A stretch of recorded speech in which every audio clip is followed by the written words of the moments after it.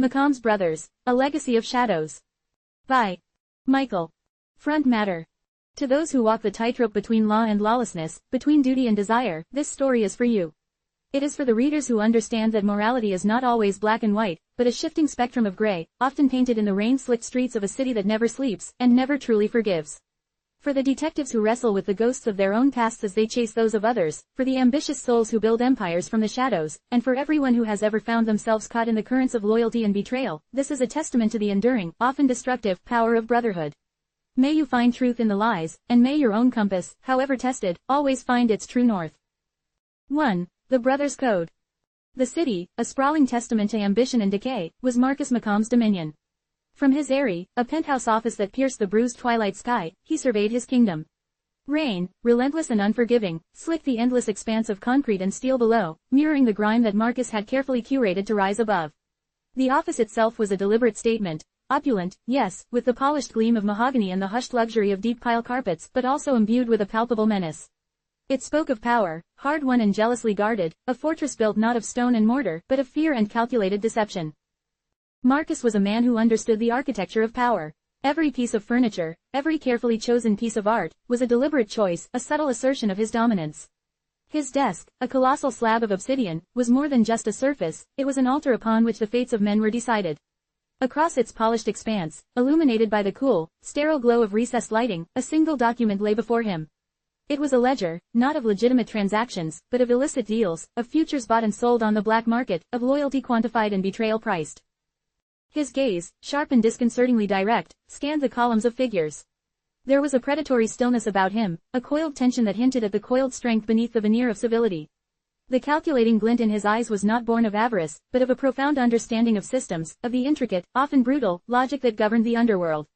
This was a mind that had once navigated the labyrinthine corridors of legal justice, a mind that now wielded its formidable intellect like a scalpel, dissecting and manipulating the very fabric of society for his own illicit gains. The law, once a framework he adhered to, had become a tool, its loopholes and blind spots exploited with a precision that would have made his former colleagues, if they could see him now, recoil in horror. A faint smile, more a tightening of the lips than an expression of mirth, touched his features.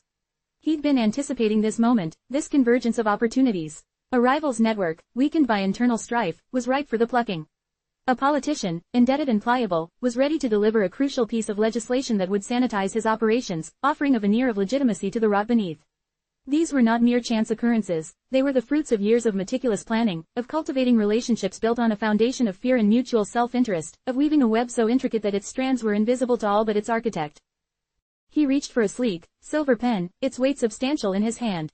The simple act of uncapping it seemed to resonate with a quiet finality, a pronouncement that echoed in the opulent silence of his office. The decision was made. A single, decisive stroke of the pen would send shockwaves through the city's underbelly, reshaping the landscape of power. It would mean more territory, more influence, more security for his burgeoning empire. But it would also mean bloodshed, the collateral damage of men and women who stood in his way, or worse, who were simply in the wrong place at the wrong time. He considered the implications, not with remorse, but with the detached pragmatism of a chess grandmaster. Each move had a counter-move, each victory a potential precursor to a new threat. He understood this better than anyone. His rise had been a brutal ascent, marked by betrayals, by the silencing of enemies, by the calculated accumulation of power. He had learned to anticipate, to adapt, to exploit weakness with an almost surgical precision. The legal world had taught him the value of due diligence, of thorough preparation, of understanding the rules of engagement. He had simply transferred those principles to a different arena, where the stakes were infinitely higher, and the consequences far more visceral. The rain intensified outside, a percussive rhythm against the panoramic windows, as if the city itself was weeping for the decisions being made within these walls. The ambient noise of the metropolis, usually a distant hum, seemed to press in, a reminder of the vast, indifferent world that Marcus sought to control. He was a king in his castle, and this was his court, a place where the law was a suggestion, and loyalty was a commodity. He was the elder brother, the one who had borne the brunt of their shared, difficult past. He remembered the hunger, the desperation, the gnawing insecurity that had shaped their early lives. It was that memory, that primal fear of falling back into the abyss, that fueled his relentless ambition. He had sworn, long ago, that neither of them would ever be that vulnerable again. And while Jake had chosen a different path, a path of perceived righteousness, Marcus had ensured that a safety net, albeit a dark and dangerous one, was always in place. He picked up a crystal decanter, the amber liquid within catching the light. A toast, silent and solitary, to the enduring strength of their bond, a bond forged in hardship and now, inexplicably, intertwined with the very criminal enterprises he commanded. He knew Jake would understand. He always did. There was a mutual respect, a grudging admiration, born of their shared history and the unspoken understanding that they were, in many ways, two sides of the same coin, each navigating the world with their own unique set of tools, each driven by a hunger for something more. His thoughts drifted to Jake, the younger brother, the one who wore the badge, the one who claimed to walk in the light. Marcus harbored no illusions about Jake's inherent goodness, but he understood the constraints of his chosen profession. He knew the weariness that settled into a cop's bones, the disillusionment that festered when the system failed, when justice was a luxury that few could afford. He also knew that Jake, like himself, was a survivor, a man who possessed a sharp mind and a capacity for decisive action, qualities that Marcus recognized and, perhaps, secretly admired. The decision made, he leaned back in his chair, the smooth leather a familiar comfort. The wheels were in motion. The carefully orchestrated symphony of his empire was playing out, each note precise, each movement calculated. He had built this world, brick by treacherous brick, and he would continue to expand its borders, to consolidate its power, to ensure that neither he nor his brother would ever have to endure the sting of powerlessness again. The rain continued its relentless patter, a fitting soundtrack to the machinations of Marcus Mccombs, a man who had mastered the art of operating in the shadows, and whose empire, forged in the crucible of ambition and necessity, cast a long, imposing shadow over the city. He was the elder brother, the architect of their salvation, and the dangerous architect of their shared destiny. The storm outside was merely an echo of the tempest he commanded within. The stark fluorescent lights of the 17th precinct buzzed with an anemic, persistent hum, a soundtrack to the weary souls who navigated its fluorescent-lit halls. Detective Jake Mccombs, younger brother to the kingpin Marcus, felt the familiar weariness settle into his bones as he hunched over a battered metal desk. The air was thick with the stale scent of burnt coffee, cheap disinfectant, and the unspoken anxieties of a city perpetually on the brink.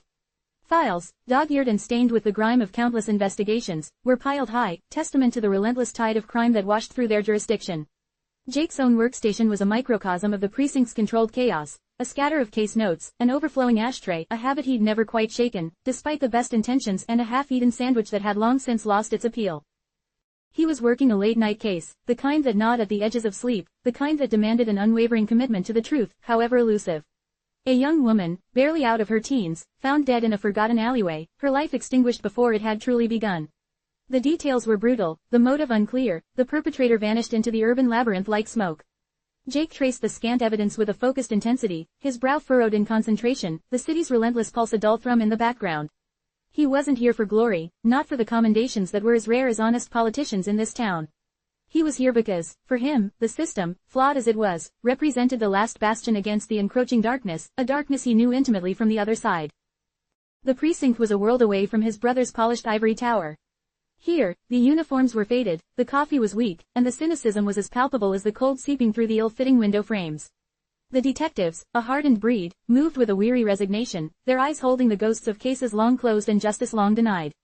They were the foot soldiers of a war fought on the grimy streets, their victories often small, their losses profound. Jake, with his sharp intellect and his uncanny ability to dissect a crime scene, was both respected and subtly ostracized.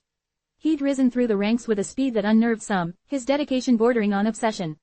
They saw the fire in his eyes, the refusal to accept the easy answer, and they mistook it for a naivete, a belief in a system they had long since learned to distrust. He ran a hand through his already disheveled hair, the rough stubble on his chin a testament to the hours he'd been on his feet. The victim's name echoed in his mind, a whisper against the roar of the city's indifference. Sarah Jenkins, just 20 years old, he imagined her laughter, her dreams, the future that had been so cruelly snatched away.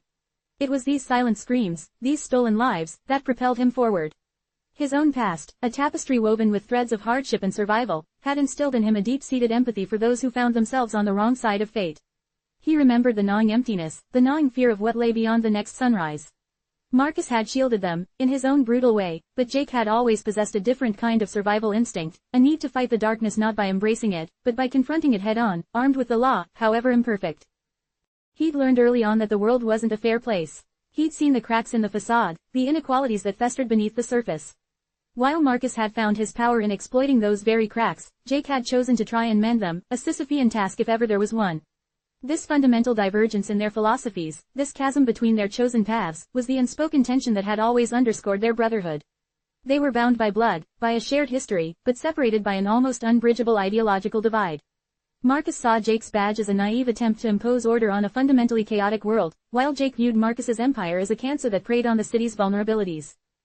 A gruff voice shattered his concentration. Still at it, Mccombs. Detective Miller, a man whose face seemed permanently etched with the weariness of 2 decades on the force, leaned against the doorframe, a half-smoked cigarette dangling from his lips. Miller was one of the old guard, a cynic who believed the best you could hope for was to keep the wolves at bay for another night. Jake offered a tired nod. Someone's got to. This one feels off, Miller. Too clean, too quick.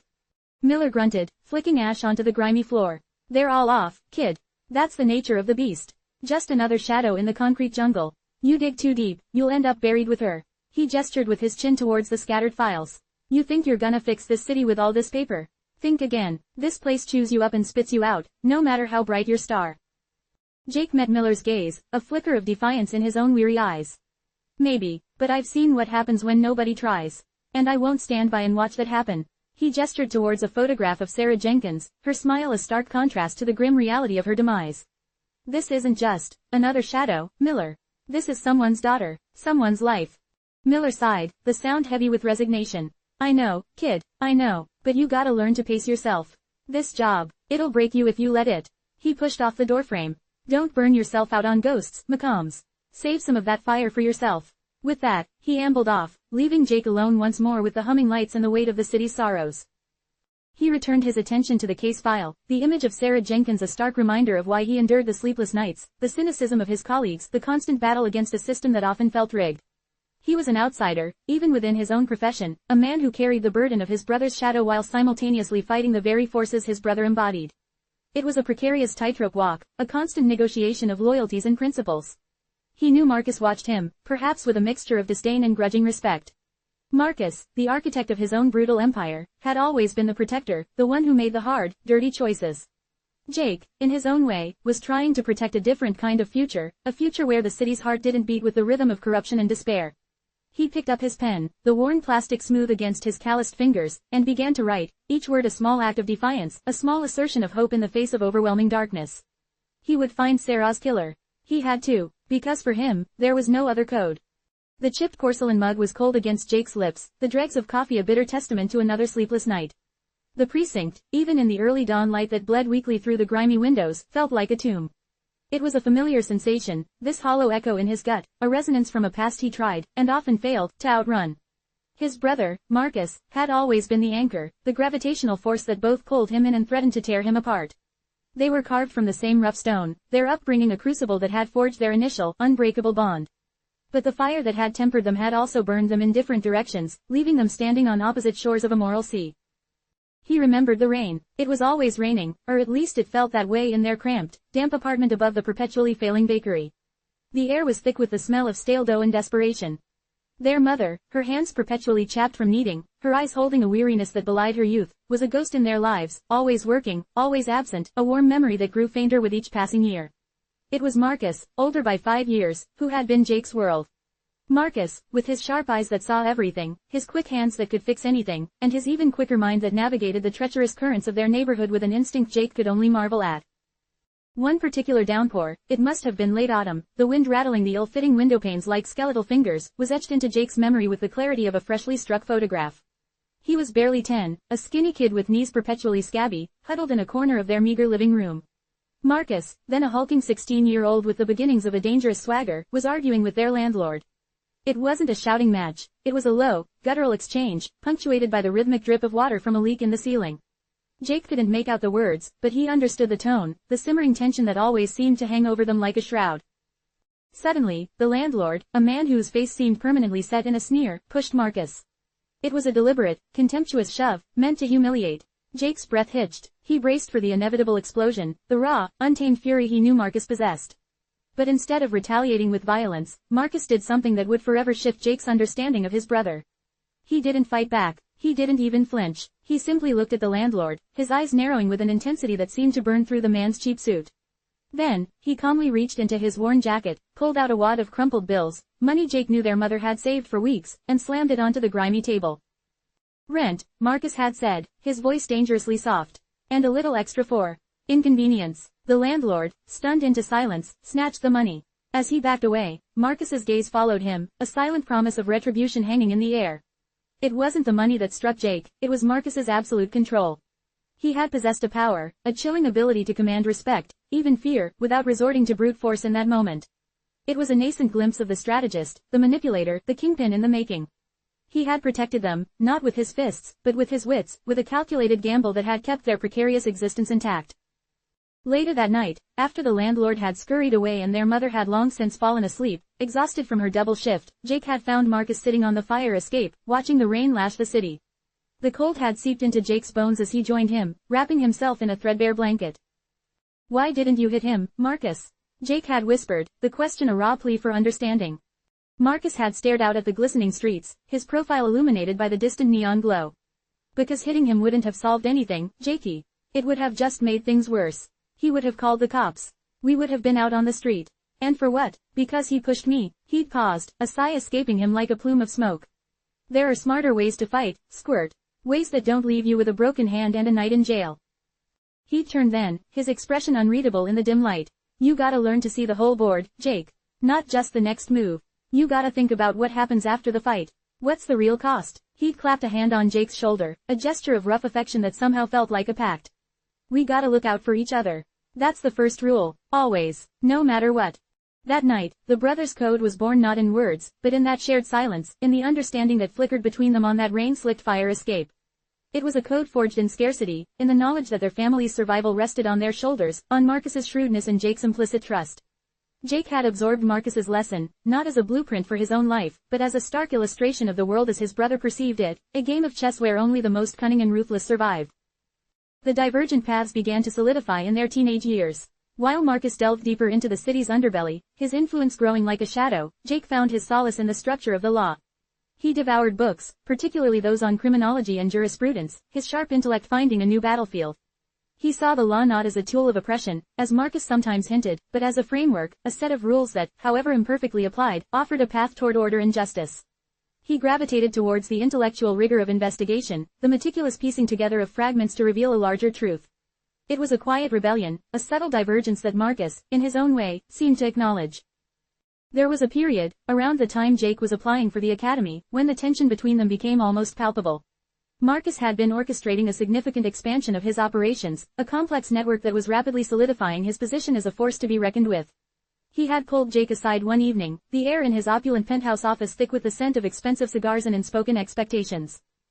"You're sure about this, Jakey?" Marcus had asked, swirling amber liquid in a crystal tumbler. The city lights spread out beneath them, a glittering tapestry of opportunity and peril. "You're throwing away a chance for something more, something substantial." Jake had stood firm, his own principles a shield against his brother's persuasive charisma. "Substantial how, Marcus? By looking over your shoulder all the time. By owing favors to people you can't trust." He'd met Marcus's gaze, his voice steady. "I want to build something, not just take over what's already there. I want to do it the right way." Marcus had laughed, a short, humorless sound. "The right way is a fantasy, Jake. There's only the way that works. And you, my bright-eyed brother, are choosing the hardest way of all. But," he'd added, a flicker of something akin to pride in his eyes, "I respect that. You've always been stubborn as a mule." He'd extended a hand, not to pull Jake into his world, but to acknowledge his separate path. "Just remember the code, Jakey. Whatever happens, remember the code." The code, it was the invisible thread that still bound them, a shared history that both fueled their current antagonism and ensured a reluctant respect. For Marcus, the code was about loyalty to the family, about protecting their own, by any means necessary. For Jake, it was about a deeper, more encompassing loyalty, to the truth, to the victims, to the fragile hope of a just society. He understood the primal need for protection that Marcus felt, the fierce, almost animalistic drive to shield those he cared about. He had witnessed it firsthand, in the small, desperate acts of survival that had defined their childhood. He remembered another incident, a few years prior, when a rival gang had threatened their mother's bakery, an innocent enterprise that had become a symbol of their brief period of stability. It was a brutal warning, meant to cripple Marcus by striking at a perceived weakness. The bakery had been firebombed, the facade blackened, the smell of smoke and despair hanging heavy in the air. Jake, still a rookie detective then, had arrived at the scene, the blue and red lights painting a grim tableau. He'd seen the raw fury on Marcus's face as he surveyed the damage, a controlled rage that promised swift and merciless retribution. But Marcus hadn't lashed out wildly. Instead, he'd calmly orchestrated a campaign of economic pressure, legal maneuverings, and calculated retaliations that systematically dismantled the offending gang, leaving them broken and scattered without ever directly engaging in open warfare. It was a masterclass in calculated cruelty, a testament to his strategic brilliance, and it cemented Jake's understanding of the immense power his brother wielded, a power built on cunning, foresight, and an utter lack of conventional morality. Jake had watched his brother from the periphery, a cop sworn to uphold the law while his own blood operated outside of it, often bending it, and sometimes breaking it, to his will. It was a constant internal struggle, a tightrope walk over a chasm of conflicting loyalties. He admired Marcus's strength, his unwavering resolve, even as he abhorred his methods. He saw the glint of their shared past in Marcus's eyes, the hardship, the hunger, the desperate need to create a secure future for themselves. Marcus had chosen the path of power, of control, believing it was the only way to ensure their safety. Jake had chosen the path of justice, believing it was the only way to ensure the safety of others. The memory of their mother's worn hands, calloused from endless work, and Marcus's promise to make things right, echoed in Jake's mind. Marcus had made things right, in his own brutal fashion, creating an empire that provided a degree of security they'd never known.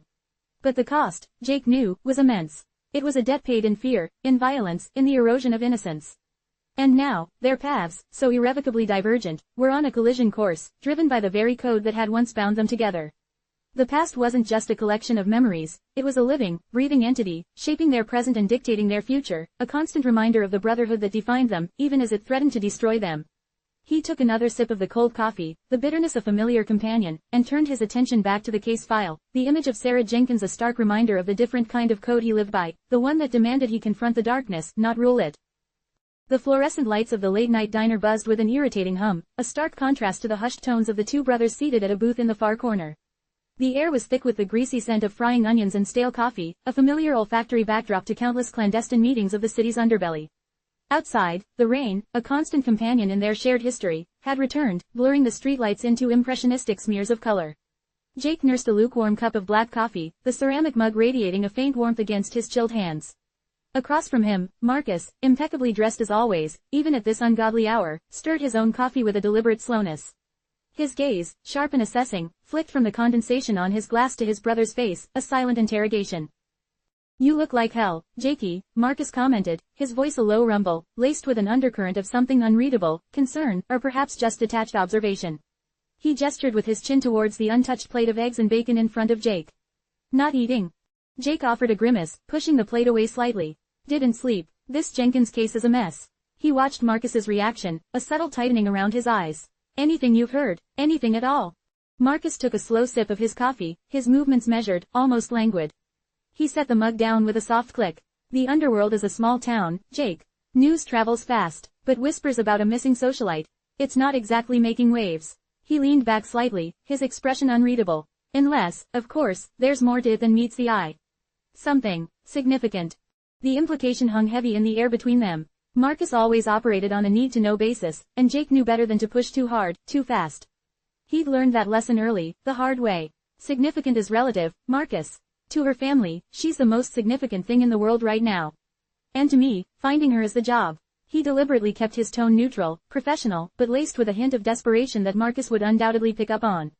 Someone knows something. Someone always does. Marcus's lips curved into a faint, almost imperceptible smile. It wasn't a smile of amusement, but rather one of recognition, of understanding the unspoken language that flowed between them. "And you think that someone might be closer than you realize?" He traced the rim of his mug with a manicured finger. "Are you looking for a needle in a haystack, Jake, or do you already know where the haystack is buried?" Jake met his brother's gaze, a silent acknowledgement passing between them. This was their dance, a carefully choreographed ballet of veiled questions and guarded answers. He couldn't afford to be too direct, not without risking Marcus's complete withdrawal, or worse, his suspicion. "I'm following the leads, Marcus. The ones that seem artificial, the ones that feel like they were planted there." He paused, letting the implication sink in. The kind of leads someone might plant if they wanted to steer the investigation in a particular direction.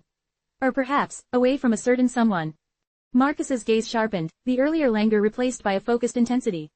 He understood the accusation, the subtle redirection. Jake was implying that Marcus, or someone within his vast network, might have a vested interest in Sarah Jenkins' disappearance, or perhaps, in her continued absence. "And what direction do you believe this planted trail is leading, detective?" Marcus asked, his voice now devoid of any casualness. It was the voice of a man accustomed to command, to shaping narratives. "That's what I'm trying to figure out," Jake said, his voice low. "Is she a pawn, a bargaining chip, or is she simply inconvenient?" He took another sip of coffee, the bitterness a welcome anchor. "I'm wading through a lot of noise, Marcus. I need clarity. I need to know what pieces on the board are truly in play, and which ones are just decoys. Marcus leaned forward again, his elbows resting on the table. The polished surface reflected the harsh diner lights, distorting his features. Clarity is a luxury, Jake. Especially in this city. What you have are possibilities. And you have me. He paused, his eyes holding Jake's. Tell me what you know, Jake. The real story. Not the one you're feeding your captain. The one you're telling yourself in the dead of night. Jake hesitated. This was the precipice. To reveal too much was to expose his own vulnerabilities, his own reliance on his brother's network. To reveal too little was to gain nothing. He thought of Sarah Jenkins, her photograph a ghostly presence in his mind, the bright smile, the seemingly carefree life that now lay shattered. He thought of the victims he'd seen, the families he'd had to face, the promises he'd made. Jenkins wasn't just some heiress looking for trouble, Jake began, choosing his words with surgical precision. She was digging into something. Something big. Financial irregularities. Off-the-books accounts. The kind of activity that could unravel more than just a few reputations. Marcus listened intently, his expression unreadable. He didn't interrupt, his silence a powerful invitation for Jake to continue. Her father, Arthur Jenkins, Jake continued, he's been a prominent figure for decades. Donations, charity events, the whole 9 yards. But I've been looking at his financials. There are gaps, large ones, and Sarah was connecting those dots. She was getting close. Marcus hummed, a soft, thoughtful sound. So, she was a threat to someone's carefully constructed facade. And her disappearance, is it a way to silence her? Or to find out what she knew? That's the question, isn't it? Jake's gaze drifted to the rain-streaked window. She was last seen leaving a high society charity gala. A lot of powerful people were there. People who might have something to lose if her research saw the light of day. He looked back at Marcus. I need to know who benefits from her silence. Who gains the most from her being out of the picture. Marcus leaned back, a slow smile spreading across his face, this time with a distinct edge of amusement. You're asking me to point fingers, Jakey. To betray my associates. You know I can't do that directly. But I can offer insights. Shadows of possibility, whispers of intent. He picked up his coffee cup again. Arthur Jenkins, a man who built an empire. Empires are rarely built on clean hands. And they are certainly never maintained by allowing inconvenient truths to surface. But who would go to this length? Jake pressed. Kidnapping. It's not a subtle move for a man like Arthur Jenkins to make. He has people for that, people who operate in the shadows.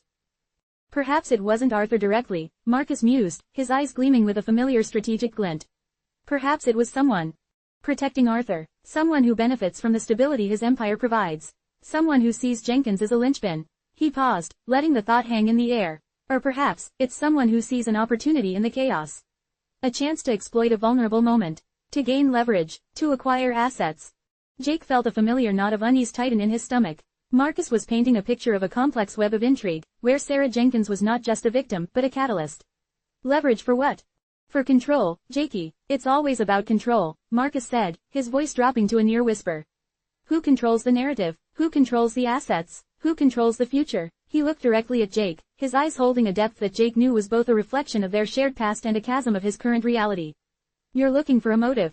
Consider this. What if Sarah Jenkins was about to expose something that would destabilize not just her father's business but a much larger structure?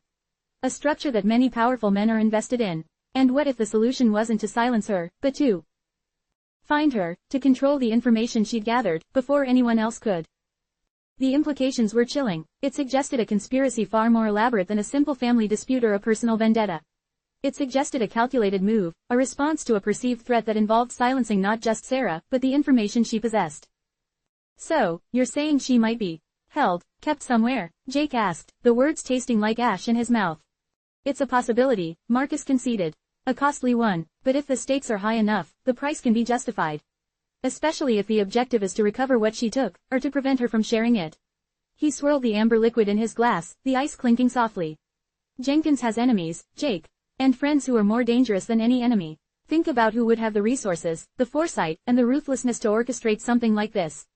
Think about who stands to gain the most if the Jenkins empire crumbles, or if its secrets remain buried. Jake nodded slowly, absorbing the information, filing it away. He knew his brother was rarely wrong about these things. Marcus had an uncanny ability to see the hidden currents, the unseen machinations of power. He also knew that Marcus was offering this information not out of altruism, but out of a complex interplay of familial loyalty, strategic calculation, and perhaps, a subtle form of manipulation. He was giving Jake just enough to keep him engaged, to keep him on a path that might, in some indirect way, serve Marcus's own interests. I appreciate this, Marcus, Jake said, his voice carefully devoid of emotion. This perspective, it helps. He pushed the untouched plate of food further away. But I need more than possibilities. I need names. I need locations. Marcus chuckled, a dry, rasping sound. And that, my dear brother, is where our paths diverge, isn't it? You deal in facts, in evidence, in the cold, hard truth as defined by the law. I deal in influence, in connections, in the malleable reality shaped by power and desire. I can tell you where the shadows lie, Jakey. I can point you towards the predators. But you're the one who has to step into the light, and do whatever you deem necessary to catch them. He stood up, straightening his jacket. This conversation is over. The rain seems to be letting up. Jake watched his brother, a complex mix of emotions churning within him. Gratitude for the partial truth, frustration at the inherent limitations of their communication, and a profound, unsettling awareness of the vast chasm that separated their worlds. Marcus was offering him a lifeline, but it was a lifeline woven from the very fabric of the darkness Jake was sworn to combat. Marcus, Jake called out as his brother reached the diner entrance, his hand already on the door. If Sarah Jenkins is being held, and she's in danger, you'd tell me, wouldn't you? No matter what. Marcus paused, turning back. The harsh diner lights cast long shadows across his face, obscuring his expression. He met Jake's gaze, and for a fleeting moment, Jake saw a flicker of the boy who had protected him on that rain-slicked fire escape. We have our code, Jakey, Marcus said, his voice low and resonant. Always. And that code, it extends to family, in whatever form that takes. With that, Marcus opened the door and stepped out into the night, the bell above the door jingling softly, leaving Jake alone with his cold coffee and the unsettling knowledge that his brother, the architect of his own empire, was the only one who could help him navigate the treacherous currents of the Sarah Jenkins case. The first overture had been made, a silent pact forged in the dimly lit diner, setting the stage for a dangerous game of cat and mouse, played out on the city's unforgiving streets. The brothers' code, twisted and tested, was now the only map they had. The rain outside had finally abated, leaving the city slicked and glistening under the bruised pre-dawn sky. Jake watched the first tentative rays of sunlight begin to paint the horizon, a stark contrast to the murky depths of the conversation he'd just had with Marcus. Their agreement, if it could even be called that, was a fragile thing, built on unspoken understandings and a shared history of navigating the treacherous undercurrents of their world. Marcus, ever the strategist, had offered a glimpse into the labyrinthine machinations of power, hinting at forces far grander and more dangerous than a single missing socialite. Jake, a detective bound by the rigid constraints of the law, found himself increasingly drawn into a moral gray area, a place where justice and survival often blurred. Marcus's words, though veiled, had resonated with a truth Jake couldn't ignore. The ambition that pulsed beneath his brother's polished exterior was a force of nature, a relentless drive to not just succeed, but to dominate. It was an ambition forged in the crucible of their youth, a silent pact born from necessity and a shared understanding of what it took to thrive in a city that devoured the weak. Marcus wasn't content with mere wealth, he craved influence, a seat at the tables where true power resided, and he was willing to play a long game, manipulating events and people with an almost artistic precision. His empire, built on a foundation of secrets and favors, was a testament to his unwavering focus. But beyond the tangible accumulation of wealth and power, there was a deeper, more elusive goal, respectability. Marcus yearned for the world to see him not as a kingpin of the underworld, but as a legitimate titan of industry, a man who had clawed his way to the top through sheer will and unparalleled acumen. This duality, this desire to legitimize his empire, was a powerful motivator, a driving force that pushed him to orchestrate increasingly complex schemes. Jake, on the other hand, felt the gnawing dissatisfaction of his own profession. The slow grind of the justice system, the bureaucratic red tape, the constant compromise, it had all begun to chafe. He'd joined the force with a burning idealism, a desire to protect the innocent and punish the guilty. But the reality was a messy, imperfect dance, where justice was often a matter of degrees, and true impact felt frustratingly out of reach. He saw the rot beneath the city's glittering facade, the corruption that festered in its gilded halls, and he felt impotent to truly combat it. He longed for a way to make a difference, a more profound impact than simply solving one case at a time. The allure of Marcus's world, with its directness and its capacity for decisive action, was a dangerous siren song. He found himself contemplating the possibility of operating outside the confines of his badge, of bending the rules, even breaking them, if it meant achieving a more significant victory against the darkness he perceived. This shared hunger for more, this yearning for control and influence, was the bedrock upon which their precarious alliance was forming. It was a hunger that would push them both to the brink, to take risks that could either elevate them to unprecedented heights or plunge them into an abyss from which there would be no return. Marcus had spoken of Sarah Jenkins as a potential catalyst, a pawn in a larger game. Jake, however, couldn't shake the image of her face, the ghost of her laughter. She represented a tangible injustice, a life brutally interrupted. While Marcus saw opportunities for expansion and consolidation, Jake saw a puzzle to be solved, a wrong to be righted. Yet, the lines were already beginning to blur. Marcus's insinuations about powerful figures who benefited from Sarah's disappearance, about the potential for destabilization and the acquisition of assets, painted a picture of a city far more interconnected and corrupt than Jake had ever fully acknowledged. He realized that uncovering the truth about Sarah might not just be about bringing a perpetrator to justice, it could be about exposing a rot that ran far deeper, a conspiracy that threatened the very foundations of the city's power structure. The conversation with Marcus had left Jake with a gnawing unease, a sense of standing on the precipice of something immense and potentially catastrophic. His brother, a master of manipulation and a connoisseur of the city's hidden veins of power, had offered him a map, albeit a cryptic one. It was a map that led through treacherous territory, where loyalty was a currency and betrayal was a constant threat. Jake knew that to follow this map, he would have to embrace a part of himself that he had long suppressed, a willingness to operate in the shadows, to engage with the very elements he was sworn to fight. The Brothers' Code, as Marcus had so enigmatically put it, was no longer a simple set of rules governing their relationship, it had become a complex, evolving doctrine that dictated their actions in a world where morality was a luxury few could afford. He thought about Arthur Jenkins, the titan of industry, the benevolent philanthropist whose public image was a carefully constructed facade. Marcus had suggested that Jenkins' empire, built on less than clean hands, might be vulnerable. And Sarah, his daughter, had been poking at those vulnerabilities. Jake couldn't ignore the possibility that her disappearance was a desperate attempt to protect that empire, or perhaps to recover information that could shatter it. This was the ambition Marcus embodied, the relentless pursuit of power, the willingness to do whatever it took to maintain control. It was a terrifying prospect, but also, in a twisted way, a compelling one. Jake felt the pull of that ambition, the desire to wield influence, to effect real change, even if it meant operating in the morally ambiguous space that Marcus inhabited. The night had been long, and the weight of the possibilities lay heavy on Jake's shoulders. He knew that Marcus's insights were not given freely, they were calculated moves in a much larger game. His brother was offering him just enough rope to keep him engaged, to steer him in a direction that might ultimately serve Marcus's own intricate designs. But for Jake, the immediate goal remained Sarah Jenkins.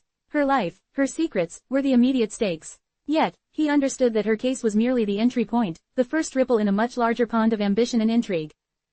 As the first real light of day began to break, casting long, dramatic shadows across the deserted streets, Jake started his car. The engine grumbled to life, a familiar sound that offered a small measure of comfort. He glanced at the crumpled napkin with Marcus's cryptic notes, a reminder of the unspoken promises and the dangerous path they were about to tread. The city was waking up, unaware of the delicate, perilous dance that had just begun between two brothers, bound by blood and increasingly by a shared, insatiable hunger for something more. The whispers of ambition were growing louder, and Jake knew, with a chilling certainty, that they would soon become a deafening roar. He had a case to solve, but he also had a powerful, ambitious brother whose machinations he was now inextricably tied to, a brother who saw the world not as it was, but as it could be, shaped by his own unyielding will. This realization, more than anything, underscored the profound shift that was occurring within him, a subtle yet significant embrace of the very world he had sworn to police. 2. The Unseen Hand. Marcus's gambit was not a single, decisive blow, but rather a series of intricate feints designed to sow discord and create opportunities. He understood that the criminal landscape of the city was not a static battlefield but a fluid, ever-shifting arena where alliances fractured and betrayals bloomed like poisonous flowers. His immediate objective was to neutralize the encroaching influence of the Volkov Syndicate, a burgeoning Eastern European outfit that had begun to muscle its way into territory Marcus considered his own. The Volkovs, led by the notoriously brutal Ivan Volkov, operated with a bluntness that Marcus found both crude and dangerous. They were a force of brute strength, lacking the finesse and foresight that defined Marcus's own operations. The first phase of Marcus's plan involved a carefully orchestrated misinformation campaign. He leveraged his extensive network of informants, those shadowy figures who traded secrets for protection and coin, to plant seeds of suspicion within the Volkov ranks. Whispers began to circulate about Volkov's second-in-command, a hulking brute named Dmitri, suggesting that he was secretly negotiating a deal with a rival faction, planning to betray Volkov and seize control of the syndicate. These whispers were not baseless fabrications. Marcus had meticulously gathered seemingly incriminating evidence, forged shipping manifests, doctored financial records, and discreetly placed, confidential, communications, all pointing to Dmitri's supposed treachery. He ensured these tidbits of information found their way to key players within the Volkov organization, individuals hungry for power and susceptible to the allure of a destabilized leadership. Simultaneously, Marcus activated a secondary objective, one that would further exploit the anticipated chaos. He had long harbored ambitions to control the city's lucrative docklands, a sprawling network of warehouses and piers that served as the primary conduit for illicit goods. The Volkovs, in their aggressive expansion, had begun to exert their influence over certain sections of the port, creating a direct conflict with Marcus's long-term strategic interests. To counter this, Marcus initiated a series of accidents. His operatives, skilled in the art of sabotage and misdirection, began targeting the Volkovs' logistical operations with surgical precision. A vital crane at Pier 17 malfunctioned, sending a container of high-value contraband crashing into the harbor. A shipment of smuggled arms, intended for the Volkovs, was intercepted by an anonymous tip-off to the authorities, conveniently diverting police attention and resources away from Marcus's own less conspicuous activities. Each incident was designed to appear as a random act of misfortune, a testament to the inherent risks of the Volkovs' less-than-legal enterprises, thereby eroding their reputation for control and efficiency. The tension, however, was palpable. Marcus understood that such elaborate schemes were built on a foundation of constant vigilance and a willingness to make difficult, often ruthless, decisions.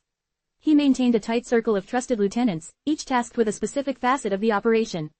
Victor, his most trusted enforcer, was responsible for ensuring the loyalty of their own men and for delivering the necessary persuasion to anyone who might prove problematic.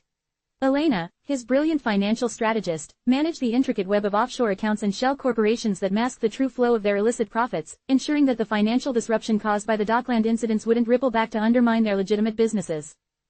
One evening, Marcus met with Victor in a dimly lit, private booth at an exclusive club, a place where the clinking of ice and hushed conversations provided a veneer of normalcy. The air was thick with the scent of expensive cigars and the unspoken weight of their shared endeavors.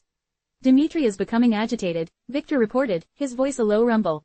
"He's sensing the pressure. He's reaching out, trying to find new allies, but they're wary. They know the Volkovs are fracturing." Marcus nodded, his gaze fixed on a distant point beyond the club's opulent decor. "Good. We need him to feel cornered. The more desperate he becomes, the more predictable his actions will be." Marcus's strategy also involved exploiting the legal system itself, a tool he wielded with as much precision as any weapon. He had identified a minor legal infraction committed by a key Volkov associate, a man who controlled several vital access points within the Docklands. Through a series of legal maneuvers, orchestrated by his team of discreetly retained lawyers, Marcus initiated a civil lawsuit, designed not to win outright but to tie up the associate in a protracted legal battle. This created an insurmountable bureaucratic hurdle, effectively paralyzing his ability to facilitate Volkov shipments and, more importantly, preventing him from selling information about Marcus's operations to the syndicate. The lawsuit was a testament to Marcus's understanding that true power often lay in the ability to obstruct and control, to use the very machinery of order to sow chaos for his adversaries. The culmination of this phase was a carefully timed release of information. Marcus ensured that Dmitri, now increasingly isolated and paranoid, received a fabricated communication from a purported high-ranking member of a rival organized crime family, offering him a substantial sum for the betrayal of Volkov and the handover of key Volkov assets. The trap was set. Marcus anticipated that Dmitri, desperate to secure his own future, would fall for the bait, leading to a violent confrontation that would cripple the Volkov syndicate from within.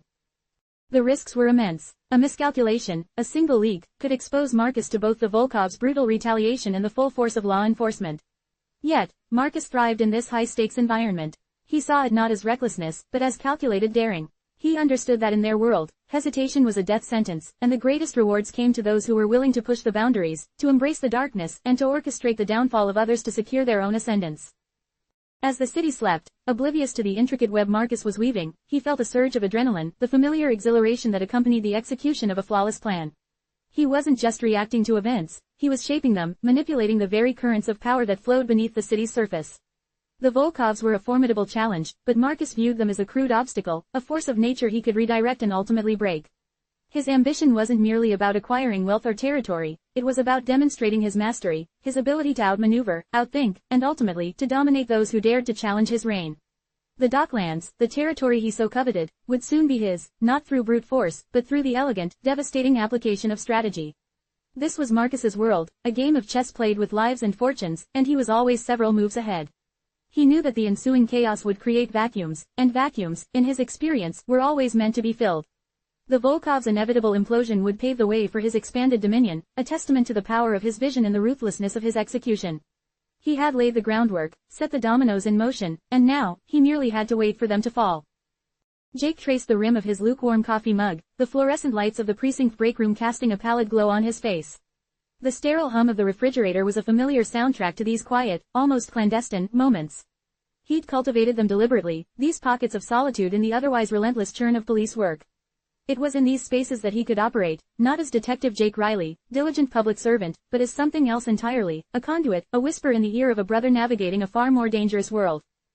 He'd received the encrypted message from Marcus an hour ago, a string of seemingly random characters that resolved into a single, stark directive.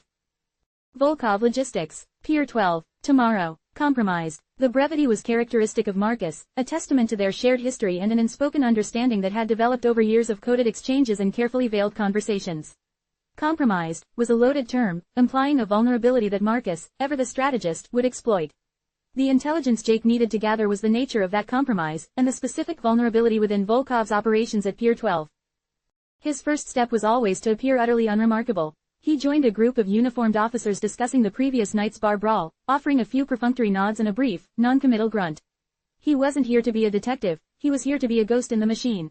He needed to access information that wasn't meant for public consumption, files that were locked behind layers of digital and departmental security.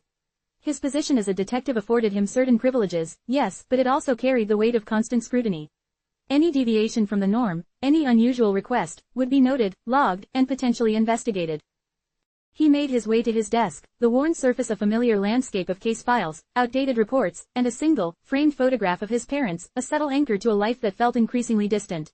He logged into his terminal, the familiar blinking cursor a gateway to a hidden world.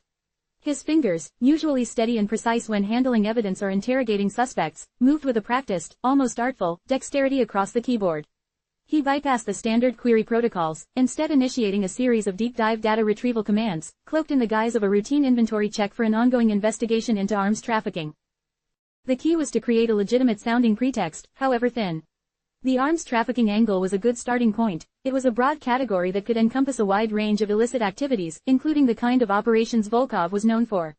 He needed to narrow his focus to Pier 12 and any recent intelligence pertaining to Volkov movements, shipping manifests, or surveillance reports. He typed in commands that navigated through firewalls and encryption, each keystroke a calculated risk. He was a surgeon operating in the dark, his scalpel a line of code, his patient the department's own meticulously guarded network. The first hurdle was the access logs. He needed to see what information had been recently accessed by individuals with clearance for port security or intelligence gathering pertaining to organized crime. This was where the subtle art of social engineering came into play, even when interacting with a system. He wasn't directly hacking, not in the traditional sense. He was leveraging his own access, carefully masking his inquiries within the legitimate scope of his authorized duties. He posed as a researcher compiling information for a broader report on syndicate activities, a task that was plausible enough to pass initial scrutiny. He found a recent activity spike related to Pier 12, flagged under an obscure internal designation. It involved a series of cross-referenced reports concerning unusual shipping patterns and suspected contraband. One name kept surfacing in relation to these anomalies: Dmitry Volkov, Ivan Volkov's hulking second-in-command. This aligned perfectly with Marcus's intelligence.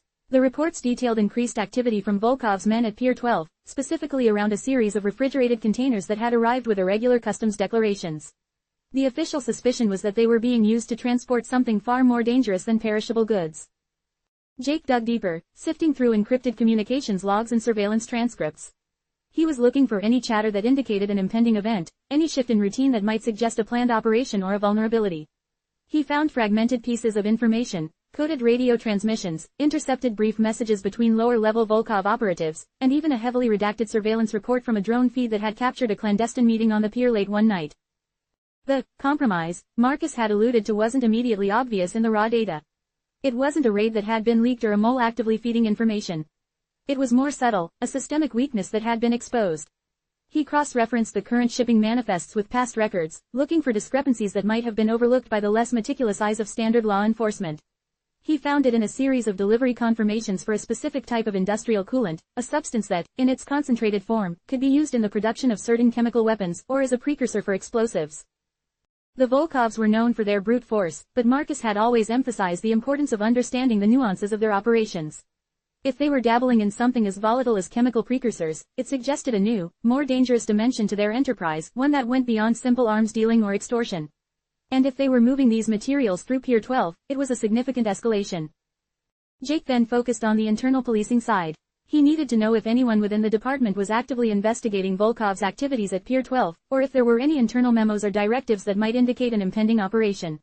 This required a different kind of finesse. He subtly probed conversations in the break room, casually mentioning his research on Volkov's port activities to a few trusted colleagues, observing their reactions, their guarded responses. He listened to snippets of conversations at the coffee machine, the water cooler, anywhere information might be inadvertently exchanged. He learned that there was indeed a quiet, internal investigation ongoing, spearheaded by Captain Evans, a notoriously by-the-book officer who had a particular disdain for organized crime. Evans was meticulous, and his team was known for its thoroughness. The investigation was focused on the same refrigerated containers Jake had identified, but it was moving slowly, bogged down by bureaucratic hurdles and the difficulty of obtaining concrete evidence against a syndicate as insulated as the Volkovs. The crucial piece of intelligence Jake unearthed was a schedule of increased security sweeps planned for Pier 12 in the coming days, initiated by Evans's unit. These sweeps were not public knowledge, they were internal directives, disseminated through secure channels. The purpose was to conduct discreet surveillance and to potentially intercept any illicit shipments. This was the compromise. The Volkovs, through their own network of informants or perhaps by sheer chance, had likely caught wind of increased departmental attention on Pier 12, but they didn't know the specifics of the planned sweeps. They might have sensed a general increase in pressure, leading them to believe their operations were exposed, thus making them more cautious or, conversely, more desperate to move their contraband before any decisive action was taken. Jake meticulously documented his findings, ensuring his queries and data retrieval were logged under his ongoing arms trafficking investigation. He created a series of anonymized search logs that would appear as if he were simply casting a wide net for any relevant information, a common practice for detectives working on complex cases. He used a separate, unsecured personal laptop for the actual compiling of his findings, a practice that, while risky, was necessary to avoid leaving a traceable digital footprint within the departmental network. He would then transfer the crucial data to Marcus through their established secure communication channels later that night. He found a specific internal memo detailing the increased surveillance protocols for Pier 12, signed by Captain Evans himself. It outlined a phased approach, with heightened patrols and the deployment of specialized surveillance equipment. The memo also mentioned a possible interagency collaboration, hinting at a more coordinated effort that would be coordinated by a federal task force specializing in international smuggling. This was significant. It meant that the Volkovs weren't just facing local law enforcement, they were now on the radar of federal agencies. The compromised aspect, Jake inferred, wasn't necessarily a leak from within the police department. It was the exposure of their operation to a more determined and well-resourced force. The Volkovs might have perceived the increased internal activity as a leak, or perhaps they had indeed gotten wind of something more substantial. Whatever the case, they were aware that their activities at Pier 12 were under scrutiny. Jake compiled a concise report, a series of bullet points detailing the increased security sweeps, the involvement of the federal task force, and the specific focus on the refrigerated containers. He also noted the Volkovs' likely awareness of the increased pressure, which might lead them to accelerate their activities or attempt to move the compromised materials before the sweeps could yield definitive evidence. He knew Marcus would interpret this information with his usual strategic brilliance. This wasn't just about warning him, it was about providing him with the precise details he needed to manipulate the unfolding situation to his advantage. He saved the compiled information onto a secure, encrypted USB drive, disguised as a generic data storage device. He then meticulously erased all traces of his unauthorized data retrieval from his work terminal, ensuring that no browser history, no search logs, no cached files remained. He even went through the extra step of running a system cleaner, a routine maintenance task that masked his more targeted digital activity. It was a dance he performed with precision, a careful balance between accessing forbidden knowledge and maintaining his plausible deniability. Before leaving the precinct, Jake made a point of casually chatting with Officer Miller, a beat cop who often patrolled the docks. "Anything new down at Pier 12, Miller?" he'd asked, feigning mild curiosity. Miller, a gruff but generally reliable officer, had shrugged. "Just the usual. Volkov's guys are still a presence, but it's been quiet. Too quiet, maybe. Heard some whispers about more patrols, though. Some new federal suits sniffing around. Always the same song and dance when they're after the big fish." The confirmation, however mundane, was a small victory. It reinforced the accuracy of his findings and the likelihood that his intelligence would be valuable to Marcus. He understood the delicate nature of his position. He was a detective, sworn to uphold the law, but his loyalty, in this instance, was divided. He was gathering information that could potentially facilitate criminal activity, a thought that always sat uncomfortably in the back of his mind. But then he remembered Marcus's conviction, his unwavering belief that he was operating within a system that was itself corrupt, that his actions were a necessary counterbalance. He told himself it was about leveling the playing field, about ensuring that the powerful didn't exploit the weak without consequence. As he walked out of the precinct, the cool night air a welcome change from the stale interior, Jake felt the familiar prickle of adrenaline. He had the information. He had successfully navigated the labyrinthine bureaucracy of the police department, extracting the critical intelligence without raising a single alarm. He had leveraged his position, his access, and his understanding of departmental protocols to serve his brother's interests, all while maintaining the facade of an diligent, if somewhat preoccupied, detective. The knowledge he held was a potent weapon, and he knew Marcus would wield it with the ruthless efficiency that defined his world. The game was afoot, and Jake had just delivered the next move to his brother. He wondered what intricate play Marcus would make with this new insight into the Volkov's compromised position. He He also wondered, with a growing unease, how long he could continue to walk this tightrope before it inevitably snapped. The alley reeked of stale beer and something metallic, a coppery tang that Jake couldn't quite place but which set his teeth on edge. It was a narrow slit between two towering brick buildings, a forgotten artery in the city's sprawling heart, choked with overflowing dumpsters and slick with an iridescent sheen of oil. The street light at the corner, a sickly yellow orb, cast long, distorted shadows that danced and writhed with every flicker, turning discarded cardboard boxes into hunched figures and overflowing bins into crouching beasts. This was their chosen locale, a testament to their shared understanding of the city's underbelly, a place where the ordinary world held no sway and secrets festered like wounds. Jake pulled the collar of his worn leather jacket tighter, the rough material a familiar shield against the damp chill that clung to the air. He checked his watch, the faint glow of the face a small beacon in the oppressive darkness. Almost 10 minutes past the agreed-upon time.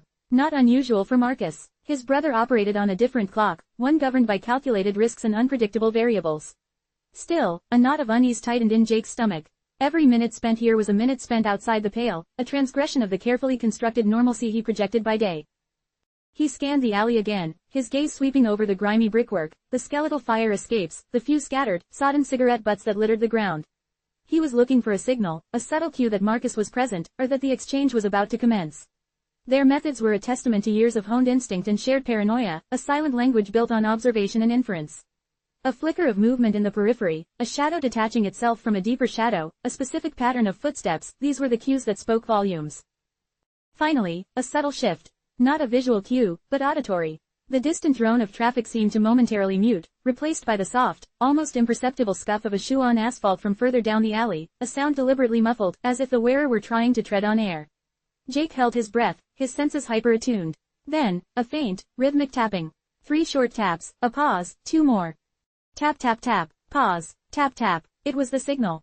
Jake responded in kind, his own fingers drumming a silent rhythm against his thigh, a pattern Marcus would recognize. Tap tap, pause, tap tap tap, he didn't move, didn't call out.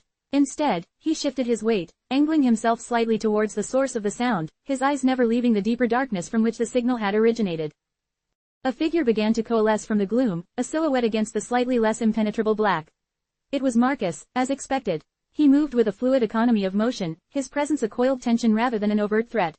Even in this squalid setting, he retained an air of unnerving composure, a predator comfortable in its environment. As he drew closer, Jake could make out the details. The dark, nondescript clothing, the hood pulled low, obscuring his features, and the way his hands remained at his sides, relaxed but alert.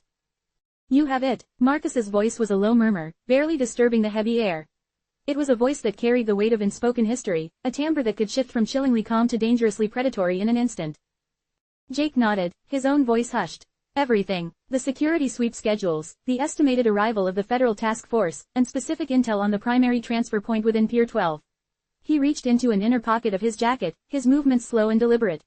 He felt the cool, smooth surface of the encrypted USB drive. This was the payload, the culmination of hours of clandestine digital infiltration and careful manipulation of departmental systems.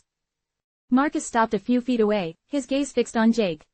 He didn't reach out immediately. There was a silent assessment, a ritualistic pause that underscored the gravity of their transaction. This wasn't a casual handover of a forgotten book, this was the exchange of information that could destabilize entire criminal empires, or conversely, expose them to ruin. The risk was palpable, a third presence in the suffocating intimacy of the alley. "The sweep schedule," Marcus prompted, his tone unwavering. Jake held out the USB drive. "Phased approach. Starts with increased patrols, then specialized surveillance. They're anticipating a move before the heavy hitters arrive. Captain Evans is heading it up personally. He's thorough." Jake's voice was a steady drone, reciting the facts he had meticulously extracted. "And the federal interest is confirmed. Unit specializing in international smuggling. They're the primary reason Volkov is feeling the heat." Marcus's head tilted almost imperceptibly. Volkov's awareness. He knows. Something is coming. The compromise isn't a leak from our end, not directly. It's the increased departmental scrutiny, the general pressure. He likely smells the federal involvement, even if he doesn't have the specifics. He'll be moving quickly. That's your window. Jake's words were clipped, concise. He felt a familiar surge of adrenaline, the rush that always accompanied these surreptitious dealings. It was a heady mix of danger and purpose. Marcus finally extended his hand, his fingers long and deft. He took the USB drive, his grip firm. As his fingers closed around it, Jake felt a strange sense of relief, mingled with a persistent prickle of unease. The information was out of his possession, transferred to the one person who would understand its implications and, more importantly, know how to use it. The industrial coolant, Marcus said, his voice a low hum of confirmation. That was the key. Evans was looking at the manifests, but he wasn't connecting the dots to the chemical applications. He's more concerned with the volume and the irregular declarations, Jake replied. The specifics of what's in the containers, or what they can be used for, that's where you have the advantage.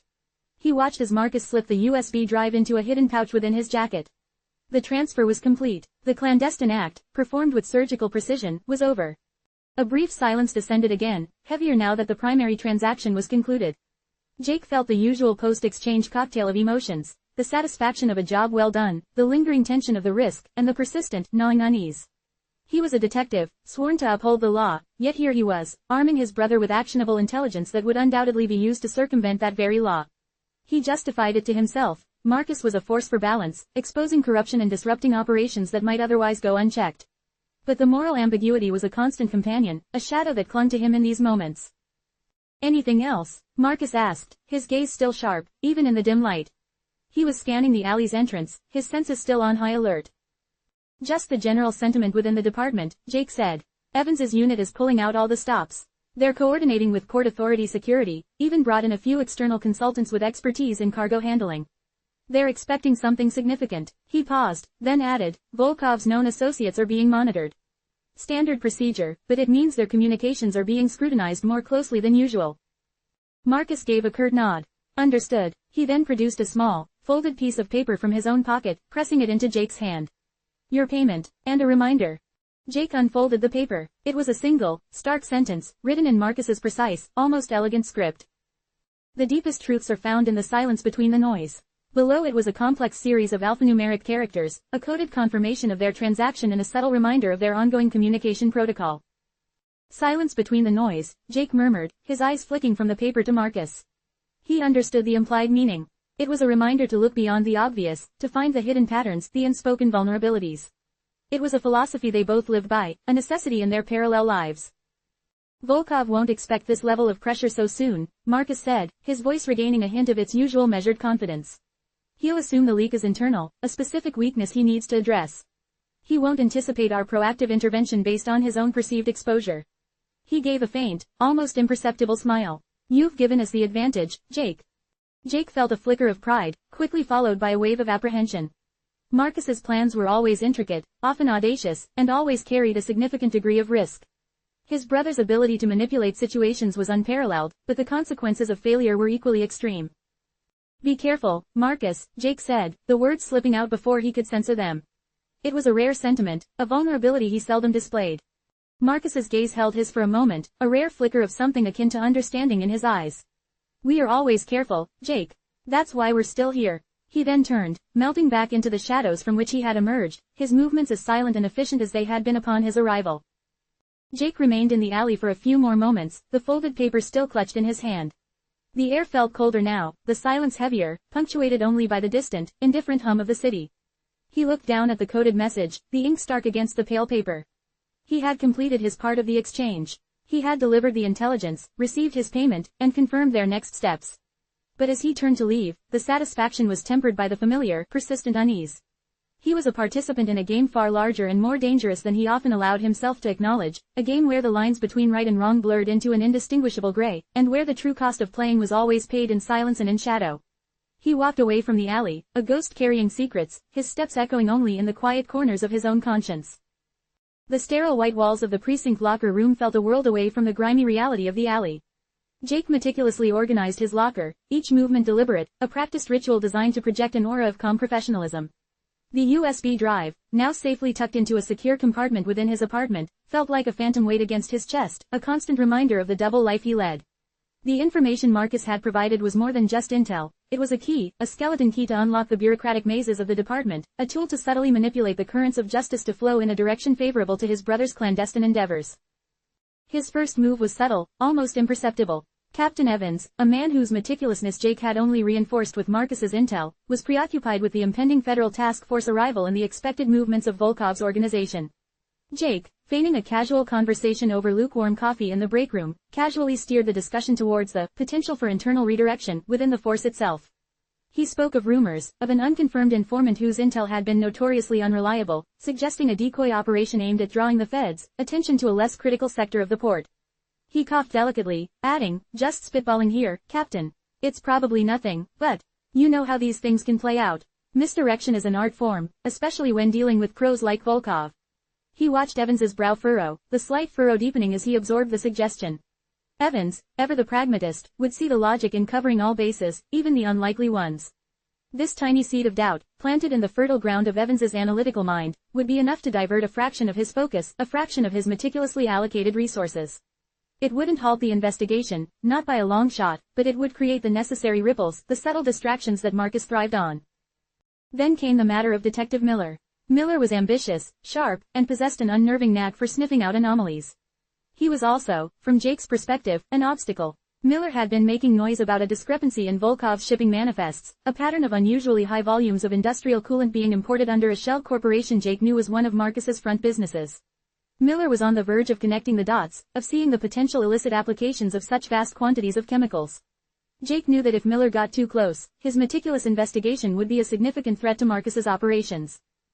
Jake approached Miller later that day, a carefully crafted facade of camaraderie in his tone. Hey, Miller, heard you're digging into that coolant shipment. Looks like a dead end, if you ask me. He leaned against the frame of Miller's desk, affecting an air of weary experience. I've been in this game long enough to know that sometimes, a high volume of a commodity is just that, a high volume. Volkov's got legitimate distribution contracts, massive ones. He's supplying half the state's manufacturing sector with industrial solvents. This coolant stuff, it's just another line item for him, a big one, sure, but nothing to get your heart rate up. He paused, letting his words sink in. Captain Evans is already swamped with the federal task force chatter. Wouldn't want to waste our resources on chasing ghosts, right? He winked, a gesture meant to convey shared understanding, a seasoned detective sharing a truth with a younger, more eager colleague. Miller, though astute, was also prone to the allure of official sanction. Jake's casual dismissal, framed as practical advice from a senior officer, would likely sow enough doubt to make him hesitate to reconsider his current trajectory. Jake watched Miller's gaze drift towards his own cluttered desk, a subtle shift in his posture suggesting he was weighing Jake's words. It was a delicate dance, this manipulation of perception, and Jake was proving to be an increasingly adept choreographer. The promotion Jake had been eyeing, a senior detective position within the narcotics division, was officially up for grabs. The previous incumbent had been transferred out under a cloud of suspicion, a convenient departure, though Jake knew Marcus had played no direct role in that particular upheaval. Jake, however, had been meticulously laying the groundwork. He'd been selectively sharing insights, gleaned from Marcus's intel, with his superiors, framing them as intuitive leaps, uncanny deductions born from years of experience. He'd predicted a minor drug bust at the docks based on an unsettling feeling about a specific shipping container, a prediction that had materialized exactly as he'd described, much to the captain's impressed approval. He'd foreshadowed an increase in gang activity in a particular neighborhood, prompting a proactive patrol that had indeed intercepted a significant arms deal. Each success, however manufactured, chipped away at the perception of him as merely a competent officer, elevating him to the status of a precinct wunderkind, a detective whose gut instincts were practically infallible. His presentation to the review board was a masterclass in controlled revelation. He spoke of patterns, of subtle shifts in criminal behavior that only the most observant could detect. He used phrases like, a gut feeling, a certain resonance in the intel, and, an educated hunch, liberally, weaving a narrative of natural talent and sharp intuition. He didn't mention Marcus, of course. He didn't mention the encrypted USB drive or the hushed exchanges in darkened alleys. He simply presented the results of that clandestine partnership as his own innate abilities.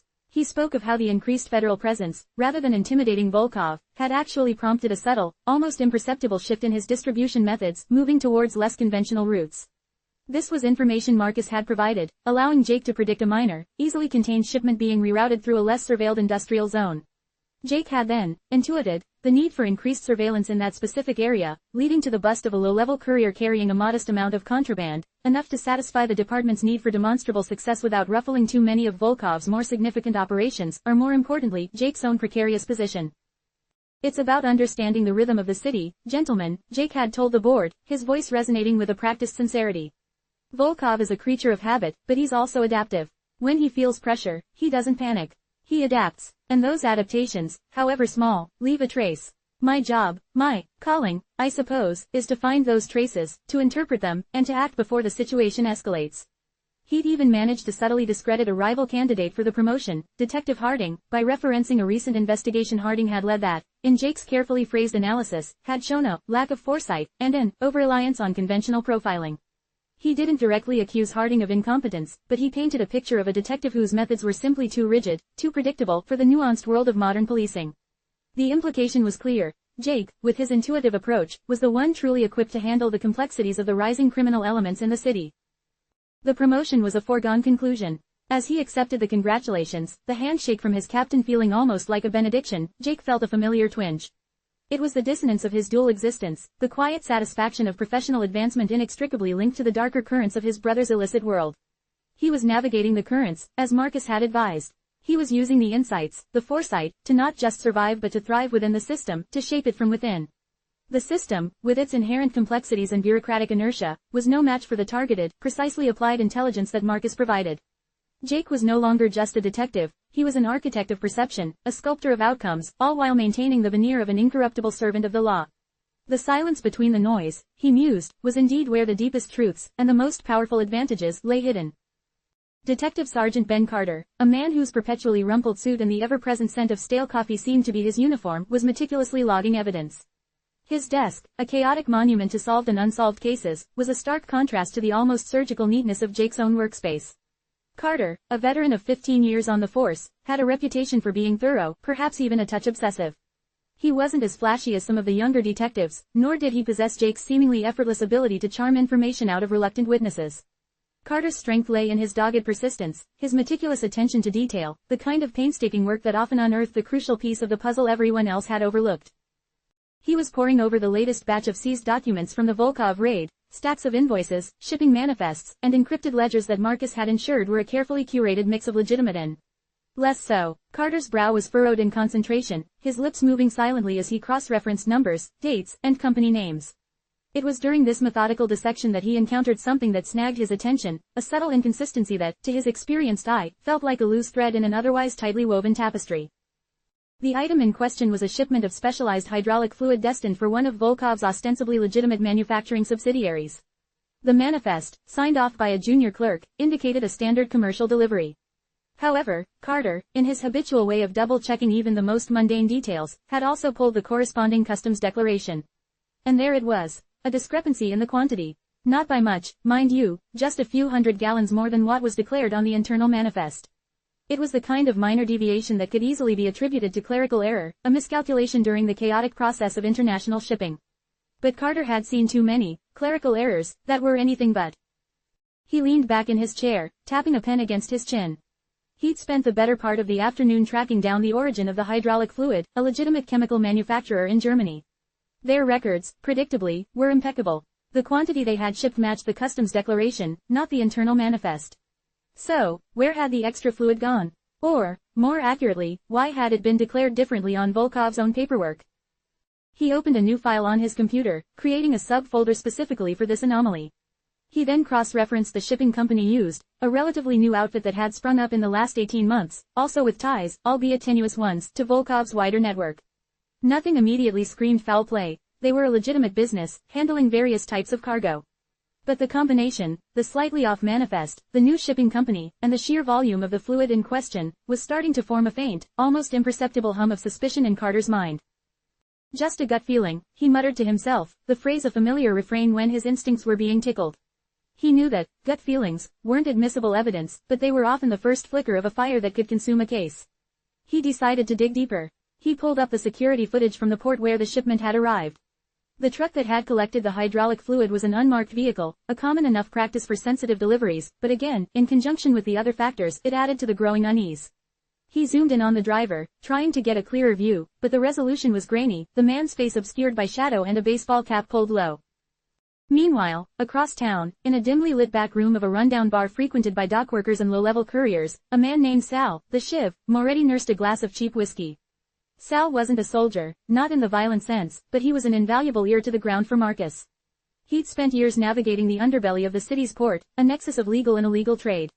He'd seen shipments come and go, witnessed alliances form and dissolve, and had a sixth sense for when something was a little off. He'd overheard snippets of conversation earlier that week, hushed words exchanged between two men he recognized as regular haulers for Volkov. They weren't talking about the usual routes, the usual types of contraband. They'd been discussing a special delivery, a rush job, that required special handling, and was cleared by the higher-ups. What had caught Sal's attention was the mention of the industrial coolant, the same chemical Jake had subtly deflected Miller's attention from. The conversation had been cryptic, but the undertone of urgency, the discreet nature of the exchange, had registered in Sal's mind. Special handling, Sal mused, swirling the amber liquid in his glass. Not for Volkov's usual export business. This sounded different, more delicate. He'd also picked up on a name being dropped, not Volkov's, but someone higher up the chain, someone who apparently had a direct line to. Well, Sal wasn't sure who, but the implication was clear. This wasn't just standard Volkov operation. This was something that required a certain level of authorization, a level that made even hardened dock rats nervous. Sal was no detective, but he understood the language of illicit trade. The talk of the coolant, coupled with the hints of a special, high-level order, painted a picture he'd seen before, but never quite with this aura of clandestine importance. He'd seen chemicals like that used for other purposes, purposes far removed from simple manufacturing. He'd seen them converted, reprocessed, for applications that could turn ordinary substances into something far more potent, something that could be used for. Well, he didn't like to think about it too much. He finished his whiskey, the burn a familiar comfort. He knew he should probably let this information slide. It wasn't his business, and poking around in Volkov's affairs was a sure way to find oneself at the bottom of the harbor. But Sal had a grudging respect for Marcus, a man who paid well and never asked too many questions, but who also, on occasion, seemed to be trying to navigate around the truly nasty elements, the ones who dealt in things that made even Sal's hardened stomach churn. And this conversation, this mention of special handling for the coolant, felt like it was veering into that particularly murky territory. He decided to make a call. Not to the police, that would be suicide. But Marcus had a way of knowing things, of understanding these subtle shifts in the criminal ecosystem. Sal owed Marcus, and this felt like something Marcus ought to know. He pulled out a burner phone, its plastic casing worn smooth from countless anonymous calls, and dialed a number he'd memorized. "Yo, Marcus," Sal said, his voice a low rasp. "Got a whisper for ya. Something about that coolant shipment. The big one. Heard some talk down at the docks. Seems it ain't just for manufacturing. And there's a new name floating around. Higher up the chain than even Volkov. This ain't your usual business, man. This is different." The conversation Sal was having with Marcus was a mere ripple, a faint disturbance in the vast ocean of information that flowed through the city. But for those attuned to the subtle currents, those who understood the language of the unseen, it was a signal. It was the first hint that the carefully constructed edifice of plausible deniability and strategic manipulation, the very foundation of Jake and Marcus's operation, might have a hairline fracture, a tiny point of vulnerability that, if noticed, could have devastating consequences. Detective Carter, diligently sifting through manifests, and Sal, discreetly passing on whispers, were each, in their own way, beginning to perceive the faintest tremor beneath the surface, the first sign that the meticulously orchestrated symphony of deception might not be as perfectly in tune as its conductor believed. The meticulously planned diversion of resources away from Miller's investigation, the subtle redirection of Captain Evans's attention, the smooth progression of Jake's promotion, all of it was designed to create a picture of controlled competence, of a system working as intended. But these minor anomalies, these almost invisible inconsistencies, were the seeds of doubt, the first faint whispers of a truth that was far more complex, and far more dangerous than anyone suspected. The ripple of suspicion had begun. 3. Lines drawn in blood. The stale, acrid scent of ozone hung heavy in the air, a lingering testament to the recent electrical surge that had plunged Marcus's entire waterfront complex into an unnerving silence. It wasn't a random outage, Marcus knew that with a chilling certainty that settled deep in his gut. This was a message, delivered with the cold, precise brutality of a surgeon's scalpel. His carefully constructed empire, built on a foundation of calculated risks and ironclad loyalty, was being probed, tested, and ultimately challenged. The culprit was clear: Viktor Rostov. Rostov. The name itself was a venomous hiss on the tongues of those who trafficked in the city's dark underbelly. A predator who had been circling Marcus's territory for months, a patient hunter waiting for the opportune moment to strike. And that moment, Marcus suspected, had arrived. The power outage was merely the opening salvo, a theatrical display designed to sow chaos and demonstrate a willingness to disrupt the established order. But Marcus was no stranger to theatrics, nor was he afraid of the brutal ballet of power. He paced his opulent office, the polished mahogany of his desk a stark contrast to the primal fear that this intrusion invoked. Every shadow seemed to lengthen, every creak of the building a whispered threat. The silence was deafening, amplified by the absence of the usual hum of machinery, the distant clatter of containers, the low murmur of activity that normally characterized his domain. This forced quiet was more unnerving than any shouted threat. It was the quiet before the storm, and Marcus was acutely aware that he was in its eye. He ran a hand over his impeccably tailored suit jacket, the fine wool doing little to ward off the chill that had seeped into his bones. Rostov wasn't just interested in territory, he was after influence, after the very respect that Marcus had cultivated and commanded. This was an attempt to unravel the intricate web Marcus had spun, to expose his vulnerabilities and to snatch away the reins of power. The audacity was almost breathtaking. The immediate concern wasn't just the power cut, though that alone was a significant disruption to operations.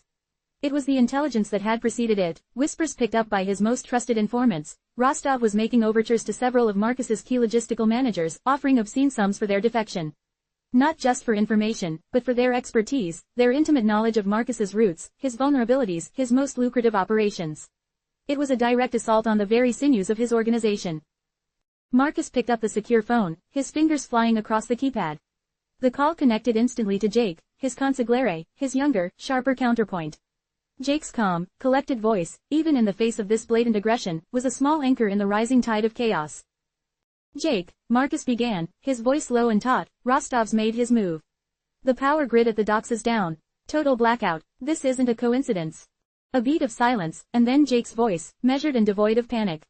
"Understood, Marcus. I'm already cross-referencing the access logs for the primary power conduits. The initial reports suggest a deliberate sabotage, not a system failure. Any other indicators?" "My people are hearing rumblings," Marcus said, his gaze fixed on the darkened cityscape outside his window. "Rostov's been making offers, big offers, to my senior logistics staff. He's trying to decapitate me, Jake. Go for the head, cripple the body." "He's playing dirty," Jake observed, a hint of steel in his tone. "He knows he can't match your operational efficiency, so he's trying to buy it." "Who's he targeting specifically?" "The names I'm getting are sensitive," Marcus admitted. "People who've been with me for years. People I trusted implicitly. This is more than just a territorial dispute, Jake. This is personal. He wants to make an example of me." The efficiency of Rostov's move was what unnerved Marcus the most. The power outage would create immediate operational paralysis, a perfect smokescreen for any clandestine activities.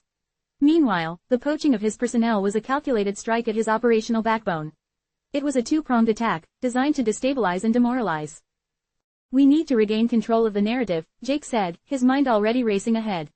"The blackout is his showpiece. We need to respond with something that demonstrates our resilience, our inherent strength.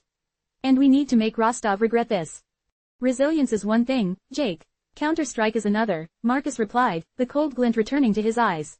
"He's shown his hand. Now it's time we dealt him a blow he won't forget. I want you to run point on identifying the weaknesses in his operation. His supply chains, his offshore accounts, his personal vulnerabilities. He's been too quiet for too long. I suspect he's been building his strength in the shadows, much like a rat hoarding its spoils." "I understand," Jake said. "I'll need access to the encrypted communications logs from the past 48 hours. And I'll need to lean on a few of my own contacts within the shipping registries. Rostov's legitimate businesses are a minefield of shell corporations and front companies. It's where he hides his true capital. Take whatever you need, Jake. Whatever it takes," Marcus said, his voice hardening. "This isn't about profit anymore. This is about survival. Rostov has crossed a line. He's tried to break me, and that's a mistake he'll pay for dearly." Marcus hung up the phone, the silence of the office now filled with the thunder of his own thoughts. He moved to a discreet panel on his wall, his fingers pressing a sequence of buttons. A section of the wall slid open, revealing a reinforced vault. Inside, not money or jewels, but a collection of meticulously organized files and several high-powered, custom-built firearms. He selected a sleek, silenced pistol, its weight a familiar comfort in his hand.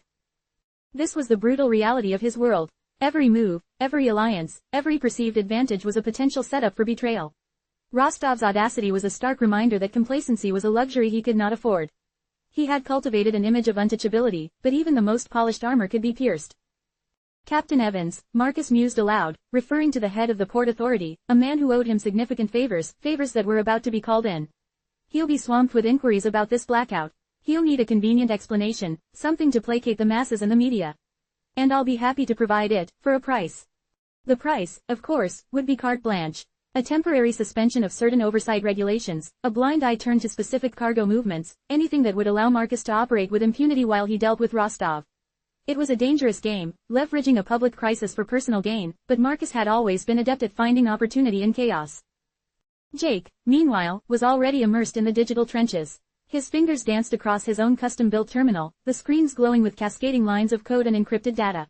He bypassed firewalls, cracked encryption, and navigated the labyrinthine pathways of the dark web with the practiced ease of a seasoned explorer. Rostov's digital footprint was extensive, a carefully constructed facade designed to obscure his illicit activities. But Jake was a master of deconstruction. He began by tracing the power outage. It wasn't a simple cut, It was a sophisticated surge, designed to overload specific relays and create a cascading failure. The perpetrators had gained access to a secondary substation, one that was technically under the purview of a third-party maintenance company that, conveniently, had recently changed hands. The new ownership was shadowy, with ties, albeit circuitous ones, back to shell companies registered in offshore havens known for their lax financial regulations. Rostov's got good technicians, Jake muttered, a grim smile touching his lips. Professional, but amateurs always leave a trace. He isolated a specific IP address used to remotely access the substation's control system. The address was a ghost, routed through multiple VPNs and anonymizing proxies, but Jake was patient. He began to peel back the layers of deception, each proxy a veil to be lifted. His attention then shifted to the intelligence about the attempted poaching of Marcus's personnel. He accessed the internal communication logs, searching for any anomalous activity, any encrypted messages that had bypassed standard security protocols. He found them: subtle attempts to communicate with key logistics managers, veiled offers of career advancement, and increased remuneration. The sender was untraceable, the messages appearing to originate from secure, untraceable servers. But Jake knew that no system was truly impregnable. He cross-referenced the timing of these attempts with the known movements of Rostov's known associates, individuals who had recently arrived in the city and were known to be fixers for the Russian syndicate. He found a pattern: a series of short, coded messages exchanged between these fixers and individuals with access to the port's internal communication network. The pattern was faint, almost imperceptible, but it was there. He's using a backdoor entry into the internal comms, Jake realized, his mind racing. A compromised account, likely planted by one of the managers he's trying to bribe, or perhaps by someone he's already placed within the system. He needed concrete proof, something undeniable to present to Marcus. He began to focus on the financial aspect of Rostov's operations. Rostov's legitimate businesses, Marcus's front companies, were a complex web of import-export firms, shipping agencies, and warehousing facilities. Jake began to trace the flow of capital, looking for discrepancies, for sudden influxes of cash that didn't align with declared operations. He discovered a series of unusually large, untraceable wire transfers routed through an offshore bank in Cyprus, originating from a company that ostensibly dealt in luxury yachts. The timing of these transfers coincided with the arrival of specialized equipment at Rostov's own port facilities, equipment that Marcus's intelligence suggested was being modified for less than legitimate purposes. Cyprus, of course, Jake sighed, a weary familiarity with the pattern. Rostov's not creative, just thorough. He identified the individuals who had facilitated these transfers, individuals who had recently visited the city and then mysteriously disappeared. One name, in particular, stood out: a man known only as the accountant, a facilitator of illicit transactions for various criminal organizations.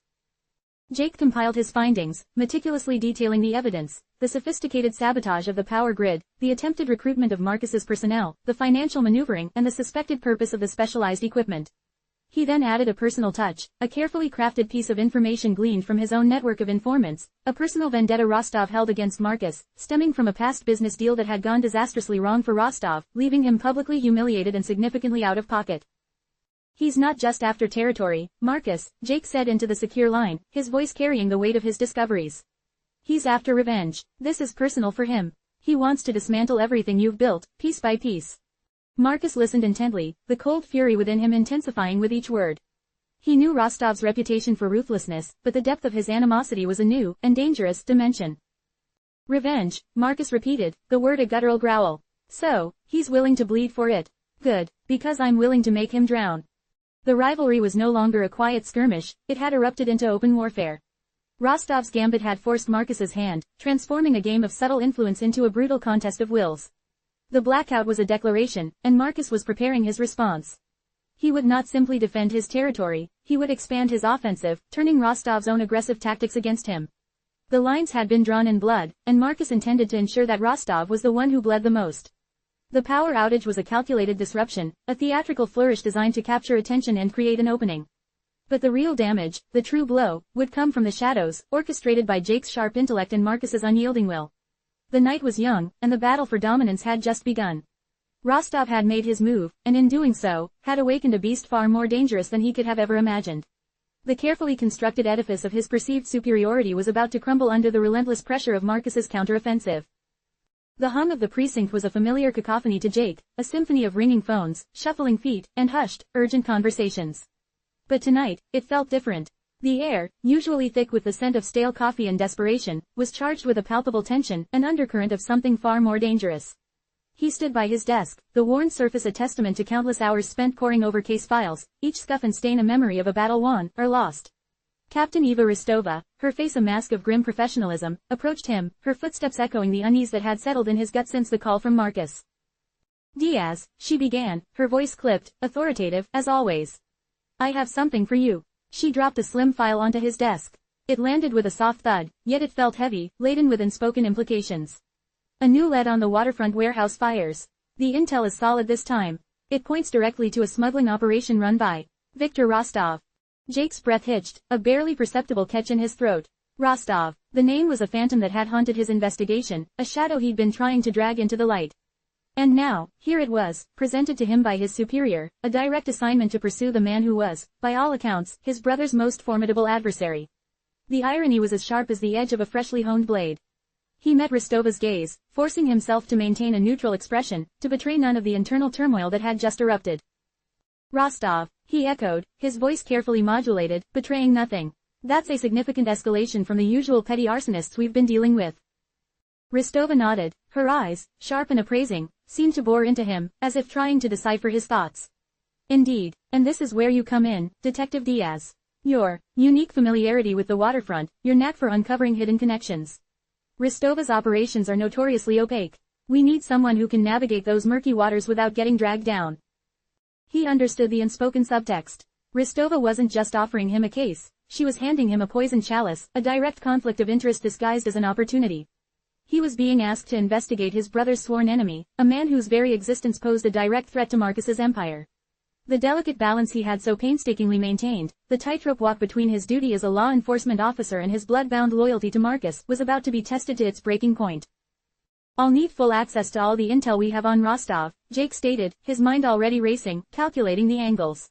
Any intercepted communications, financial records, known associates.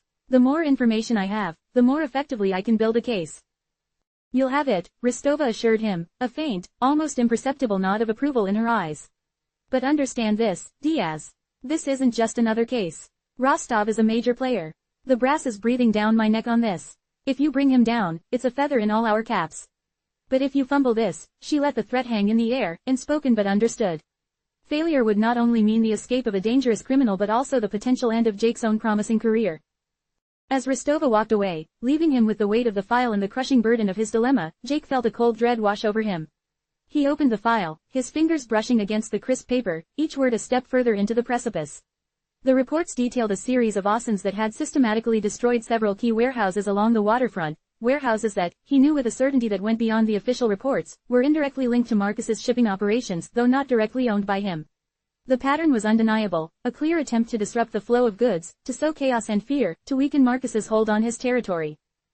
The modus operandi described in the reports was disturbingly precise, hinting at a level of sophistication that spoke of professional planning, not random acts of vandalism. Accelerants of a specific chemical composition, timed ignitions, meticulously planned escape routes, it all pointed to a well-oiled machine at work. And all the whispers, the fragmented intelligence gathered over the past few months, had consistently pointed to Viktor Rostov. Jake's mind immediately began to sift through the evidence, cross-referencing it with information he had only privy to through his connection with Marcus. He knew the types of goods that had been stored in those warehouses, the routes they were destined for, and the significant financial implications of their destruction. Rostov wasn't just burning down buildings, he was systematically dismantling Marcus's logistical network, targeting the arteries of his operation. The conflict was immediate and visceral. Every instinct screamed at him to protect Marcus, to shield him from this devastating blow. But his badge, his oath, demanded the opposite. He was a detective, tasked with upholding the law, with bringing criminals to justice. And Viktor Rostov, by all accounts, was precisely that. He pulled out his personal phone, the smooth casing cool against his palm. He hesitated for a moment, the weight of his dual life pressing down on him. A single call, a few carefully chosen words, could alter the course of this investigation irrevocably. He could warn Marcus, give him a heads up, a chance to prepare, to shore up his defenses. But that would be obstruction, a betrayal of the very principles he swore to uphold. Yet, the alternative was equally damning. To meticulously pursue Rostov, to gather evidence that could see his brother arrested, his empire dismantled, his life ruined. The thought was a bitter pill to swallow. He imagined Marcus's reaction, the steely glint in his eyes turning to a cold fury, the understanding that Jake, his trusted consigliere, had been the one to deliver the final blow. It was a betrayal of a different kind, a betrayal of loyalty, of family. He sat back, the chair groaning under his weight, and stared at the file. The names of the victims in the arson reports were listed, a stark reminder of the human cost of these clandestine wars. While Marcus operated in a realm where casualties were often abstract financial losses or strategically dismantled operations, these were individuals whose livelihoods, whose very safety, had been directly threatened by Rostov's actions. Jake knew Rostov's methods. He wasn't a brute, but a strategist, a puppeteer who manipulated events from the shadows. His approach was always nuanced, designed to inflict maximum damage with minimal direct exposure. The warehouse fires were a perfect example, a calculated move that crippled Marcus's operations without leaving any immediate fingerprints directly on the flames. It was a sophisticated form of economic warfare, and Rostov was a master tactician. He began to sketch out a plan in his mind, a precarious tightrope walk between his professional duty and his personal obligations. He could focus his investigation on the logistical aspects of the arson, the planning and execution, without necessarily delving too deeply into the underlying motive or the broader implications for Marcus's business. He could aim to build a solid case against Rostov's operatives, the men who actually carried out the dirty work, without necessarily exposing the full extent of the conspiracy or Marcus's entanglement in it. This would involve a delicate dance of omission and emphasis. He would meticulously document every piece of evidence that directly linked Rostov to the arsons, the chemical analysis of the accelerants, the surveillance footage showing suspicious vehicles near the warehouses, the testimony of any witnesses who might have caught a glimpse of the perpetrators. But when it came to connecting these dots to Marcus's operations, he would tread with extreme caution, presenting only what was absolutely necessary, what could not be ignored, and carefully omitting any details that might implicate his brother, however indirectly. It was a dangerous game. Ristova was watching, the department was watching, and Marcus was undoubtedly watching, expecting him to navigate this minefield with the same preternatural skill he usually displayed. The pressure was immense, a suffocating weight that threatened to crush him. He recalled a conversation he'd had with Marcus just days before, a discussion about the increasing boldness of Rostov's incursions into their territory. Marcus had been unusually guarded, his pronouncements filled with a veiled unease that Jake had attributed to business concerns. Now, he realized, Marcus had likely been aware of Rostov's machinations on a much deeper level, perhaps even anticipating a direct confrontation. And here he was, Jake, Marcus's most trusted confidant, being tasked by the police department to unravel the very machinations Marcus was trying to contain. The irony wasn't lost on him. He was being asked to be the hunter, while simultaneously being the protector.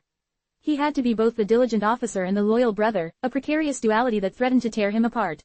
He thought of the small, framed photograph on his desk, a candid shot of him and Marcus, years younger, laughing on a fishing trip. It was a reminder of a simpler time, a time before the lines had blurred, before the blood had been drawn. He pulled out a notebook and began to jot down his initial thoughts, sketching out the investigative framework. He needed to understand the specific vulnerabilities Rostov was exploiting. The warehouses were a strategic target, no doubt, but why those particular ones? What was being stored there that made them so critical to Marcus's operations? Was it contraband, illicit goods, or something else entirely? Rostov wouldn't be acting without a clear objective, a calculated endgame. Jake's mind drifted to the clandestine meeting he'd had with Marcus the previous night, in the dimly lit back room of a nondescript bar.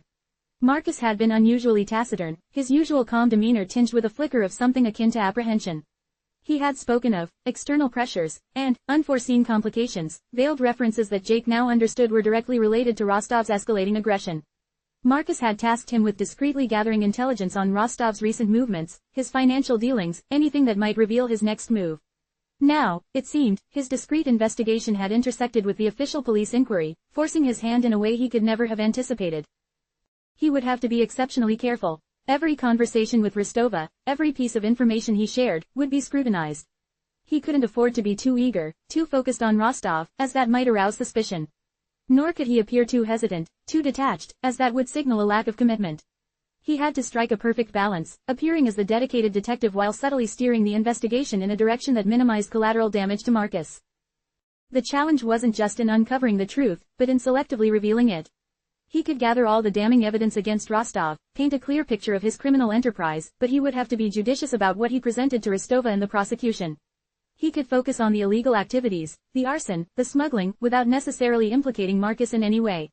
He could present Rostov as the sole architect of these crimes, a dangerous operative who was disrupting the city's legitimate businesses, including those associated with Marcus, but stopping short of revealing the intricate, and often illicit, web of connections between them. This would require a masterful manipulation of facts, a subtle art of omission that was as challenging as it was perilous. He would need to anticipate every question, every potential line of inquiry, and have a plausible, albeit carefully constructed, response ready. He would have to be a ghost in his own investigation, present but invisible, influencing the outcome without leaving any trace of his personal involvement. He imagined himself in court, presenting his findings, his voice steady as he laid out the case against Rostov. He would meticulously detail the evidence of arson, the smuggling ring, the network of illicit activities. But when it came to the question of motive, of the wider context, he would have to navigate a minefield of carefully worded implications, hinting at the disruption to Marcus's legitimate businesses without explicitly stating the nature of those businesses or the depth of their interconnectedness. The weight of this moral compromise settled heavily on him. He was trained to seek justice, to uncover the unvarnished truth, no matter how ugly it might be. But his loyalty to Marcus, the ingrained sense of family obligation, pulled him in the opposite direction. He was caught in a vortex of conflicting loyalties, a situation where every move he made, every decision he took, carried immense personal and professional consequences. He picked up a pen and began to scribble notes, not just about the case, but about his own strategy. He needed to build a case that was irrefutable on its face, a case that satisfied the department's demands for action against Rostov, but one that also contained subtle, built-in protections for Marcus. He would focus on the immediate criminal acts, the tangible evidence of arson and smuggling, and leave the broader, more nebulous connections to fester in the shadows, unexplored by the official inquiry. This was the price of his dual life, the inevitable consequence of operating in the gray spaces between law and lawlessness. He had always known that this day might come, that his proximity to Marcus would eventually force him to make an impossible choice. And now, that choice had been thrust upon him, disguised as a straightforward assignment. He was Jake Diaz, detective, and he was Jake Diaz, brother. And tonight, the two identities were in direct, irreconcilable conflict. The case file lay open before him, a Pandora's box of his own making, and he knew, with a chilling certainty, that he had to open it. The question was, what would emerge from its depths, and at what cost? He looked out the precinct window, the city lights blurring into a smear of color, each one a tiny beacon in the vast darkness, a darkness that seemed to mirror the one that was rapidly enveloping him. Rostov was a threat, but the real danger, Jake realized, lay in the impossible position he himself had been placed in.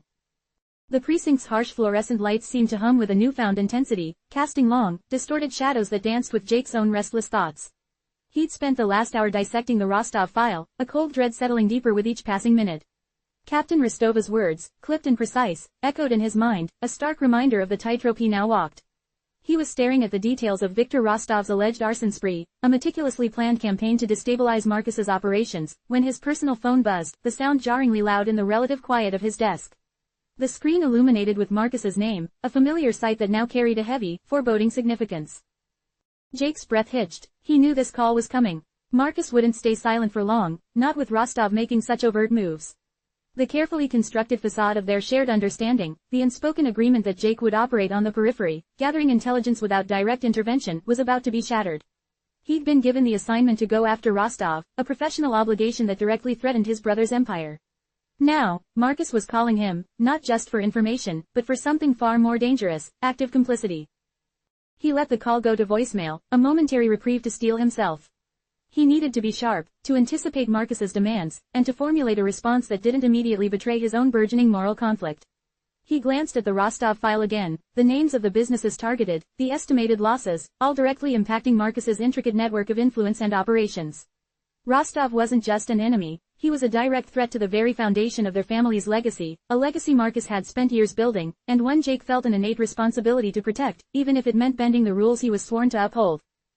When he finally returned the call, he kept his voice deliberately low, conversational, as if discussing a minor business matter. Marcus, he said, the name feeling both alien and deeply familiar on his tongue. To what do I owe the pleasure? There was a pause on the other end, a subtle shift in the rhythm of Marcus's breathing that Jake, through years of shared experience, could interpret as calculation. Jake, Marcus's voice, a smooth baritone that could charm or command with equal ease, finally came through. I heard you've been assigned a new project. Something to do with the waterfront fires. Jake's grip tightened on the phone. Just following up on leads, Marcus. Standard procedure. He kept his tone neutral, a carefully calibrated performance. Leads can be nudged, can't they, Jake? Marcus's voice dropped, becoming more intimate, more conspiratorial. Especially when the leads are pointing in the wrong direction. Jake's stomach churned. This was it, the direct request, the invitation to cross the line he had so fiercely guarded. What are you suggesting, Marcus? I'm suggesting that Viktor Rostov is a phantom, Marcus said, his voice hardening slightly. A distraction. The fires are a smokescreen, designed to keep our attention diverted while he consolidates his own position. He's been moving aggressively, Jake.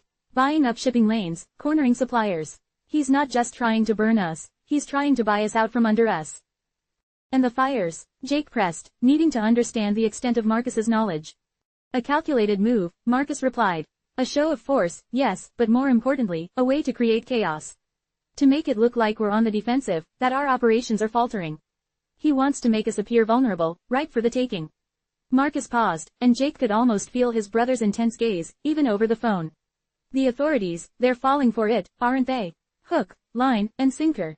They've got you chasing shadows while he's busy building his empire. Captain Rostova is confident in the evidence, Jake said, choosing his words carefully. The intel is solid.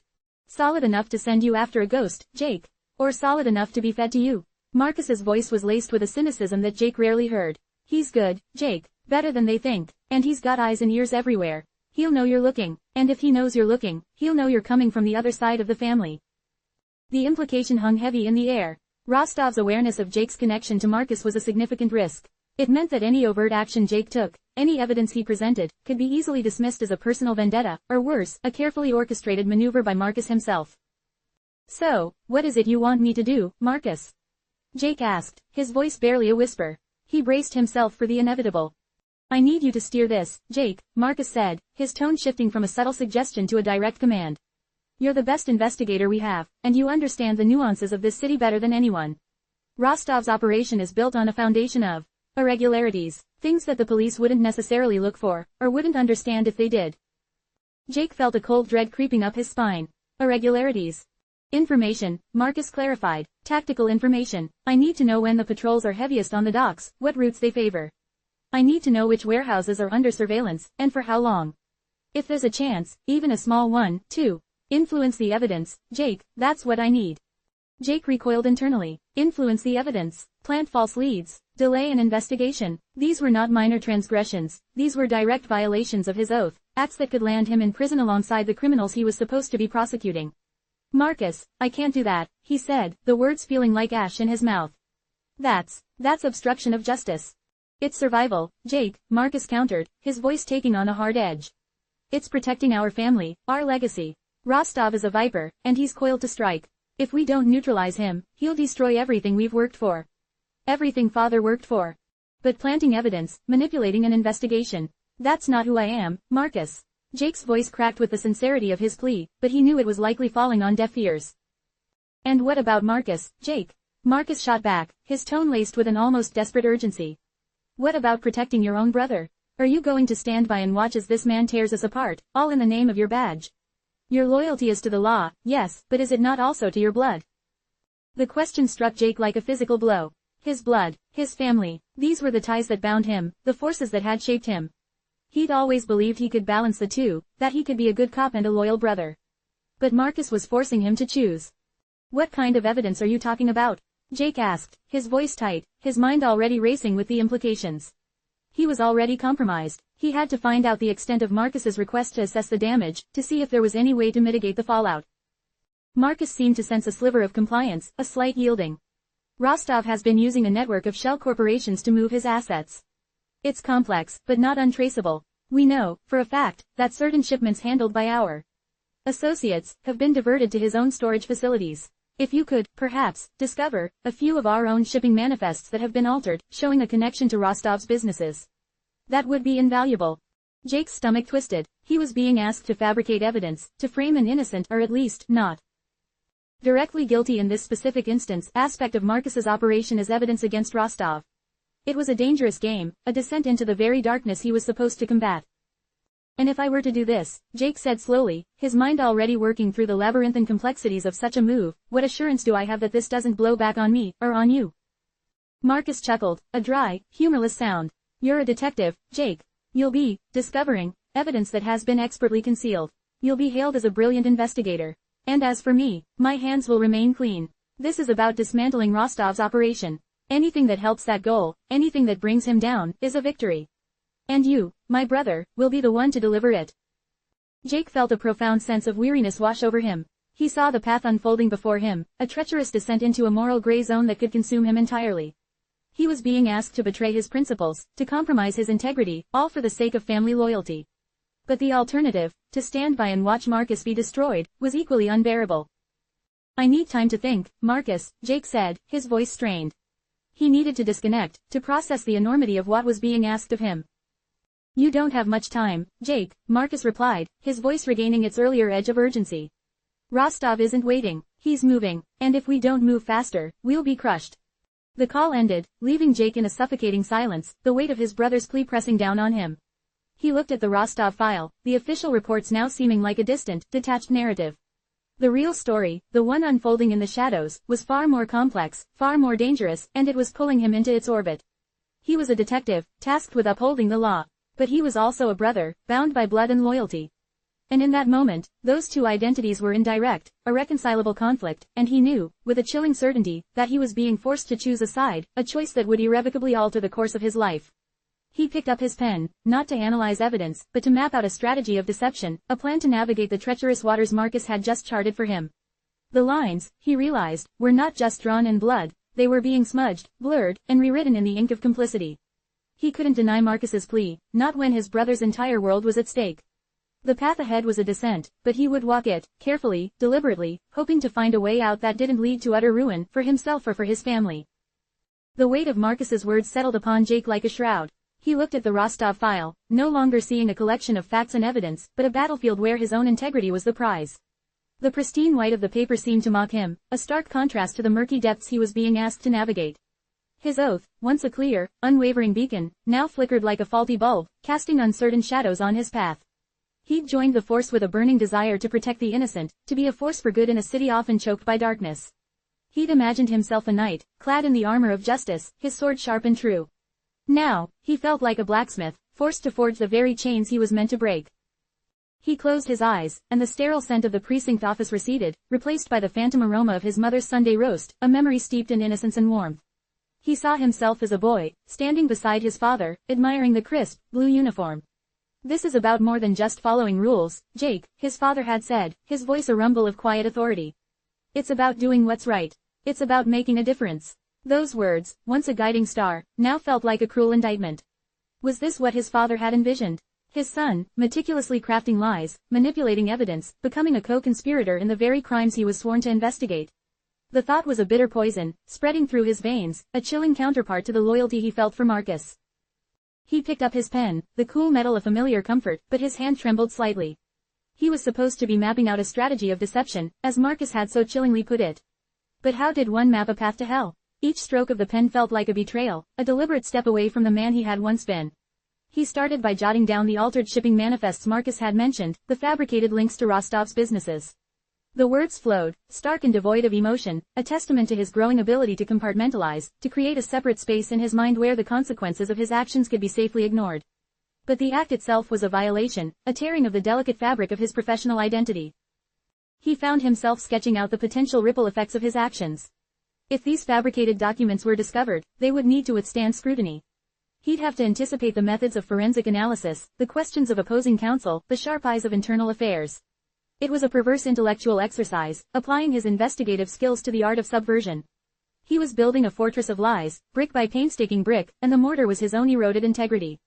The Rostov file, once a clear assignment, had morphed into a complex puzzle, and the missing pieces were his own moral convictions. He thought about the other cases he'd worked, the genuine victories, the times he'd seen justice served. Those moments, once the bedrock of his career, now felt distant, almost surreal. Had he always been capable of this duplicity? Or was this a transformation, a slow corruption brought about by the insidious pressures of his family's world? He remembered a particularly challenging case early in his career, a brutal robbery that had left a young family traumatized. He had worked tirelessly, chasing down every lead, his sleepless nights fueled by a righteous anger. When the perpetrator was finally apprehended, the relief, the sense of accomplishment, had been immense. He had made a difference. But would he ever feel that pure, untainted satisfaction again? The precinct hummed around him, a symphony of petty grievances, bureaucratic inertia, and the occasional burst of genuine investigative work. He felt a profound disconnect from it all, an observer in his own life. The colleagues who shared his desk, who trusted his judgment, who relied on him to uphold the law, they were oblivious to the chasm that had opened within him. He had to maintain the facade, to be the diligent detective, the reliable partner. The thought of them discovering his complicity, of seeing the disgust in their eyes, was a cold, hard knot in his stomach. He leaned back in his chair, the worn leather creaking under his weight. He was trapped. To refuse Marcus would mean betraying his family, risking the wrath of a man who wielded immense power, and potentially facing the destruction of everything they had built. But to comply meant sacrificing his own soul, becoming a pawn in his brother's dangerous game, and living with the constant fear of exposure. He ran a hand over his face, the stubble on his chin a rough testament to his recent sleepless nights. The lines were indeed drawn in blood, but now they were being smudged, deliberately blurred, by the very hand that was supposed to be on the side of justice. He imagined Captain Ristova's reaction if she knew. Her sharp, analytical mind would dissect his every move, his every decision, and find him wanting. He respected her, admired her unwavering commitment to the truth, and that respect made his current predicament all the more agonizing. He was deceiving not only himself and his conscience, but also the people he worked with, the very system he was sworn to protect. He was a wolf in sheep's clothing, and the flock was utterly unaware of the danger lurking amongst them. He picked up a photograph from his desk, a smiling picture of himself and Marcus at a family gathering. They were younger then, their faces unburdened by the weight of empire and obligation. Marcus's arm was slung around Jake's shoulders, a gesture of easy affection. Jake traced the outline of Marcus's face with his thumb. What had happened to them? How had they drifted so far from the simple bonds of brotherhood into this complex web of deceit and danger? He understood Marcus's desperation, the fierce protectiveness he felt for their legacy. But understanding didn't equate to acceptance. He forced himself to focus on the task at hand, on the necessary manipulations. He began to think about how to introduce the altered manifests into the evidence chain without raising immediate suspicion. It would require careful timing, a plausible discovery, perhaps an anonymous tip that would lead him to the lost documents. He would have to plant the seeds of doubt about Rostov's guilt, subtly shifting the narrative away from the arson and towards financial crimes, the very crimes Marcus was orchestrating. It was a dangerous dance, a tightrope walk over a chasm of legal and ethical oblivion. He felt a strange dissociation, as if he were watching himself from a distance, a detached observer of his own moral degradation. The act of writing down the lies was a physical manifestation of his capitulation, a tangible representation of his compromised spirit. He remembered the thrill of a solved case, the quiet satisfaction of knowing he had done his job well, that he had contributed to a safer city. That feeling now seemed like a distant, unattainable dream. He was no longer a detective seeking justice, he was an artisan of deception, his tools the very evidence he was supposed to protect. He scribbled notes on how to subtly discredit witnesses who might have seen something incriminating, how to steer investigators towards red herrings, how to create a paper trail that would appear legitimate but would, in fact, be a carefully constructed fabrication.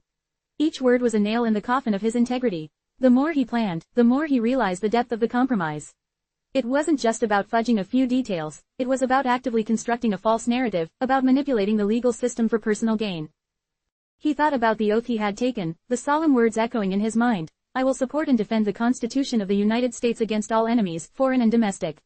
I will bear true faith and allegiance to the same. I will take this obligation freely, without mental reservation or purpose of evasion. His current actions were a clear evasion, a betrayal of that sacred promise. He was not defending the Constitution, he was undermining it, using his position to subvert the very principles it embodied.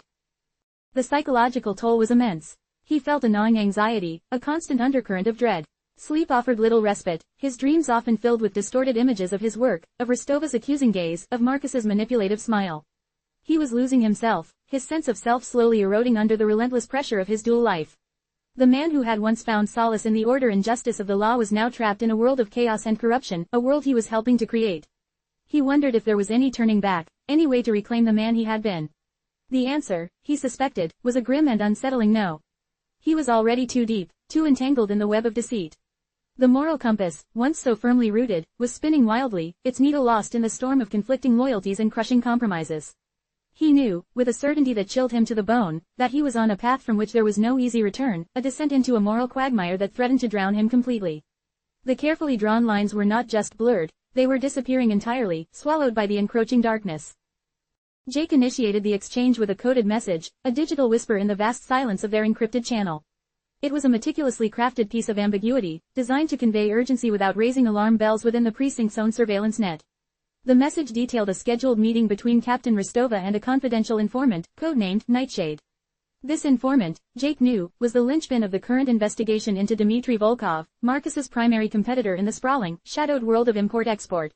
Nightshade had reportedly amassed irrefutable evidence of Volkov's extensive money laundering operations, funneling illicit funds through a network of shell companies that mirrored Marcus's own burgeoning empire. The information Jake was about to transmit was not merely helpful, it was potentially catastrophic for Volkov, and by extension, a significant boon for Marcus. He remembered the painstaking effort it had taken to obtain this specific detail. It hadn't come from a casual overheard conversation or a carelessly filed report. Instead, it was the culmination of weeks of subtle probing, of feigning disinterest in departmental gossip while meticulously cross-referencing shift schedules, informant handlers, and the known movements of key investigators.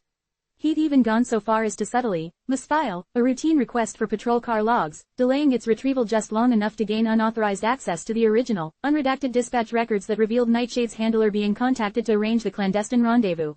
The sheer effort involved was a testament to how far he'd already sunk, how readily he was now willing to weaponize his access, his knowledge, his very identity as a law enforcement officer. The meeting was set for Thursday evening, a neutral location on the outskirts of the city, a place designed to minimize any potential for visual surveillance by either side. Nightshade was reportedly in possession of ledgers, encrypted communications, and direct testimony that would irrevocably link Volkov to the deep end of organized crime. Jake understood the implicit danger of this information. Volkov was not a man to be trifled with. He had a reputation for ruthlessness, for eliminating threats with a chilling efficiency that made Marcus's calculated maneuvers seem almost quaint by comparison. If Volkov caught wind of this informant, Nightshade's life would undoubtedly be forfeit, and the investigation, along with any evidence gathered, would evaporate into the ether. Jake's secondary message detailed a planned surveillance operation targeting one of Volkov's known distribution hubs, a seemingly innocuous warehouse on the industrial waterfront. The intelligence suggested that a significant shipment, believed to contain contraband and untaxed goods, was due to arrive within the next 48 hours. The plan was to intercept the shipment, seize the contents, and use the ensuing chaos to pressure lower-level associates into cooperation. This operation, if successful, would not only cripple Volkov's immediate logistical capabilities but also provide the tangible evidence needed to secure a warrant for deeper probes into his financial dealings. Jake had managed to glean this intel from a junior detective's excited briefing, a piece of information he'd simply stumbled upon while reviewing case files for an unrelated matter. The casualness with which he presented it was a practiced art, a carefully cultivated air of professional diligence masking a profound betrayal. He drafted the transmission with a precision born of necessity, each word chosen for its dual meaning. To Marcus, it was a lifeline, a clear indication of impending vulnerabilities in his rival's operations, along with a direct countermeasure to neutralize the immediate threat posed by Nightshade. To anyone else, a forensic analyst perhaps, or a watchful internal affairs officer, it would read as a straightforward, if highly confidential, intelligence report from a diligent detective to a trusted associate within the clandestine operations unit. He even added a detail about ongoing efforts to identify potential mole activity within the department, a subtle deflection designed to further bolster the legitimacy of his communications and to subtly remind Marcus of the inherent risks they were both taking. He meticulously documented his own activities in his departmental log, ensuring a paper trail existed that aligned with his fabricated narrative of professional diligence. He noted, preliminary assessment of intelligence reports, and analysis of informant activity trends, all carefully crafted phrases designed to provide cover. The irony was not lost on him. He was using the very tools of his trade, the meticulous record-keeping and official channels, to facilitate his own subversion of the system. It was a perversion of purpose, a dark irony that fueled his growing sense of detachment. He knew that Marcus would immediately understand the implications of Nightshade's impending meeting. Volkov, made aware of the informant's cooperation, would undoubtedly attempt to intercept or silence Nightshade before the scheduled meeting. This would create a chaotic diversion, drawing police resources away from the planned surveillance operation at the warehouse. It was a brutal calculus, a cold calculation of lives and evidence, but one that Jake had to accept if he was to maintain his position and continue to feed Marcus the vital intelligence he needed. The intelligence wasn't just about Volkov's immediate vulnerabilities, it was also about the ongoing internal investigation into Marcus's own organization, an investigation spearheaded by Captain Rostova. Jake had managed to access the preliminary findings of that probe, a detailed breakdown of suspicious financial transactions, anonymous tips regarding illicit shipments, and even a nascent list of individuals who had recently entered Marcus's orbit and then mysteriously disappeared. This information, when filtered and presented to Marcus, would allow him to preemptively neutralize any internal threats within his own ranks and to further solidify his defenses against Rostova's relentless pursuit. He considered the ethical ramifications of his actions, the sheer magnitude of his betrayal. He was actively aiding and abetting a criminal enterprise, jeopardizing investigations, and potentially putting innocent lives at risk. The image of Nightshade, a faceless informant whose existence he had only learned of through hushed whispers and coded documents, flickered in his mind. He had essentially signed their death warrant. But the alternative, the dismantling of his family's legacy, the ruin of his brother, felt equally unbearable. He was caught in a vice, each turn tightening the pressure, each decision a further erosion of his moral core. He knew that Marcus would likely use the information to orchestrate a counter-move, a carefully timed intervention that would eliminate Nightshade and simultaneously discredit the informant's evidence. This would require Marcus to leverage his own network of operatives, men and women operating in the shadows, men and women who existed outside the purview of legitimate law enforcement. Jake's role was to provide the blueprint, the precise coordinates of the target, and Marcus would execute the brutal, efficient strike. The details Jake provided were stark and unvarnished. He described the known associates of Volkov who had been tasked with handling the informant problem, their usual modus operandi, and the likely locations where such an operation would be carried out. He even included an estimate of the time frame, based on Volkov's typical response patterns to perceived threats. It was a chillingly accurate portrait of a criminal underworld operating with precision and brutality, a world that Jake was now irrevocably a part of. The information regarding the warehouse surveillance was equally critical. Jake detailed the specific type of security measures in place, the shift changes of the guards, and the likely entry and exit points for the incoming shipment. He highlighted a potential blind spot in the perimeter fence, a section that had been flagged for repair but had not yet been addressed, an oversight that could prove crucial for Marcus's own operatives if they needed to conduct reconnaissance or even a preemptive strike against the warehouse itself. He was providing Marcus with the keys to Volkov's kingdom, and the devastating knowledge of how to dismantle it. This symbiotic relationship, forged in the crucible of shared secrets and mutual necessity, was becoming the driving force in Jake's life. He was no longer just a detective, he was an asset, a weapon in Marcus's arsenal, a vital conduit of information that allowed his brother to anticipate and neutralize threats. And in return, Marcus offered Jake a perverse sense of protection, a shield against the encroaching pressures of his family's clandestine dealings, and the subtle promise of shared power and influence. He thought about the consequences of this exchange. If Volkov were to somehow discover Jake's involvement, the fallout would be immense, not just for Jake, but for the entire precinct. The scandal would be catastrophic, the careers of many good officers ruined, and the public's faith in law enforcement shattered. But the alternative, the unchecked rise of Volkov, and the potential unraveling of Marcus's carefully constructed empire, was a scenario Jake could not countenance. He was a man torn between two worlds, his loyalty fractured, his conscience a battlefield. He knew that this level of intel sharing was a dangerous game, a tightrope walk over an abyss. Each piece of information he passed, each carefully worded message, further entangled him in the web of his brother's criminal enterprise. But the alternative was unthinkable. To refuse Marcus would be to betray not only his brother but also the very foundations of his family's power and influence, a power that had, in its own twisted way, provided him with a sense of security and purpose. He was trapped, a prisoner of his own making, his badge a symbol of his complicity, his oath a bitter mockery. He concluded his transmission with a subtle reminder of his own precarious position, a veiled plea for discretion. He reiterated the importance of avoiding any direct contact with him, emphasizing that their communications must remain strictly digital and anonymous. It was a necessary precaution, a shield to protect them both from the ever-watchful eyes of internal affairs and the prying scrutiny of Captain Rostova, who, Jake knew, was increasingly suspicious of the unusual patterns of intelligence coming from his unit. He was walking a razor's edge, and the slightest misstep could send him plummeting into the abyss. The information he had provided was not just a transaction, it was a testament to his deep and troubling entanglement, a clear illustration of how information had become the most potent currency in their dangerous, blood-soaked world. 4. The price of power. The air in Marcus's private office still hummed with the residual tension of his recent confrontation.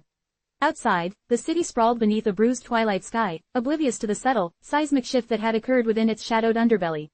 Dmitry Volkov was no longer a contender. He was a memory, a cautionary tale whispered in hushed tones among those who understood the unforgiving nature of Marcus's ambition. But victory, Marcus knew, was never a destination, it was merely a waypoint on a perpetual journey of control. His gaze swept across the polished expanse of his mahogany desk, a landscape of strategic documents and encrypted devices. Volkov's empire, once a sprawling, untamed forest, was now a garden to be meticulously pruned and cultivated. The initial phase had been swift, almost surgical. Volkov's key lieutenants, those who had pledged unwavering loyalty and possessed the muscle to enforce it, had been systematically identified and dealt with. This wasn't about brute force alone, though that was an undeniable component. It was about precision. Marcus had employed a select few from his own trusted circle, individuals whose discretion was as absolute as their loyalty, and whose skills extended far beyond mere intimidation. They operated in the quiet hours, leaving no trace, only a void where a threat had once stood. One such lieutenant, a brute named Sergei with a penchant for public displays of dominance, had been a particular nuisance. Sergei's network of enforcers was widespread, their loyalty bought with fear and a shared history of violence. Marcus had ensured that Sergei's final hours were anything but glorious. Instead of a dramatic showdown, Sergei had found himself lured into a seemingly innocuous business meeting, a supposed negotiation to ease the transition of power. The location was a disused industrial warehouse on the docks, chosen for its isolation and the convenient proximity of the churning, indifferent river. Marcus's operatives had been waiting. They didn't storm the place, they simply appeared, shadows coalescing into form. Sergei, caught off guard and outnumbered by men who moved with a chilling, synchronized efficiency, had no chance to rally his men. The encounter was brief, brutal, and utterly silent, save for the muffled thud of bodies and the distant cry of gulls. Sergei's fate, like that of many others, was sealed with a single, definitive action, his assets immediately liquidated and absorbed. Beyond the elimination of immediate threats, Marcus's focus had immediately shifted to the structural integration of Volkov's operations. This wasn't simply about absorbing territory, it was about weaving Volkov's illicit threads into the intricate tapestry of his own enterprise. The import-export routes, the smuggling networks, the front companies designed to launder vast sums of money, all now fell under Marcus's purview.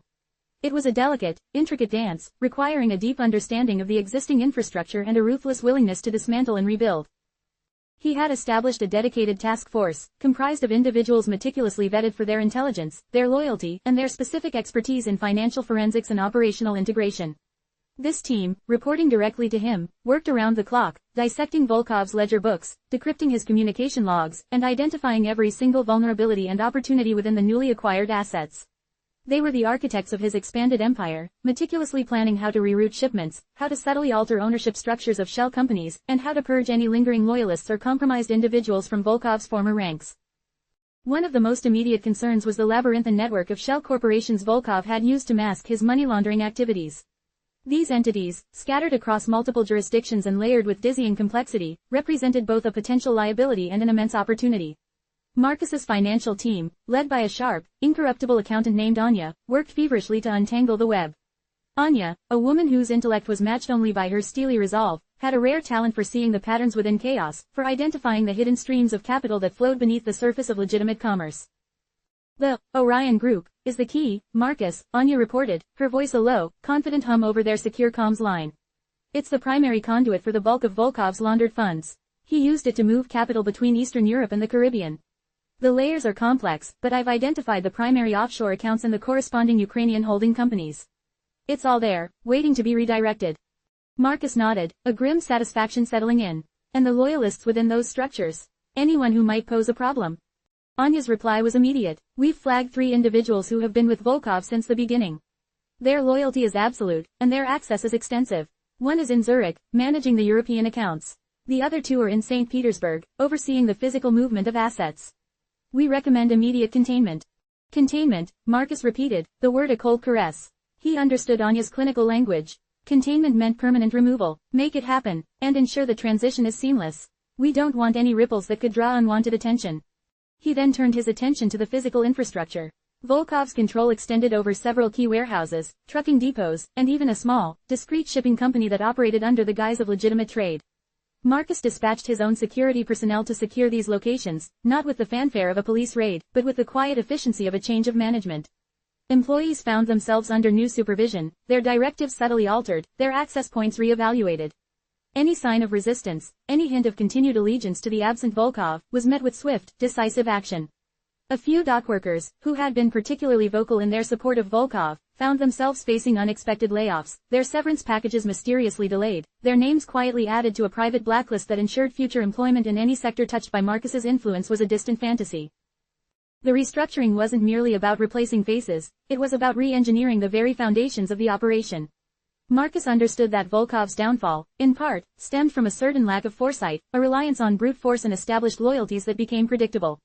Marcus was building something more resilient, more adaptable. He implemented new protocols for communication, enhanced encryption methods, and established a decentralized command structure that minimized single points of failure. Each layer of his organization was designed to be self-sufficient, capable of adapting to unforeseen circumstances without compromising the integrity of the whole. He also initiated a comprehensive review of his own internal security. Volkov, despite his eventual demise, had been a formidable opponent, and it was a certainty that he had attempted to penetrate Marcus's organization. While Jake's intel had provided crucial insights, Marcus wasn't willing to leave anything to chance. He initiated a quiet, internal audit, employing a specialist in counterintelligence to identify any potential moles or sympathizers within his ranks. This individual, a former intelligence operative with a reputation for an almost supernatural ability to detect deception, was given carte blanche to investigate, to probe, and to eliminate any perceived weakness. Marcus valued Jake's contributions immensely, but he understood the inherent risks of relying on external information, however accurate. True security, he believed, came from within. The absorption of Volkov's operations also presented an opportunity to expand into new markets and diversify his illicit enterprises. Volkov had a strong presence in the arms trafficking sector, a lucrative but volatile business that Marcus had previously considered too risky to engage with directly. Now, with Volkov's network and established contacts acquired, Marcus saw a chance to enter the arena with a significant head start. He began by discreetly assessing the existing supply chains and the established relationships Volkov had cultivated with various arms dealers and militant factions. This wasn't about immediate expansion, but about understanding the terrain, identifying the most profitable and least risky entry points. The integration process was a symphony of calculated moves, each one designed to reinforce his dominance and eliminate any lingering whispers of dissent. He was not merely absorbing Volkov's empire, he was forging it anew, imbuing it with his own brand of ruthless efficiency and strategic foresight. The elimination of Volkov had been the explosive climax, but the true artistry lay in the meticulous, often unseen, work of consolidation. It was in the quiet reassignment of personnel, the subtle redirection of capital, the swift and silent eradication of dissent, that Marcus truly demonstrated his mastery. His phone buzzed, a discreet vibration against his palm. It was Jake, a brief, encrypted message confirming that the intel regarding Volkov's meeting with Nightshade had been passed along and that the counter-operations were underway.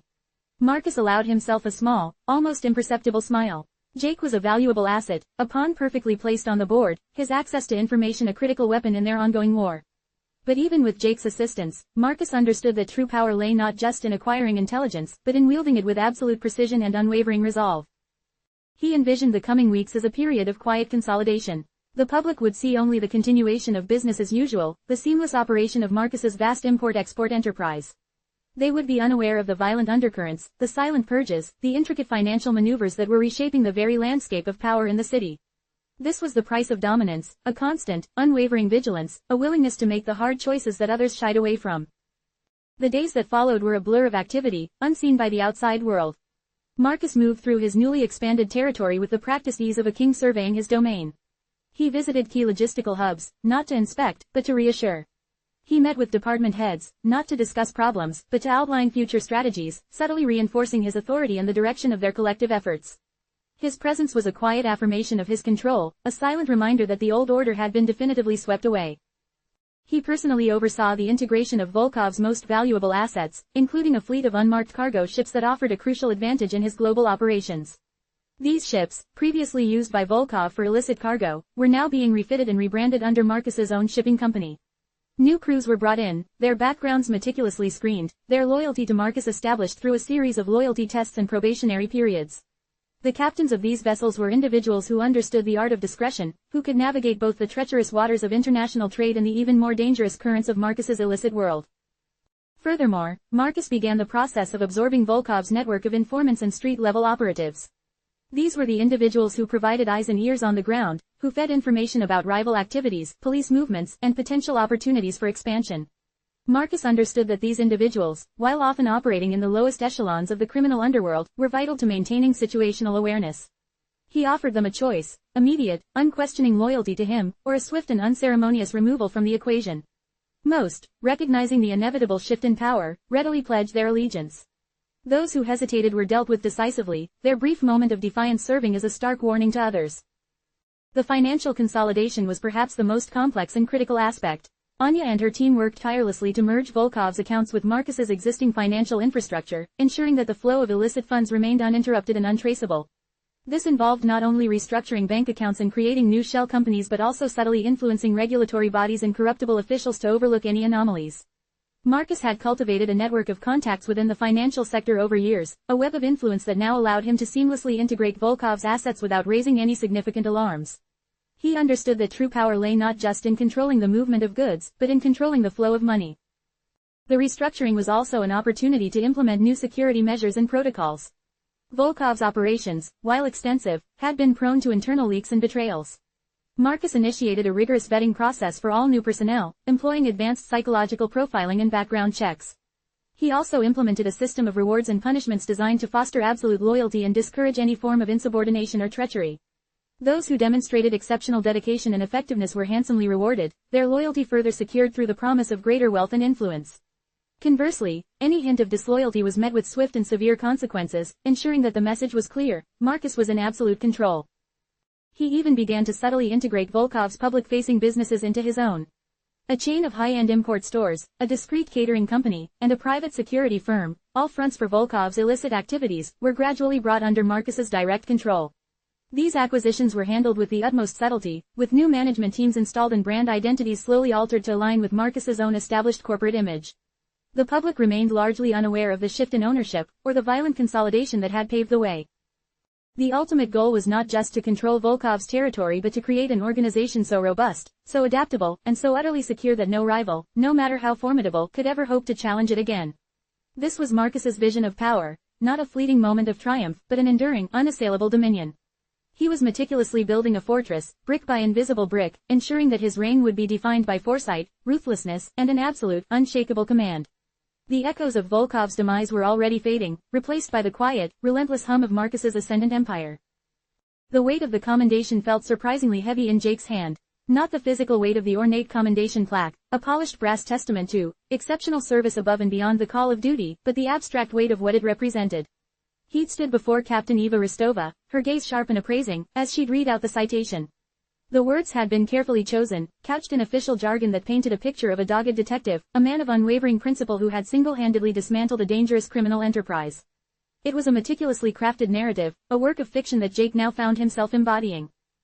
The enterprise in question was, of course, Dmitry Volkov's crumbling empire.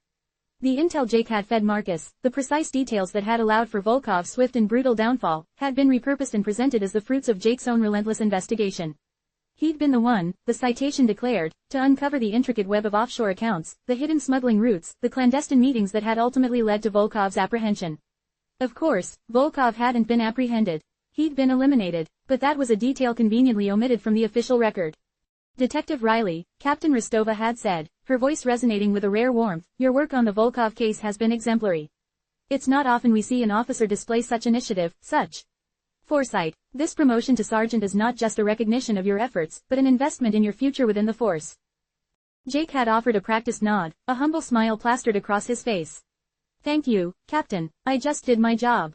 It was a lie, of course. He'd done far more than his job. He'd manipulated, he'd deceived, he'd facilitated a brutal power shift that would ripple through the city's underworld for years to come.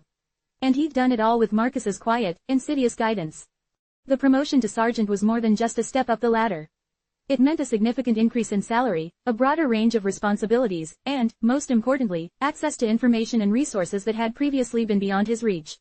It meant a more prominent position from which to observe, to learn, and to continue his clandestine partnership with Marcus. The dedication Rostova had praised was, in reality, a carefully orchestrated performance, fueled by Marcus's strategic manipulations and Jake's own growing desperation for advancement.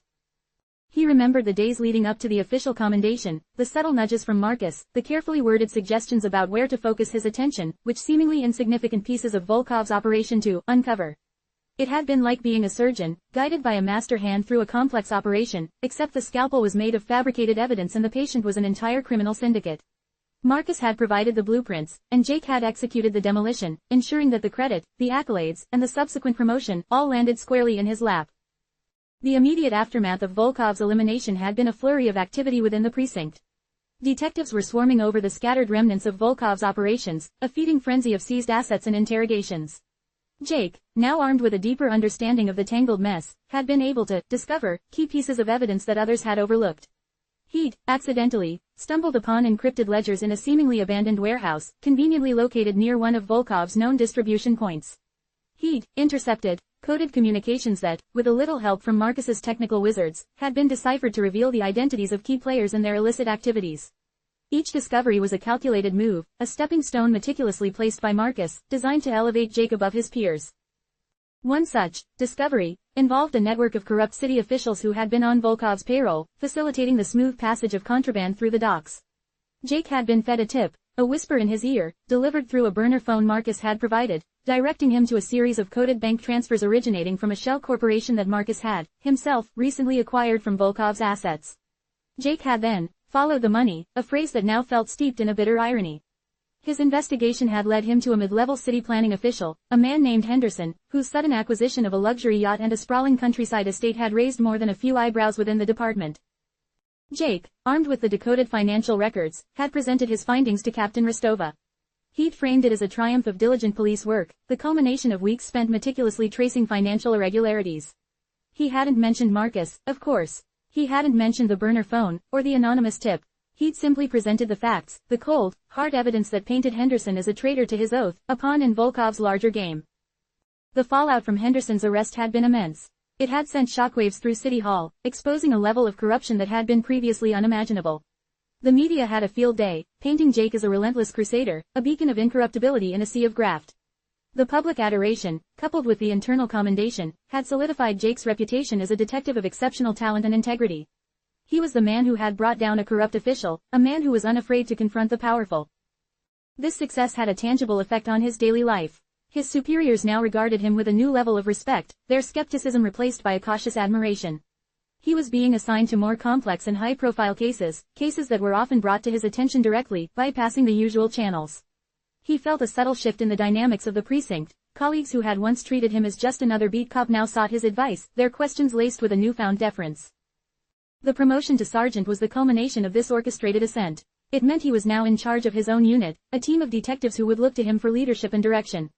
This was a dangerous position to be in, a responsibility that weighed heavily on Jake. He knew that the success of his unit, and the safety of its members, would now be inextricably linked to the secrets he kept, the compromises he'd made. He sat at his new desk, a larger, more imposing piece of furniture than his previous one, surrounded by the accoutrements of his new rank. There were case files spread out before him, the mundane reality of police work a stark contrast to the shadowy machinations that had brought him here. One file, in particular, caught his eye, the ongoing investigation into a series of coordinated robberies that had plagued the city's financial district. It was a complex case, with multiple suspects and a frustrating lack of concrete evidence. Jake knew, with a certainty that chilled him to the bone, that Marcus would already have insights into this case. Marcus's reach extended into every corner of the city, his network of informants and operatives a vast, interconnected web. The thought of tapping into that network, of receiving the kind of privileged information that had facilitated his rise, was both tempting and terrifying. He was on a slippery slope, and the descent, he suspected, was only just beginning. He picked up the phone, his hand trembling slightly. He knew who to call. Marcus's number was not stored in his contacts, it was etched into his memory, a lifeline and a curse. As the call connected, he felt a familiar surge of adrenaline, a mixture of fear and anticipation. "Marcus," he began, his voice hushed, "I've got the case file for the district robberies. It's a mess." A low chuckle came through the line, a sound that was both reassuring and deeply unsettling. "A mess, is it, Jake? Perhaps I can help clarify things. I've heard whispers on the street. It seems a certain syndicate, one that may or may not have had previous dealings with our mutual friend Volkov, has been dabbling in more aggressive ventures." Jake's mind raced. This was it. This was the access, the inside track that Marcus had promised. "What kind of ventures?" he asked, his voice barely a whisper. "The kind that involve carefully planned infiltration, precise timing, and a significant amount of untraceable cash," Marcus replied. "And I believe I know who's been pulling the strings. A man named Kato Tanaka. He's a ghost, Jake, but his operations are anything but subtle. He's been using a network of former Volkov associates to orchestrate these heists." Jake scribbled furiously on a notepad, capturing every detail Marcus offered. The names of Tanaka's key lieutenants, the methods they employed, the likely targets for their next operation, it was all laid bare, a roadmap to a swift and decisive resolution. This was the price of Marcus's friendship, the price of his own ambition. He was a tool, a well-placed instrument of Marcus's will, his career advancements a direct consequence of his willingness to play the game. He ended the call with a promise to keep Marcus updated, a promise that felt both hollow and terrifyingly binding. He looked at the commendation plaque on his desk, the polished brass glinting under the fluorescent lights. It was a symbol of his success, but also a constant reminder of the compromises he had made. He was Sergeant Jake Riley now, a rising star in the police department, his path paved with the carefully curated secrets of the underworld. And he knew, with a chilling certainty, that this was only the beginning. The price of power, he was quickly learning, was a heavy one, measured not just in dollars, but in the erosion of his own soul. He was climbing, yes, but the higher he climbed, the more precarious his footing became, suspended precariously between the law he was sworn to uphold and the darkness he was increasingly becoming a part of. The promotion was a victory, but it felt like a surrender. The commendation plaque gleamed on Jake's new desk, a polished brass testament to exceptional service above and beyond the call of duty. It felt less like an award and more like a gilded cage, a constant reminder of the delicate dance he performed between duty and deception. His promotion to sergeant had been swift, a consequence of strategically uncovering the remnants of Dmitry Volkov's shattered empire. The intel, meticulously fed to him by Marcus, had been repackaged as his own tireless investigation, painting him as a dogged detective who had single-handedly dismantled a dangerous criminal enterprise. Volkov's apprehension was, of course, a convenient omission from the official record. Elimination was a more accurate, albeit unmentionable, term. Captain Rostova's praise, her rare warmth, had been a performance Jake had expertly mirrored, accepting the accolades for work he'd largely orchestrated with Marcus's insidious guidance. The promotion wasn't just a step up, it was a new vantage point. Access to deeper pools of information, resources previously out of reach, and the command of his own unit, a team now looking to him for leadership. This newfound authority was a double-edged sword. The success of his unit, and their very safety, now rested on the secrets he guarded, the compromises he'd embraced. He found himself staring at a case file, the ongoing investigation into a series of coordinated robberies that had crippled the city's financial district. It was a labyrinth of suspects and dead ends, the kind of case that screamed for Marcus's particular brand of insight. Marcus, Jake had murmured into the burner phone, his voice low, I've got the district robberies. It's a mess. Marcus's chuckle, a low rumble through the receiver, was both familiar and unnerving. A mess, is it, Jake? Perhaps I can help clarify things. I've heard whispers on the street. It seems a certain syndicate, one that may or may not have had previous dealings with our mutual friend Volkov, has been dabbling in more aggressive ventures. Jake scribbled furiously, each word from Marcus a piece of a puzzle he was rapidly assembling. What kind of ventures? The kind that involve carefully planned infiltration, precise timing, and a significant amount of untraceable cash, Marcus replied. And I believe I know who's been pulling the strings. A man named Kato Tanaka. He's a ghost, Jake, but his operations are anything but subtle. He's been using a network of former Volkov associates to orchestrate these heists. The names, the methods, the likely targets, it all poured out of Marcus, a roadmap to a swift and decisive resolution. This was the cost of their alliance, the price of Jake's ambition. He was a pawn, a finely tuned instrument in Marcus's grand design, his career advancements a direct byproduct of his willingness to play the game. The call ended with a promise to keep Marcus updated, a commitment that felt both hollow and terrifyingly binding. The commendation plaque seemed to mock him, a symbol of his ascent, a constant reminder of the ethical compromises he'd made. Sergeant Jake Riley, the rising star, his path paved with the meticulously curated secrets of the underworld. He knew, with a chilling certainty, this was just the beginning. The price of power was steep, measured not just in money, but in the slow erosion of his soul. He was climbing, yes, but the higher he went, the more precarious his footing became, suspended between the law he was sworn to uphold and the encroaching darkness he was becoming a part of. The initial success of Jake's meticulously orchestrated rise had been exhilarating. He'd reveled in the newfound respect from his colleagues, the subtle deference in their voices, the way Captain Rostova now entrusted him with cases that demanded not just diligence but a certain ruthlessness. The promotion to sergeant had been the ultimate validation, placing him in command of his own unit, a team of detectives who looked to him for guidance and inspiration. It was a position of power, but also one of profound vulnerability. He was a puppet master, but the strings were increasingly controlled by someone else. The case of the financial district robberies, once a complex enigma, had dissolved into a series of swift, decisive arrests. Kato Tanaka and his network of Volkov's discarded associates were behind bars, their sophisticated heist operation dismantled. Jake had, of course, presented the evidence with his usual flair for the dramatic, framing it as the culmination of relentless police work. He hadn't mentioned the anonymous tips, the conveniently intercepted communications, or the ghost in the machine, Marcus, who had so readily provided the solutions. The precinct buzzed with admiration. Jake Riley was the golden boy, the detective who could seemingly pull order from chaos with uncanny ease. But the city's underbelly was a hydra, cut off one head, and two more sprouted in its place. The void left by Volkov, and subsequently by Tanaka's dissolved syndicate, was not long in being filled. A new player emerged, one whose ambition and methods were far more insidious than his predecessors. This new threat wasn't a street-level thug or a disgruntled former lieutenant, it was someone operating from within the very structures Jake was supposed to be protecting. Detective Isabella Rossi was a name that had begun to circulate in hushed tones within the precinct. She was a transfer from internal affairs, brought in to streamline operations and address inefficiencies. But Jake, with his finely tuned radar for disruption, sensed something more. Rossi was sharp, observant, and possessed a disconcerting ability to connect disparate pieces of information. She wasn't interested in flashy arrests or media attention, her focus was on the subtle inconsistencies, the bureaucratic anomalies that often went unnoticed by others. Their paths crossed in the sterile confines of the precinct's evidence room. Jake was meticulously logging evidence from a minor drug bust, a routine case he'd assigned to one of his junior officers. Rossi was there, ostensibly reviewing inventory, but her eyes, a piercing shade of blue, seemed to linger on the case files Jake had recently processed. Detective Riley, she'd greeted him, her voice smooth and devoid of the camaraderie Jake had grown accustomed to. Sergeant, congratulations on the promotion. There was a faint, almost imperceptible edge to her tone, a curiosity that felt less like professional interest and more like an interrogation. Jake offered a practiced smile, his mind already racing. Thank you, Detective. Just doing my job. Rossi's gaze swept over his desk, then settled on his commendation plaque. Exceptional service, indeed. It's always fascinating to see how quickly certain reputations can be forged. The veiled jab hung in the air. Jake felt a prickle of unease. Rossi wasn't merely curious, she was digging. He knew, with a certainty that sent a chill down his spine, that she wasn't just looking at his recent successes but at the circumstances that had birthed them. The Volkov case, the Tanaka syndicate takedown, these were the very events that had propelled his career. If Rossi began to unravel the threads of those operations, if she started asking the right questions about the source of his intel, about the convenient timing of his discoveries, it could all come crashing down.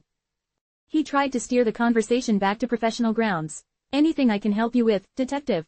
Looking for a particular piece of evidence. Rossi finally met his gaze, a small, knowing smile playing on her lips. Just familiarizing myself with the department's assets, Sergeant. Ensuring everything is accounted for. She paused, her eyes holding his. Especially those that might have been acquired through unconventional means. The implication was clear, and it sent a fresh wave of anxiety through Jake.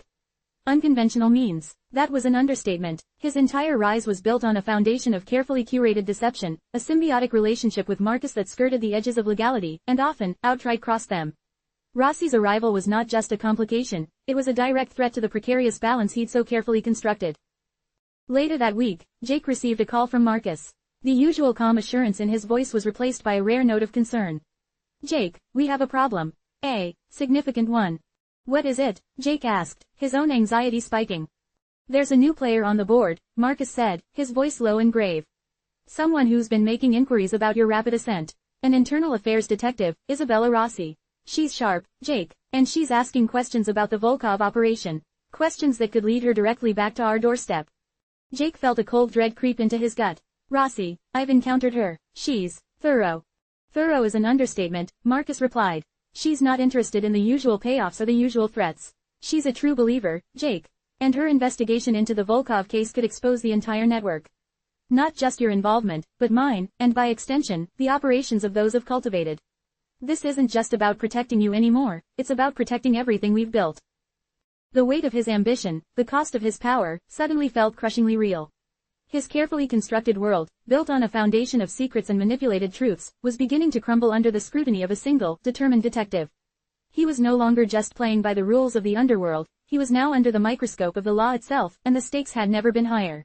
He realized, with a sinking heart, that his carefully orchestrated rise had brought him to a precipice, and the only way forward was to face the consequences, to find a way to outmaneuver this new, formidable opponent, even if it meant digging deeper into the very darkness he sought to control. The comfort of his new office, the gleaming plaque on his desk, now felt like a mocking testament to how quickly success could curdle into peril. He needed to adapt, to strategize, and to rely on Marcus more than ever, a thought that both terrified and galvanized him. This was the true price of power, a constant state of vigilance against those who sought to expose the rot beneath the polished surface. The polished chrome of his expensive watch glinted under the fluorescent lights of his commandeered office, a stark contrast to the chipped laminate desk it sat upon. Marcus had always possessed an unnerving ability to remain insulated, to compartmentalize the grim realities of his dealings. Yet, lately, a subtle fraying had begun at the edges of his carefully constructed composure. The paranoia, once a useful tool, had morphed into a relentless companion, whispering doubts into the quiet hours of the night. Every unfamiliar car parked on his street, every delayed phone call, every lingering glance from a stranger felt like a harbinger of exposure. His network, once a source of strength, now felt like a tangled web of potential informants and enemies, each associate a potential loose thread that could unravel the entire operation. He found himself replaying conversations, scrutinizing words spoken by even his most trusted lieutenants, searching for the faintest hint of betrayal, the subtlest shift in loyalty. The easy camaraderie he once shared with some of the older figures in the syndicate had evaporated, replaced by a wary respect that bordered on fear. They saw his success, his ability to navigate the treacherous currents of power, but they also sensed the growing distance, the ever-present tension that radiated from him. He'd begun to avoid personal interactions, preferring the sterile anonymity of encrypted communications. The casual dinners, the shared drinks after a successful operation, those were relics of a past life, a life he'd willingly surrendered, but one that now seemed achingly distant. The strain wasn't just internal, it was beginning to manifest in his relationships. His wife, Helena, a woman who had once admired his drive and ambition, now regarded him with a pensive, almost mournful gaze. Their conversations were stilted, punctuated by long silences where the unspoken hung heavy in the air. He tried, in the early days, to shield her from the true nature of his work, painting a picture of shrewd business dealings and high-stakes negotiations. But the lies, once a necessity, had become a barrier, creating an impenetrable wall of secrecy between them. He saw the hurt in her eyes when he cancelled another planned weekend getaway at the last minute, citing an urgent business crisis, knowing full well he was orchestrating a clandestine meeting on the other side of the city. The guilt gnawed at him, a persistent ache that no amount of success could fully assuage. He was building an empire, but he was sacrificing the very foundations of his personal life on its altar. For Jake, the cost was a different, yet equally corrosive, kind. The commendation plaque on his desk, a symbol of his rapid ascent, felt less like an honor and more like a gilded manacle. Every compliment from Captain Rostova, every nod of approval from his peers, was laced with the bitter tang of deception. He was living a lie, a carefully constructed facade of competence and integrity that was, in reality, a hollow shell. The secrets he held, the compromises he'd made, were like invisible weights dragging him down, isolating him from the very people he worked alongside. He found himself watching his unit with a growing sense of detachment. They saw him as their leader, their mentor, the golden boy who could solve any case. They'd celebrated with him after the Tanaka Syndicate takedown, slapping him on the back, genuinely impressed by his supposed investigative prowess. But Jake knew the truth, they were celebrating a ghost, a manufactured success story. The knowledge created a chasm between him and his team, a silent alienation that he couldn't bridge. He longed for genuine connection, for a conversation that wasn't carefully curated, for a moment where he didn't have to censor his thoughts. The isolation was profound. His old friends, those from before his meteoric rise, had drifted away, unable to reconcile the rising star with the quiet, often preoccupied man he'd become. His family, though supportive, didn't understand the pressures he faced, the impossible tightrope he walked. He couldn't confide in them, couldn't share the burden of his compromises, for fear of their judgment, or worse, their fear. He was an island, surrounded by the turbulent waters of his own making. The guilt was a constant hum beneath the surface of his daily life. He'd sworn an oath to uphold the law, to protect the innocent, yet his success was predicated on its subversion. He saw the faces of the criminals he'd helped to apprehend, knowing that the threads leading to their downfall had been spun in the shadows by Marcus, guided by his own complicity. It was a betrayal of his ideals, a stain on his conscience that no amount of accolades could erase. He'd catch himself staring at his reflection, searching for the detective he once aspired to be, only to find a stranger looking back, a man who was adept at deception, skilled at manipulation but increasingly hollowed out by the secrets he carried. His relationship with Marcus, once a source of strategic advantage, now felt like a suffocating embrace. The late-night calls, the coded messages, the constant need to maintain the charade, it was a relentless drain on his mental and emotional resources. He lived in perpetual fear of a slip-up, a careless word, a moment of weakness that could expose their entire enterprise. The stakes were no longer just about career advancement, they were about his freedom, his reputation, and the very fabric of his identity. He started to question the cost. Was this power, this carefully manufactured success, worth the erosion of his soul? Was the adrenaline rush of outmaneuvering adversaries and climbing the ladder of authority enough to justify the gnawing emptiness, the pervasive loneliness, the constant gnawing fear of discovery? He began to see the glint of the commendation plaque not as a symbol of achievement, but as a mirror reflecting the increasingly compromised man he was becoming. The secret, the shared burden with Marcus, was a heavy one, and the weight of it was beginning to break him, one clandestine interaction, one carefully veiled lie, at a time. The higher he climbed, the colder the air became, and the more precarious his footing felt, suspended between the law he swore to uphold and the darkness that was slowly, inexorably, claiming him. The clandestine meeting was set for the usual neutral ground, a seldom used service tunnel beneath the old bridge, the air thick with the scent of damp concrete and exhaust fumes. Marcus arrived first, his tailored coat a stark anomaly against the grimy surroundings. He checked his watch again, the rhythmic ticking a counterpoint to the distant rumble of traffic overhead.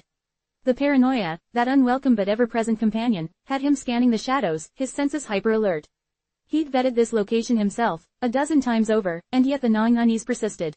Jake was late, which was unlike him, and Marcus's mind immediately conjured a dozen scenarios, each more unsettling than the last. Had he been made? Was this a trap? The fragile equilibrium of their operation, painstakingly built over years of calculated risk and mutual exploitation, felt suddenly precarious, vulnerable to the slightest disruption. When Jake finally appeared, emerging from the deeper gloom of the tunnel, his usual composed demeanor was overlaid with a palpable tension. His eyes, even in the low light, seemed to hold a new, sharper intensity, a reflection of the escalating pressures he was under. He approached with a brisk, measured pace, his posture stiff, betraying an internal unease that Marcus found both predictable and irritating. "You're late," Marcus stated, his voice a low growl that echoed slightly in the confined space. Jake offered a curt nod, sidestepping the unspoken accusation. Intel came in, urgent. He didn't elaborate, and Marcus, sensing the gravity of Jake's demeanor, didn't press. He knew Jake's sources, the intricate network of informants and whispers within the department, were his primary weapon, his most valuable asset. What kind of urgent? Marcus finally asked, turning his attention fully to Jake, his own internal alarm bells ringing. He pulled a small, discreet tablet from his inner pocket, its screen glowing with a faint, cool light. Anything that requires this level of cloak and dagger. It's about the triads, Jake began, his voice dropping to a near whisper, forcing Marcus to lean in. They're consolidating, not just on their usual turf. They're moving into areas we considered peripheral, areas we've been cultivating. He paused, letting the implication sink in. Specifically, the docks, and more concerningly, they're showing interest in the financial district's less regulated sectors. Places where certain transactions are facilitated. Marcus's jaw tightened. The docks had always been a contested territory, but the triads had, until now, respected the tacit boundaries. Their expansion into the financial district, however, was a direct challenge to Marcus's own carefully constructed influence, a territory he had painstakingly carved out, layer by intricate layer. This wasn't just an encroachment, it was an aggressive territorial claim. The triads, are we certain? Marcus asked, his mind already racing, dissecting the implications. If the triads were making such a bold move, it suggested a significant shift in their strategy, perhaps new leadership or a newfound confidence born from external support. What's the source? Is it reliable?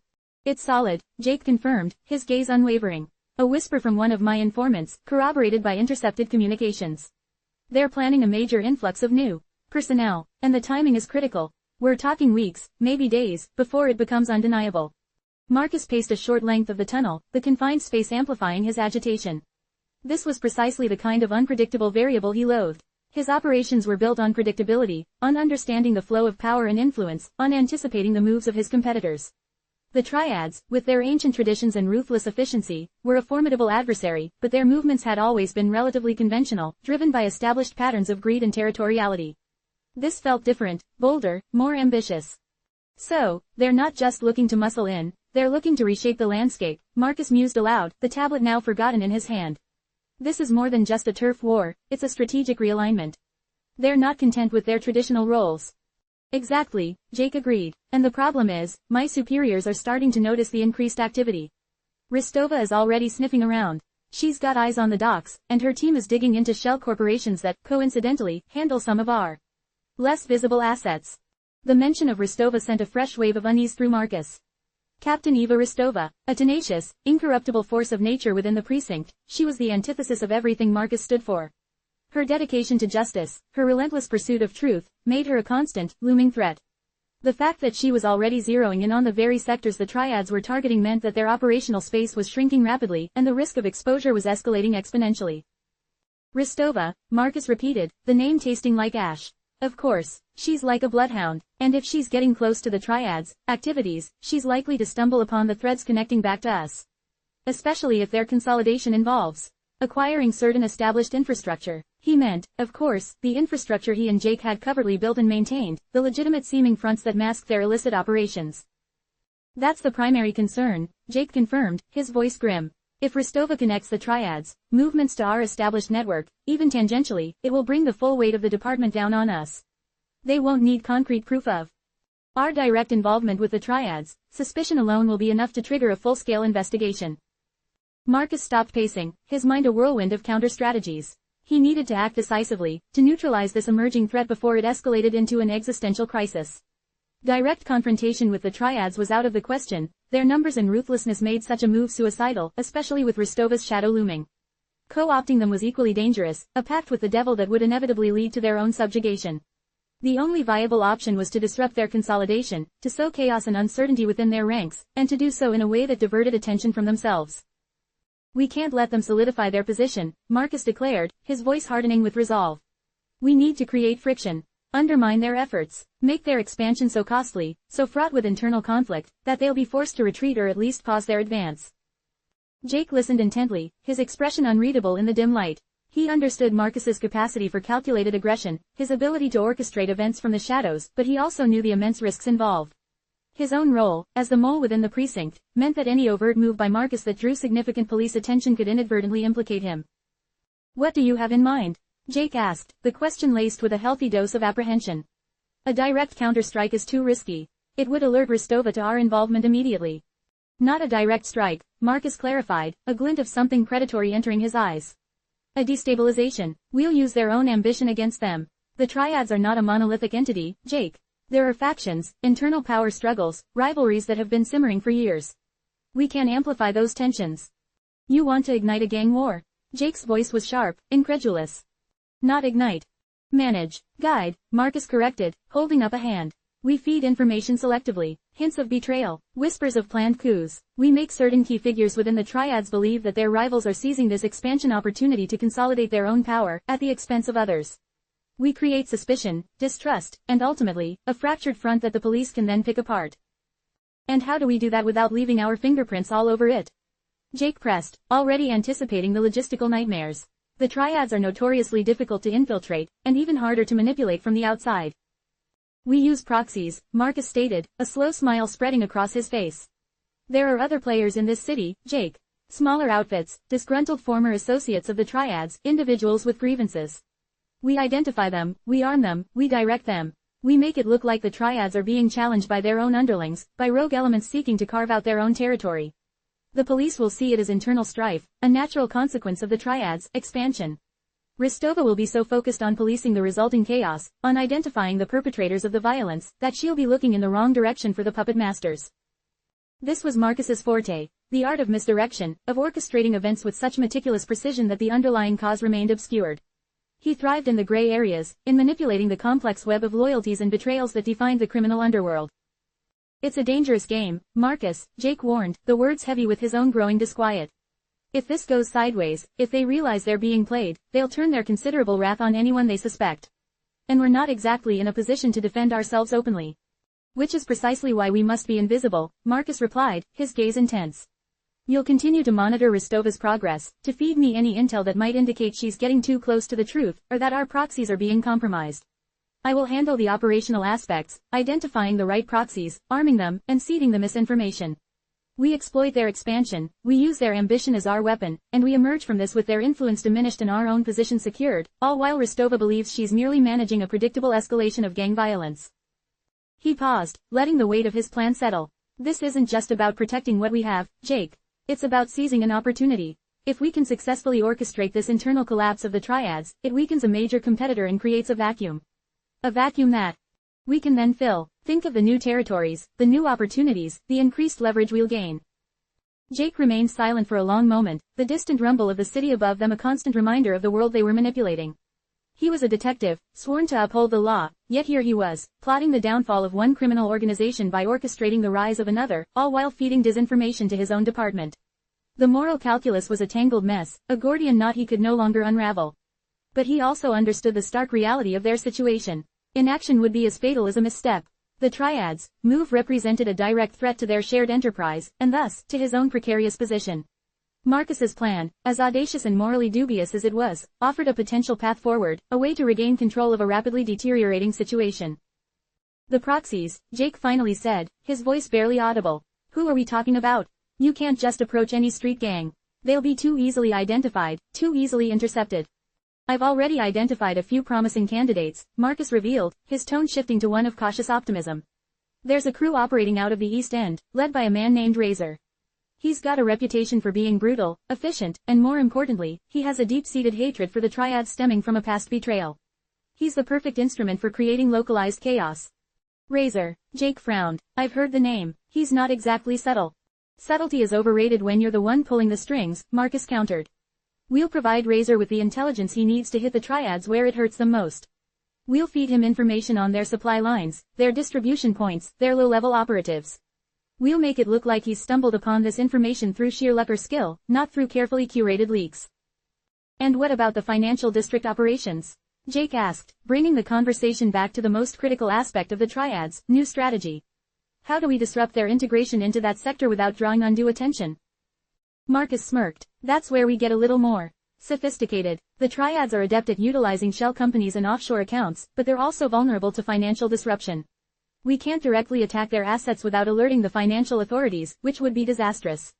Instead, we'll target the intermediaries, the facilitators. We'll create a series of calculated accidents, system malfunctions, data breaches, disruptions to communication networks that these intermediaries rely on. Make it seem like a series of unrelated technical failures, but timed perfectly to cripple their ability to move capital and manage their new ventures. He tapped his tablet. I've already got a team working on identifying potential targets for these disruptions. It's complex, requires a delicate touch, but the potential payoff is immense. If we can sow enough chaos and confusion in their financial dealings, they'll be forced to divert resources to fixing those problems, which will naturally slow their physical consolidation. Jake processed this. It was a multi-pronged attack, leveraging violence on one front and sophisticated technological sabotage on another. The sheer audacity of it was almost breathtaking. He recognized the hallmarks of Marcus's strategic genius, the intricate planning, the willingness to exploit any weakness, the utter ruthlessness. So, the plan is to use Razor and his crew to create visible, violent disruption at the docks, drawing police attention and making the triads appear vulnerable, Jake summarized. And simultaneously, to cripple their financial infrastructure through targeted cyber attacks disguised as technical failures. All while Rostova is busy trying to untangle the resulting mess, ideally without ever suspecting our involvement. Precisely, Marcus confirmed, his eyes gleaming. It's a strategy designed to exploit their expansion, to turn their ambition into their undoing. We give them just enough rope to hang themselves, while we remain safely in the shadows, guiding the unraveling. He extended a hand, not for a handshake, but as if offering a tangible piece of his plan. Your role, Jake, is paramount. You are our eyes and ears within the department. Any sign that Rostova is getting too close, any hint that our proxies are compromised, any unexpected shift in police strategy, you relay it to me immediately. You are our early warning system, our buffer against exposure. The more information you can feed me about Rostova's current focus and trajectory, the better I can calibrate our actions. Jake met Marcus's gaze, the flickering light of the tunnel casting long, distorted shadows on their faces. He knew this was a critical juncture. The alliance between them, forged in the crucible of mutual desperation and ambition, was about to be tested in ways he had never anticipated.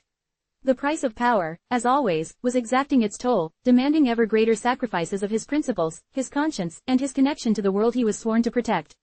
But for now, survival, and the continued pursuit of their shared objectives, demanded that he play his part.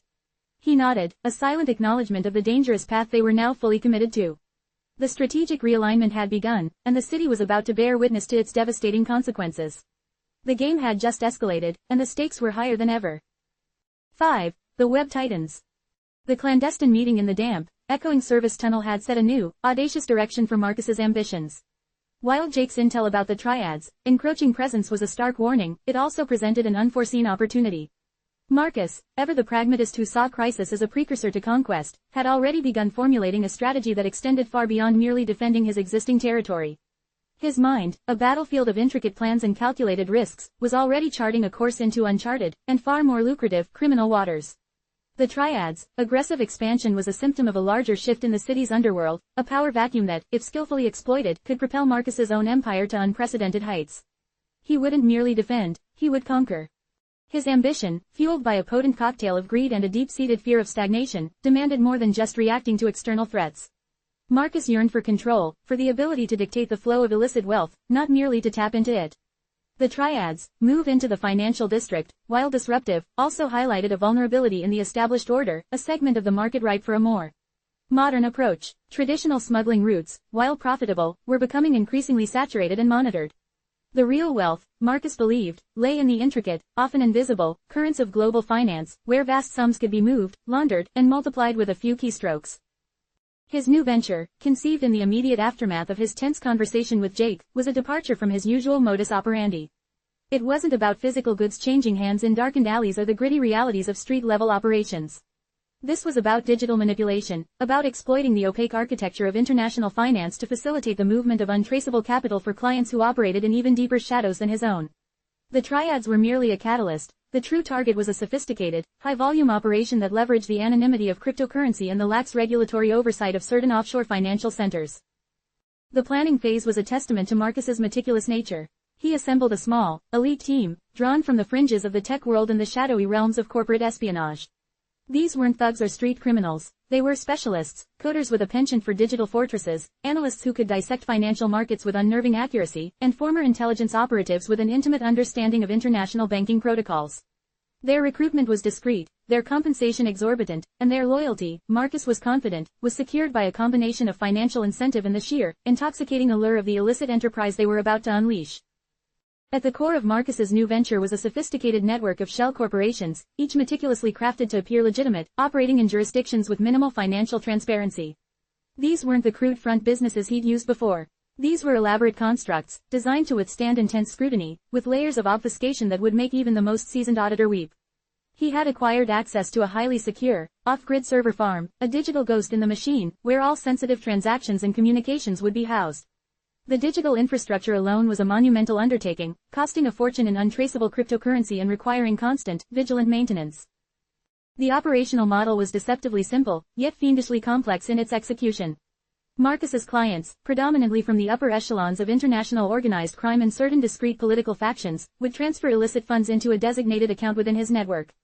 These funds would then be broken down, anonymized, and routed through a labyrinthine series of cryptocurrency transactions, bouncing between various digital wallets and blockchain platforms.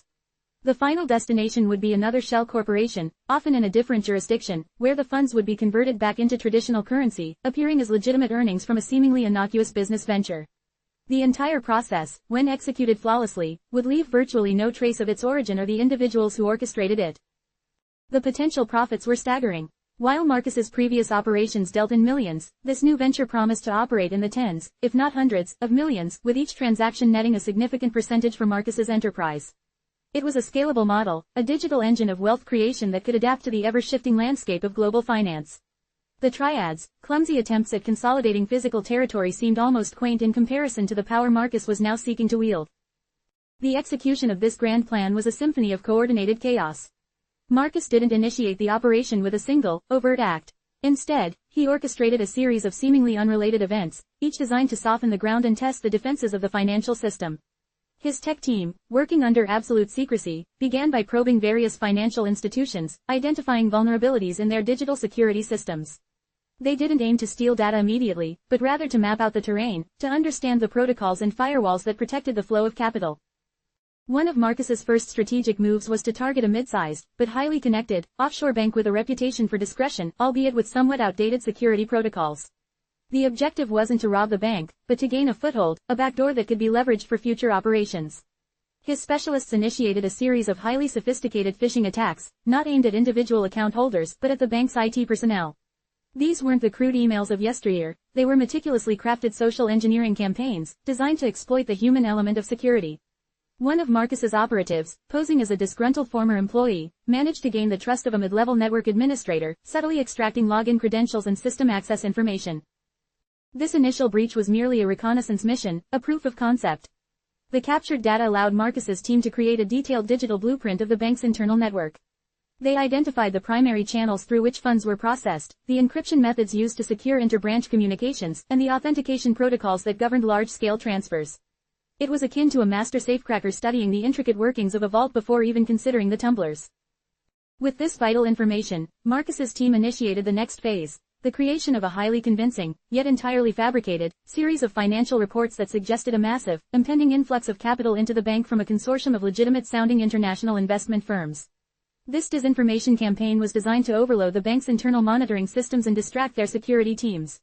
Simultaneously, they launched a series of minor, but persistent, cyber attacks on less critical systems, a denial of service attack on their public-facing website, a minor data leak from a non-sensitive customer database. These were designed to keep the bank's cybersecurity response team occupied and spread thin, preventing them from noticing the more critical intrusion. The actual transfer of illicit funds began during a period of heightened internal activity at the bank, coinciding with the preparation for a major merger. Marcus's team, using the compromised credentials and the distraction of the fabricated reports and minor attacks, managed to reroute a significant portion of an incoming, legitimate transfer, a sum destined for a major pharmaceutical company, into one of Marcus's newly established shell corporations.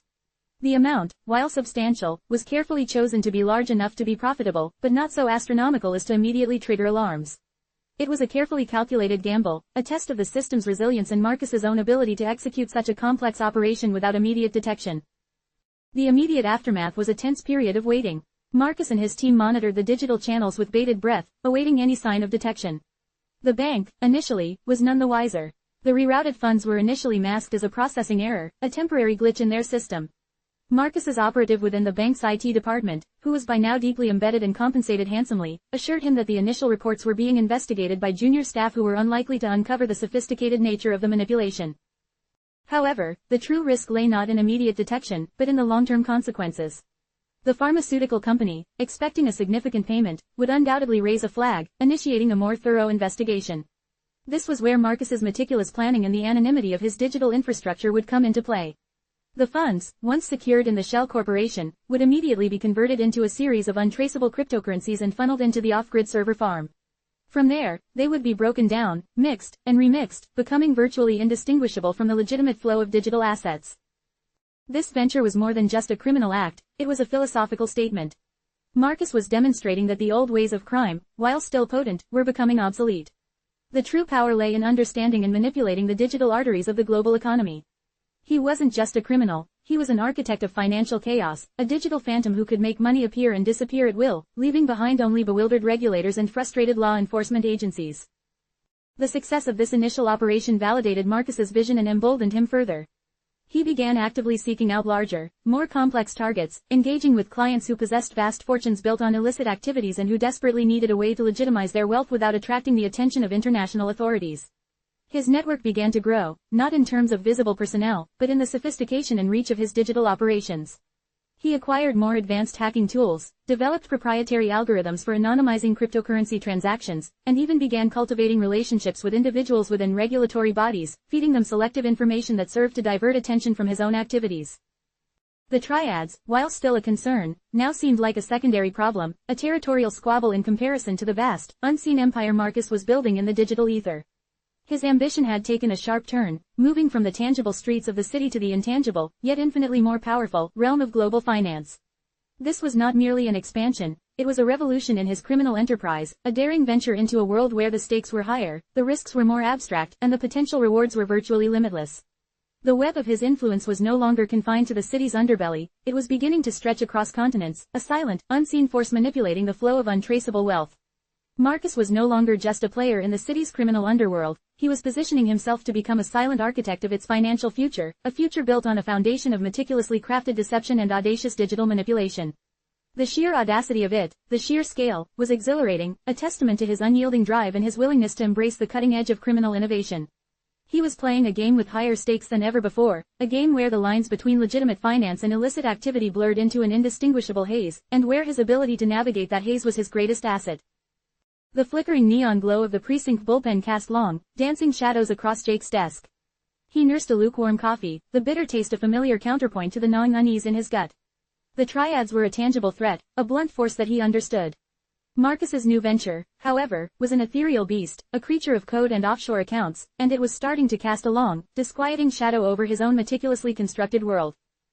It had started innocuously enough. A routine financial crime unit bulletin, detailing an anomaly in a series of international wire transfers routed through a seemingly legitimate import-export firm, Crimson Dawn Enterprises.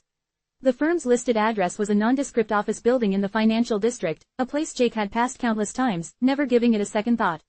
Now, however, the name, Crimson Dawn, resonated with a chilling familiarity, a whisper of the clandestine operations Marcus had alluded to. The bulletin, dry and technical, spoke of suspicious transaction patterns, of funds moving in and out with unnatural speed and volume, and of a curious lack of corresponding business activity. It was precisely the kind of shadowy operation Marcus had boasted of orchestrating. Jake's gut instinct screamed a warning. He could feel the tendrils of Marcus's new enterprise reaching out, ensnaring unwitting entities, leaving faint, almost invisible traces that, if followed, could lead back to his brother. The challenge, and the agonizing dilemma, was how to investigate without raising any alarms, without betraying the fragile trust he'd managed to cultivate with Marcus, and more importantly, without jeopardizing the precarious balance he maintained between his duty as a law enforcement officer and his obligation as a brother. He opened a new, encrypted browser window, the familiar login screen of the department's internal investigation portal flashing before him. He needed more information, but he had to be discreet. A direct inquiry, a keyword search for Crimson Dawn Enterprises within the system, would likely flag his activity. Marcus had been clear, he was operating in the gray, but not yet in the black that would irrevocably sever their tenuous connection. Jake had to tread the same fine line, a tightrope walk over an abyss of his own making. He began by cross-referencing the bulletin's details with other, seemingly unrelated, financial probes. He looked for overlaps, for any digital breadcrumbs that might have been dropped by other units, perhaps misinterpreting the significance of the transactions. He found a minor inquiry from the Securities and Exchange Commission concerning unusual trading activity in a thinly traded technology stock, a stock that Crimson Dawn Enterprises had, according to the bulletin, recently invested a substantial sum in. It was a tenuous link, a whisper in the digital wind, but it was enough to pique his interest further.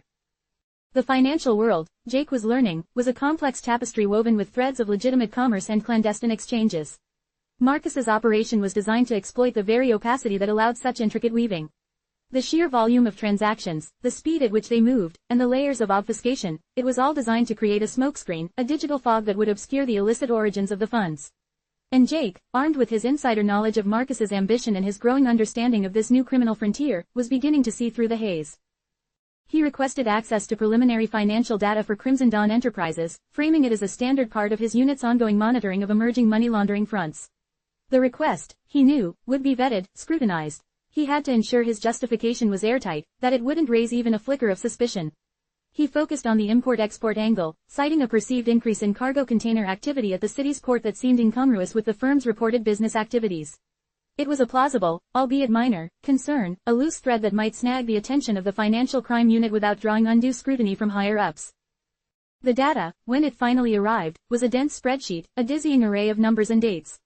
Jake meticulously began to trace the flow of funds, using specialized forensic accounting software that he had, in his own time, meticulously learned to operate. He was looking for patterns, for anomalies that the initial bulletin might have missed. He found them: small, almost imperceptible transfers, made to a series of shell companies registered in jurisdictions known for their lax financial regulations. These were the digital tributaries feeding into the larger river of Marcus's illicit enterprise. He recognized the hallmarks of Marcus's operational style: the calculated diversification of funds, the use of multiple layers of intermediaries, the deliberate scattering of financial activity to make any single transaction appear insignificant. It was like watching a master strategist at play, a chess grandmaster making moves that were imperceptible to the untrained eye. But Jake wasn't untrained anymore. He was seeing the board, understanding the strategy, and feeling the suffocating weight of his brother's ambition closing in. His investigation had to be silent. He couldn't risk a formal inquiry that would inevitably lead back to Marcus. Instead, he began to piece together the puzzle through indirect means, utilizing his existing network of informants and contacts within the financial world. He reached out to an old contact, a financial analyst who owed him a significant favor, ostensibly to discuss market trends. During their conversation, he subtly steered the discussion towards offshore financial havens and the burgeoning world of cryptocurrency laundering, gauging his contact's reactions, fishing for any whispers of information that might align with what he was seeing. The analyst, a man named David, was cautious, his responses measured. He spoke of new players in the market, of discrete entities facilitating large-scale asset movements, but he was reticent to provide specific names, a clear indication that he was aware of the sensitive nature of such information. Jake pressed gently, not directly asking about Marcus or Crimson Dawn, but rather about the sophistication of these new operations, the technological infrastructure they employed. David mentioned advanced encryption techniques, anonymizing software, and the increasing reliance on blockchain technology to obscure transaction trails. It was all consistent with what Jake suspected. The true danger lay in the inherent contradiction of his position. He was a detective, tasked with uncovering and dismantling criminal enterprises. Yet, his closest confidant, his own brother, was actively engaged in building one of the very entities he was supposed to be pursuing. The lines were blurring, the professional and the personal entwining in a way that threatened to unravel everything. Each piece of information he uncovered about Marcus's operation felt like a betrayal, a step further down a path that could lead to his brother's downfall, and potentially, his own. He found himself spending late nights at his desk, poring over financial reports, dissecting network logs, his mind racing with possibilities and anxieties. The exhilaration of a successful investigation was now laced with the bitter tang of dread. He was witnessing, firsthand, the intricate machinations of Marcus's ambition, an ambition that was not only audacious but terrifyingly effective. The sheer scale of it, the meticulous planning, the employment of cutting-edge technology, it was a criminal enterprise for the modern age, a digital ghost that left few tangible traces. One particular transaction caught his eye, a transfer from Crimson Dawn Enterprises to a holding company based in the Cayman Islands. The amount was substantial, and the destination, a well-known shell corporation facilitator, raised a red flag. He dug deeper, cross-referencing the holding company's registration details with other cases his unit had worked on, looking for any prior associations, any hints of a connection to known criminal elements. He found a faint echo, a mention in an old, closed case file regarding a minor money laundering operation that had been shut down years ago. The facilitator had been linked to a shadowy figure, a money broker who specialized in moving untraceable funds for high-net-worth individuals. This was it. This was the thread that could unravel the whole tapestry. He knew he couldn't pursue this lead directly, not without revealing the extent of his knowledge and his personal connection. He had to find a way to nudge the investigation forward without being directly involved, to guide his colleagues towards the truth without them realizing he was doing the guiding. He decided to create a hypothetical scenario, a confidential informant report that he would anonymously submit to his unit supervisor. The report would detail a tip received from a disgruntled former employee of a financial institution, a tip about a firm suspected of facilitating offshore money laundering through a network of shell corporations mirroring the details of Crimson Dawn Enterprises.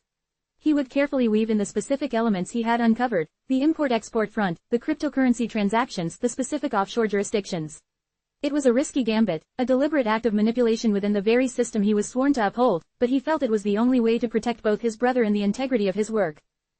As he drafted the report, meticulously crafting the narrative to sound credible and verifiable, Jake felt the weight of his responsibility pressing down on him. He was walking a razor's edge, his actions driven by a desperate hope that he could somehow mitigate the damage, perhaps even steer Marcus away from this dangerous path. But the more he learned, the more he realized the sheer momentum of his brother's ambition. Marcus wasn't just dabbling, he was building an empire, a digital colossus that operated in the shadows, fueled by the very wealth that Jake was supposed to be fighting against. The web was tightening, not just around the criminals, but around Jake himself, pulling him deeper into a conflict that threatened to consume him. He could feel the distance between his professional duty and his personal entanglement growing impossibly small, the space for maneuver shrinking with each passing day. He was no longer just an observer, he was a participant, albeit a reluctant and conflicted one, in the unfolding drama of his brother's rise. The digital fog surrounding Crimson Dawn Enterprises seemed to thicken with every carefully placed keystroke, every meticulously crafted financial maneuver. Jake, hunched over his glowing monitor, felt the familiar pressure in his temples. He'd managed to steer his unit's attention towards the import-export facade, a plausible enough entry point for a money laundering investigation, thanks to the anonymous tip he'd fabricated. Now, the wheels of bureaucracy were slowly beginning to turn, but the glacial pace of official inquiries was a luxury he couldn't afford. Marcus was a ghost in the machine, his digital footprint deliberately fragmented, leaving behind only the faintest of digital whispers for conventional investigators to follow. Jake needed something more substantial, something that bypassed the layers of corporate anonymity and technological obfuscation. He needed a ghost in the machine, too, but one he could actually converse with. His thoughts drifted back to a name that had surfaced in the peripheral investigations of his unit weeks ago, a name linked to several high-stakes financial fraud cases that had eventually gone cold. Silas Croft, a notorious information broker, a man who thrived in the liminal spaces of the digital underworld, trading secrets for exorbitant sums. Croft wasn't affiliated with any particular cartel or syndicate, his loyalty was to the highest bidder, and his currency was leverage. Jake had never personally dealt with him, but the whispers around Croft were legendary. He was the man you went to when you needed to know something you weren't supposed to know, and he had a knack for acquiring information through channels that defied conventional tracking. The risk of approaching Croft was immense. It meant wading deeper into the murky waters of the underworld, engaging with individuals who operated entirely outside the law. Furthermore, Croft's reputation suggested he would demand a steep price, not just in money, but potentially in favors that could easily compromise Jake's position. Yet, the alternative was watching Marcus's operation metastasize unchecked, a silent witness to his brother's descent into potentially catastrophic criminal activity. The fabricated informant report had initiated a passive investigation. Jake needed an active one that could provide real-time intelligence, a live feed into Marcus's clandestine world. He began by initiating a discreet digital probe, using highly encrypted channels to canvass the dark web forums where information brokers like Croft were known to operate. It was a hazardous undertaking, akin to navigating a minefield blindfolded. Each wrong move, each misplaced digital footprint, could alert not only Croft but also the myriad of other predators lurking in those unlit corners of the internet. He created a temporary, untraceable persona, a shell identity designed to be as anonymous as possible, and cautiously put out feelers. He didn't ask for specific information about Marcus or Crimson Dawn Enterprises directly. Instead, he posed a hypothetical scenario, a complex financial transaction involving shell corporations and offshore accounts, seeking to understand the typical pathways for such operations and, more importantly, who might have intimate knowledge of these routes. Hours bled into the early morning. The precinct had emptied, leaving Jake in the solitary company of his flickering monitor and the hum of the ventilation system. Then, a ping, a secure, encrypted message arrived from an unknown source, routed through a labyrinth of proxies. The message was brief, cryptic, and laced with a chilling professionalism. It confirmed receipt of his inquiry and stated that the information he sought was available, but at a significant cost. A meeting was proposed, not in the digital ether, but in the flesh, in a location deliberately chosen for its anonymity and lack of surveillance, a quiet, nondescript cafe on the outskirts of the city, a place where transactions of a different nature often took place under the guise of casual conversation. The instructions for the meeting were precise. Arrive alone, no electronic devices except for a pre-arranged burner phone, and maintain absolute discretion. The sender signed off with a single, enigmatic symbol, a stylized viper coiled around a $sign. Jake recognized it immediately from his earlier digital reconnaissance. It was Silas Croft's digital calling card. The following afternoon, Jake found himself sitting at a small, chipped Formica table in the dimly lit cafe, the smell of stale coffee and fried food hanging heavy in the air. He'd chosen a corner booth, his back to the wall, his senses on high alert. He nursed a black coffee, his eyes scanning the faces of the few other patrons, searching for any sign of surveillance, any flicker of recognition. The burner phone, a cheap disposable model with a prepaid SIM card, sat on the table, inert and silent. A man slid into the booth opposite him, uninvited. He was unremarkable in appearance, mid-40s, nondescript clothing, dark jeans, a plain gray hoodie pulled up, a baseball cap casting a shadow over his eyes. He looked like he could blend into any crowd, disappear into the background without a second glance. But Jake saw the subtle tension in his posture, the way his eyes, when they briefly met Jake's, held a shrewd, calculating glint that belied his ordinary facade. This was Silas Croft. Detective. Croft's voice was a low murmur, barely audible above the cafe's ambient noise. There was no surprise, no preamble. He'd clearly done his homework. You have an interesting problem. Brotherly problems are always the most complicated. Jake felt a prickle of unease. Croft's directness was unnerving. I'm not here to discuss family matters, Jake replied, his voice measured. I'm here about information. Croft offered a small, humorless smile. Information is my business, detective. And you're in the market for something rather specific, something that requires a certain finesse to acquire, and a certain discretion to handle. He leaned forward slightly, his gaze intense. Crimson Dawn Enterprises, import-export, front for other activities, funds moving through offshore accounts, laundered through digital assets. Am I warm? Jake's breath hitched, but he kept his expression neutral. Croft clearly knew more than he was letting on. I'm investigating financial irregularities, Jake stated, adhering to his carefully rehearsed cover. Financial irregularities, Croft repeated, a hint of amusement in his tone. A polite term for it. Your brother, Marcus, is rather ambitious. He's building something significant, something that relies on anonymity and a certain opacity, and he's using a network of conduits that are, shall we say, well established. But also, increasingly, being monitored. This was exactly what Jake needed to hear. Monitored by whom? Croft picked up his own coffee cup, swirling the dark liquid. That, detective, is where the cost comes in. My information comes with a price. Not just in currency, but in cooperation, ideal in mutual benefit. What can you offer me that aligns with my interests? Jake had anticipated this. He had brought with him a discreet, encrypted USB drive, loaded with sensitive information about a rival information broker who had recently crossed Croft. It was a calculated risk, a piece of his own arsenal offered as collateral. I have something you might find valuable, Jake said, sliding the USB drive across the table. Information on a certain Mr. Thorne. His network, his clients, his vulnerabilities. Croft's eyes, previously shadowed, flickered towards the USB drive. He didn't touch it. Thorne is a competitor, but you're offering me information on his operations, which could benefit me significantly. In exchange, you want to know about the infrastructure Marcus is using, and perhaps, who else is aware of it. Specifically, the entities that provide him with the logistical support for his more complex transactions. And the individuals who might be privy to his operations, Jake added, pushing the envelope further. Anyone who could potentially betray him. A slow smile spread across Croft's face. It was the smile of a predator who had just found a particularly juicy piece of prey. That, detective, is a much larger piece of information. And it comes with a much higher price. Thorne's data is a good start. But Marcus is playing a dangerous game. He's attracting attention, not just from law enforcement, like yourself, but from others who see his growing influence as a threat, or an opportunity. Croft finally reached for the USB drive, his fingers deftly slipping it into a hidden pocket in his hoodie. You mentioned a hypothetical scenario in your query. The kind of setup Marcus is employing requires specialized intermediaries. Companies that facilitate the creation and management of shell corporations in jurisdictions with robust privacy laws. And the movement of untraceable digital assets. I know who provides those services. I know who handles the sensitive transfers. He paused, his gaze locking with Jake's. What Marcus is doing is not invisible. It's merely obscured, and the obscuring agents themselves are not immune to observation. There's a firm, a seemingly legitimate consultancy called Viridian Solutions, that has been instrumental in setting up much of Marcus's corporate architecture. They are meticulous, they are discreet, and they are very, very well connected. They operate on the principle of plausible deniability, ensuring that even if a transaction is traced, the ultimate beneficiaries remain hidden. Jake absorbed the information, his mind racing. Viridian Solutions. The name hadn't surfaced in any of his previous searches. It was exactly the kind of hidden layer he needed to uncover. And who runs Viridian Solutions? Croft leaned back, a hint of weariness in his posture, as if the effort of revealing such secrets was physically taxing. That's where it gets complicated, detective. Viridian is not a singular entity. It's a network of holding companies, offshore trusts, and Individuals who act as the front. One name, however, surfaces more frequently than others in connection with their more sensitive projects. A man known only as the architect. No one knows his real name, his true identity. He's the one who designs the systems, who builds the frameworks for clandestine operations. He's the one who ensures the money flows, unseen and untraceable.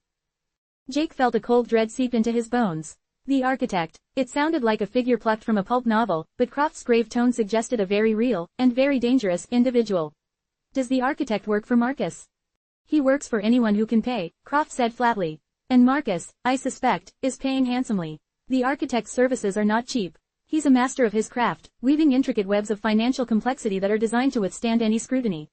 He's the reason why your brother's operations are so difficult to unravel. He creates the very opacity that allows Marcus to operate with such impunity. Croft took a slow sip of his coffee. But here's the crux, detective. The architect, for all his skill, is also a target. He's made enemies, powerful enemies, and in this line of work, knowledge is power. Whoever controls the architect's network, whoever can expose his methods, holds significant leverage. And there are others who are beginning to take notice of Marcus's rise, not just law enforcement. There are factions within the less regulated sectors of finance who are wary of his growing influence. They see him as an unpredictable element, a potential disruptor. This was the threat Jake had been dreading. Marcus hadn't just attracted the attention of the police, he was also on the radar of other, more ruthless players. Croft's information was a double-edged sword, revealing the depth of Marcus's operation while simultaneously highlighting the precariousness of his position. Are you saying someone else is looking to neutralize him? Jake asked, his voice barely a whisper. Croft met his gaze, his expression unreadable. Let's just say that the architect's services attract a certain kind of attention. And those who rely on his systems are not always the most stable of partners. There are individuals who would very much like to gain control of his network, or at least dismantle it to remove potential competition. Marcus's reliance on these structures makes him vulnerable. And those who understand those vulnerabilities are watching. Waiting. Croft pushed his coffee cup away. My information on Thorne is delivered. My payment for the initial inquiry is complete. For any further information, we would need to renegotiate the terms. The deeper you wish to delve, detective, the higher the stakes become. He stood up, his movements fluid and silent. Be careful, you're not the only one navigating this particular web. And some spiders bite harder than others. As Croft melted back into the anonymity of the street, Jake remained in the booth, the weight of his conversation pressing down on him. He had the name of a key player, a facilitator, and a hint of a shadowy figure pulling the strings. He also had a stark warning. Marcus was not only in the crosshairs of the law but also of other, more dangerous entities. The web was indeed tightening, not just around his brother, but around Jake himself. The informant's gambit had yielded vital intelligence, but it had also illuminated a terrifying new dimension to the danger his brother was in, a danger that extended far beyond the precinct's jurisdiction. He had stepped onto a more precarious tightrope, one where the shadows held not just the secrets of his brother's crimes but the menacing presence of unknown adversaries. The information was invaluable, but the cost, in terms of understanding the escalating peril, was becoming immeasurable. The stale coffee on the Formica tabletop had long since gone cold, much like the knot of apprehension that had begun to tighten in Jake's gut the moment Silas Croft had vanished back into the anonymity of the street. He'd acquired names, a shadowy organization, and the chilling moniker of the architect, but the interaction had left him with more questions than answers, and a gnawing sense of unease that transcended the professional. Croft's parting words echoed in his mind. You're not the only one navigating this particular web. And some spiders bite harder than others. It was a stark reminder that he wasn't just an observer, he was now an active participant, a fly caught in the same intricate, lethal design. He paid for his untouched coffee, the clink of coins a jarring sound in the near-empty cafe. Stepping out onto the bustling sidewalk, the late afternoon sun did little to dispel the chill that had settled over him. He pulled his collar up, the anonymity he usually craved now feeling like a suffocating shroud. Every passing car, every casual glance from a pedestrian, felt like a potential threat. Had Croft's presence been too overt? Had he inadvertently drawn attention to himself, or worse, to the clandestine nature of his meeting with the information broker? The burner phone felt like a dead weight in his pocket, a symbol of the increasingly illicit methods he was employing. He drove back to his precinct on autopilot, his mind replaying every word of his conversation with Croft. Viridian Solutions. The architect. These were not abstract concepts, they were the architects of Marcus's seemingly impenetrable financial fortress. But Croft had also hinted at internal vulnerabilities, at rivals within the shadowy financial underworld who saw Marcus's growing influence as an opportunity. The idea that his brother's operations were not only attracting the attention of law enforcement but also of other, more dangerous players was a terrifying escalation. As he parked his unmarked sedan in the precinct lot, a flicker of movement near his vehicle caught his eye. A nondescript delivery van, parked just a little too close to his usual spot, had a driver idly watching him. It was probably nothing, just a coincidence, but the paranoia Croft had instilled was now a constant hum beneath Jake's skin. He approached his car slowly, his hand subtly reaching for the inside of his jacket, where he kept his service weapon. The driver, a man with an impassive face and dark sunglasses, made no overt move, but his gaze followed Jake's every step. Jake unlocked his car, his movements deliberate. He glanced at the van again. The driver was still there, his posture relaxed, but the stillness felt predatory. Jake opened his car door, slipped inside, and started the engine. He didn't pull away immediately. Instead, he sat for a moment, watching the van in his rearview mirror. The driver's head tilted slightly, as if in mild curiosity, but Jake saw no fear, no alarm. It was a casual, almost dismissive, lack of reaction. He pulled out of his parking spot, turning to drive past the van. As he did, he caught a glimpse of something on the van's dashboard through the slightly tinted passenger window. A small, dark object. It looked like a high-powered directional microphone, angled towards where he had been sitting. His blood ran cold. Croft had mentioned that his meeting was in a location deliberately chosen for its anonymity and lack of surveillance. Had he been wrong? Had Croft himself been under surveillance, or had someone else been monitoring their clandestine rendezvous? The realization struck him with the force of a physical blow. The delivery van wasn't just a random vehicle, it was a surveillance unit. Someone had known he was meeting Croft. The question was, who? And how? He sped out of the parking lot, the mundane act of driving now charged with a terrifying urgency.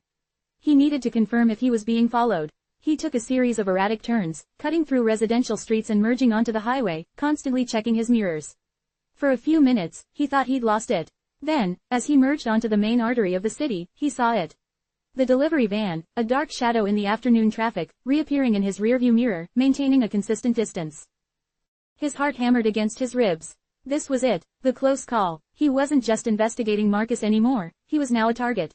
Croft's warning about other spiders biting harder than others suddenly felt chillingly prescient. Someone had clearly anticipated his move, or perhaps, had been tipped off about his intention to engage with Silas Croft. The carefully constructed anonymity of his approach to Croft had been breached, and the consequences were immediate and terrifying. He couldn't return to the precinct. Not with a tail. He needed to break the surveillance, to disappear, and quickly. His mind raced, sifting through the limited options he had. He couldn't just drive home, his apartment would be compromised. He needed a place to lay low, to think, and to try and figure out who had put him under surveillance. He remembered a derelict warehouse district on the south side of the city, a place his unit had occasionally used for undercover operations that required a degree of discreet entry and exit. It was labyrinthine, filled with abandoned buildings and overgrown lots, a perfect place to lose a tail. He began to weave through the city's less trafficked arteries, his driving becoming increasingly aggressive, forcing other drivers to swerve. The van, however, remained a persistent presence, its driver demonstrating a remarkable skill in maintaining pursuit. The tension in the car was suffocating.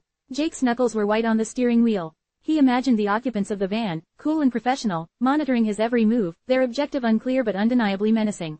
Were they working for Marcus?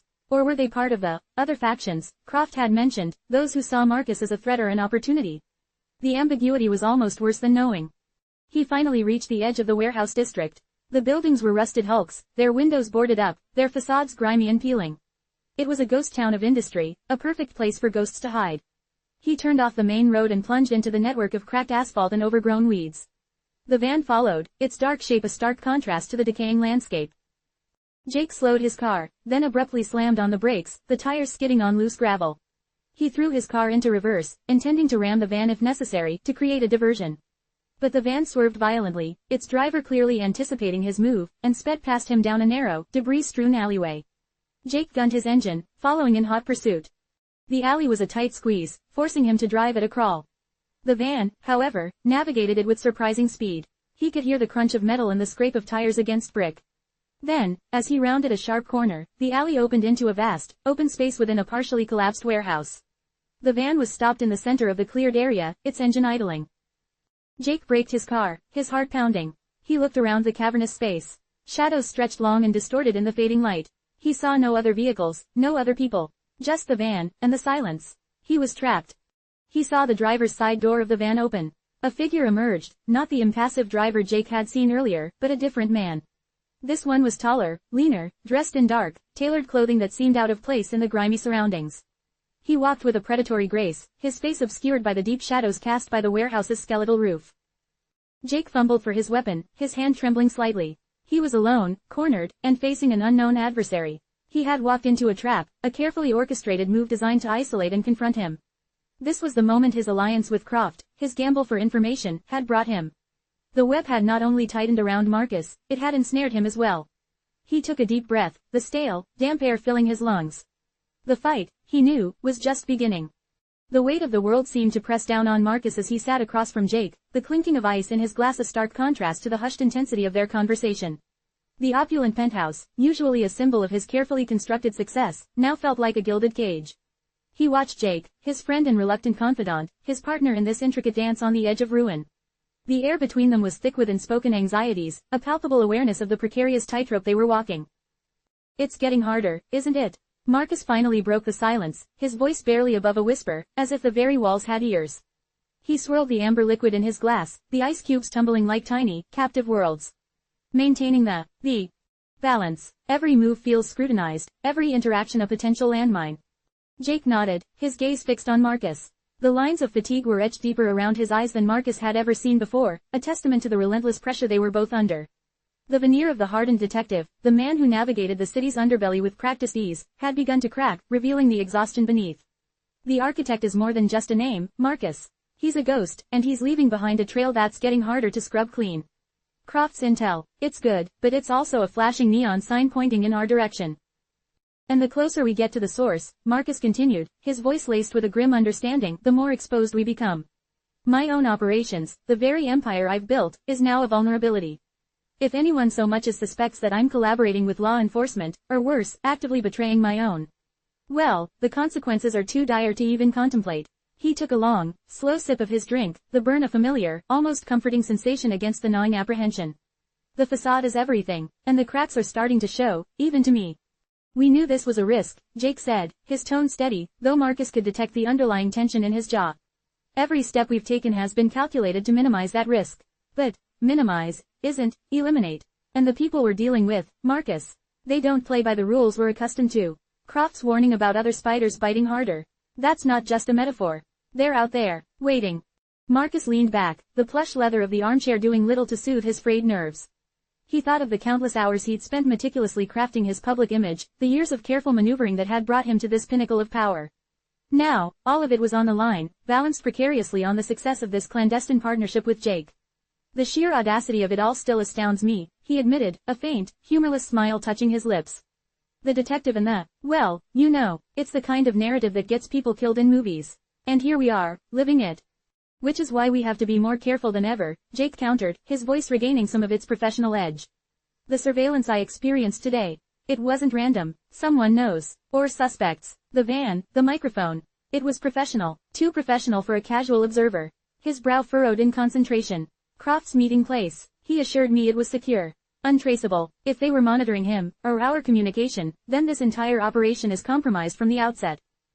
Marcus felt a cold dread creep into his heart. Monitoring Croft, or monitoring us? The question hung in the air, heavy and unanswered. If their actions were being observed, if their every move was being tracked, then their advantage was slipping away, replaced by a terrifying vulnerability. Who would have the means to do that, Jake? And for what purpose? That's the million-dollar question, isn't it? Jake leaned forward, his elbows resting on his knees, his focus intense. Marcus, you mentioned rivals within your own world. People who see your expansion as a threat. Could one of them have put this operation in motion? Or is it something else entirely? Something more organized, like this architect you've been chasing. The architect represents a different kind of power, Marcus mused, tracing the rim of his glass. A hidden hand that manipulates from the shadows. He's a mover of pieces, not just on the chessboard, but in the entire game. If he's aware of us, if he sees our alliance as an interference, he wouldn't hesitate to remove us, or to exploit the situation. He met Jake's gaze directly. We're not just up against the law anymore, Jake. We're up against players with far greater resources and far more sinister intentions. And the pressure to perform, to deliver results, isn't going to ease up, Jake added, a grim acknowledgement of their reality. The brass wants Marcus brought down. They want his empire dismantled. And they're not going to be satisfied with half measures or excuses. The closer I get, the more I'll be scrutinized too. My own superiors will be watching me, wondering why I'm making such slow progress, or why I'm taking such unconventional risks. And if they catch wind of our arrangement, Marcus said, the words tasting like ash in his mouth, my reputation, everything I've worked for, will evaporate. It's not just my freedom at stake, Jake. It's the livelihoods of thousands who depend on my businesses. It's the legacy I've tried to build. He sighed, a sound of profound weariness. This shared burden, it's heavier than I anticipated. But we're sharing it, Jake said, his voice firm. That's the only thing keeping me going, Marcus. Knowing I'm not the only one trying to navigate this. That there's someone on the other side who understands the stakes, who's as invested in this as I am. Even if that someone is. Well, you. A faint, almost imperceptible smile touched his lips, a flicker of the camaraderie that had somehow forged itself between them amidst the chaos. Marcus found himself returning the smile, a genuine one this time. It was a strange, unsettling bond, forged in the crucible of mutual necessity and shared secrecy. He was a criminal, Jake a lawman. Yet, in this moment, in this suffocating atmosphere of impending doom, they were simply two men caught in a dangerous game, their destinies intertwined.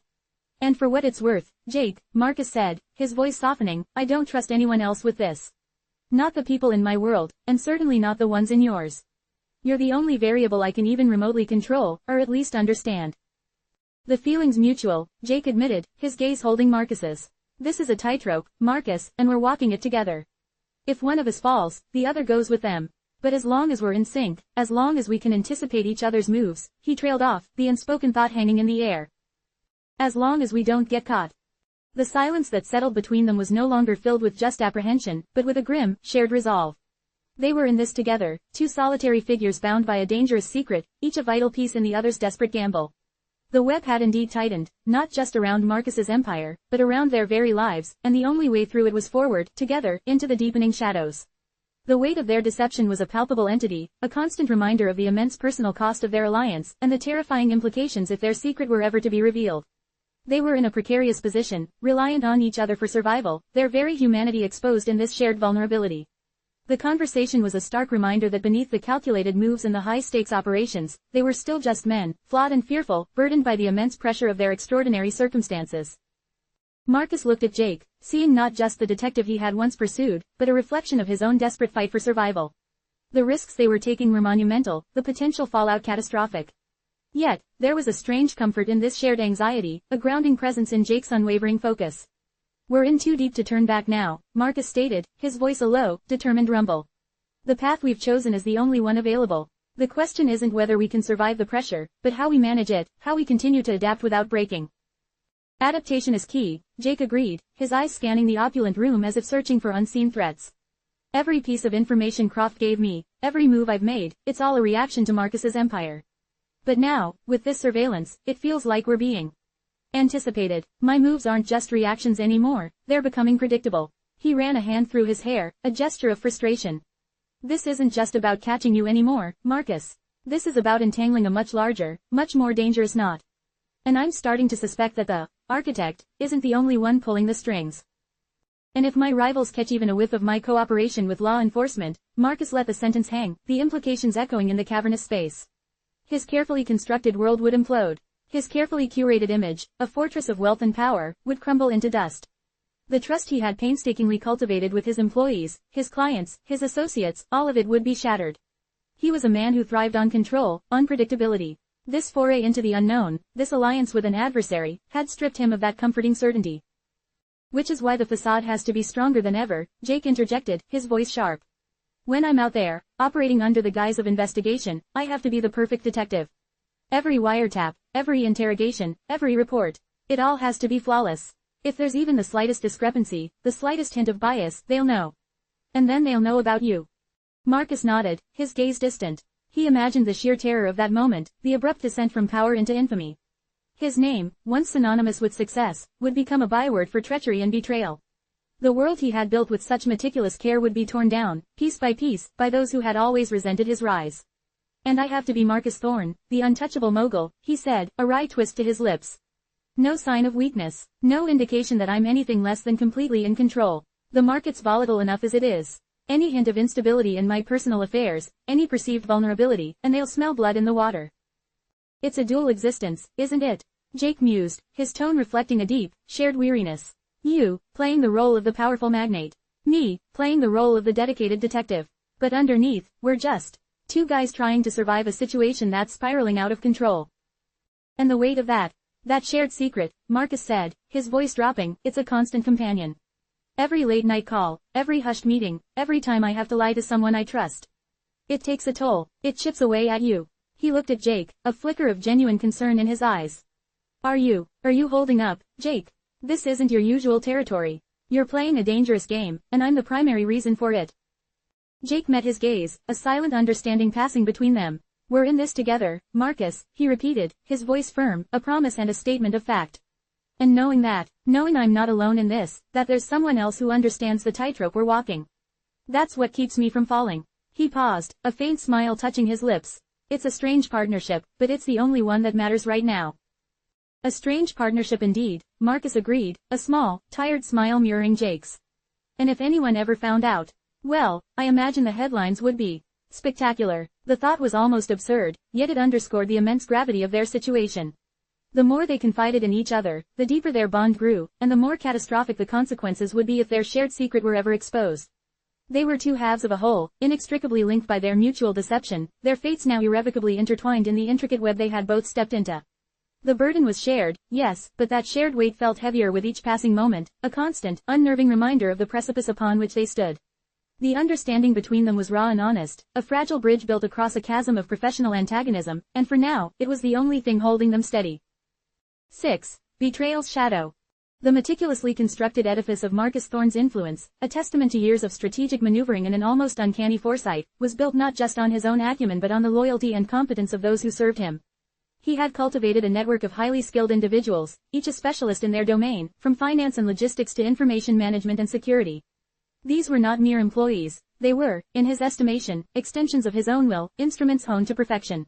Yet, the very nature of his clandestine activities with Jake, the constant undercurrent of suspicion and the necessity for absolute discretion, had begun to fray the edges of this carefully managed trust. The ground beneath his feet, once solid and predictable, now felt treacherous, riddled with hidden pitfalls. It started with an anomaly in the financial reports, a minor discrepancy that, in any other context, would have been flagged, investigated, and rectified by his accounting department within hours. But this was no ordinary time. Every transaction, every movement of capital, was a potential breadcrumb that could lead back to him, or worse, to Jake. The discrepancy wasn't in the numbers themselves, but in the timing of certain transfers, a subtle acceleration that seemed out of sync with established protocols. The man responsible for overseeing these particular accounts was Julian Vance, a man Marcus had recruited almost a decade ago. Julian was sharp, meticulous, and fiercely loyal, or so Marcus had always believed. Julian was the kind of man who thrived on order, on the elegant precision of financial architecture, and his integrity had always been as solid as the foundation of a skyscraper. Marcus summoned Julian to his private office, the expansive room a sanctuary of polished mahogany and panoramic city views. The setting was designed to project an image of absolute control, but now, it felt like a stage upon which a personal drama was about to unfold. Julian entered, his usual composed demeanor tinged with an almost imperceptible nervousness, a subtle shift that Marcus's trained eye immediately registered. He noted the slight tremor in Julian's hand as he accepted the offered water, the way his gaze, usually direct and unwavering, kept flicking towards the closed door. Julian, Marcus began, his voice low and even, a practiced calm that masked the rising tide of unease within him. He gestured to the chair opposite his desk. Have a seat. Julian sat, his posture straight, his hands clasped tightly in his lap. The air crackled with unspoken tension. I've been reviewing the recent outgoing transactions, specifically those pertaining to the offshore accounts managed by Sterling Holdings. He watched Julian's face closely. There was a tightening around Julian's jaw, a subtle clenching that spoke volumes. And you found something, Mr. Thorne. Julian's voice was smooth, professional, but Marcus detected a faint, almost imperceptible rasp, a deviation from his usual practiced articulation. An acceleration in the transfer of funds, Julian. Unscheduled, unexplained. It raises questions. Marcus leaned forward, his gaze locking onto Julian's. Questions that require definitive answers. Can you provide them? Julian hesitated for a fraction of a second too long. There was a minor adjustment, sir, he began, choosing his words with extreme care. A strategic reallocation of assets in anticipation of a potential market fluctuation. It was a proactive measure to safeguard our holdings. He met Marcus's eyes, but the conviction Marcus usually saw there was missing, replaced by a careful calculation. Marcus steepled his fingers, the smooth surface of his desk cool beneath his touch.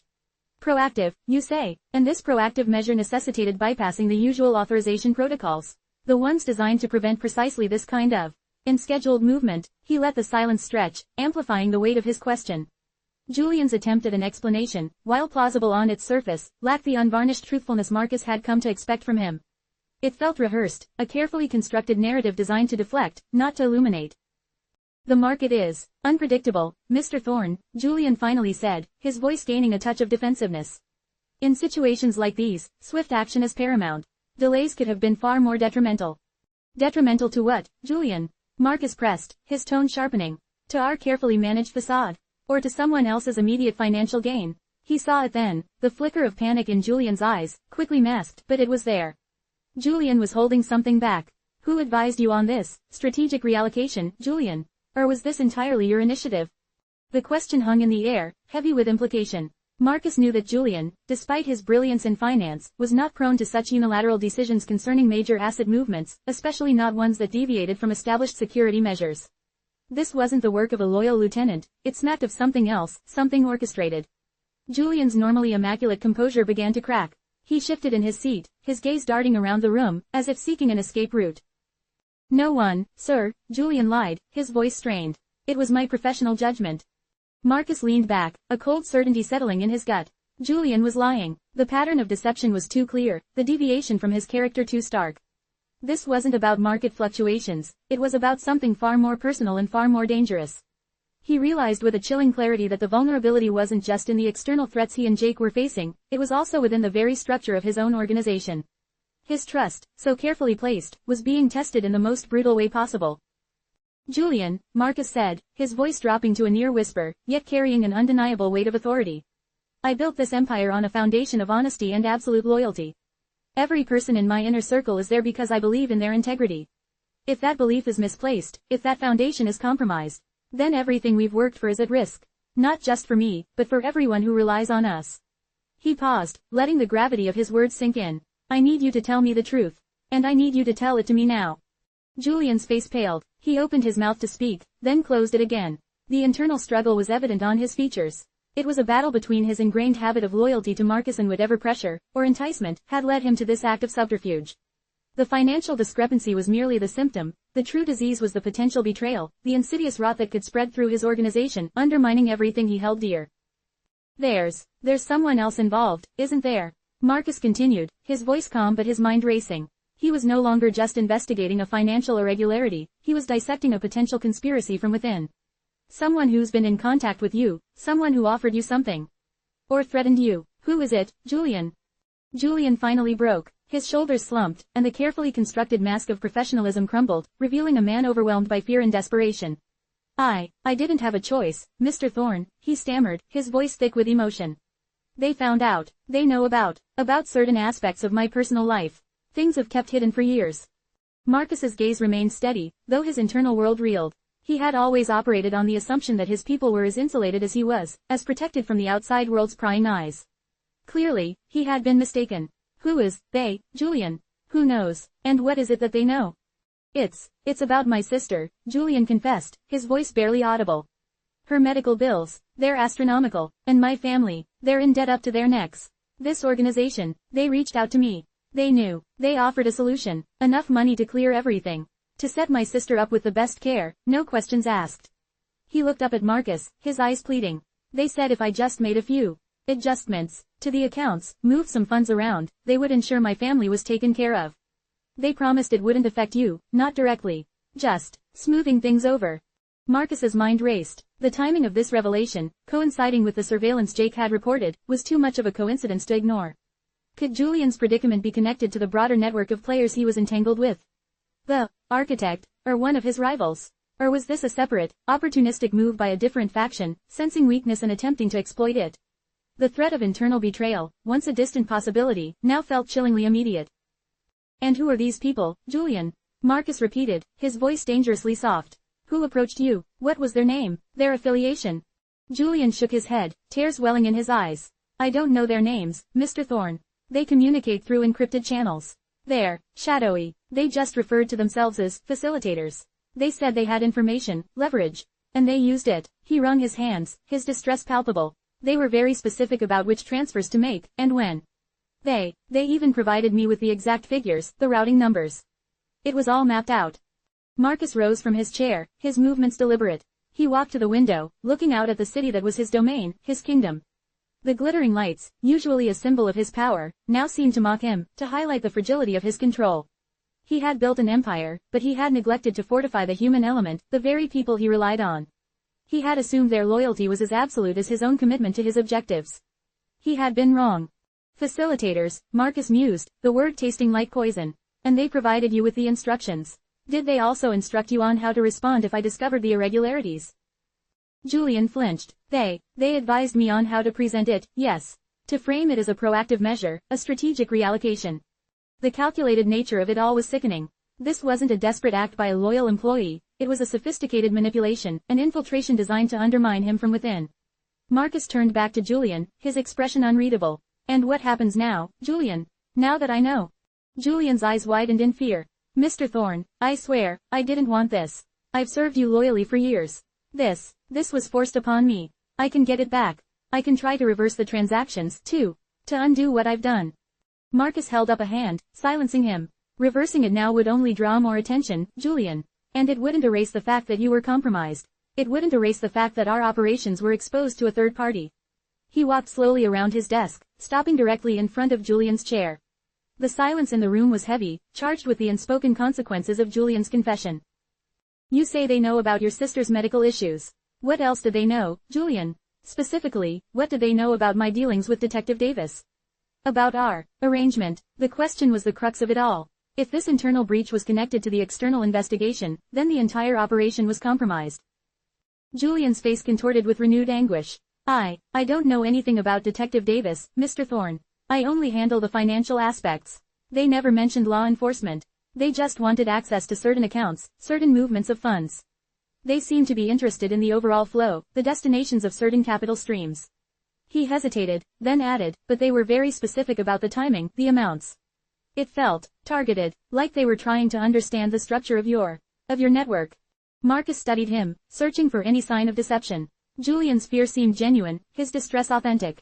But in this world, sincerity could be as carefully crafted as any financial report. The possibility remained that Julian was a willing participant, or at least a deeply compromised one, whose personal circumstances had been deliberately engineered to create a leverage point. This information you've given me, Julian, Marcus said, his voice hardening, it must remain between us. Absolutely no one else can know about this conversation, or about your involvement. Do you understand? Julian nodded frantically. Yes, Mr. Thorne, absolutely, it's our secret. It's my problem, Julian, Marcus corrected, his tone unwavering. And as such, you will follow my instructions without question. From this moment forward, you work directly for me. Any communication with these facilitators will be relayed through me. And any further adjustments to the accounts will be made only with my explicit, direct authorization. He saw the flicker of relief mixed with apprehension in Julian's eyes. Marcus was offering him a lifeline, albeit one tethered by a tight leash of control. But this was no longer about Julian's personal salvation, it was about securing his own operation, about understanding the depth of the infiltration. We need to determine who these facilitators are, Julian, Marcus continued, his mind already strategizing. And we need to understand their ultimate goal. If they're interested in the overall flow of capital, they're not just looking for a quick payday. They're trying to map out my entire network, perhaps to dismantle it, or to co-opt it. He considered the implications. If these people had the means to uncover Julian's personal vulnerabilities, they likely possessed sophisticated intelligence-gathering capabilities, far beyond that of casual rivals. Did they give you any indication of their ultimate objective? Marcus asked. Julian shook his head, only that they were optimizing your resources. It sounded like business jargon, but now I understand it meant something else entirely. The carefully constructed world of Marcus Thorne was beginning to show its fissures, not from the external pressures he and Jake were facing, but from within. Julian Vance, his trusted lieutenant, had become a potential point of compromise. The loyalty Marcus had so carefully cultivated was not an impenetrable shield, it was a complex web, susceptible to the insidious influence of coercion and desperation. This was not a simple case of embezzlement, it was a calculated breach, an attempt to gain insight into the very heart of his operations. Marcus knew that his alliance with Jake was predicated on a level of secrecy that was now, in all likelihood, compromised. If these facilitators had infiltrated Julian's domain and were analyzing the flow of funds, it was only a matter of time before they stumbled upon the less conventional transactions Marcus had initiated for his clandestine meetings with Jake.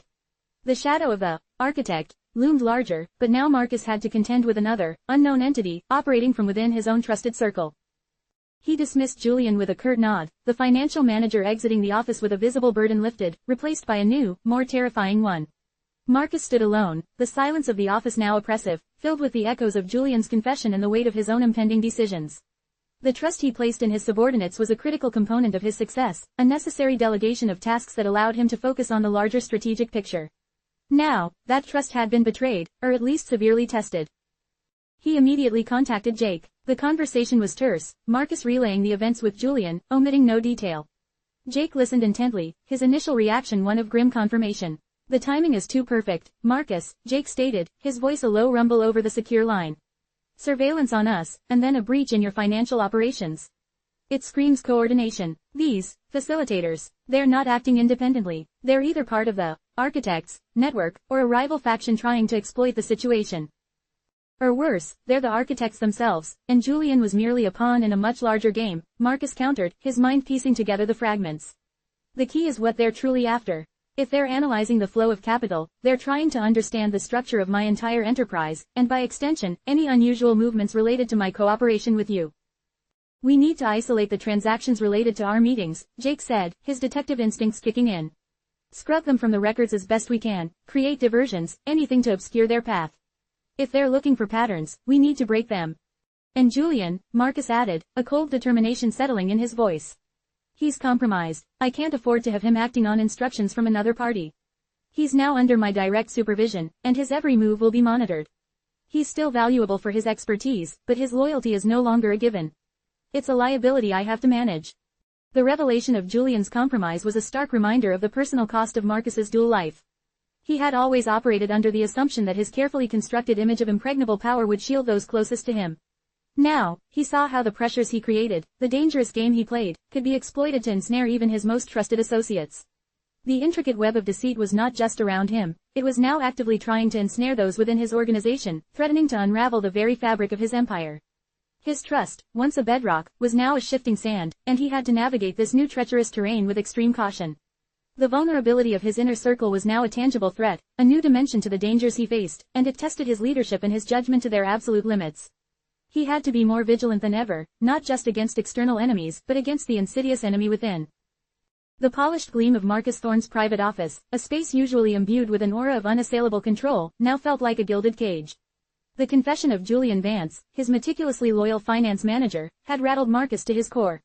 The revelation that Julian had been coerced, his personal vulnerabilities exploited by shadowy figures, was not just a breach of security, it was a deeply personal affront. Marcus had prided himself on understanding the people he surrounded himself with, on identifying and nurturing loyalty. He had viewed his team not as employees, but as an extension of his will, a carefully curated collective designed for ultimate efficacy. Now, that carefully constructed edifice was showing cracks from the inside, and the architect of those cracks remained frustratingly elusive. The knowledge that his operations, and by extension, the sensitive arrangement he had with Jake, could have been exposed to unknown adversaries was a chilling realization.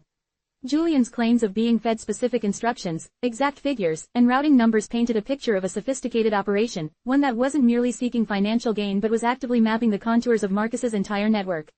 This was more than just a financial crime, it was an intelligence operation, designed to infiltrate and understand the very mechanics of Marcus's clandestine world. The thought that the facilitators, as Julian had called them, might have gained insight into the unique, and highly illegal, nexus between Marcus and Jake, sent a cold dread through Marcus's already frayed nerves.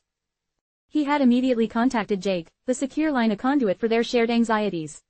Jake's reaction had been a grim confirmation. The timing is too perfect, Marcus, he'd stated, his voice a low rumble that betrayed a weariness Jake rarely displayed. Surveillance on us, and then a breach in your financial operations. It screams coordination. These facilitators, they're not acting independently. They're either part of the architects network, or a rival faction trying to exploit the situation. Marcus had countered, the gears of his formidable intellect already turning, searching for an explanation that fit the disparate pieces. Or worse, they're the architects themselves, and Julian was merely a pawn in a much larger game, he'd mused, the implication hanging heavy in the air. The key is what they're truly after. If they're analyzing the flow of capital, they're trying to understand the structure of my entire enterprise, and by extension, any unusual movements related to my cooperation with you. Jake had immediately recognized the implications for their own precarious situation. We need to isolate the transactions related to our meetings, he'd said, his detective instincts kicking in, sharp and focused. Scrub them from the records as best we can, create diversions, anything to obscure their path. If they're looking for patterns, we need to break them. But the concern for Jake went deeper than just operational security. The revelation that Julian had been compromised meant that the threat was no longer an abstract external force, it had a tangible, albeit unwilling, proxy within Marcus's own organization. And Jake, the seasoned detective, the man navigating the treacherous currents of law enforcement while simultaneously engaged in a clandestine partnership with Marcus, was now facing a new, far more perilous dimension to his already complex existence. This wasn't just about uncovering corruption, it was about protecting his brother, his family, and the fragile alliance that kept them all afloat. The very notion that someone close to Marcus, someone he had implicitly trusted, could be so systematically manipulated to betray him was a sobering reality. Marcus, in turn, felt a profound sense of responsibility, not just for the operational breach, but for the potential entanglement of Jake in this unfolding drama. He knew Jake's inherent sense of justice, his unwavering commitment to uncovering the truth, even when it led to uncomfortable places. But he also knew the deep, almost primal loyalty Jake felt towards him, a loyalty forged in shared history and mutual reliance. This situation presented Jake with a cruel paradox. His duty as a detective demanded he expose any wrongdoing, regardless of the source, while his personal ties compelled him to shield Marcus and the operations they were involved in. Jake found himself in an agonizing position. The information he'd been gathering, the patterns he'd been looking for in Marcus's financial dealings, were now inextricably linked to a potential internal betrayal within Marcus's own camp. He had been meticulously tracing the movement of funds, looking for anomalies that would confirm Marcus's involvement in illicit activities that would, in turn, be grounds for prosecution. But now, those anomalies weren't just indicators of Marcus's questionable dealings, they were signals of a vulnerability, a point of leverage used against one of Marcus's most trusted men. The internal investigation Marcus had initiated following Julian's confession was, in essence, an investigation into the potential compromise of their shared operations. Jake was tasked, in a way, with scrutinizing the very foundation of their alliance. He had to analyze the financial trails, not just to identify Marcus's activities, but to determine what information might have been siphoned off, what vulnerabilities had been exposed. This meant delving into the minutiae of Marcus's financial architecture, a task that felt both a professional obligation and a deeply personal betrayal of the trust Marcus had extended to him. He worked through the night in his dimly lit study, the glow of his laptop screen illuminating his drawn face. The reports spread across his desk, a labyrinth of numbers and transaction codes, were no longer just professional documents, they were a testament to the intricate, and increasingly perilous, dance he was performing. He traced the accelerated transfers Julian had mentioned, cross-referencing them with the surveillance data he had meticulously gathered on Marcus's activities. The timing of the unscheduled movements, the specific accounts targeted, it all pointed towards a deliberate, calculated effort to extract information. He found himself replaying Julian's confession, piecing together the fragments of information Marcus had shared. Julian, a man of impeccable character, driven to desperation by circumstances beyond his control. The facilitators had identified a weakness, a chink in Julian's armor, and had exploited it with ruthless efficiency.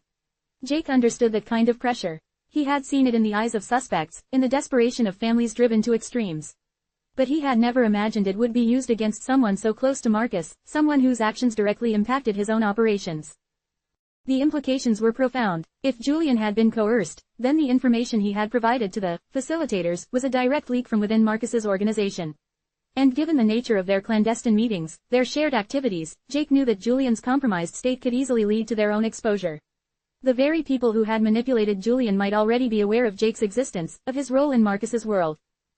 This wasn't just about Marcus anymore. It was about Jake's own career, his reputation, his future. If his involvement with Marcus were to become public, it would mean the end of his career as a detective, the potential for criminal charges, and the complete unraveling of his life. The stakes had escalated exponentially. He was no longer just investigating a powerful, enigmatic figure, he was investigating a threat that could potentially dismantle everything he had worked for, and endanger everyone he cared about.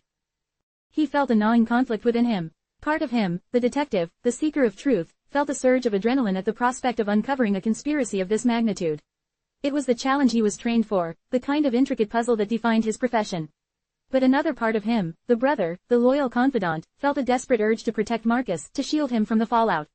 Marcus had brought him into this shadowy world, not as a target, but as a partner, a necessary ally in a game of high stakes.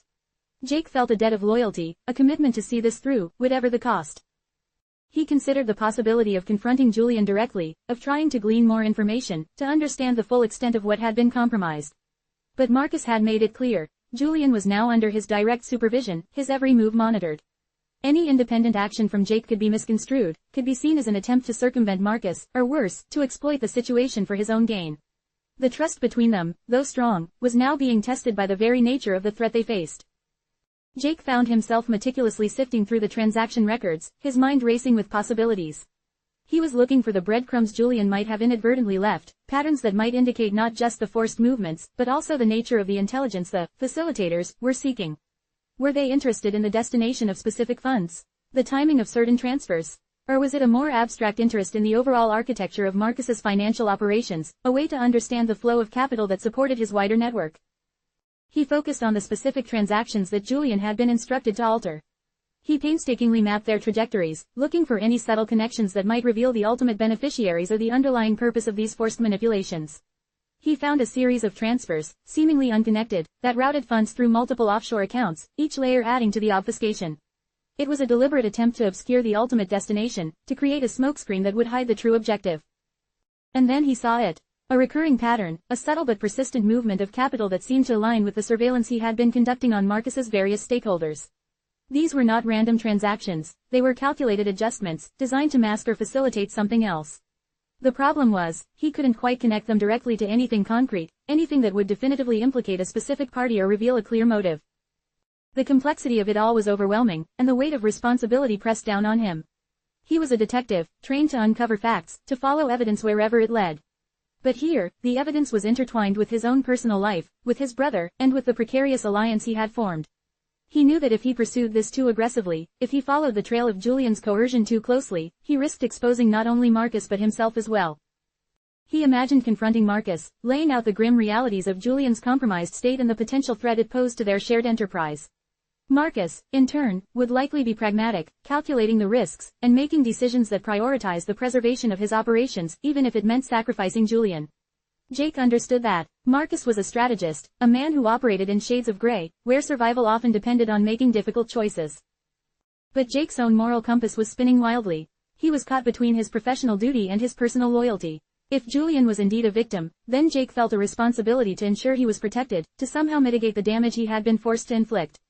He couldn't simply let Marcus cut him loose, not without understanding the full extent of his predicament, and not without attempting to find a way to help him. He spent hours poring over the data, trying to find a way to disentangle the threads of Julian's coercion from the broader picture of Marcus's operations. He was searching for a way to fulfill his duty as a detective without betraying his brother. It was a tightrope walk over a chasm, and the slightest misstep could send him plummeting into ruin. He realized that his investigation into Julian's actions was no longer a detached professional pursuit. It had become deeply personal. He was looking at the potential unraveling of his brother's carefully constructed world, a world that he was now intimately involved in.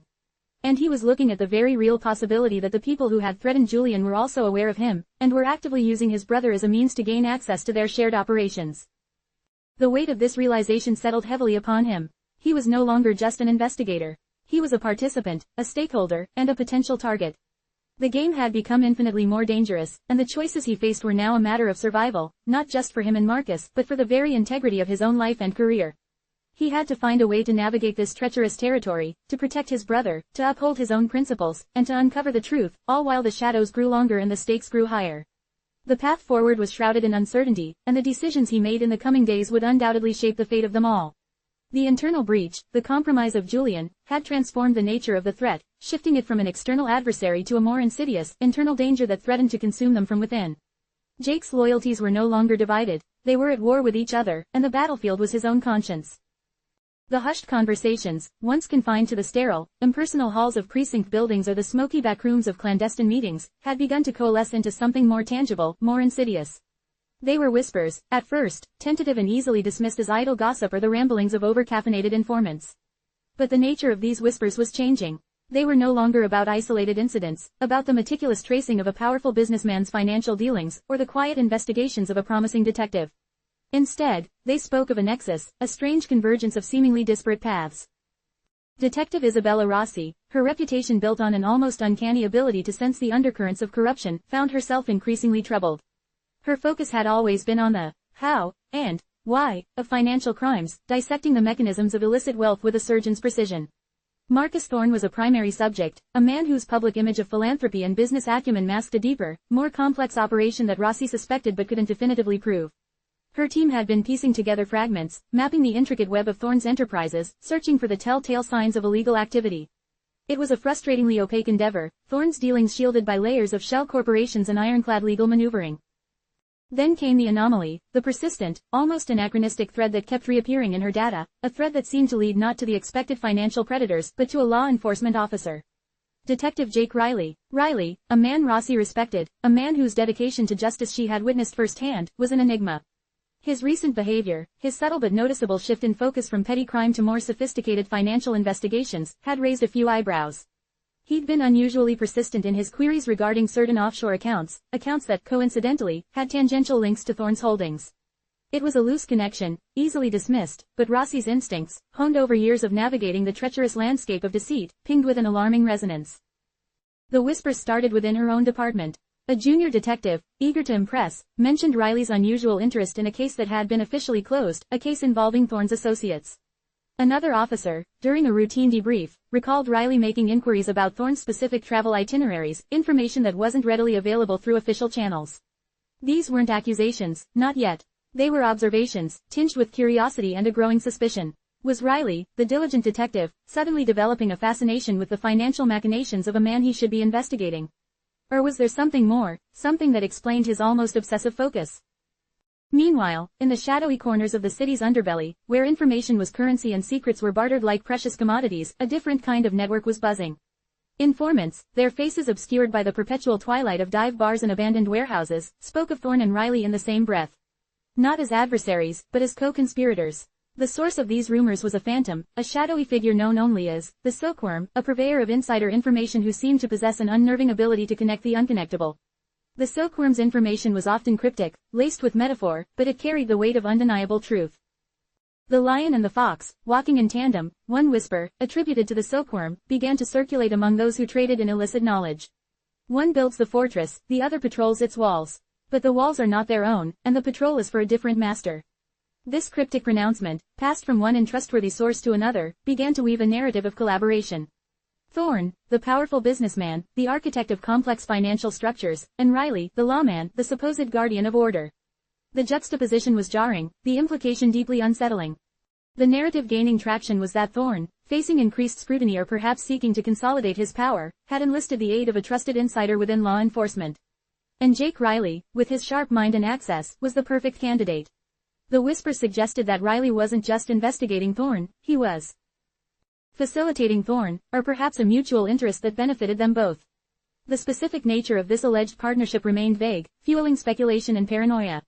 Was it a mutually beneficial arrangement? A form of insider trading on a grand scale? Or something even more dangerous, a corruption of the very system designed to uphold justice? The mere suggestion of such a connection was enough to send ripples of unease through the carefully constructed facade of both men's lives. For Thorne, it represented an unprecedented level of exposure, a breach of the secrecy that was his primary shield. If the whispers reached the ears of his rivals, or worse, the authorities without the protective buffer of plausible deniability, it could mean the unraveling of his entire empire. His carefully cultivated image of legitimacy would crumble, replaced by the stark reality of a man who had corrupted a law enforcement officer to serve his own illicit agenda. For Jake, the whispers were an existential threat. The idea that his meticulous work, his attempts to understand Thorne's operations, could be misinterpreted as complicity was a nightmare made manifest. He had navigated a dangerous tightrope, balancing his professional obligations with his own moral compass and his loyalty to Marcus. The thought that this delicate balance had been observed, twisted, and transformed into a narrative of betrayal was a chilling prospect. It threatened not only his career but his very identity as a man of integrity. Isabella Rossi found herself increasingly drawn to this unsettling convergence. She began to cross-reference the whispers with the data her team had painstakingly gathered. The anomalies in Thorne's financial records that had previously seemed like isolated incidents of sophisticated evasion now took on a new dimension. Were these the result of Thorne's own machinations, or were they influenced by an insider's knowledge, an insider who knew precisely where to look, and what to hide? Riley's queries about specific offshore accounts, his requests for surveillance data on certain individuals connected to Thorne, now appeared less like a detective's pursuit of truth and more like a meticulous charting of a shared territory.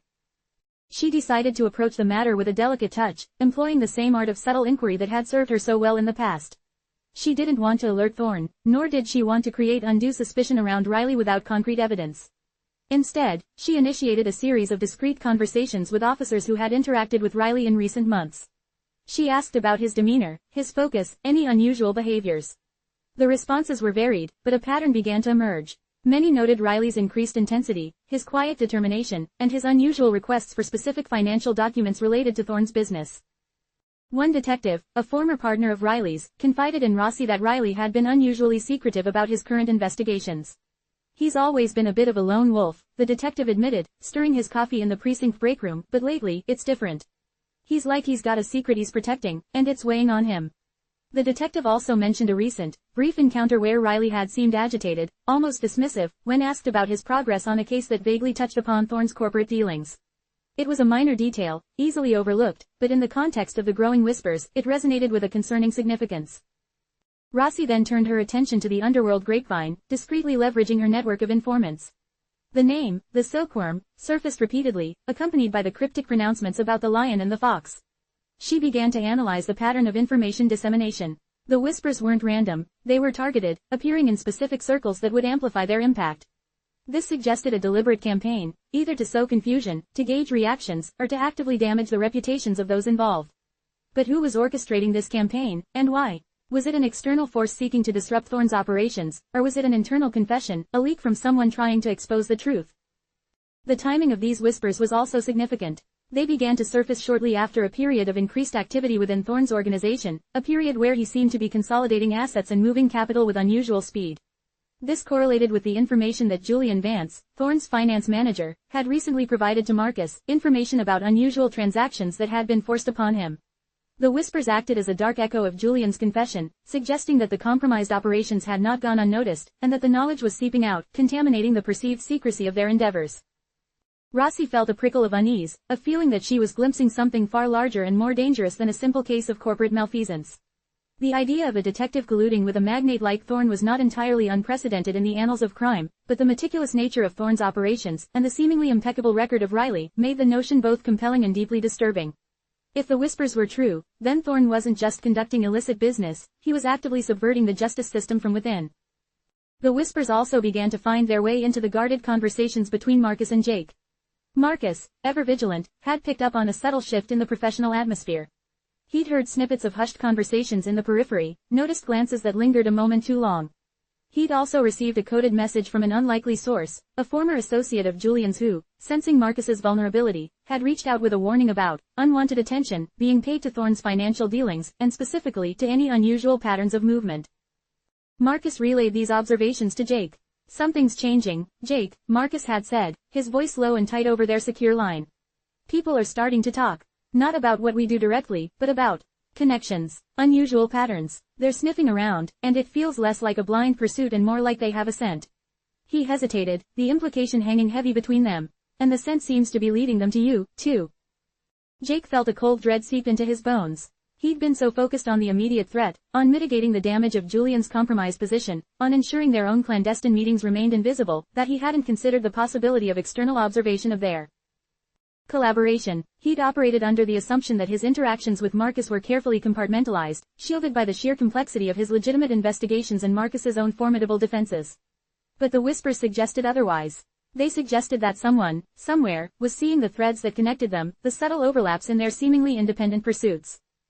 He spent the next few days immersing himself in the minutiae of his recent investigations, looking for any trace, any misstep that could have illuminated their shared activities to an outsider.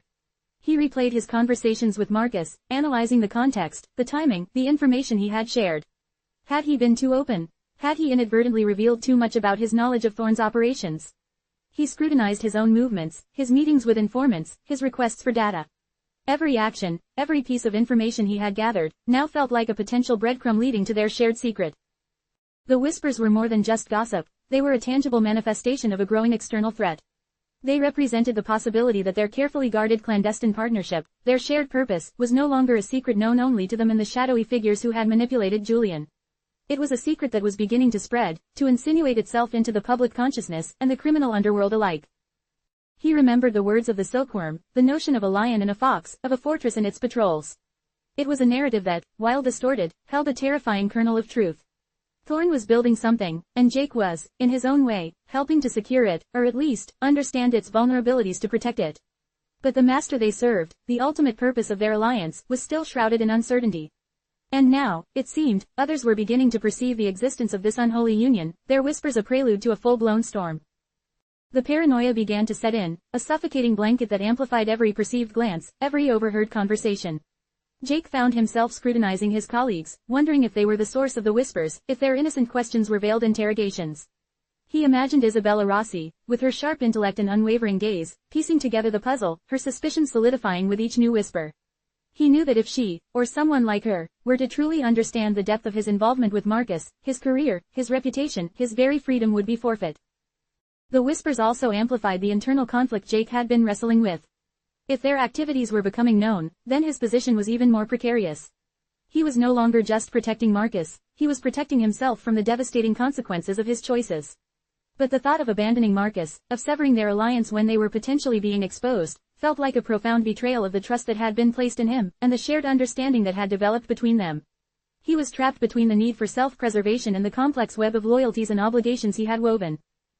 Marcus, on his end, felt the pressure mounting. He initiated a quiet internal review of his own operations, not a formal investigation that could be discovered, but a subtle tightening of security protocols, a re-evaluation of his trusted circle. He suspected that the whispers might originate from a rival faction, a competitor who had somehow stumbled upon the existence of his unique arrangement with Jake. Or, more chillingly, it could be a deliberate strategy to undermine him, to create a smokescreen of suspicion that would distract from their real objectives. The ambiguity was almost worse than a clear accusation. He also began to consider the possibility that Julian's compromise had been more extensive than initially believed. If Julian, under duress, had been forced to reveal more than just financial data, if he had inadvertently hinted at the existence of a partnership with law enforcement, then the whispers could be a direct consequence of that disclosure. The thought that Julian's forced betrayal could lead to their own exposure was a bitter irony, a testament to the unpredictable nature of the shadows they operated within. The whispers were a stark reminder that their clandestine world was not as impenetrable as they had believed. The carefully constructed walls of secrecy were beginning to show cracks, and the outside world, with its insatiable curiosity and its relentless pursuit of truth, was starting to peer through. For Marcus and Jake, this shift marked a dangerous new phase. The enemy was no longer a faceless entity or a clearly defined opponent. It was the growing suspicion, the insidious spread of rumor, the potential for their most closely guarded secret to become public knowledge. The whispers, once easily dismissed, had become a tangible threat, a shadow that was beginning to loom large over their precarious alliance, forcing them to confront the chilling possibility that their carefully guarded world was on the verge of being exposed. The silence they had sought to maintain was being broken, replaced by the unsettling symphony of whispers, each one a potential harbinger of their downfall. Marcus felt the invisible threads tightening around him.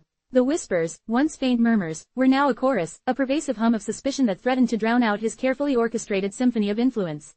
He'd always thrived in the shadows, manipulating the unseen currents of power, but lately, the shadows felt less like a sanctuary and more like a cage, its bars forged from conjecture and suspicion. His usual calculated maneuvers, the meticulous layering of shell corporations and intricate financial maneuvers, were no longer sufficient. The growing scrutiny, the unsettling awareness that his operations might be under more direct observation than he'd anticipated, demanded a bolder, more decisive action.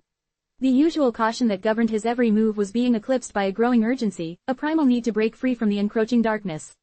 He needed to cauterize the wound before it festered and spread, to eliminate the source of this growing unease and reassert his dominance. He decided it was time for a gambit, a move so audacious, so far beyond the realm of conventional risk, that it would shatter the fragile equilibrium of his current predicament. He would not merely deflect suspicion, he would reshape the narrative entirely, forcing his adversaries, whoever they might be, to scramble in his wake. The whispers, the potential exposure of Julian's compromised position, and the unsettling awareness that Jake might also be under a microscope, all of it coalesced into a single, urgent imperative: seize control of the narrative, and do so with overwhelming force. This meant eliminating the most immediate threat, the loose end that represented the greatest potential for unraveling his carefully constructed world. Lord Harrington, the aging but still formidable industrialist, had become a vocal critic, his pronouncements against Thorne's unethical business practices growing increasingly pointed in public. Harrington possessed an uncanny ability to rally support, his pronouncements resonating with a segment of the public that Thorne had always sought to placate but never truly control. Harrington's continued existence, his platform, represented a direct challenge to Thorne's carefully cultivated image and, more importantly, his operational freedom. Thorne saw Harrington not just as an inconvenient critic, but as a rallying point for any who might seek to dismantle his empire. He needed to be silenced, permanently, and in a manner that would serve as a stark warning to any others who might contemplate following suit. This wasn't a decision made lightly. Thorne understood the inherent danger, the monumental risk involved in orchestrating the permanent removal of a figure as prominent as Harrington. The fallout, if discovered, would be catastrophic. It would invite the full, unadulterated force of law enforcement, not just the veiled suspicions that currently plagued him. Yet, the alternative, allowing Harrington to continue his campaign, to galvanize opposition, to potentially uncover deeper truths about Thorne's operations, was, in Thorne's calculus, a far greater, more existential threat.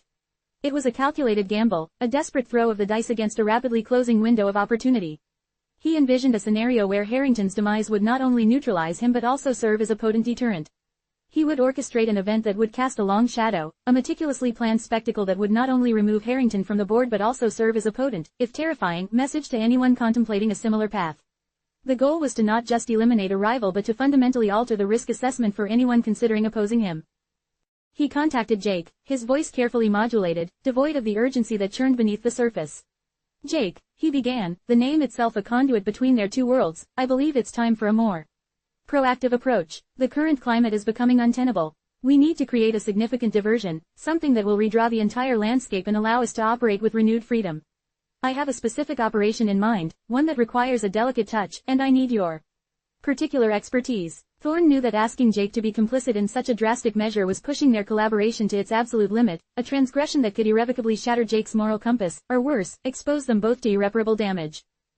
Jake's response was immediate, a subtle shift in his tone, a tightening of his voice that Thorne immediately recognized. "What kind of operation, Marcus?" he asked, his words clipped, the unspoken question hanging heavy in the air. "How far are you willing to go?" "Lord Harrington," Thorne stated, the name delivered with a chilling finality. "He's become a liability. His public pronouncements are escalating, and I have intelligence suggesting he's recently made contact with individuals who possess a deep understanding of certain sensitive financial dealings that directly overlap with my extended network. This is no longer about public opinion, it's about a potential threat to the integrity of our shared objectives." Thorne omitted the fact that he had himself instigated this contact, feeding Harrington carefully curated information designed to draw him into a trap. He had to present Jake with a plausible, albeit fabricated, justification that aligned with Jake's own perceived mission to protect the integrity of law enforcement and the financial system. Jake was silent for a long moment, the weight of Thorne's words pressing down on him. He had suspected Thorne was capable of ruthlessness, but this was a leap into a different league of calculated cruelty. Harrington was a public figure, a man with influence and a significant following. His removal would not pass unnoticed. "Marcus, this is extreme," Jake finally managed, his voice strained. "The implications of something like this. The implications of inaction are far greater, Jake," Thorne countered, his voice sharpening. "Think about what Harrington represents. He's a symbol, a rallying cry. As long as he stands, he represents a direct threat to the stability we've worked so hard to achieve. And more importantly, he represents a potential conduit for information that could jeopardize our operations. We've seen how easily information can be compromised, how quickly trust can be eroded." Thorne was alluding to Julian, to the fear that if Harrington could be influenced, then Julian, under duress, might have been forced to reveal even more than they initially feared. The whispers, he reasoned, could be a precursor to a more direct assault, and Harrington's continued existence was an open invitation to that assault. Thorne continued, weaving a narrative of shared vulnerability, of a common enemy that required a unified, uncompromised response. "Think of it as a surgical strike, Jake.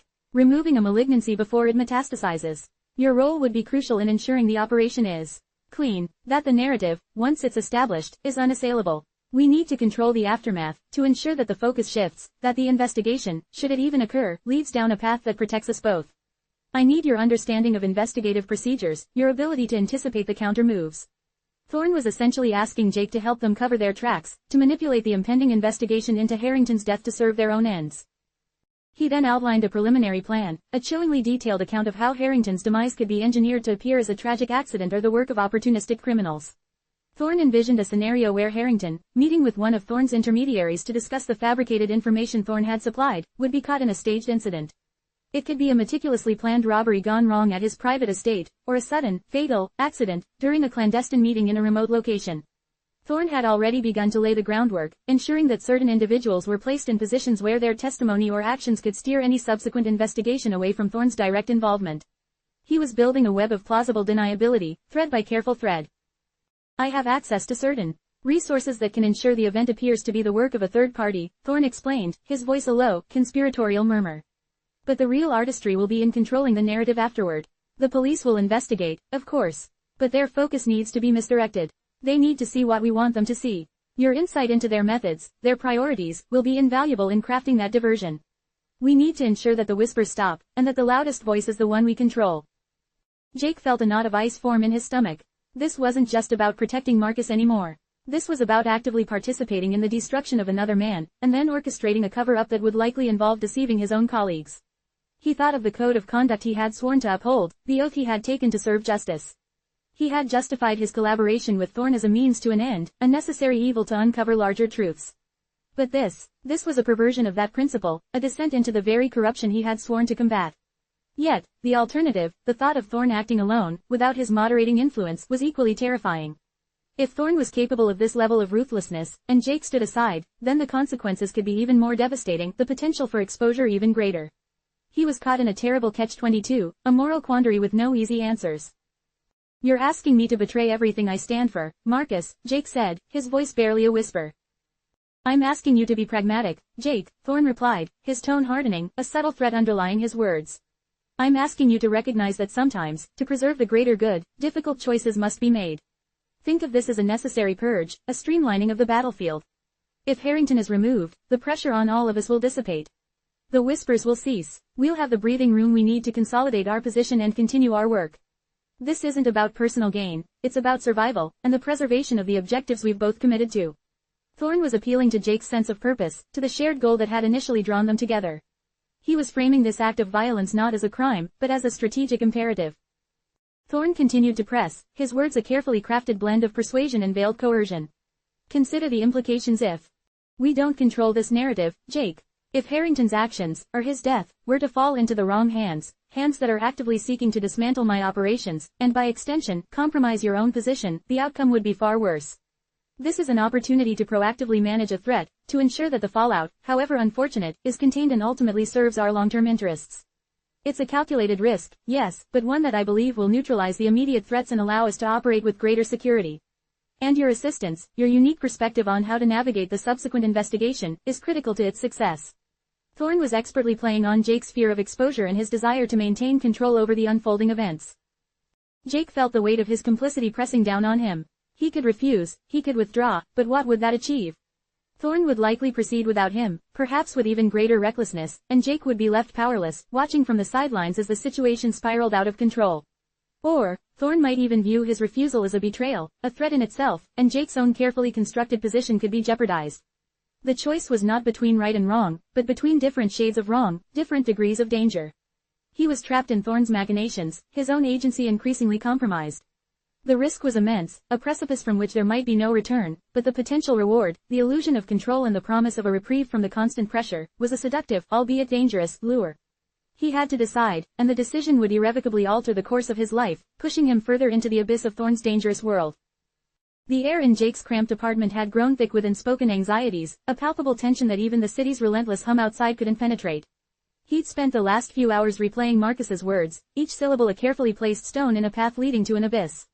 The chilling proposition to eliminate Lord Harrington had landed like a bomb, detonating the fragile trust Jake had cultivated with his own conscience. He'd agreed, not out of conviction, but out of a twisted sense of self-preservation and a desperate attempt to control the uncontrollable. The very notion of orchestrating such an act gnawed at him, a corrosive acid eating away at the foundation of his being.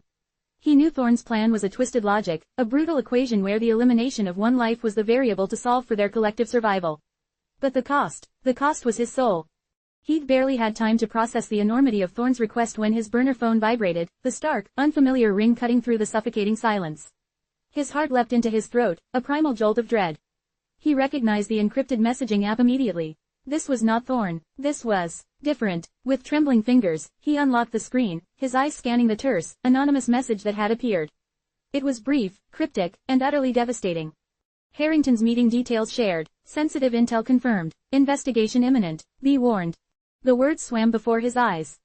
Harrington's meeting details shared. Shared with whom? The authorities. A rival organization. The implication was immediate and terrifying. Someone had made a move, a decisive, aggressive play that bypassed Thorne's carefully constructed plans and directly targeted their vulnerability. The whispers Thorne had so desperately sought to quell had just coalesced into a deafening roar, amplified by the actions of an unseen player. Jake's mind raced, a frantic scramble for logic amidst the chaos. Who was this informant, and why now? He felt a cold dread seep into his bones, a premonition of a far greater storm than he had anticipated. This wasn't just a leak. This was a betrayal, a calculated act designed to cripple them, to expose them at their most vulnerable. Thorne's meticulous planning, his audacious gambit to control the narrative, had been preempted. The carefully laid trap for Harrington, the one Thorne had intended to spring, had seemingly been sprung on them. The information about Harrington's compromised position, the very intelligence Thorne had manipulated, had apparently been weaponized against them. Jake's thoughts immediately turned to the ramifications. If the authorities were indeed alerted, and with Harrington's meeting details in hand, the entire operation, including Jake's own involvement, was teetering on the brink of collapse. Thorne's grand design to eliminate Harrington and reshape the narrative had been hijacked. Now, instead of orchestrating an event, they were reacting to one, a panicked scramble to contain a wildfire ignited by an unknown arsonist. The carefully constructed web of plausible deniability Thorne had been weaving was now threatened with being torn apart, thread by thread, by this unseen informant. He knew he had to inform Thorne. The gravity of the situation demanded it. But the thought of facing Marcus, of admitting that their carefully guarded operation had been compromised from within, was a bitter pill to swallow. He pictured Thorne's steely gaze, the cold fury that would likely erupt from him. Marcus thrived on control, on anticipating every move, on being the puppet master.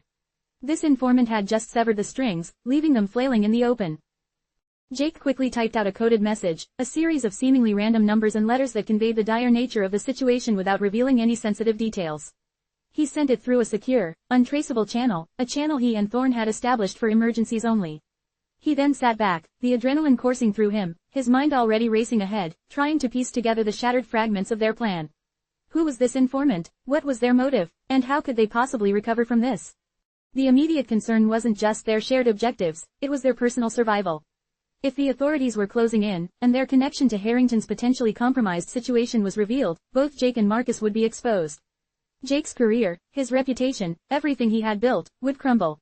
Marcus, with his far more intricate and illicit empire, would face consequences of an entirely different magnitude. The whispers Thorne had feared were now shouting his name, and Jake's alongside it.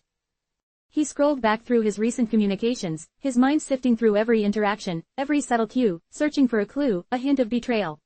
Had he been too trusting? Had he, in his desperation to unearth the truth, inadvertently opened the door to their downfall? The informant's message was a stark reminder of the precariousness of their situation, the constant threat of exposure lurking beneath the surface of their carefully constructed world. The digital silence on his phone was more deafening than any noise. Jake knew that Thorne would react swiftly. He always did. But this was different. This wasn't a calculated risk assessment. This was a direct assault. The informant's move wasn't just about sharing information, it was about weaponizing it, about plunging them into a crisis that Thorne's usual strategies might not be able to contain.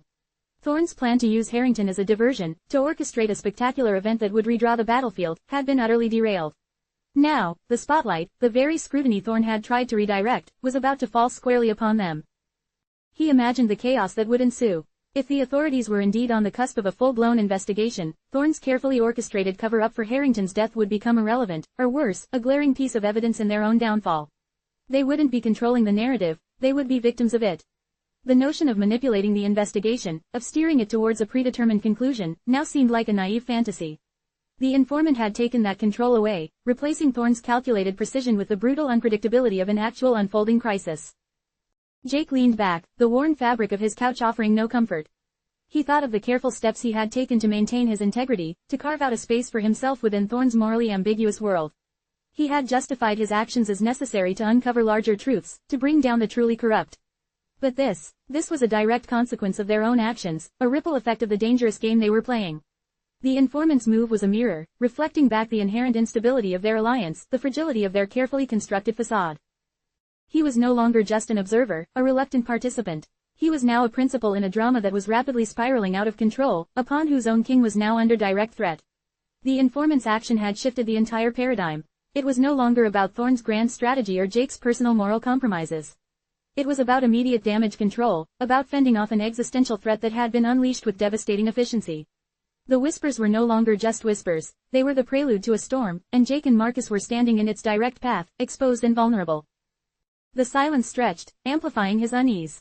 He knew Thorne would be coming for answers, and Jake had nothing to offer but speculation and a gnawing sense of dread. He had always believed he could manage the risks, could keep a degree of separation between his world and Thorne's. But the informant's message had erased that boundary. It had proven that the dangers Thorne courted could, and would, spill over, engulfing anyone within his orbit. He was inextricably linked, his fate now tied to the unpredictable machinations of an unknown enemy and the volatile response of his own brother. The carefully cultivated illusion of control had shattered, leaving him exposed to the raw, terrifying reality of their compromised position. He considered the possibility of Thorne acting alone, of him proceeding with the Harrington plan regardless of this new threat. That thought sent a fresh wave of panic through him. If Thorne, in his desperate bid to regain control, went ahead with the assassination without accounting for this leak, the consequences would be exponentially worse. It would be a reckless, almost suicidal act, confirming every suspicion and solidifying their guilt in the eyes of any investigator. Jake's role in trying to manage the aftermath would be rendered meaningless, replaced by the grim task of trying to mitigate the fallout of Thorne's unchecked ambition. He had to ensure Thorne understood the severity of this new development before any irreversible actions were taken. The informant's move had not only exposed them, it had also placed Jake in the precarious position of trying to rein in his brother, a task that often felt like trying to leash a hurricane. The wait for Thorne's response felt like an eternity. Every shadow seemed to shift, every distant siren a harbinger of doom. He knew the informant's action wasn't random. It was targeted, precise, and undeniably effective. It had struck at the heart of their carefully guarded operations, forcing them onto the defensive. The power balance had shifted, and they were no longer the ones dictating the terms of engagement. They were now reacting, desperately trying to plug a leak that threatened to sink the entire ship. And the source of that leak, the identity and motive of the informant, remained a terrifyingly blank space in an otherwise meticulously mapped landscape of threats. This was the consequence of their choices, the inevitable backlash of playing in the dark, and the informant had just turned up the lights. The encrypted message was still glowing on his phone, a small, digital beacon of impending doom.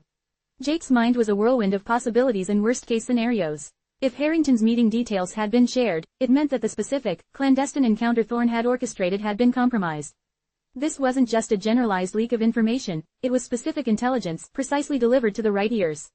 Thorne had intended to use Harrington's situation as a shield, a distraction, a means to an end. But the informant had turned that strategy on its head, potentially exposing Thorne's direct involvement or, at the very least, implicating Jake and Marcus in a far more dangerous game than they had anticipated. He imagined the authorities, armed with this new intel, meticulously dissecting every aspect of Harrington's recent activities. They would be looking for connections, for the hidden hand that had guided Harrington towards this compromised meeting. And if that hand pointed back to Thorne, or worse, to Jake's own operational directives, the consequences would be catastrophic. The carefully constructed narrative Thorne had planned to control was now in the hands of a third party, someone who clearly had an agenda and the means to execute it with devastating precision. The informant's move had effectively short-circuited Thorne's entire plan. The idea of a controlled demolition, of a carefully managed crisis, had been replaced by the reality of a genuine, uncontainable threat. Thorne's desire to reshape the narrative had been met by an external force that was actively seeking to rewrite it, and likely not in their favor. The whispers Thorne had been so concerned about were now a deafening roar, amplified by the actions of this shadowy figure. This wasn't a matter of speculation anymore, it was a direct, undeniable impact that demanded immediate attention and a complete re-evaluation of their entire strategy. The vulnerability Thorne had feared had been ruthlessly exploited, leaving them exposed and scrambling for a response. Jake's thoughts were a jumbled mess of fear and a desperate need for clarity. He knew Thorne would be furious, not just at the compromise, but at the fact that someone had outmaneuvered him. Thorne's ego, as much as his operational integrity, had been challenged. This informant had dared to disrupt Thorne's carefully orchestrated symphony, and that was an offense that Thorne would not tolerate. Jake's immediate priority was to convey the urgency of the situation to Marcus before Thorne could act rashly, before his anger and his desire for control could lead to an even greater catastrophe. The time for contemplation was over, the time for desperate reaction had begun. The informant's move had forced their hand, pushing them from the shadows into the harsh glare of an unfolding crisis. 7. The unraveling thread. The sterile, fluorescent lights of the interrogation room seemed to amplify the gnawing unease coiling in Jake's gut. He'd rehearsed his story a dozen times in his mind, each permutation designed to sound just plausible enough, just detached enough, to satisfy the man who now sat across from him. Detective Harding, a man whose reputation for relentless pursuit was as formidable as his granite features, steepled his fingers, his gaze sharp and unwavering. Beside him sat Captain Eva Rostova, her expression a study in controlled skepticism, her presence a quiet but potent force. They were the arbiters of truth within the department, the ones who sifted through the debris of solved cases and the ashes of those that went wrong. And Jake, with his recent string of unnervingly swift and accurate conclusions, had inadvertently placed himself squarely in their crosshairs. Mr. Hayes, Harding began, his voice a low rumble that seemed to vibrate in the confined space, we've been reviewing your recent casework. Specifically, the Vance, Miller, and Sterling matters. He paused, letting the names hang in the air, each one representing a complex puzzle Jake had, by all appearances, solved with uncanny speed. Your proficiency has been noted. Jake met Harding's gaze, forcing a casual shrug that felt entirely unnatural. I've been dedicated to the job, detective. Nothing more. He kept his tone even, projecting an air of genuine, if slightly overzealous, diligence. The truth, of course, was a tangled knot of clandestine alliances, morally compromised decisions, and information funneled through channels no one in this room would ever acknowledge.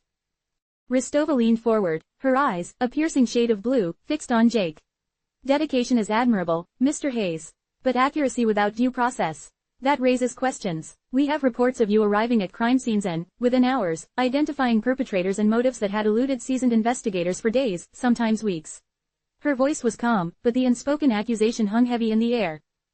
How was he doing it? It was the question that had been dogging his steps like a persistent shadow. I follow leads aggressively, Captain, Jake replied, choosing his words with the care of a bomb disposal expert. I believe in trusting my instincts, and in this line of work, sometimes those instincts can be remarkably accurate. I've learned to recognize patterns, to connect dots that others might miss. He was painting a picture of a gifted, if unconventional, detective, a man who thrived under pressure and possessed an almost preternatural knack for sniffing out the truth. The reality was far more precarious. He was a man walking a tightrope, with Thorne's invisible hand guiding his steps and a constant threat of exposure lurking below. Harding tapped a file on the table. Your initial assessment of the Sterling crime scene, for instance. You declared the perpetrator, an insider, based on what, exactly? The lack of forced entry. That was obvious to everyone. Jake felt a prickle of sweat on his brow. The Sterling case. That had been one of Thorne's more direct interventions, a delicate manipulation of information designed to steer the investigation away from a particular individual who, while not directly involved, was a critical piece in Thorne's larger puzzle. I observed certain nuances, Detective, Jake explained, his voice steady. The specific placement of the displaced items, the absence of any signs of struggle despite the violence of the act. It suggested a level of familiarity, an individual who knew the layout, knew the victim, perhaps even had access. It wasn't just about forced entry, but the absence of certain expected behaviors for an external perpetrator. He was weaving a tapestry of professional observation, carefully omitting the encrypted message from Thorne that had arrived mere minutes before he'd entered the Sterling residence, detailing the exact circumstances and the desired narrative. Ristova's lips curved into a faint, almost imperceptible smile that held no warmth. And the Sterling victim's financial records, which you somehow managed to access and analyze before official channels were even cleared for them. Your report was remarkably detailed, Mr. Hayes. Almost as if you'd had a prior briefing. This was the crux of it. The unauthorized access, the unnervingly prescient insights. Thorne's network, his resources, had provided Jake with critical information, often in the form of pre-digested analyses or targeted intel drops. Jake's job was to integrate this information seamlessly into his official reports, to present it as the product of his own diligent investigation. I have a close working relationship with several individuals in the financial sector, Jake said, a carefully constructed half-truth. When I'm investigating a financial crime, I leverage those connections to expedite the process. It's about efficiency, not circumventing procedure. He knew how thin that sounded, how desperate it must appear.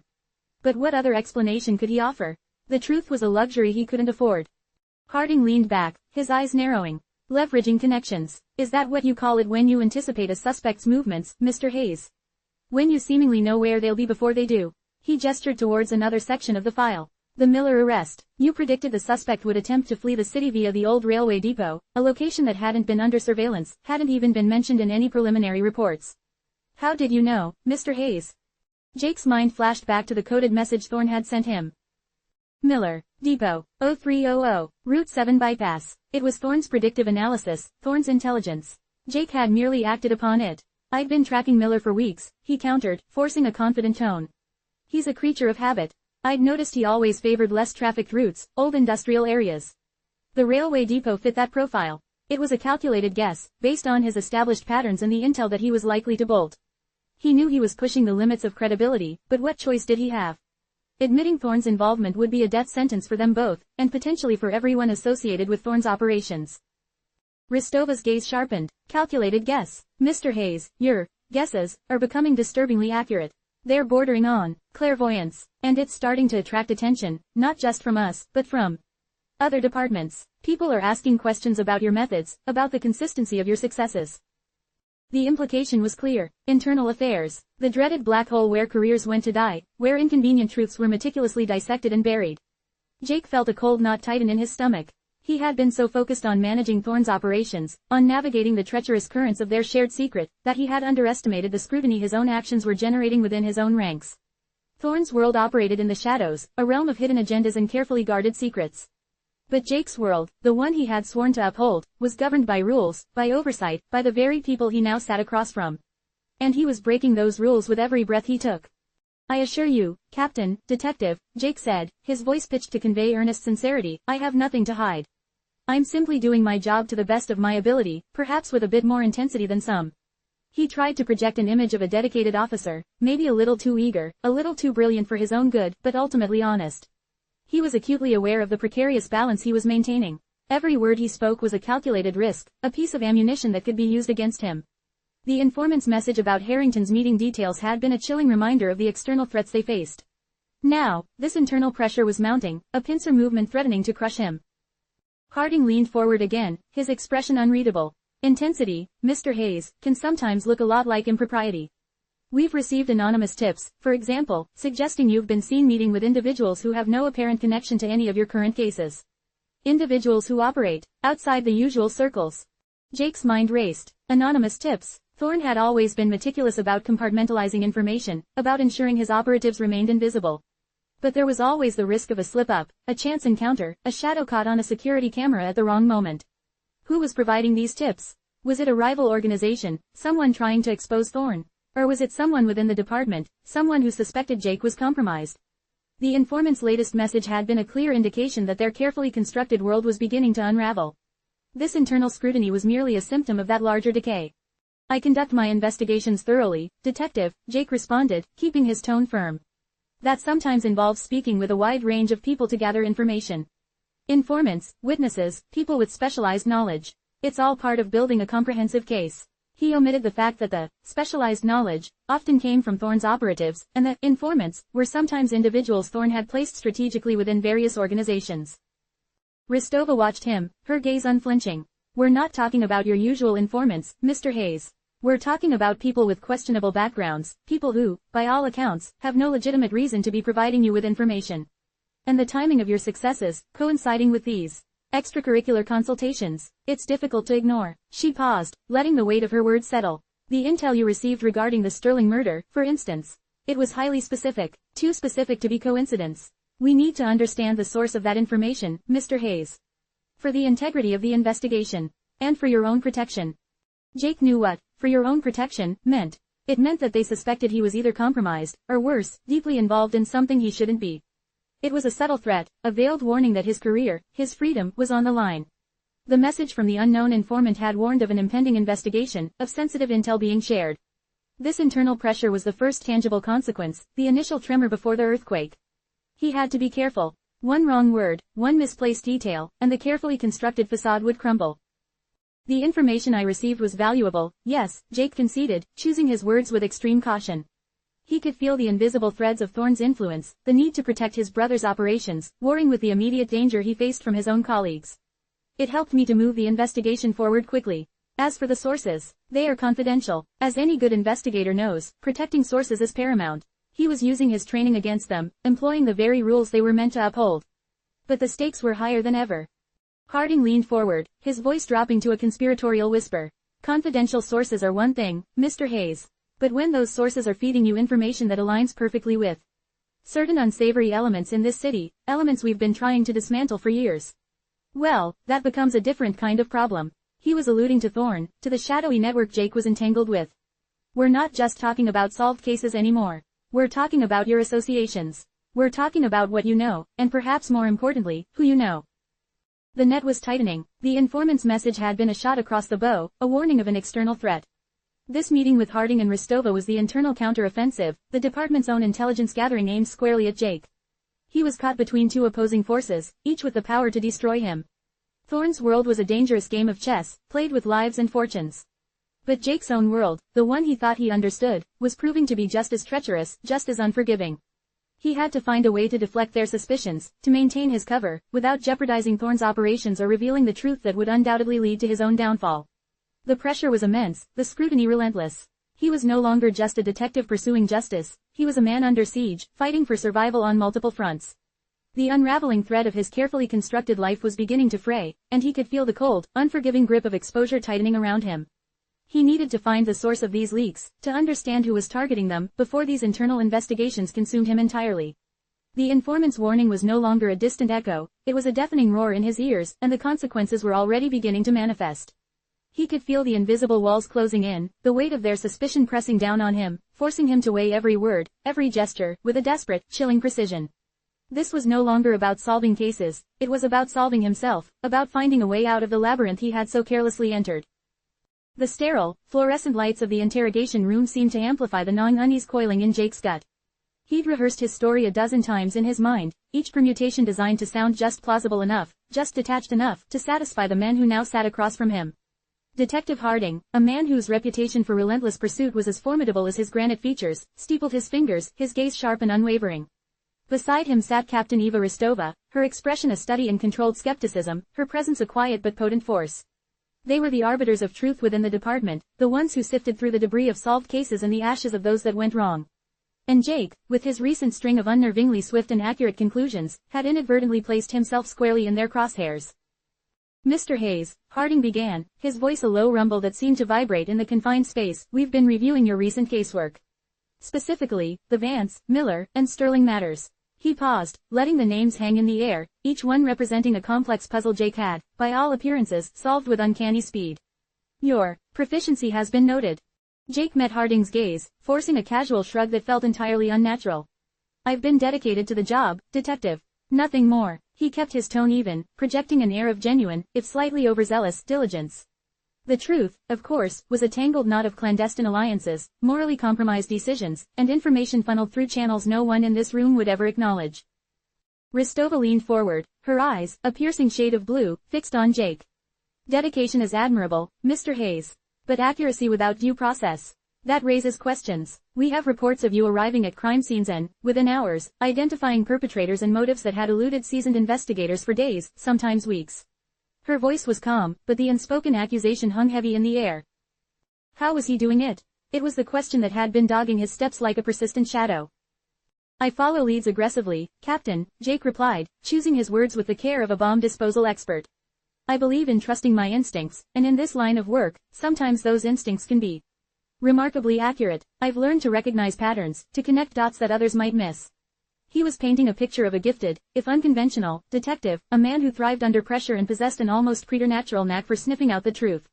The reality was far more precarious. He was a man walking a tightrope, with Thorne's invisible hand guiding his steps and a constant threat of exposure lurking below. Harding tapped a file on the table. Your initial assessment of the Sterling crime scene, for instance. You declared the perpetrator, an insider, based on what, exactly? The lack of forced entry. That was obvious to everyone. Jake felt a prickle of sweat on his brow. The Sterling case. That had been one of Thorne's more direct interventions, a delicate manipulation of information designed to steer the investigation away from a particular individual who, while not directly involved, was a critical piece in Thorne's larger puzzle. I observed certain nuances, Detective, Jake explained, his voice steady. The specific placement of the displaced items, the absence of any signs of struggle despite the violence of the act.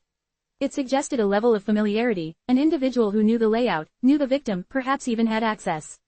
It wasn't just about forced entry, but the absence of certain expected behaviors for an external perpetrator. He was weaving a tapestry of professional observation, carefully omitting the encrypted message from Thorne that had arrived mere minutes before he'd entered the Sterling residence, detailing the exact circumstances and the desired narrative. Ristova's lips curved into a faint, almost imperceptible smile that held no warmth. And the Sterling victim's financial records, which you somehow managed to access and analyze before official channels were even cleared for them.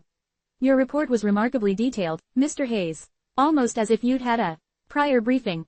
This was the crux of it. The unauthorized access, the unnervingly prescient insights.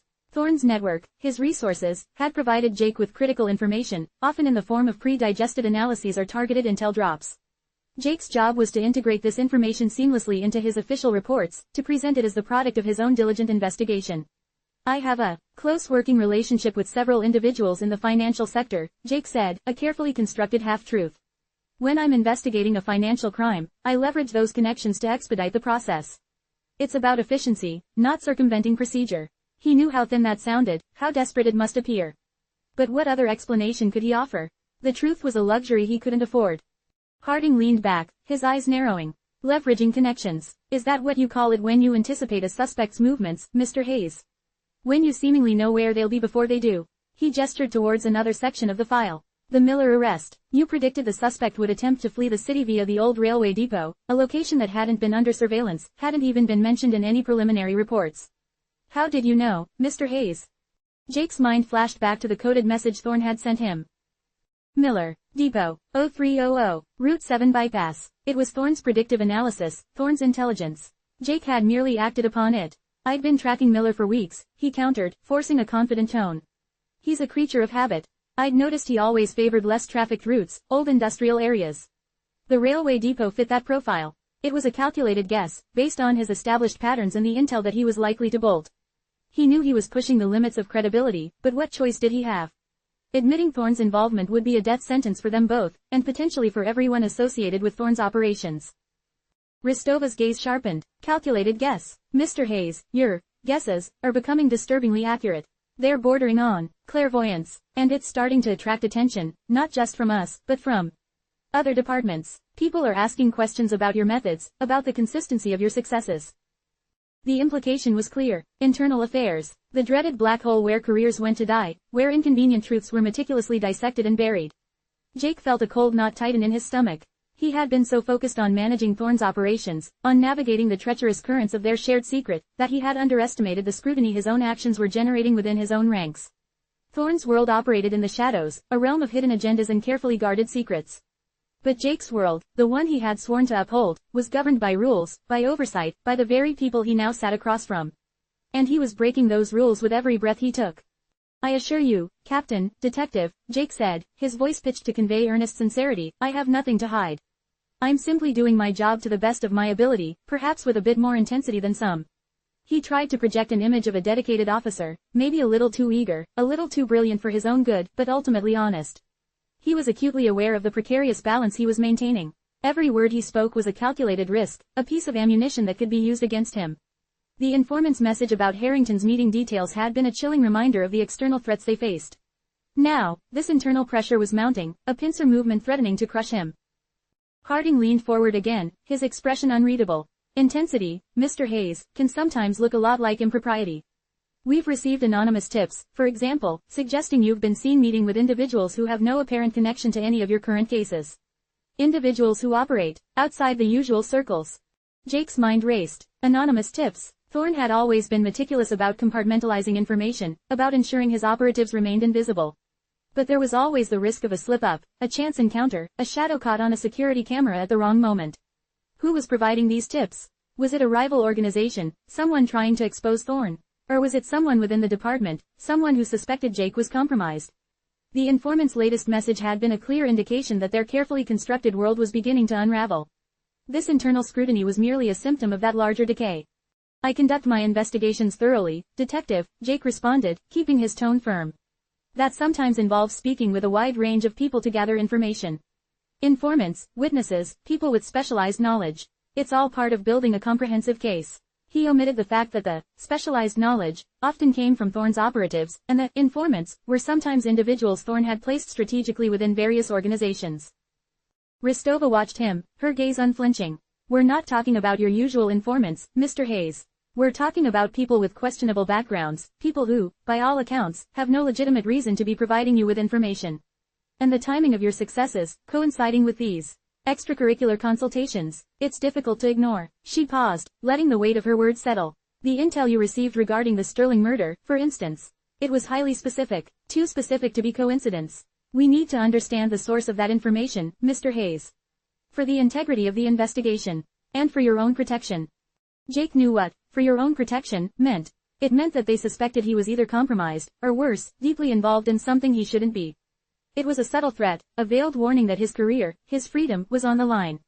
The message from the unknown informant had warned of an impending investigation, of sensitive intel being shared. This internal pressure was the first tangible consequence, the initial tremor before the earthquake. He had to be careful. One wrong word, one misplaced detail, and the carefully constructed facade would crumble. The information I received was valuable, yes, Jake conceded, choosing his words with extreme caution. He could feel the invisible threads of Thorne's influence, the need to protect his brother's operations, warring with the immediate danger he faced from his own colleagues. It helped me to move the investigation forward quickly.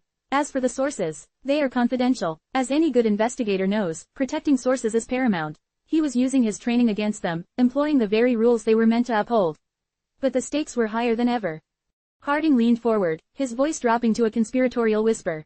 Confidential sources are one thing, Mr. Hayes. But when those sources are feeding you information that aligns perfectly with certain unsavory elements in this city, elements we've been trying to dismantle for years, well, that becomes a different kind of problem. He was alluding to Thorn, to the shadowy network Jake was entangled with. We're not just talking about solved cases anymore. We're talking about your associations. We're talking about what you know, and perhaps more importantly, who you know. The net was tightening. The informant's message had been a shot across the bow, a warning of an external threat. This meeting with Harding and Rostova was the internal counter-offensive, the department's own intelligence gathering aimed squarely at Jake. He was caught between two opposing forces, each with the power to destroy him. Thorn's world was a dangerous game of chess, played with lives and fortunes. But Jake's own world, the one he thought he understood, was proving to be just as treacherous, just as unforgiving. He had to find a way to deflect their suspicions, to maintain his cover, without jeopardizing Thorn's operations or revealing the truth that would undoubtedly lead to his own downfall. The pressure was immense, the scrutiny relentless. He was no longer just a detective pursuing justice, he was a man under siege, fighting for survival on multiple fronts. The unraveling thread of his carefully constructed life was beginning to fray, and he could feel the cold, unforgiving grip of exposure tightening around him. He needed to find the source of these leaks, to understand who was targeting them, before these internal investigations consumed him entirely. The informant's warning was no longer a distant echo, it was a deafening roar in his ears, and the consequences were already beginning to manifest. He could feel the invisible walls closing in, the weight of their suspicion pressing down on him, forcing him to weigh every word, every gesture, with a desperate, chilling precision. This was no longer about solving cases, it was about solving himself, about finding a way out of the labyrinth he had so carelessly entered. Back in the relative solitude of his own office, the sterile scent of lemon disinfectant doing little to clear his head, Marcus felt the familiar prickle of adrenaline, not from a high-stakes bust, but from the cold, sharp fear of exposure. The carefully calibrated interrogation with Jake had yielded precisely what Marcus had anticipated, confirmation of the internal pressure. Harding and Rostova were closing in, their suspicion a palpable force in the air, tightening the noose around Jake, and by extension, Marcus himself. This wasn't just about Jake's questionable methods, it was about the network, the intricate web of information and influence Marcus had so painstakingly woven. Someone had tipped them off, not just about Jake's uncanny accuracy, but about the underlying mechanisms. That meant a leak, a breach in their meticulously constructed security. Marcus leaned back in his plush leather chair, the city lights a distant, blurred tapestry through the reinforced glass of his penthouse office. He wasn't a man who waited for threats to materialize. He was a gardener of chaos, cultivating vulnerabilities in his enemies while meticulously pruning any growth that threatened his own carefully manicured dominion. This leak, this anonymous informant, was an infestation that needed immediate and decisive eradication. His fingers danced across a secure terminal, bypassing standard protocols with practiced ease. The encryption keys, arcane symbols that represented the lifeblood of his operations, unlocked layers of data, each one a testament to his foresight. The first step was to identify the source of the betrayal. The informant's fragmented message about Harrington's meeting had been a warning, but it had also been a subtle clue, a breadcrumb left by a more insidious player. Marcus needed to trace that breadcrumb back to its origin. He initiated a deep dive into the communication logs from the previous 72 hours, cross-referencing every encrypted burst, every anonymized ping, with known associates, known rivals, and known vulnerabilities. Thorn's network was vast, a sprawling organism with tendrils reaching into every facet of the city's underbelly, and even into the legitimate channels of power. But even the most sophisticated organisms had weak points, and Marcus was an expert at exploiting them. The initial sweep flagged a series of irregular data packets originating from a secure server farm in the Docklands, a notoriously lawless district that served as a haven for illicit activities. The packets were small, almost insignificant, designed to slip through the net of routine surveillance. But they were there, a subtle anomaly in the otherwise seamless flow of information. The timing of these packets coincided with the leak to internal affairs, specifically the anonymous tip regarding Jake's clandestine meetings. Marcus smirked, a predatory glint in his eyes. The Docklands. Predictable, almost cliché. It suggested someone operating with a degree of arrogance, someone who believed their anonymity was absolute. He initiated a counter-intrusion protocol, a sophisticated digital assault designed not to steal data, but to subtly reroute it, to make it appear as if the original source was elsewhere. A ghost in the machine, creating echoes to mislead the hounds. While his digital operatives worked their magic, Marcus turned his attention to the physical realm. Jake's mention of other departments and people asking questions was a red flag that couldn't be ignored. While Thorn's network operated outside the law, Marcus had cultivated a carefully managed presence. Within the system, he had allies, informants, and assets placed in key positions, individuals who owed him favors or who had been strategically incentivized. He activated a secure channel to his most trusted operative within the police department, a man known only as Cypher. Cypher was a ghost in the bureaucracy, a master of information manipulation, capable of burying evidence or fabricating it with equal finesse. Cypher, Marcus's voice was a low, controlled rasp, devoid of any emotional inflection. Internal Affairs is sniffing around Detective Hayes. Specifically, they're asking about his sources and his unusual efficiency. A moment of static, then Cypher's synthesized voice, flat and emotionless, responded, "Understood, Marcus. Captain Rostova has been unusually proactive. There's chatter about an internal investigation, focused on Hayes, methods and potential external influence. The anonymous tips are the primary driver." "Who is the informant, Cypher?" Marcus demanded, his patience wearing thin. "Who is feeding them this information?" "The origin is masked, Marcus. Sophisticated routing, multiple layers of obfuscation. But the content suggests someone with intimate knowledge of Hayes' recent operations. The specifics about the Sterling case financials, the Miller surveillance bypass. That's not common knowledge, it's too precise." Marcus's jaw tightened. Intimate knowledge. That narrowed it down considerably. It wasn't a rival organization trying to destabilize Thorne's operations from the outside, it was someone on the inside, someone privy to their most sensitive intelligence. That meant a traitor, a Judas within their own ranks. "Can you identify the source of the tips?" Marcus pressed. "The electronic trail. I can trace the initial point of contact to a burner phone, purchased with untraceable cash. The digital footprint leading from that phone to the anonymous tip portal is fragmented, but I'm working on reconstructing it. It's intricate, more so than usual." Intricate. Marcus filed that away. This wasn't a disgruntled junior officer acting on a whim. This was a calculated move, designed to inflict maximum damage. He needed to disrupt their investigation before it gained momentum, before it uncovered the full extent of Thorne's influence. "Cypher, I need you to muddy the waters," Marcus instructed, his voice dropping to a near whisper, the words sharp as shards of glass. "Initiate a counter-narrative, feed them information that redirects their focus. Suggest that the anonymous tips are being generated by a rival faction, perhaps a mole from a competing cartel trying to sow discord within the department. Plant seeds of paranoia, make them question the integrity of their own sources." "Understood. And Hayes?" "Hayes needs to be managed," Marcus replied, his gaze fixed on the distant city lights, each one a potential pawn or a potential threat. "He's too visible, too exposed. We need to reinforce his operational security, but also create a diversion, something that will draw Harding and Rostova's attention away from his methods and back to more tangible targets. A new case, perhaps. Something that demands their immediate, undivided focus." He wouldn't let a single leak, a single informant, unravel the years of meticulous planning and delicate maneuvering.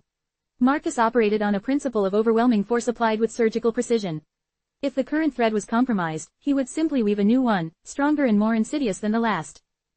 The digital trace from the Docklands server farm was yielding results. It wasn't the informant's direct communication, but rather a proxy server being used to bounce their signal. The proxy itself was a complex piece of malware, designed to self-destruct after a single use. But Marcus's team was adept at capturing ephemeral data. They managed to snag fragments of the informant's communication, garbled and incomplete, but enough to provide a semblance of a profile. The language used, the specific phrasing, indicated a level of education and a familiarity with police procedural jargon that suggested someone within the department, or someone with extremely close ties to it. This was no random outsider. This was someone who understood the inner workings, someone who knew Jake's vulnerabilities and Thorne's network. The thought sent a chill down Marcus's spine, but it was quickly replaced by a cold, hard resolve. Betrayal was an occupational hazard, a constant risk in the world he inhabited. And he had developed an exquisite talent for dealing with it. Marcus initiated a secondary protocol, codenamed Arachnid. This wasn't about digital forensics, it was about psychological warfare. He began to systematically sow seeds of doubt within the department itself, using a network of carefully cultivated assets who had access to internal communications and gossip. Small, seemingly innocuous pieces of information were leaked to carefully chosen individuals, whispers about potential corruption in other divisions, rumors of infidelity among key personnel, hints of an impending scandal that would demand a swift and decisive response from Harding and Rostova. The goal was to create enough internal noise, enough smoke and mirrors, that their focus on Jake would dissipate, their resources stretched thin. He also needed to address the informant directly, not through digital means, but through the old-fashioned, brutally effective methods he favored when necessary. He dispatched a message to his most discreet and efficient, cleaner, a man whose reputation for leaving no trace was legendary. The message was simple: identify and neutralize the source of the leak targeting Detective Hayes.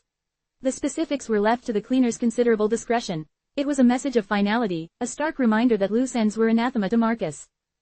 As the evening wore on, Marcus meticulously reviewed the intel. Cypher had managed to corroborate the presence of a mole within the department, feeding information to a third party who then disseminated it anonymously. The breadcrumbs led not directly to the informant, but to a shadowy intermediary, someone who acted as a conduit. This intermediary, however, was proving to be exceptionally difficult to trace. The intermediary is using a highly advanced anonymization network, Cypher reported, his voice a strained monotone. It's like trying to catch smoke with a sieve. But I've found a pattern in their timing. They appear to be receiving the information from our suspected internal source, then waiting a predetermined interval before disseminating it. Almost as if they're waiting for a specific window of opportunity, or perhaps a confirmation from someone else. Confirmation. That was the missing piece. The informant wasn't acting alone, they were part of a larger operation, or perhaps they were being manipulated themselves. Marcus's mind raced, piecing together the fragmented intelligence. The informant's message about Harrington's meeting had been accurate, but it also contained a subtle misdirection, a detail designed to lead them down a specific path. Was that part of the plan, or a mistake by the informant? Marcus decided to leverage Jake's situation. He contacted Jake directly, not through their usual secure channels, but through a carefully orchestrated, seemingly impromptu meeting at a neutral, public location, a nondescript coffee shop on the outskirts of the city. Jake arrived, his face a mask of professional concern, but his eyes betrayed a flicker of anxiety. Jake, Marcus greeted him, his voice calm and even. Captain Rostova and Detective Harding have been asking questions. Persistent ones. Jake nodded, his gaze sweeping the crowded cafe. I'm aware, Marcus. They're onto the methods. They're starting to connect the dots, or rather, they think they are. They've received anonymous tips, Marcus stated, swirling his coffee. Tips that detail your extracurricular consultations, your unusual efficiency. They're looking for a mole. Jake's expression tightened, a muscle twitching in his jaw. They suspect I'm compromised, or worse, complicit. They're trying to leverage my position to get to you. Precisely, Marcus confirmed, and that means our informant, whoever they are, is more dangerous than we initially anticipated. They're not just trying to expose Jake, they're trying to dismantle the entire operation. He leaned forward, his eyes locking with Jake's. We need to counter this. We need to shift their focus. I want you to feed them a narrative. Suggest that the anonymous tips are a diversion. That the real threat is an external entity, perhaps a rival organization trying to frame you, to discredit our successes, and ultimately to penetrate our information network. And the evidence for this external entity? Jake asked, his brow furrowed. I'll provide it, Marcus assured him. I'll have Cypher plant some fabricated evidence, some misdirected digital trails. Nothing too overt, just enough to plant a seed of doubt, to make them question the source of their own intel. Make it look like someone is trying to manipulate their investigation, turn their own paranoia against them. This was Marcus's counteroffensive, a multi-pronged strategy of digital misdirection, bureaucratic sabotage, and psychological manipulation. He wasn't just defending his empire, he was actively attacking the source of the threat, aiming to neutralize it before it could inflict any lasting damage. He would use Jake as bait, lure Harding and Rostova into a carefully constructed trap, while simultaneously hunting down the true architect of this betrayal. The game had escalated, and Marcus, as always, was prepared to play to win, no matter the cost. The unraveling thread had been identified, and now, he intended to reweave it into a snare. The fluorescent hum of the precinct breakroom was a stark contrast to the charged silence of Harding and Rostova's office. Jake nursed a lukewarm coffee, the bitter taste mirroring the metallic tang of fear that had settled on his tongue during the interrogation. He replayed their words, their probing questions, their veiled accusations, a relentless loop in his mind. He had weathered worse, he told himself. Thorne's directives, the tightrope walk between genuine police work and orchestrated deception, had honed his ability to deflect, to obfuscate, to project an image of unwavering dedication. Yet, something felt different this time. Rostova's pointed observation about his prescience, and Harding's insistent questioning about his unusual accuracy, weren't just accusations, they were echoes of his own gnawing unease. He had, in a way, become a tool, an instrument played by Thorne's invisible hand. Each solved case, each feather in his cap, was a testament to Thorne's mastery, not his own. The thought was a corrosive acid, eating away at the carefully constructed edifice of his professional pride. He had joined the force with a fervent desire to protect, to serve justice, to make a tangible difference. Now, he felt like a puppet, his strings pulled by a puppeteer whose motives were as murky and obscured as the city's underbelly. He remembered the sterling case, the chilling efficiency with which he'd delivered the fabricated narrative. It had felt like a victory at the time, another successful operation under Thorne's guidance. But now, in the sterile glow of the breakroom, it felt hollow, tainted. He had seen the pain in Mrs. Sterling's eyes, the desperate hope for answers, for closure. He had given her a lie, a carefully crafted illusion of justice, while the true architects of her husband's demise operated with impunity, shielded by Thorne's considerable influence. The weight of that deception pressed down on him, heavy and suffocating. Had he crossed a line from which there was no return? He had justified his actions, telling himself it was a necessary evil, a means to an end. He was fighting a larger war, he'd reasoned, a war against corruption and crime that demanded unconventional tactics. Thorne's network, with its vast resources and information, was a powerful weapon in that fight. But what if Thorne's definition of justice was as skewed and self-serving as the criminals they supposedly pursued? What if the very system he sought to uphold was being corrupted from within by the very people he trusted? He stared into his coffee cup, the dark liquid reflecting his own strained face. His ambition, once a driving force, now felt like a siren song, luring him onto treacherous shores.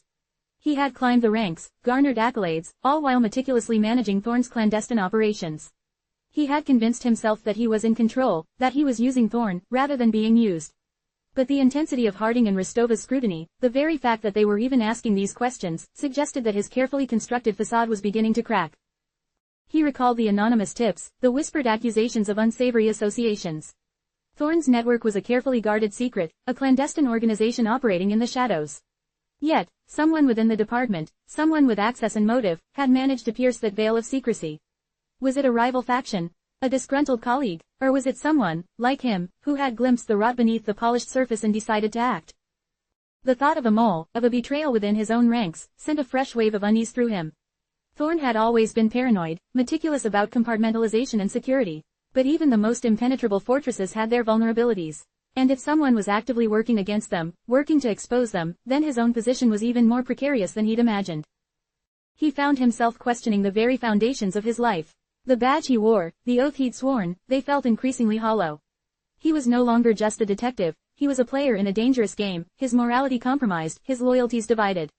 The thrill of the chase, the satisfaction of a solved case, had been replaced by a gnawing anxiety, a constant fear of exposure. He remembered a conversation with Thorne weeks ago, a cryptic warning about unraveling threads. At the time, he'd dismissed it as Thorne's usual dramatic flair. Now, the words resonated with a chilling accuracy. The threads of his life, his career, his carefully guarded secrets, were indeed unraveling, and he felt a terrifying lack of control over the process. He stood up abruptly, the scraping of his chair loud in the relative quiet. He needed to get out of the precinct, to clear his head, to think. But where could he go where the questions, the doubts, wouldn't follow? The city, once a playground of opportunity and challenge, now felt like a labyrinth, each corner hiding a new threat, a new betrayal. He was caught between Thorne's shadowy machinations and the relentless pursuit of his own department. He was a man adrift, his moral compass spinning wildly, his sense of purpose dissolving like smoke in the wind. The weight of his choices, the sheer enormity of the secret he carried, threatened to crush him. He had sought power, influence, a means to enact his own brand of justice, but he had only found himself trapped in a gilded cage, the bars forged from his own ambition and the compromises he had made. The moment of doubt had arrived, not as a sudden epiphany, but as a slow, creeping dread, a realization that the man he had become was a stranger to the one who had taken that oath, and the path ahead was shrouded in an impenetrable darkness. The air in Marcus Thorne's opulent office, usually thick with the scent of aged leather and expensive cigars, now carried a faint, acrid undertone, like burnt ozone. The stillness was profound, a predatory hush that preceded a storm. Thorne sat behind his massive mahogany desk, not in his usual commanding posture, but hunched forward, his fingers steepled, the knuckles stark white. The framed photographs on his desk, usually glinting with the curated sheen of success and influence, seemed to mock him with their frozen smiles. Detective Harding and Rostova's visit had been more than an interrogation, it had been an intrusion, a seismic tremor that had destabilized the carefully constructed edifice of his life. The questions about Jake's prescience, about his unusual accuracy, had been precisely aimed barbs, designed to find the soft underbelly of Thorne's operation. They hadn't found it, not yet, but the probing had unearthed a deeper, more insidious truth, a truth that now pulsed with the frantic rhythm of Jake's own growing unease. Thorne's gaze drifted to the city skyline visible through the floor-to-ceiling windows. The towering skyscrapers, symbols of power and ambition, now appeared as skeletal fingers reaching for a sky that offered no solace. He had built his empire meticulously, brick by careful brick, weaving a web of influence and information that spanned the city's darkest corners and brightest boardrooms. He had cultivated Jake, molded him, and found in him a remarkably effective, if increasingly unpredictable, instrument. Thorne saw Jake not as a subordinate, but as an extension of his own will, a finely tuned weapon honed for a specific purpose. The sterling case, a masterpiece of misdirection and fabrication, was a testament to their synchronized efforts. Thorne had provided the blueprint, the strategic advantage, and Jake, with his uncanny ability to anticipate and navigate the labyrinthine corridors of justice, had executed it flawlessly. But Jake's newfound disquiet, the subtle tremor of doubt that had begun to ripple through his carefully constructed persona, was a deviation from the script Thorne had meticulously written. Thorne thrived on control, on the elegant dance of manipulation and prediction. Jake's burgeoning moral quandaries were an unwelcome dissonance in that symphony. The implications of Harding and Restova's focused scrutiny were not lost on Thorne. It suggested a leak, a breach in the seemingly impenetrable fortress of secrecy he had so painstakingly constructed. Someone, somewhere, had managed to connect the dots, to pull at a thread that threatened to unravel the entire tapestry. Thorne prided himself on his foresight, his ability to anticipate threats and neutralize them before they could materialize. But this felt different. This felt like an inside job, a betrayal from within the very organization he commanded. The anonymous tips, the whispered accusations that had reached his ears over the past few months, were no longer distant murmurs, they were thunderclaps heralding an imminent storm. Thorne, a man who dealt in calculated risks and measured responses, felt a prickle of something akin to fear. Fear was an emotion he rarely indulged, a luxury he couldn't afford. But the thought of a mole, a serpent in his own garden, was a chilling prospect that threatened to destabilize his carefully balanced world. He leaned back, the plush leather of his chair groaning in protest. He had always operated on the periphery of legality, pushing boundaries, bending rules, but never breaking them in a way that could be definitively traced back to him. His influence was subtle, his power derived from information and strategic placement, not brute force or overt criminality. He dealt in the manipulation of systems, the exploitation of loopholes, the quiet application of pressure. This was his art, his mastery. But the current situation was forcing him into a reactive posture, a position he abhorred. The targeted nature of Harding and Restova's questions, their sudden and uncharacteristic focus on Jake's methods, indicated that their focus had shifted from the general grime of the city to the specific, often invisible, machinery that kept Thorne's operation running. Suddenly, the opulent quiet of the office was shattered by a sharp, insistent ringing. Thorne's personal comm link, a device usually reserved for only the most urgent communications, vibrated against the polished wood of his desk. He picked it up, his expression unreadable. "Thorne," he stated, his voice a low, controlled growl. The voice on the other end was urgent, clipped. "Boss, we've got a problem. Big problem. The Riverside warehouse. They hit it hard." Thorne's eyes narrowed. The Riverside warehouse was more than just a storage facility, it was a critical nexus in his information network, a secure hub for sensitive data and discrete communications. A direct strike there was not an opportunistic raid, it was a deliberate, calculated assault. "Who?" Thorne's voice was dangerously soft. "Don't know, boss. Tactical unit. Clean. No ID on them, but they knew what they were looking for. Wiped the servers, took the encrypted drives. And they didn't just take the hardware, boss. They took Petrov." The name hung in the air, heavy and suffocating. Viktor Petrov, Thorne's chief cryptographer, the architect of his most secure communication systems, the man who held the keys to countless secrets. The capture of Petrov was not a setback, it was a catastrophic breach, a gaping wound in the heart of Thorne's operations. Petrov, a paranoid recluse, was loyal to Thorne, not out of any sense of camaraderie, but out of a deep-seated fear and a meticulous understanding of the consequences of betrayal. If Petrov was captured, the integrity of Thorne's entire network was in jeopardy. The encrypted drives contained information that, if compromised, could dismantle his empire piece by piece. Thorne's composure, usually as impenetrable as his security systems, began to fray at the edges. This was not a rival gang looking to muscle in on territory, this was something far more sophisticated, far more dangerous. This was a surgical strike, designed to cripple him at his core.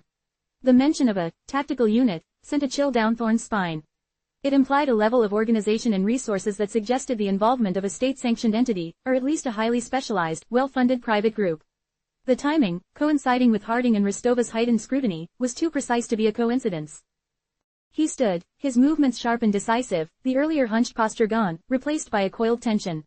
"Secure all active channels. Initiate blackout protocol on all non-essential communications. I want a full damage assessment, immediate. And find out who authorized this operation. Every last detail." He hung up, his hand trembling slightly as he lowered the comm link. The city outside, once a symbol of his dominion, now seemed to hold 1,000 unseen enemies. The carefully cultivated illusion of control was shattering, replaced by the stark reality of a war he hadn't anticipated. Thorne walked to his private bar, pouring himself a generous measure of amber liquid. He didn't usually drink during the day, but this was not a usual day. As the warmth spread through him, he forced himself to think. Who had the resources, the intelligence, and the motive to orchestrate such a devastating attack? Harding and Restova were investigators, not operators of clandestine raids. Unless they had called in a favor. Unless their investigation had led them to a deeper, more powerful entity. A rival faction within the government, perhaps. Or a foreign intelligence agency that had finally caught wind of his clandestine operations. He considered Jake. With his insider knowledge, his ability to anticipate Thorne's moves, could he be involved? The thought was repellent, but Thorne was a pragmatist. He had seen how the pressure of Harding and Restova's interrogation had affected Jake. Had it pushed him to the breaking point? Had he, in a desperate attempt to save himself, or perhaps to reclaim some semblance of his own lost morality, betrayed Thorn? The idea was almost absurd. Jake was Thorn's creation, his protégé. Yet, the seeds of doubt had been sown, and Thorn knew how insidious doubt could be. The capture of Petrov was the immediate, devastating consequence, but the deeper wound was the loss of the encrypted drives. Those drives contained Thorn's meticulously compiled intelligence on key political figures, his contingency plans, his exit strategies. If they fell into the wrong hands, his entire world could implode. He paced his office, the rhythmic click of his expensive shoes on the marble floor the only sound. He had to act, and he had to act fast. His empire was under direct assault, and he couldn't afford to be caught off guard again. The unraveling thread had become a gaping tear, and Thorn knew he had to stitch it closed, or risk everything. He picked up his secure phone, his fingers flying across the keypad. He bypassed the usual protocols, dialing a number that existed only in his most secure contacts. Silas, he said, his voice devoid of its usual measured calm. We have a breach. Riverside warehouse. Petrov is gone. Drives are compromised. Silas, Thorn's enigmatic security chief, a man of few words and fewer discernible allegiances, responded with a chilling calm. Understood, Thorn. We're mobilizing. Who do you suspect? I don't know for sure, Silas. But this was professional, targeted. Someone knew exactly what to take. And they knew about Petrov. Thorn paused, the implication hanging heavy in the air. This isn't random. This is personal. He didn't need to elaborate. Silas understood the subtle nuances of Thorn's world. This was a direct challenge to his authority, a declaration of war. I'll secure the perimeter around your operation, Silas replied, his voice a low rumble. And I'll begin an internal investigation. Discreetly, of course. We need to find the leak, Thorn. Before they find more. Thorn nodded, though Silas couldn't see him. Find Petrov. And the drives. Everything else can be rebuilt. Those are irreplaceable. He disconnected the call, the silence of the office pressing in once more, but now it was a different kind of silence, one filled with a primal urgency. He looked back at the city skyline. The sun was beginning to dip below the horizon, casting long, distorted shadows across the cityscape. The game had changed. He was no longer the architect of clandestine operations, but a hunted man, his carefully constructed world under siege. The targeted strike had landed, and Thorn knew, with a chilling certainty, that this was only the beginning. He had always believed he was one step ahead of everyone else. Now, for the first time, he felt the cold breath of an unseen adversary on his neck, and the carefully constructed edifice of his power threatened to crumble into dust. He needed to regroup, to assess the damage, and most importantly, to identify the enemy who dared to challenge him on his own turf. The unraveling thread was tightening, threatening to strangle him, and Thorn, for all his power, felt the cold grip of desperation begin to tighten around his throat. He had to adapt, to find a new strategy, to strike back with a ferocity that would make his enemies regret ever crossing him.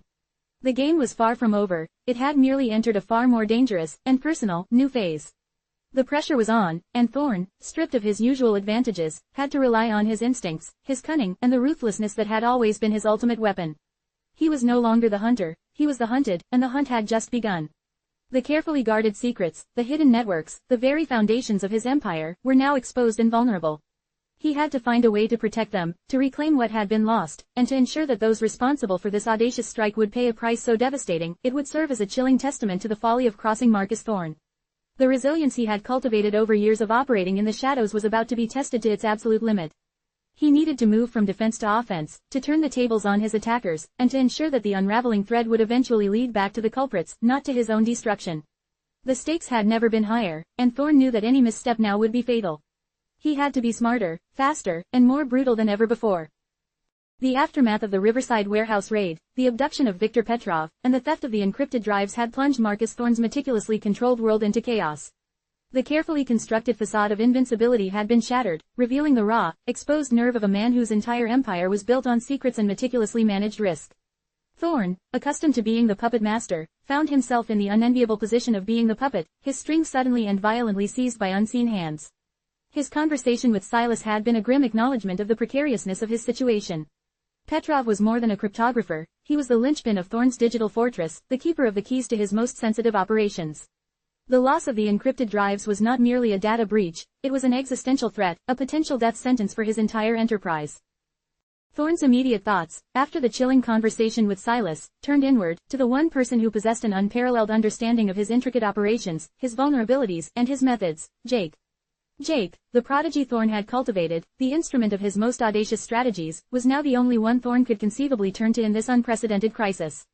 Harding and Rostova's relentless pursuit had already rattled Jake, sowing seeds of doubt and disquiet that Thorne had initially dismissed as temporary aberrations. Now, however, Thorne had to confront the possibility that Jake's internal struggle, his burgeoning moral compass, might have made him a liability. Or, conversely, it might make him the only asset capable of navigating the treacherous waters Thorne now found himself in. He knew that asking Jake to do what he was about to ask was not merely a request, it was a descent into a moral abyss, a demand that would irrevocably alter the already strained fabric of their relationship. Thorne's usual command presence, the subtle aura of authority that had always unnerved even the most hardened individuals, was replaced by a palpable desperation. He needed Jake, not as a tool, but as an ally, albeit one he held at a precarious distance. The raid had been too precise, too targeted. It suggested an intimate knowledge of his infrastructure, a blueprint of his operations that only a handful of people possessed. And Jake was undeniably at the top of that very short list. He found Jake in his usual haunt, a dimly lit jazz club on the fringes of the city, the mournful cry of a saxophone filling the air with a melancholic rhythm. Jake was nursing a drink, his gaze distant, lost in a contemplation that Thorne recognized as the wrestling match between his innate sense of justice and the overwhelming demands of their shared illicit world. Thorne approached the booth, the plush velvet cushions seeming to absorb the usual sharpness of his presence. Jake looked up, his eyes widening almost imperceptibly, a flicker of surprise, then wariness, crossing his features. The shadow of Harding and Rostova's interrogation still clung to him, a subtle but undeniable weight. Marcus, Jake acknowledged, his voice a low murmur that struggled to be heard above the music. He gestured to the empty seat opposite him, a silent invitation that Thorne accepted. Thorne sat, the silence stretching between them, heavy with unspoken questions and the lingering scent of apprehension. He didn't waste time with pleasantries. The urgency of his situation demanded a direct, unvarnished approach. They hit the Riverside warehouse. Jake, Thorne began, his voice carefully controlled, devoid of the panic that clawed at his insides. Petrov is gone. The drives, they're gone too. Jake's jaw tightened, his eyes darkening. He had anticipated something of the sort, a culmination of the escalating pressure. Who? He asked, his voice barely audible. That's the question, isn't it? Thorne leaned forward, his gaze locking with Jake's. This wasn't a random act, Jake. This was professional, surgical. Whoever did this knew exactly what they were looking for, and they knew where to find it. They knew about Petrov, about the drives. It implies an insider, or someone with access to an insider's knowledge. Jake's expression remained impassive, but Thorne could see the wheels turning behind those calculating eyes. He knew Jake was assessing the implications, piecing together the fragments of information that Thorne was deliberately withholding, and those he was carefully revealing. And you think I can help? Jake asked, a hint of resignation in his tone. I know you can, Thorne stated, the conviction in his voice unwavering. Harding and Rostova are closing in, Jake. They're not just looking at the Sterling case anymore. They're digging deeper, trying to connect the dots. And if they find out what was on those drives, if they get their hands on Petrov and he talks, Thorne let the implication hang in the air, a chilling prophecy of their mutual destruction. So, what do you need me to do, Marcus? Jake's question was devoid of emotion, a professional inquiry into a business problem. But Thorne knew it was more than that. It was a question laced with the awareness of the precipice they were both standing on. Thorne took a slow, deliberate breath, the words feeling like shards of glass as he prepared to utter them. I need you to create a diversion. A significant one, something that will draw Harding and Rostova's attention away from our current operations, and more importantly, away from the ongoing investigation into the Riverside incident. I need them to believe they've stumbled onto something else, something bigger, something that will consume all their resources and divert their focus entirely. Jake's brow furrowed, his eyes narrowing in understanding. You want me to plant evidence, don't you? Thorne didn't flinch. Not just any evidence. I need it to be compelling, untraceable back to us, and most importantly, it needs to point in a direction that will satisfy their pursuit of justice, while also serving our purpose. It needs to be a fabrication so intricate, so perfectly crafted, that it will send them down a rabbit hole so deep, they won't resurface for months, perhaps even years. This was it, the precipice Jake had been dreading. The line he had sworn he would never cross again. Planting evidence was not merely a violation of his professional ethics, it was a direct assault on the very foundations of the justice system he was sworn to uphold. It was a betrayal of the nascent flicker of conscience that had begun to stir within him. Marcus, you know I can't do that, Jake said, his voice firm, though a tremor ran through his hand as he reached for his glass. That's beyond what I've ever done. It's a complete fabrication. It could ruin innocent lives, Marcus. Innocent lives. Thorne's voice was laced with a dangerous edge, the veneer of desperation cracking.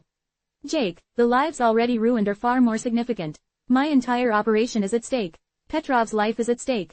Yours is at stake. The alternative to this fabrication, as you so delicately put it, is complete and utter annihilation. For all of us. Thorne paused, letting the weight of his words settle. We're past the point of, can, or, can't, Jake. We're at the point of, must. This is a matter of survival. Jake leaned back, the saxophone wailing a mournful solo that seemed to echo the turmoil in his soul. He had been walking a tightrope for so long, balancing the demands of Thorne's empire with the gnawing guilt that plagued his conscience. This request was asking him to sever the rope, to plummet into the abyss. He thought of Harding, his earnest pursuit of truth, his unwavering commitment to justice. And now, Thorne was asking him to actively undermine that very pursuit, to betray not just Harding, but the entire system. What kind of evidence? Jake asked, his voice barely a whisper. He knew, with a sickening certainty, that he was already agreeing. The adrenaline coursing through his veins was a potent cocktail of fear and a perverse sense of duty to Thorne, a duty forged in the crucible of their shared transgressions. Thorne allowed himself a small, almost imperceptible nod. This was the breakthrough. I need you to leverage what you know about the city's underbelly, the illicit arms trade, the foreign influence peddling that we've been tracking for months.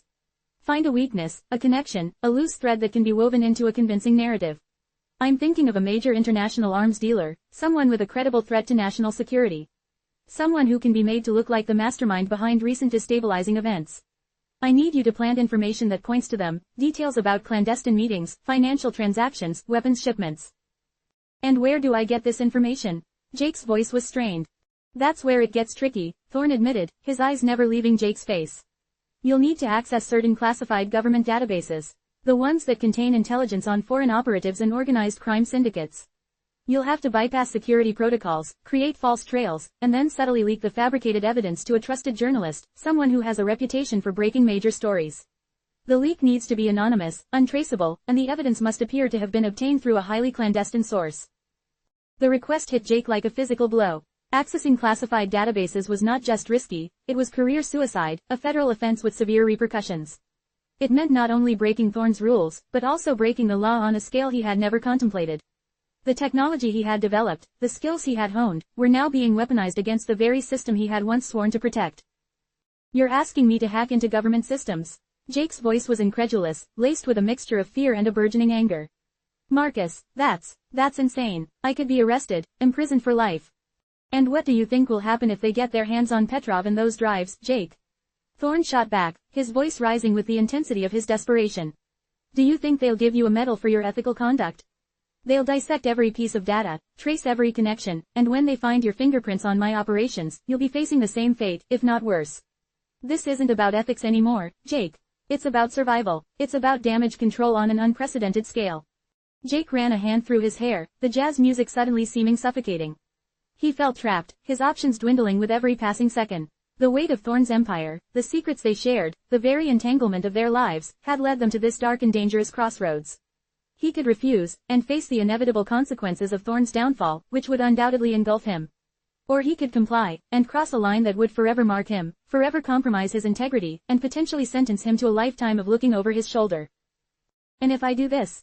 Jake asked, his voice hollow. What then? What guarantee do I have that this will actually work? That Harding and Rostova will buy it? No guarantees, Jake, Thorne admitted, his gaze unwavering. But it's our best shot. It's a calculated risk, and the alternative is a certainty of destruction. I've always believed in your ability to make the impossible happen. You're the only one who can pull this off. You're the only one I can trust to execute it with the precision and discretion required.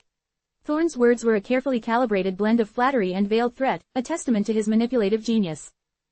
Jake closed his eyes, the saxophone's lament echoing the despair that threatened to consume him.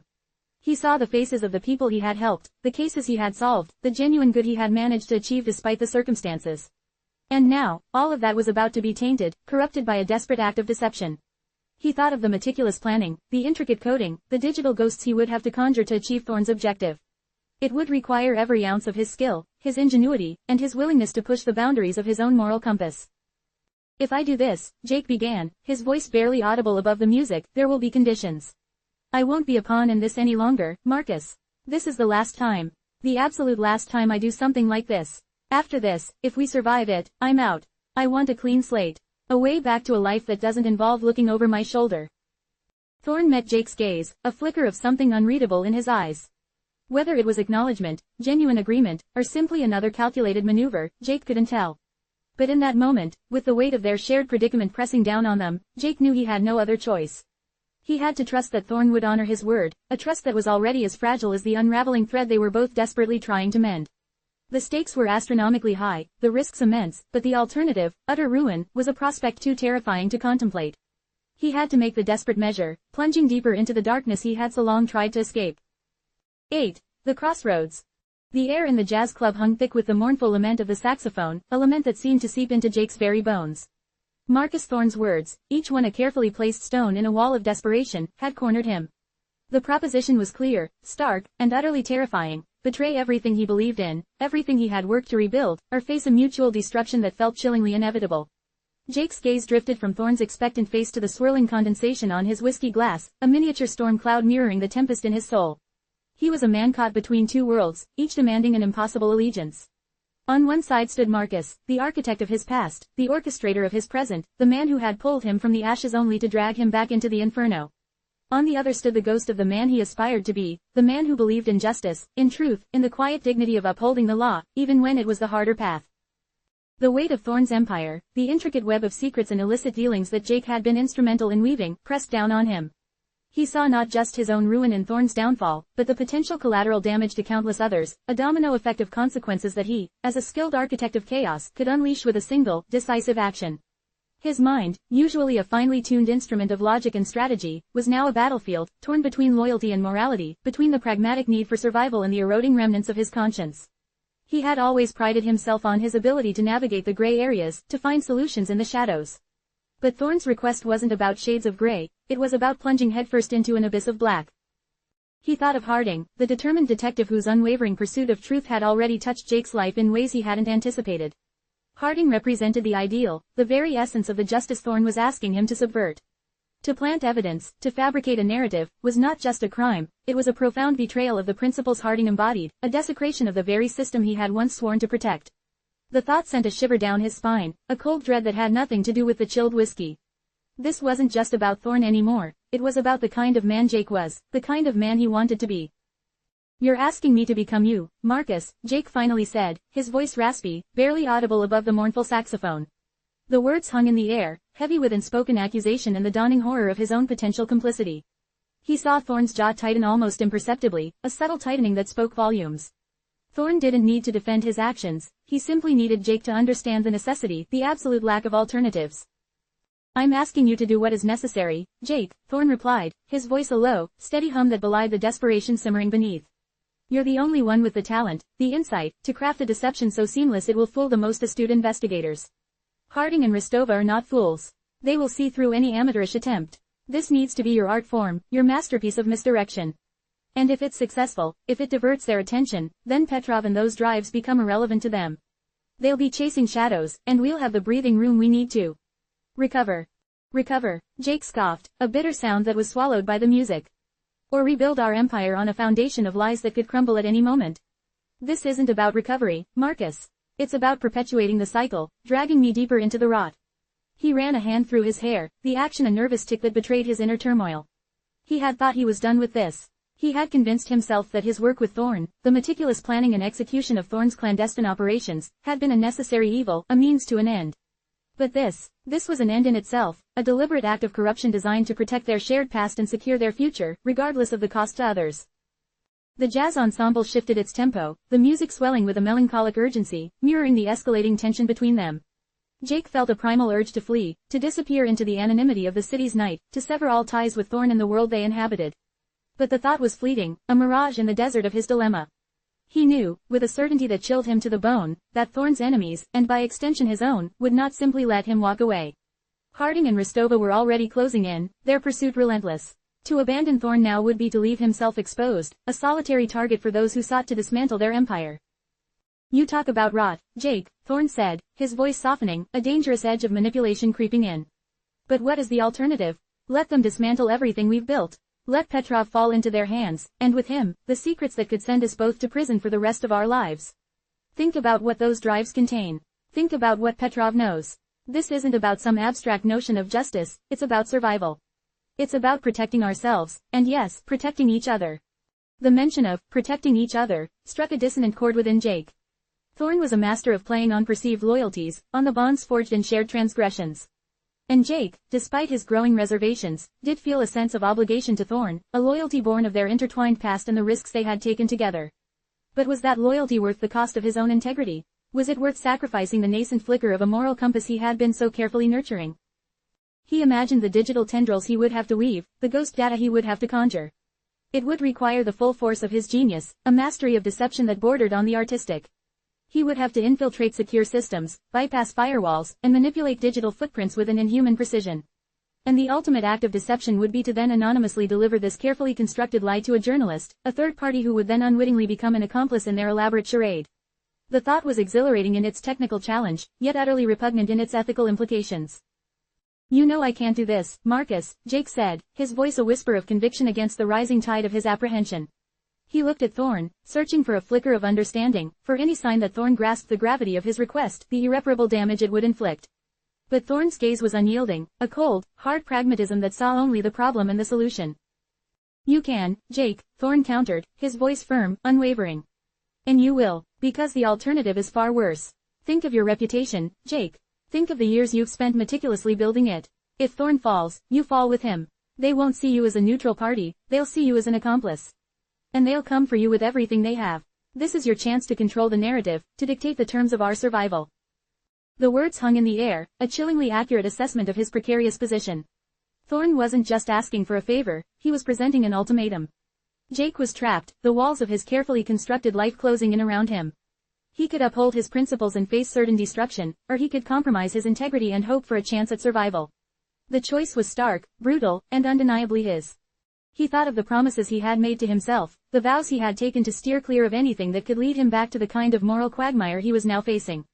He had tried to be better, to do better. He had sought redemption in the meticulous execution of Thorne's plans, believing that by excelling in his role, he could somehow mitigate the inherent wrongness of it all. But this request was a blatant, undeniable violation, a crossing of a line that even he had never dared to approach. "If I do this," Jake began, his voice trembling slightly, the jazz music a mournful backdrop to his internal struggle, "there are conditions. This is the last time, Marcus. The absolute last time. After this, I want out. I want a clean break, a chance to disappear, to build a life that isn't defined by these choices." He paused, the weight of his unspoken plea hanging heavy between them. "And I want to know that you'll do whatever it takes to ensure that happens. That you won't leave me exposed, or forgotten, once this is over." Thorne met his gaze, and for a fleeting moment, Jake thought he saw a flicker of something akin to regret, or perhaps just a weary acknowledgement of the impossible demands of their shared existence. "I understand, Jake," Thorne said, his voice measured. "And I give you my word. We get through this, and then we disappear. Together, if you wish, or separately. But we get out." The words were a lifeline, a fragile promise offered in the face of overwhelming darkness. Jake knew, with a profound sense of dread and a reluctant surge of resolve, that he was making his choice. The saxophone wailed a mournful solo, a soundtrack to his surrender. He was choosing the devil's bargain, the path of compromise, the treacherous road that would lead him further into the shadows. But he was choosing it with his eyes open, with the stark awareness of the price he was about to pay. He would create the deception, weave the intricate web of lies, and in doing so, he would forever alter the course of his own life, and perhaps the lives of others.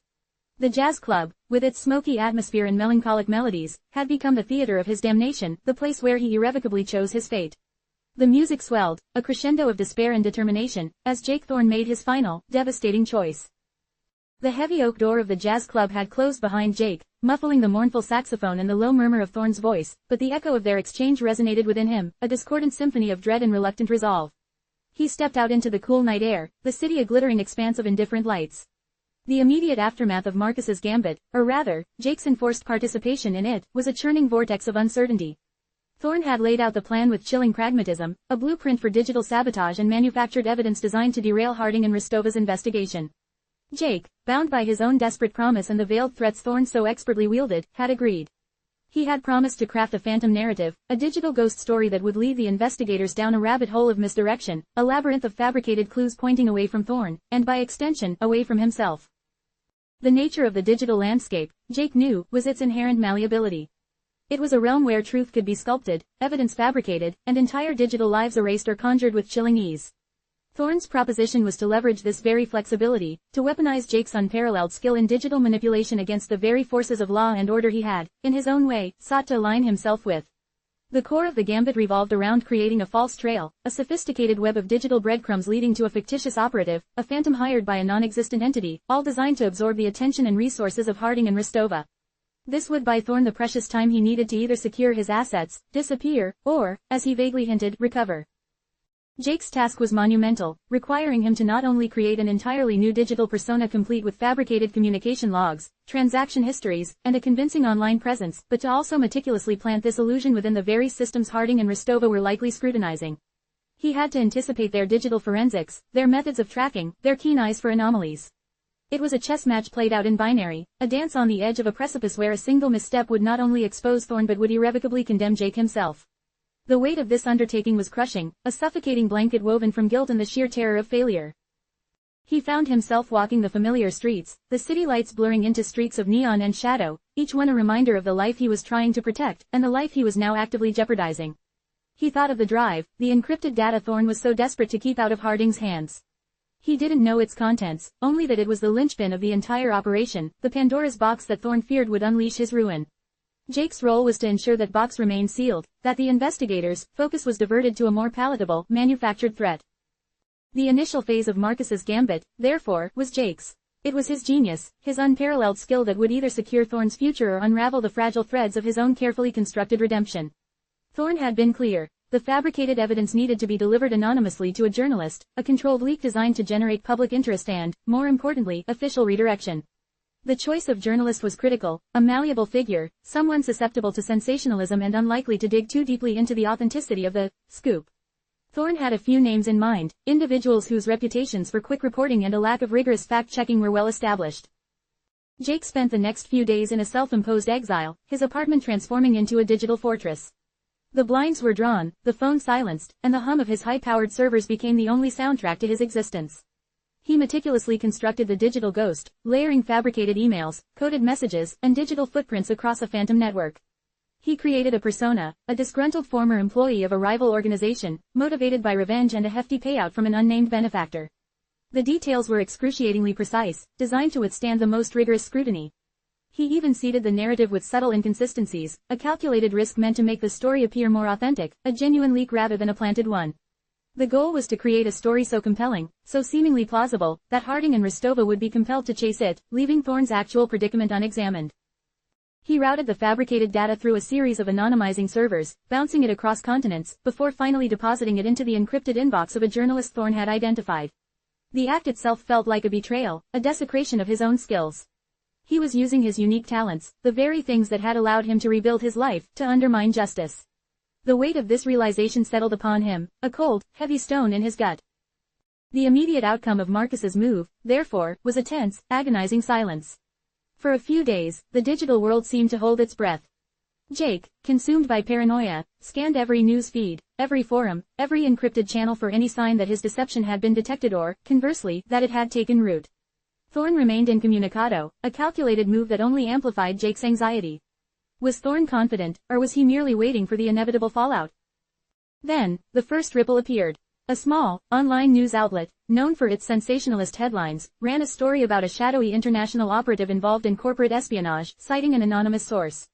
The article was vague, riddled with speculation, but it contained enough of the fabricated details Jake had seeded to suggest a degree of authenticity. It was the first crack in the dam, a hint that the gambit was beginning to work. Jake watched, a knot of apprehension tightening in his chest, as the story began to gain traction. Other, more reputable news organizations, initially hesitant, began to pick up the threads, their own investigations initiated by the initial leak. Harding and Rostova, he knew, would be following this meticulously. Thorne's gamble was that this manufactured narrative would be compelling enough to draw their attention away from the real threat, the data on the drives, and the man who controlled them. The next phase was Thorne's to navigate, but Jake was inextricably linked to its success or failure. Thorne needed to leverage the diversion. He had promised Jake a clean break, a chance to disappear, but Jake knew Thorne's word was as reliable as a broken compass. Thorne's survival was paramount, and survival often meant eliminating loose ends. Days bled into a week. The media frenzy around the fabricated operative, a phantom named Silas, grew. The story evolved, details were added, and the narrative took on a life of its own. Jake saw Harding's name mentioned in a few of the articles, hinting that the detective was already pursuing this new lead. A grim satisfaction mixed with a gnawing fear churned within him. He had succeeded in creating the diversion, but the cost was a deeper entrenchment in Thorne's machinations. Then, the news broke. A major cybersecurity firm announced that they had identified a sophisticated attempt to breach their systems, a breach eerily similar to the digital signature of Silas. The firm claimed to have thwarted the attack, but the incident, coupled with the burgeoning media narrative, created a significant wave of panic in the corporate world. Investigations were launched, security protocols were reviewed, and the focus of the media, and implicitly, the law enforcement agencies, shifted. Thorne's gambit, it seemed, was succeeding. The digital ghost Jake had so carefully conjured was proving to be a potent distraction. Harding and Rostova, presented with a tangible, albeit fabricated, threat to national and international security, would likely be forced to allocate their resources accordingly. The investigation into Thorne and the stolen data would, Thorne hoped, be relegated to a secondary concern, buried under the weight of the Silas affair. But success, in Thorne's world, was a notoriously fickle mistress. While the immediate diversion was in place, the long-term implications were far from secure. The very sophistication of the fabricated evidence, the depth of its digital architecture, could also be its undoing. If Harding and Rostova, or any skilled digital forensic expert, were to delve too deeply, they might uncover the artificiality of it all, a discovery that would be infinitely more damaging than any initial accusation. The threads Jake had so carefully woven could easily unravel, revealing the sinister puppeteer pulling them. Thorne's own safety, Jake knew, was now precariously balanced on the effectiveness of this elaborate deception. If the Silas narrative held, Thorne might indeed have the breathing room he needed. He could potentially move his assets, disappear, and let the manufactured crisis consume the attention of his pursuers. However, if the illusion faltered, if Harding or Rostova saw through the charade, the consequences would be catastrophic. They would not only be investigating Thorne for his original crimes but for obstruction of justice, for actively manipulating the investigation with a sophisticated digital fabrication. The penalty for such an offense would be severe, compounding Thorne's existing predicament. More disturbingly, Jake's own position became more precarious with every passing hour. He had executed Thorne's plan, but he was also the architect of the deception. If his involvement was ever discovered, he would be implicated not just as an accomplice to Thorne's original crimes, but as a key player in the elaborate cover-up. The thought sent a cold shiver down his spine. He had stepped back from the precipice, only to find himself dangling over an even deeper abyss. The success of Marcus's gambit was, for the moment, undeniable. The media was abuzz with the Silas story, law enforcement agencies were scrambling, and the digital world was in a state of heightened alert. Thorne had effectively painted a target on a phantom, diverting the focus from himself. Yet, Jake understood that this was merely a temporary reprieve. The true test would be in how long this diversion could be maintained, and whether the foundations of this elaborate lie could withstand the relentless pursuit of truth that Harding and Rostova represented. The air, which had momentarily cleared, was now thick with the scent of a deeper, more dangerous game, a game where Jake was no longer just a player, but a vital, and potentially disposable, piece on Thorne's treacherous board. The success was exhilarating in its technical brilliance, but the underlying dread, the knowledge of what he had done and the potential for his own exposure, was a suffocating counterpoint to any sense of triumph. Thorne's empire might be temporarily shielded, but the cost to Jake's conscience, and his future, was already immeasurable. The gambit had succeeded in drawing the fire, but Jake knew, with a chilling certainty, that the real battle was just beginning. The digital phantom, Silas, was proving to be a remarkably effective smokescreen, a testament to Jake's grim artistry. News cycles churned, fueled by anonymous leaks and escalating reports of a sophisticated cyber threat. The narrative of a shadowy operative, funded by an unknown entity and targeting critical infrastructure, had taken root, capturing the public's imagination and, more importantly, the attention of those tasked with protecting it. Jake, sequestered in his digital bunker, watched the news feeds with a morbid fascination. He saw the faces of hardened journalists, their usual cynicism momentarily replaced by a manufactured urgency as they parsed the fragmented information he had so meticulously crafted. He observed the hushed tones of government officials on televised panels, the predictable pronouncements of increased vigilance and the deployment of specialized task forces. It was a masterful performance, a symphony of misdirection orchestrated with the cold precision of a seasoned conductor. But even as Thorne's gambit appeared to be succeeding, a subtle shift was occurring beneath the surface, a tremor of anticipation that Jake felt deep in his bones. The elaborate digital tapestry he had woven, while convincing on its own terms, was also a beacon. The very sophistication that made it credible could also make it a target for those who specialized in deconstructing such intricate illusions. He imagined Detective Harding and his partner, Rostova, poring over the digital trails, their minds sharp and unyielding, searching for the telltale signs of fabrication, the minute anomalies that betray a constructed reality. Thorne's plan hinged on the assumption that the sheer volume and complexity of the manufactured data would overwhelm their investigative capacity, forcing them to chase the ghost instead of the man. But what if they possessed the acumen, the sheer dogged persistence, to see through the facade? The introduction of the Silas narrative had been a calculated gamble, designed to trigger a specific set of responses. It was meant to create a wider net of suspicion, to draw in broader law enforcement agencies and cybersecurity firms, thereby diluting the focused pursuit of Thorne. This diffusion of attention was Thorne's primary objective, buying him precious time. However, such broad-scale engagement also meant that more eyes, more minds, were now scrutinizing the very digital fingerprints Jake had so carefully laid. It was a double-edged sword. The more people chasing Silas, the higher the chance someone would look past the performance and see the puppeteer. Jake's own anxiety was a constant, gnawing presence. He had delivered the fabricated evidence, the digital ghost story, precisely as Thorne had instructed. He had then retreated into a self-imposed isolation, severing all outward connections save for the carefully monitored news feeds. Thorne, true to his word, had gone silent. This silence, however, was more unnerving than any direct communication. It left Jake adrift, an executor of a plan whose ultimate consequences remained shrouded in ambiguity. Had Thorne already leveraged the diversion? Was he making his move, whatever that might be, while the world was distracted by Silas? Or was he, too, waiting, anticipating the next move in this high-stakes game of digital chess? The first concrete sign that the net was indeed tightening, not just on Thorne, but potentially on Jake himself, came not through the sensationalized media reports but through a far more discreet channel. An encrypted message, routed through a series of anonymizing proxies that Jake himself had helped design, appeared in a secure, rarely accessed folder on his personal network. The sender was unknown, the origin untraceable, but the content was chillingly direct. It contained a single, unvarnished sentence: "The digital architect is known."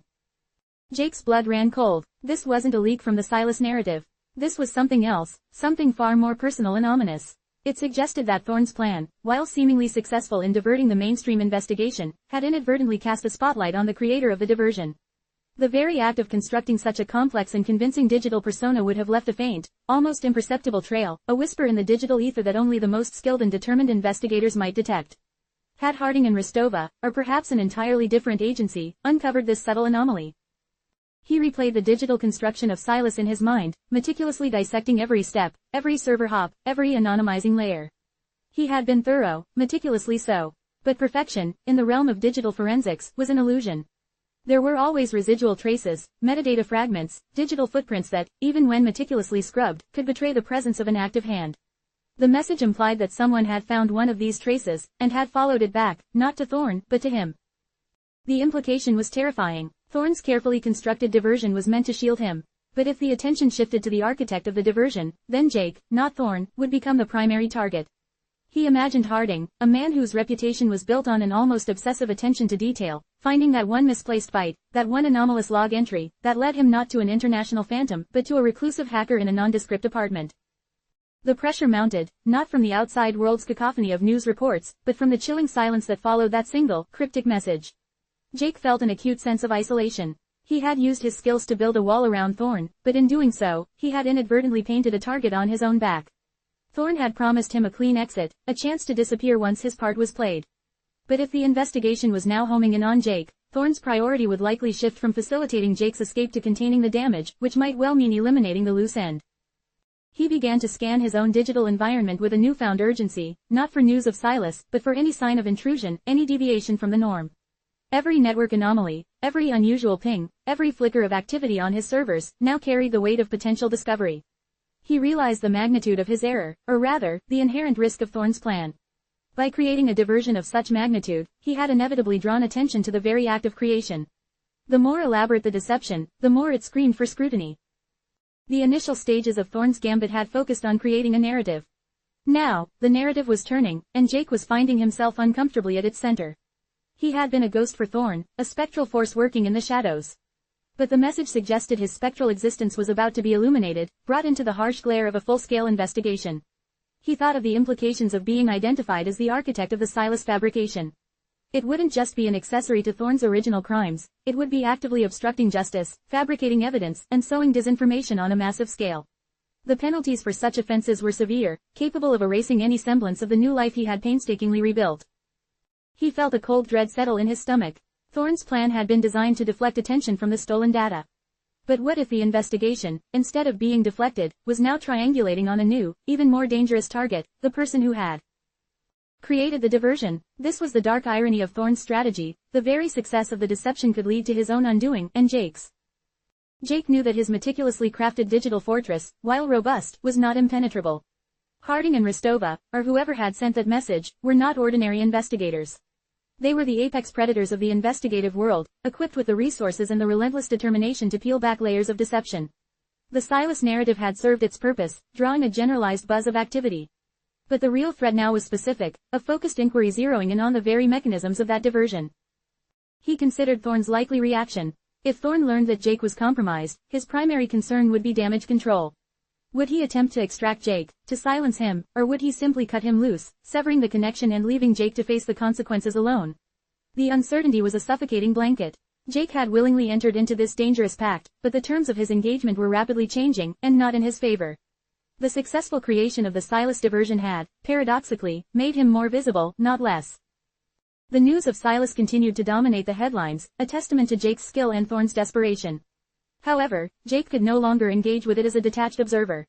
He was now acutely aware that this elaborate charade, designed to shield Thorne, was also a ticking clock counting down to his own exposure. The investigators, alerted by the informant or perhaps through their own independent digital surveillance, were no longer just looking for Thorne and the stolen data. They were looking for the craftsman, the architect of the digital ghost. The message, "The digital architect is known," was a stark reminder of the precariousness of his position. He was caught between the machinations of Thorne and the relentless pursuit of justice embodied by Harding and Ristova. Thorne's gambit had bought him time, but that time was rapidly evaporating, and the net, cast wide to ensnare a phantom, was now beginning to constrict, drawing inexorably closer to the one who had conjured it into existence. The crossroads Jake had reached was no longer just about Thorne's survival, but about his own, teetering on the brink of discovery, a hidden hand about to be revealed. The digital world, his sanctuary and his tool, was also becoming his prison, and the walls were closing in with terrifying speed. The hum of his servers, once a comforting rhythm, now sounded like a death knell, each processing cycle a step closer to an inevitable reckoning. He had played his part in Thorne's dangerous game, but the rules were changing, and Jake suspected he was about to become the ultimate pawn sacrifice. The realization sent a fresh wave of adrenaline through him, a desperate surge to prepare for a confrontation he had desperately tried to avoid. The unnerving message had been a jolt, a stark reminder that even the most sophisticated digital camouflage had its limits.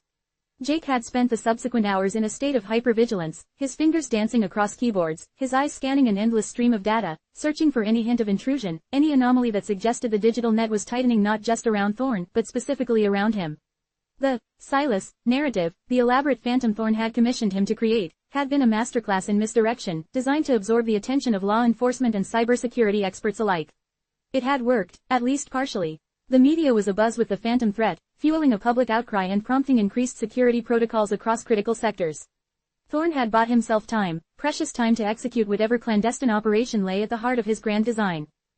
Yet, the cryptic message, "The digital architect is known," had changed everything. It indicated that someone, somewhere, had looked past the smoke and mirrors, beyond the manufactured chaos of Silas, and had found the architect behind the illusion. Jake's blood still ran cold at the memory of it. He had been meticulous, surgically precise in his construction of Silas, weaving a digital tapestry of deception that he believed was virtually impenetrable. But the message was undeniable proof that he had missed something, a minuscule digital breadcrumb, a residual trace that had been followed with unnerving accuracy. The implication was that Thorne's carefully orchestrated diversion, intended to shield his principal, had inadvertently illuminated Jake, casting him as the more accessible target. He pictured Detective Harding, a man whose reputation for relentless pursuit was legendary, poring over log files, cross-referencing IP addresses, and sifting through terabytes of data with an almost surgical patience. Harding wasn't a man to be easily fooled by grand narratives. He was known for his ability to dissect the minutiae, to find the single misplaced byte that unraveled the entire illusion. Had Harding and his partner, Ristova, the sharp, analytical detective whose intuition was as keen as her intellect, found that flaw? The message wasn't attributed, not overtly to them, but the specificity of its content suggested an insider, someone with access to advanced investigative tools and a deep understanding of digital forensics. The isolation that had been Thorne's primary demand now felt like a suffocating cage. Thorne himself had gone dark, a chilling silence that was far more unnerving than any coded communication. Jake was adrift, his role as the puppeteer now a perilous perch. He had been promised a clean exit, a fade into anonymity once his work was done. But if the investigation had identified him, if he was now the primary target, Thorne's priorities might shift drastically. The mastermind behind the operation would likely seek to contain the damage, and loose ends, especially ones as potentially incriminating as the architect of a massive disinformation campaign, were typically the first to be severed. A new wave of anxiety, colder and more primal than the initial dread, washed over Jake. He had stepped into this with his eyes open, aware of the inherent risks. He had traded his freedom, or at least the illusion of it, for a payout and the thrill of a challenge. But the game had changed. The rules had been rewritten without his knowledge, and he was no longer just a player, he was a potential casualty. He began to meticulously retrace his steps, not just the digital construction of Silas, but his own movements, his own digital footprint in the days leading up to and following the initial leaks. Every flicker of a server light, every encrypted packet, every keystroke was scrutinized in his mind. He had operated under the assumption that Thorne's plan was foolproof, that the sheer scale of the diversion would render him invisible. He had been wrong. The very act of crafting such a sophisticated digital phantom had, paradoxically, made him a more tangible target for those who understood the intricacies of its creation. The world outside his fortified digital haven remained oblivious, engrossed in the sensationalized reports of the phantom operative known as Silas. Jake watched the news feeds with a detached horror, the escalating rhetoric and the calls for swift action a grim testament to his own success and his impending doom. He was the invisible hand guiding the narrative, yet the narrative was now turning back on him, its tendrils reaching into the shadows where he hid. It was in the midst of this heightened paranoia, this gnawing uncertainty about Thorne's whereabouts and intentions, that an unexpected flicker of hope, or perhaps a new avenue of desperation, presented itself. It came not through the usual secure channels, but through a more unorthodox and disquieting source. A fragmented message, embedded within the metadata of a seemingly innocuous public data dump that Jake had been monitoring for any trace of Silas-related activity, appeared on his screen. It wasn't addressed to him directly, but its content was pointed, and undeniably aimed at someone in his position. The message was brief, almost cryptic: the architect is not alone. There are others who understand the brushstrokes of such masterpieces. Collaboration breeds visibility, isolation breeds capture. If you built the ghost, you know the whispers of the unseen. Find the disillusioned, find the ones who built the walls only to realize they are also prisons. Jake stared at the words, his mind racing to decipher their meaning. It wasn't a threat, not directly. It sounded more like an offer, a coded invitation. The sender was unknown, the origin masked by layers of obfuscation that even Jake found challenging to penetrate. But the sentiment resonated deeply. Collaboration breeds visibility, isolation breeds capture. It was a stark warning against his current state of solitary confinement, a confirmation of his deepest fears. The message implied that the investigation wasn't just focused on him. There were others, perhaps other skilled individuals who had also found themselves entangled in Thorne's web, others who had perhaps stumbled upon similar truths or felt the same chilling realization of being exposed. The notion of an alliance, however unlikely, began to take root. Jake had always operated as a lone wolf, his skills honed in the solitary pursuit of digital dominion. He trusted no one, and his interactions were transactional, purely focused on the objective. But the message had planted a seed of doubt about the efficacy of his isolation. If others were in similar predicaments, could they, by pooling their knowledge and resources, create a more robust defense? Could they, perhaps, even turn the tables on Thorne, or at least on the investigators closing in? He thought of Marcus, the former colleague whose betrayal had driven Jake into a life of clandestine operations. Marcus had a reputation for being ruthlessly pragmatic, a survivor who navigated the treacherous currents of their shared world with a cynical brilliance. Had Marcus also crossed Thorne? Or had he, perhaps, been a casualty of Thorne's machinations in a way that Jake hadn't fully grasped? The message spoke of disillusioned colleagues, and the thought of Marcus, a man who had once been his confidant, now perhaps a potential ally against a common enemy, was a complex one. Their history was fraught with bitterness, but survival often demanded the forging of unlikely partnerships, even with those who had once been adversaries. The message's reference to building walls only to realize they are also prisons struck a particular chord. Jake had built his digital fortress with immense care, creating layers of security and anonymity designed to keep him safe. Yet, that same fortress had now become his prison, trapping him with his own secrets and making him a predictable target. The investigators, by identifying the architect, had effectively found the lock on his digital cage. He began to explore the fringes of his network, probing for any sign of activity that mirrored the subtle encryption of the message he had received. He was looking for the digital fingerprints of others who might have received similar warnings, or who might have independently arrived at similar conclusions about Thorne's operation and its implications. It was a dangerous endeavor. Any misstep, any overt probing, could alert both Thorne and the investigators to his newfound inclination to seek external aid. The possibility of an alliance with someone like Marcus was fraught with peril. Marcus was unpredictable, driven by his own self-interest. But if Marcus, too, felt the tightening noose of Thorne's machinations, or the relentless pressure of Harding's investigation, then a shared grievance could be a powerful catalyst for a temporary truce, a strategic convergence of interests. Marcus might know avenues of escape or counterintelligence that Jake, in his isolation, had overlooked. He might possess contacts or resources that could provide a much-needed buffer against the encroaching threat. Alternatively, the message could be a trap, a sophisticated lure designed by the investigators to draw out the digital architect. The ambiguity was a constant source of tension. Jake had to weigh the potential benefits of collaboration against the severe risks of exposure. Trust, in his world, was a luxury he could rarely afford, and the idea of confiding in anyone, especially someone with Marcus's history, felt like walking a tightrope over a chasm. He spent hours sifting through encrypted communications logs, analyzing network traffic patterns, and cross-referencing public data streams for any anomalies that might indicate the presence of another skilled operator caught in Thorne's orbit. It was like searching for a specific grain of sand on an infinite beach, but the stakes were too high for inaction. The message had offered a sliver of possibility, a chance to break free from the suffocating isolation that was slowly but surely leading to his capture. He began to consider the nature of the alliance itself. Would it be a temporary partnership, a strategic pact to overcome a shared threat, or something more enduring? The message's phrasing suggested a community of sorts, individuals who understood the craft of digital creation, the artistry of building illusions. Perhaps Thorne wasn't the only one playing a grand game, perhaps there were other players, equally skilled, who had inadvertently found themselves on the wrong side of Thorne's ambition, or who had simply become disillusioned with the destructive nature of his operations.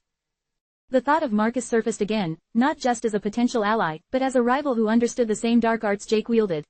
Marcus had always been a step ahead in terms of sheer ruthlessness, his adaptability a key to his survival. If Marcus was also being squeezed by Thorne or the authorities, his pragmatism might lead him to the same conclusion Jake had reached, that isolation was a dead end. A collaboration with Marcus would be a volatile alliance, built on a foundation of mutual distrust and shared desperation. It would be a high-stakes gamble, but then again, Jake's entire existence had become a gamble. He pictured Marcus's sharp, calculating eyes, the easy smirk that always seemed to precede a betrayal. But he also remembered their early days, the shared ambition, the mutual respect that had existed before Thorne's shadow had fallen between them. Could that shared past offer a basis for a temporary alliance? It was a long shot, a desperate maneuver, but the alternative, facing Harding and Rostova alone, his digital fortress breached and his identity compromised, was a far bleaker prospect. The message had opened a door, and Jake, standing at a perilous crossroads, was beginning to consider stepping through it, towards an alliance that was as terrifying as it was potentially life-saving. The complexity of the situation was escalating, forcing Jake to confront the uncomfortable truth that his carefully constructed world of digital shadows might, in fact, require him to step into the light, albeit in the company of others who understood the perilous dance between creation and destruction. The hum of the servers had always been Jake's lullaby, a comforting drone that masked the precariousness of his existence. Tonight, however, it sounded like a prelude to an inferno. The message, a phantom whisper in the digital ether, had irrevocably altered the landscape of his carefully constructed reality.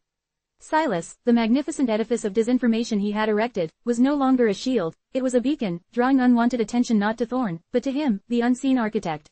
The meticulous lines of code, the elegant algorithms designed to obscure and mislead, now felt like self-imposed shackles. He had built a fortress, believing it impenetrable, only to realize it had become his gilded cage, its digital bars rendering him a predictable target.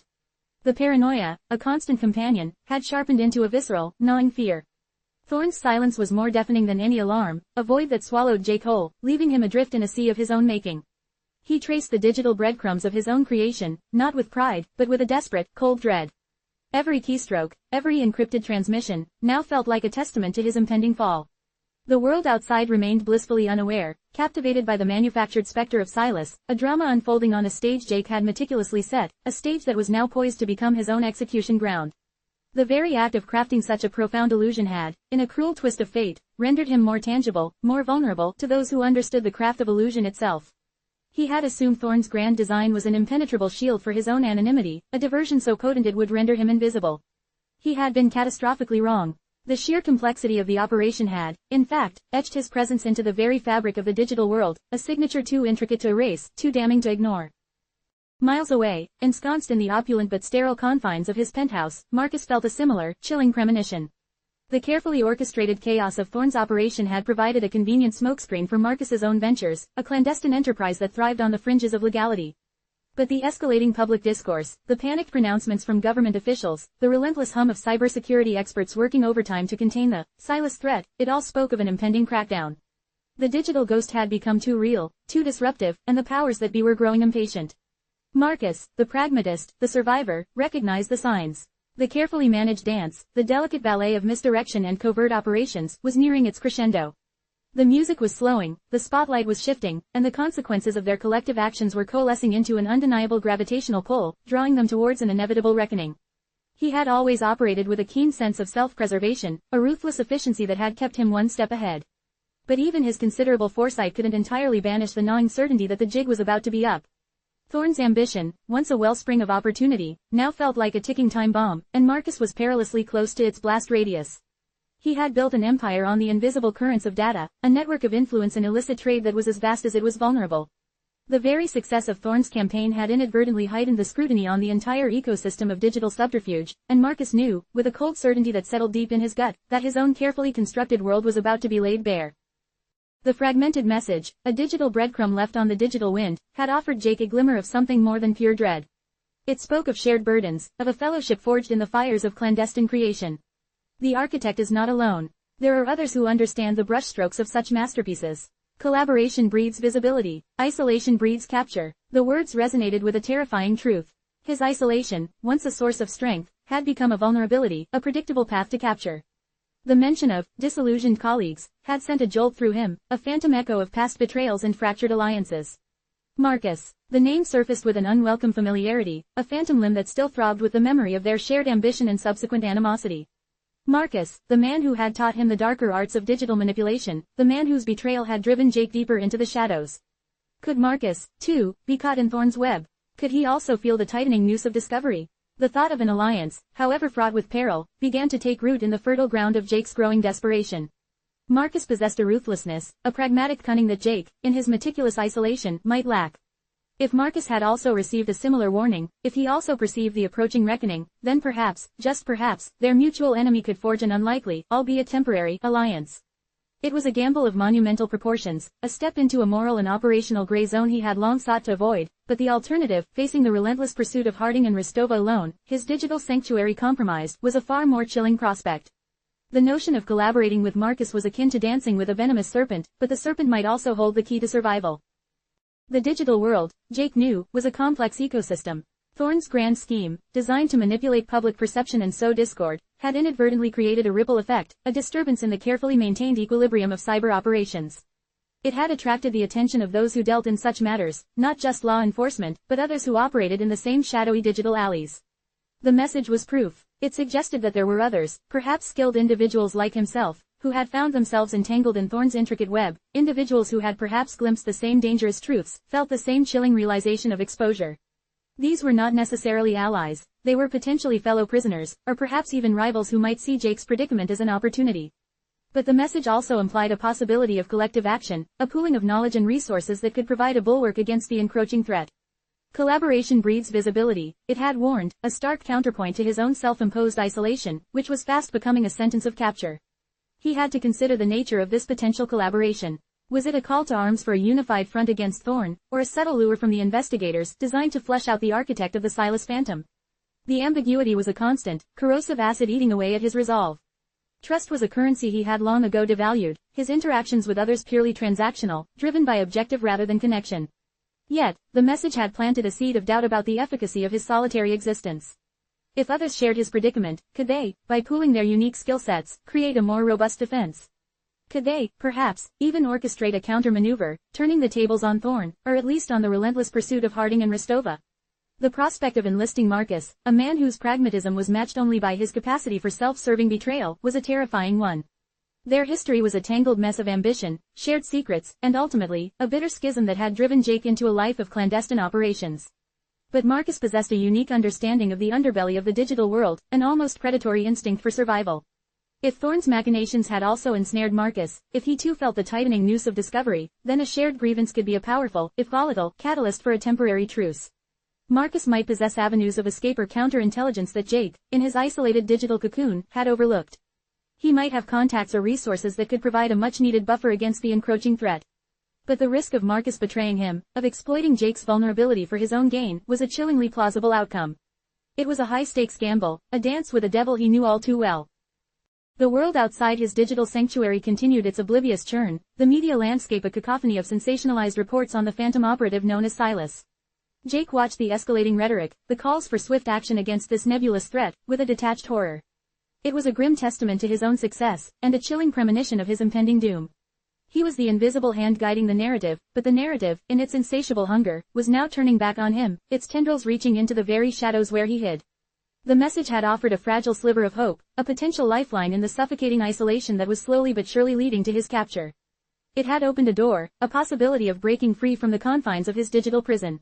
He had to consider the implications of this potential collaboration. Would it be a fleeting partnership, a strategic alliance forged in the crucible of shared adversity, or something more enduring? The message's cryptic phrasing hinted at a community of sorts, a collective of individuals who understood the intricate craft of digital creation, the artistry of constructing elaborate illusions. Perhaps Thorne wasn't the sole architect of grand, manipulative designs, perhaps there were other players, equally skilled, who had inadvertently found themselves on the wrong side of Thorne's ambition, or who had simply grown disillusioned with the destructive consequences of his operations.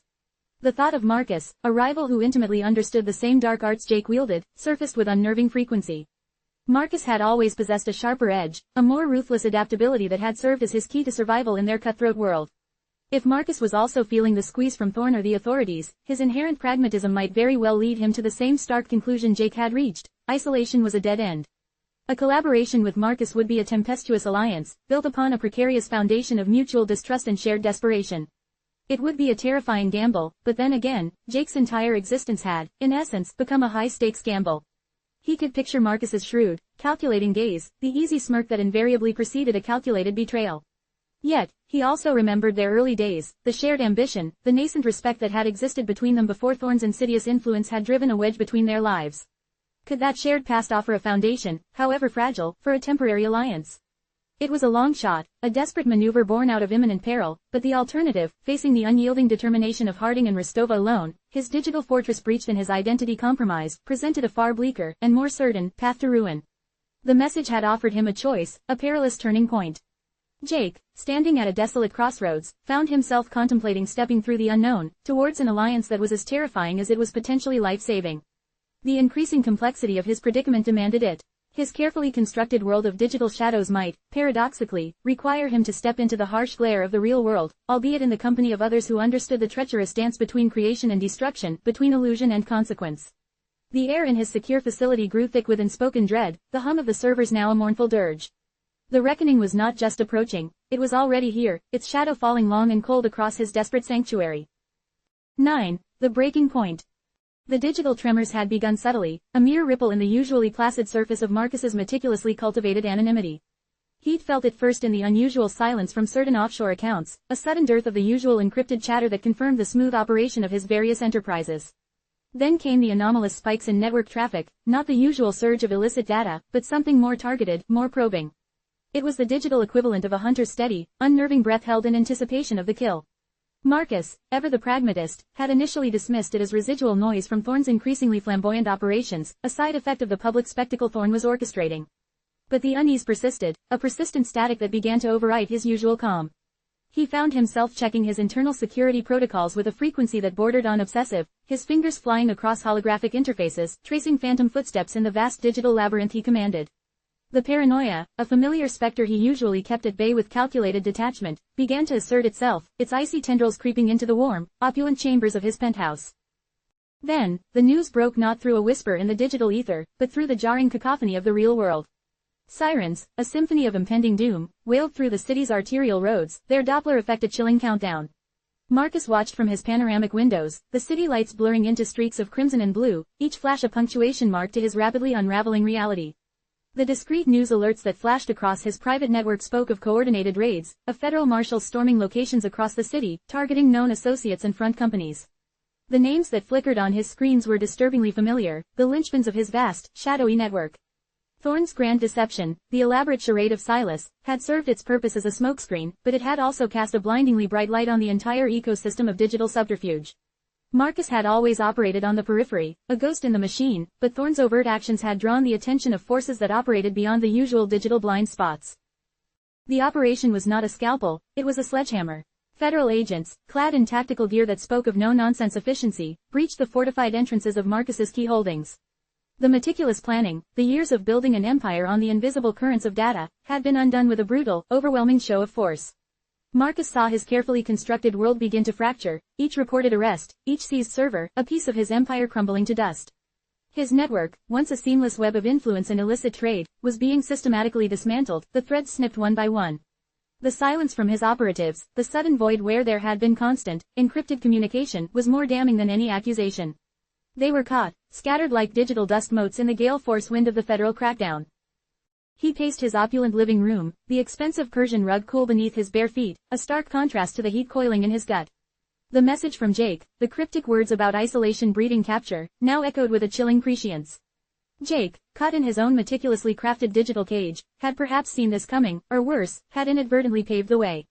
The mere mention of disillusioned colleagues, and the possibility of collaboration had felt like a desperate gamble, a flirtation with a past he'd rather forget.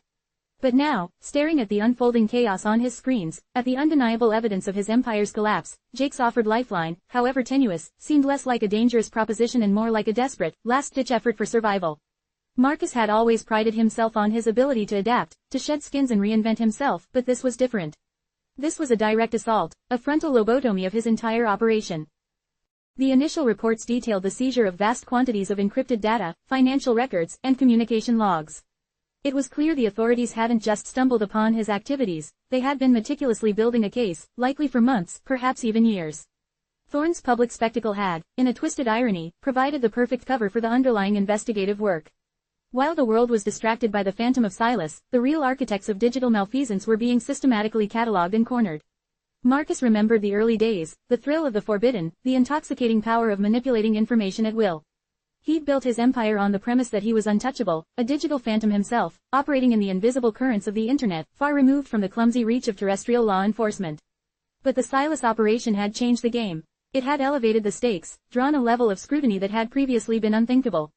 Thorne's recklessness had made him a target, and in doing so, had inadvertently painted a bullseye on everyone connected to that digital ecosystem. He watched as federal agents meticulously catalog the contents of a raid on one of his primary data hubs, a nondescript warehouse on the city's industrial fringe that housed servers humming with the lifeblood of his illicit trade. The images, broadcast live on some of the less scrupulous news channels, were stark, rows upon rows of blinking lights, the physical manifestation of his intangible wealth, now being systematically dismantled, bagged, and tagged. It was a visceral, gut-wrenching spectacle. He felt a phantom ache, as if his own digital limbs were being severed. The information Thorne had unleashed, the sheer volume of data Thorne had manipulated, had not only destabilized public discourse but had also created a massive digital footprint, a trail of breadcrumbs that law enforcement had undoubtedly followed with relentless efficiency. Marcus had always been about control, about anticipating every move, every potential threat. But this was an overwhelming, brute force assault. He couldn't outmaneuver this. He couldn't charm his way out of this. The digital walls he had so painstakingly erected were not just being scaled, they were being dynamited. The carefully chosen shell corporations, the intricate network of offshore accounts, the anonymized digital wallets, all of it, he knew, was meticulously documented in the data being seized. The sheer scale of the operation indicated that this wasn't just about Thorne anymore. This was a systemic takedown, and Marcus, as a significant player in that digital underworld, was squarely in the crosshairs. The message from Jake had spoken of shared burdens, of the dangers of isolation. Marcus had always viewed Jake with a mixture of grudging respect and deep-seated animosity. Jake's meticulousness, his almost artistic approach to digital manipulation, was something Marcus admired but also feared. Their history was a tangled knot of ambition, betrayal, and a shared understanding of the darker arts of the digital realm. Marcus had taught Jake much, but Jake had also outpaced him in certain areas, delving into the more abstract and complex realms of digital creation. Now, with his own empire crumbling, the thought of reaching out to Jake, to the man who had once been his protege and then his rival, was a bitter pill to swallow. But the alternative was to face the relentless pursuit of Harding and Rostova alone, with his digital sanctuary irrevocably compromised. Thorne's recklessness had ignited a firestorm, and Marcus, along with everyone else caught in its inferno, was about to be consumed. He stared at his reflection in the darkened window, a man who had once moved with the effortless grace of a shadow, now trapped in the harsh, unforgiving glare of reality. The trap was sprung, and the hunter was now the hunted. The cacophony of sirens outside seemed to amplify, each wail a testament to the breaking point that had finally been reached, not just for Thorne, but for him, Marcus, the architect of a digital kingdom now being systematically demolished. The digital tremors that had begun subtly, mere ripples in the placid surface of Marcus's meticulously cultivated anonymity, had exploded into a full-blown seismic event. The sirens, once a distant wail, now felt like a personal soundtrack to his unraveling world. Marcus, a phantom in the digital ether, found himself exposed, his carefully constructed empire of illicit trade and information brokered being systematically dismantled. Thorne's flamboyant descent into chaos had inadvertently illuminated the entire shadowy ecosystem, drawing the unblinking gaze of forces far more potent than any cyber vigilante. Federal marshals, clad in the stark efficiency of tactical gear, had stormed his holdings, their brute force approach a stark contrast to Marcus's intricate, invisible operations. Each seized server, each reported arrest of his operatives, was a gut-wrenching blow, a physical manifestation of his digital dominion crumbling. The silence from his network was a deafening testament to the thoroughness of the federal crackdown.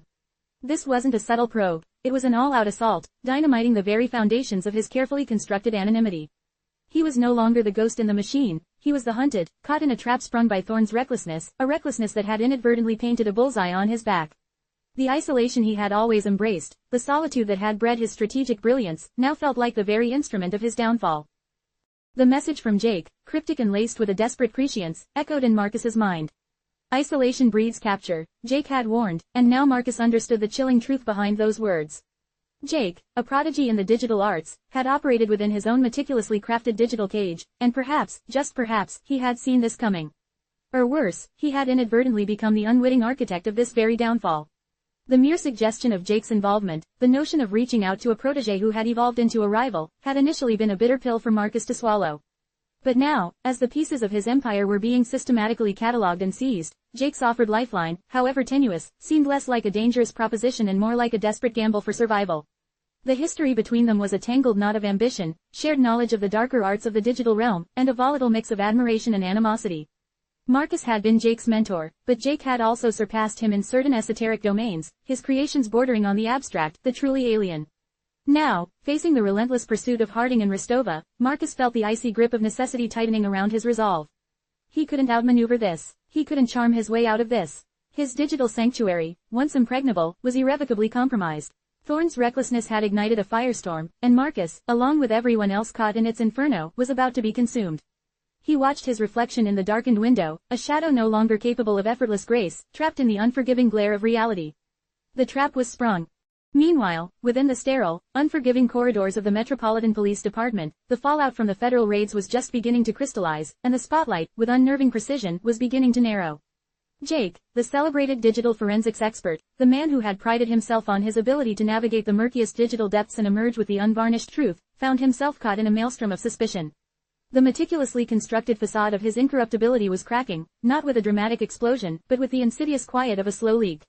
The whisper network within the department, a potent force that thrived on insinuation and rumor, had begun to churn, each hushed conversation adding another layer of doubt to Jake's already precarious position. It had started with a seemingly innocuous detail, a misplaced data packet within a secure evidence server, a digital breadcrumb that, under intense scrutiny, led to an impossible conclusion. A communication log, recovered from a heavily encrypted device belonging to one of the arrested operatives, contained a single, anomalous entry. It wasn't a direct message, not a confession, but a time-stamped acknowledgement, a digital nod to a pre-arranged signal that had bypassed all conventional security protocols. The entry was brief, almost dismissive in its terseness, but it was enough to set Harding's teeth on edge. Harding, a man who viewed every digital anomaly as a personal affront, a challenge to his authority, had ordered an immediate, and intensely discreet, deep dive into Jake's recent activities. The retrieved log entry, when cross-referenced with Jake's own access records, painted a picture that was both damning and deeply unsettling. It indicated a level of unauthorized access, a breach of protocol so subtle yet so profound, that it suggested not just a lapse in judgment, but a deliberate, calculated maneuver. The data had been accessed not from a compromised workstation within the precinct, but from an external, untraceable IP address, one that had pinged from a server farm known for its robust privacy protections, the kind of place that catered to clients who valued discretion above all else. The timing of this external access coincided with the critical phase of the federal investigation, the period when the evidence against Marcus and his network was being meticulously compiled. It was as if someone had been offering a clandestine, digital helping hand, nudging the authorities in the right direction, or perhaps, more insidiously, planting seeds of doubt and misdirection. The internal investigation, spearheaded by a grim-faced Captain Eva Rostova, a woman whose reputation for unwavering integrity preceded her, was conducted with a chilling efficiency that mirrored the federal raids. Jake, who had always operated with a sense of detached intellectual superiority, found himself on the other side of the digital looking glass, the subject of the very scrutiny he so expertly wielded. His pristine record, the years of dedicated service, the commendations for his groundbreaking work in cybercrime, all of it was being re-examined through a lens of suspicion. Every keystroke, every accessed file, every encrypted communication within the department's secure network was being dissected, analyzed for any deviation from the norm, any flicker of impropriety. Captain Rostova, a formidable presence with eyes that seemed to miss nothing, conducted the initial interviews herself. Her questions were not accusatory, not overtly. They were probing, subtle, designed to elicit a response, to gauge Jake's reaction, to find the cracks in his carefully constructed composure. She spoke of the compromised evidence, of the anomalies in the digital trail, of the need for absolute transparency within the department. Jake, accustomed to being the one asking the pointed questions, found himself fumbling for answers, his usual glibness deserting him. He maintained his innocence, of course, his voice betraying only a hint of irritation at the implication of his involvement. He spoke of the complexity of the digital landscape, of the inherent vulnerabilities in any system, of the possibility of sophisticated external actors manipulating data.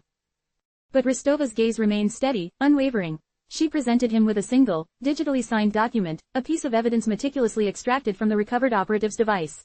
It was a data fragment, an encrypted snippet that, when decrypted by Jake's own specialized algorithms, revealed a fragmented conversation, a partial exchange that hinted at a collaboration, a shared objective. The language used was veiled, couched in technical jargon that only someone deeply immersed in the digital underworld would fully comprehend. The source of the fragment was identified only by a unique digital signature, a string of alphanumeric characters that, to Jake's professional eye, bore an uncanny resemblance to a signature he himself had once employed in his early, more clandestine digital explorations. It was a signature he had thought long buried, a digital ghost from his past, one that he had meticulously scrubbed from every accessible record. The implications were devastating. The evidence, while not a smoking gun, was undeniably circumstantial and deeply damning. It suggested not just knowledge of Marcus's operations, but an active, albeit covert, participation in them. The recovered log entry, the external IP address, the chillingly familiar digital signature, it all coalesced into a narrative that was rapidly gaining traction within the department's inner circles. Jake's career, his reputation, the very foundation of his professional identity, was now teetering on the brink of collapse. He had always viewed himself as a master puppeteer, pulling the strings from the shadows, manipulating the digital narrative. Now, he found himself a pawn, exposed on the grand chessboard, his moves scrutinized, his intentions questioned. The internal investigation meant his access to sensitive data was immediately restricted, his credentials flagged, his every digital interaction monitored. The very tools he had used to uncover secrets were now being turned against him, cataloging his every move, searching for the slightest hint of betrayal. He was effectively under house arrest, confined to his sterile, minimalist apartment, the hum of his high-powered workstation now a constant, mocking reminder of his compromised status. The irony was not lost on him. He, who had reveled in the clandestine, who had courted the shadows, was now being brought into the harsh, unforgiving light of an internal affairs investigation. Captain Ristova's demeanor during these clandestine meetings was a study in controlled intensity. She offered Jake an ultimatum, a path, however narrow, towards redemption, or at least, a less severe consequence. Cooperation. She laid out the evidence starkly, the communication log, the digital signature, the timeline of his suspicious external access. She didn't accuse him outright, but the implication was clear. Jake had compromised himself, either through active participation with Marcus's network or through a catastrophic lapse in security that had allowed his digital identity to be co-opted. The latter, Jake knew, was a lie he could not maintain. The digital signature was too distinctive, too personal. He sat in the sterile interrogation room, the stark white walls amplifying the suffocating silence. The overhead fluorescent lights cast a harsh glare, stripping away any pretense of comfort. He had spent years dissecting the digital footprints of criminals, unearthing their secrets, bringing them to justice. Now, he was the subject of that dissection. His own digital footprint, once a testament to his skill and dedication, was now being meticulously combed for evidence of his complicity. The very system he had sworn to uphold, the very precinct that had lauded his expertise, was now turning its formidable machinery upon him. Captain Ristova presented him with a printout, a visual representation of the communication log. It was stark, clinical. A series of encrypted messages, a string of timestamps, and then, that single, damning acknowledgement. Beside it, she placed another printout, a reconstruction of the digital signature. It was a complex, almost artistic arrangement of characters, a pattern that Jake recognized with a sickening lurch in his gut. He had designed it himself, years ago, as a personal identifier, a subtle signature he'd used for private projects that existed in the liminal spaces between legitimate data and the gray areas of information brokering. He had thought it buried, an artifact of a past he had meticulously compartmentalized and left behind. "We've traced the origin of this acknowledgement," Ristova said, her voice low and measured, devoid of any outward emotion. "It originated from an IP address linked to a server farm commonly used by individuals operating outside the purview of traditional regulatory frameworks. And the digital signature accompanying it. Well, it's quite distinctive, wouldn't you agree, Detective?" Jake met her gaze, his own expression carefully neutral, though a cold dread was beginning to seep into his veins. He could deny it, of course. He could claim his signature had been stolen, that his digital identity had been compromised. But the timing, the context of the recovered log, the precise nature of the data accessed. It all pointed to a level of familiarity with Marcus's operations that went beyond mere professional curiosity. He had been too close, too involved, even if his involvement was on the periphery, a subtle observation, a cautious dance.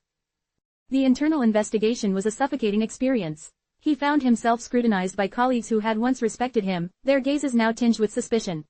The casual camaraderie of the precinct had evaporated, replaced by an almost palpable tension.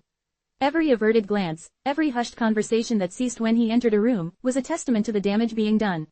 His access to the department's most sensitive databases was revoked, his clearance levels downgraded. He was effectively sidelined, his expertise no longer a valued asset but a potential liability.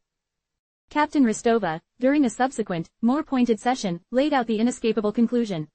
The evidence suggests, Detective, that you have either been actively collaborating with Marcus Thorne's network, or you have been profoundly negligent in your duties, allowing your digital identity to be exploited in a manner that directly aided their operations. Either way, your position within this department is compromised. We have a mole, Jake, and the trail, however faint, leads back to your terminal. Jake remained silent, the weight of her words pressing down on him. He knew the truth, or at least, a version of it that was far more complicated than Rostova's stark pronouncements allowed. He hadn't collaborated in the conventional sense, not with malice or greed. His actions had been driven by a different kind of ambition, a desire to understand, to unravel the very fabric of Thorne's digital empire, to prove his own intellectual supremacy. He had been observing, cataloging, building his own silent dossier on Marcus, a preemptive strike against a threat he had long recognized. But in doing so, he had crossed lines, blurred boundaries, and inadvertently provided the very fragments of information that were now being used to dismantle his career. The partial exposure was a terrifying reality. He wasn't fully indicted, not yet. But the whispers had become shouts, the suspicion had solidified into a tangible threat. His career, built on a foundation of digital prowess and unassailable integrity, was now riddled with cracks, threatening to crumble into dust. He was facing the very system he had so adeptly manipulated, the very institution he had served, and the realization was a bitter, chilling testament to the breaking point that had finally been reached, not just for Marcus, but for him, Jake, the brilliant detective whose own digital shadow had finally caught up with him. The game, as Marcus had likely anticipated, had changed irrevocably. The cold sweat prickled Marcus's brow, a stark counterpoint to the icy calm that had settled over his mind. The sirens, now a deafening symphony of impending doom, were no longer a distant threat, they were at his doorstep, a tangible manifestation of his carefully constructed world imploding. His digital fortress, once an impenetrable bastion of his illicit empire, had been breached. Federal marshals, their movements precise and brutal, were systematically dismantling his operations, seizing servers, arresting operatives, each action a hammer blow against the foundations of his existence.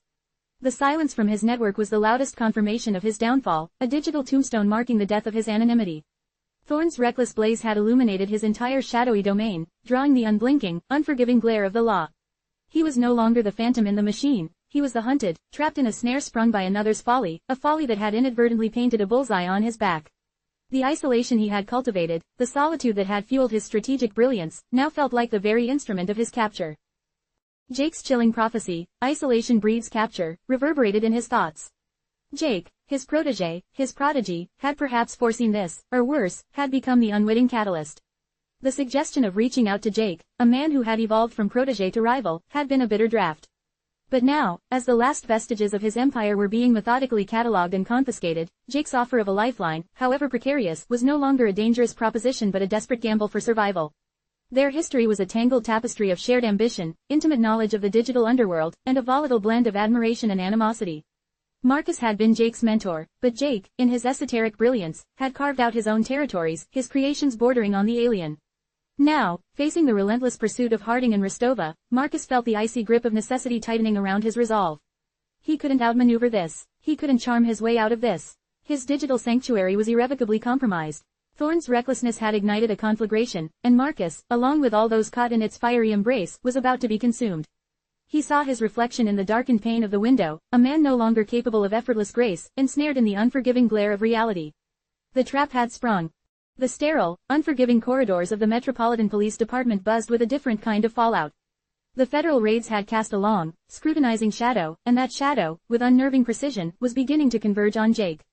The digital forensics expert, the man who prided himself on navigating the murkiest digital depths and unearthing unvarnished truth, found himself in a maelstrom of suspicion. His meticulously crafted facade of incorruptibility was fracturing, not with a thunderous crack, but with the insidious quiet of a slow leak. The precinct's whisper network, a potent force fueled by insinuation and rumor, had begun to churn, each hushed conversation adding another layer of doubt to Jake's increasingly precarious standing. It had begun with a seemingly innocuous anomaly, a misplaced data packet within a secure evidence server. Under intense scrutiny, this digital breadcrumb had led to an impossible conclusion. A communication log, painstakingly recovered from a heavily encrypted device belonging to one of the arrested operatives, contained a single, anomalous entry. It wasn't a direct confession, nor a clear message, but a timestamped acknowledgement, a digital nod to a pre-arranged signal that had bypassed all conventional security protocols. The entry was brief, almost dismissive in its terseness, but it was enough to set Harding's teeth on edge. Harding, a man who viewed every digital anomaly as a personal affront, a challenge to his authority, had ordered an immediate, and intensely discreet, deep dive into Jake's recent activities. The retrieved log entry, when cross-referenced with Jake's own access records, painted a picture that was both damning and deeply unsettling. It suggested a level of unauthorized access, a breach of protocol so subtle yet so profound, that it indicated not merely a lapse in judgment, but a deliberate, calculated maneuver. The data had been accessed not from a compromised workstation within the precinct, but from an external, untraceable IP address. This address had pinged from a server farm renowned for its robust privacy protections, the kind of place that catered to clients who valued discretion above all else. The timing of this external access coincided precisely with the critical phase of the federal investigation, the period when the evidence against Marcus and his network was being meticulously compiled. It was as if someone had been offering a clandestine, digital helping hand, guiding the authorities in the right direction, or perhaps, more insidiously, planting seeds of doubt and misdirection.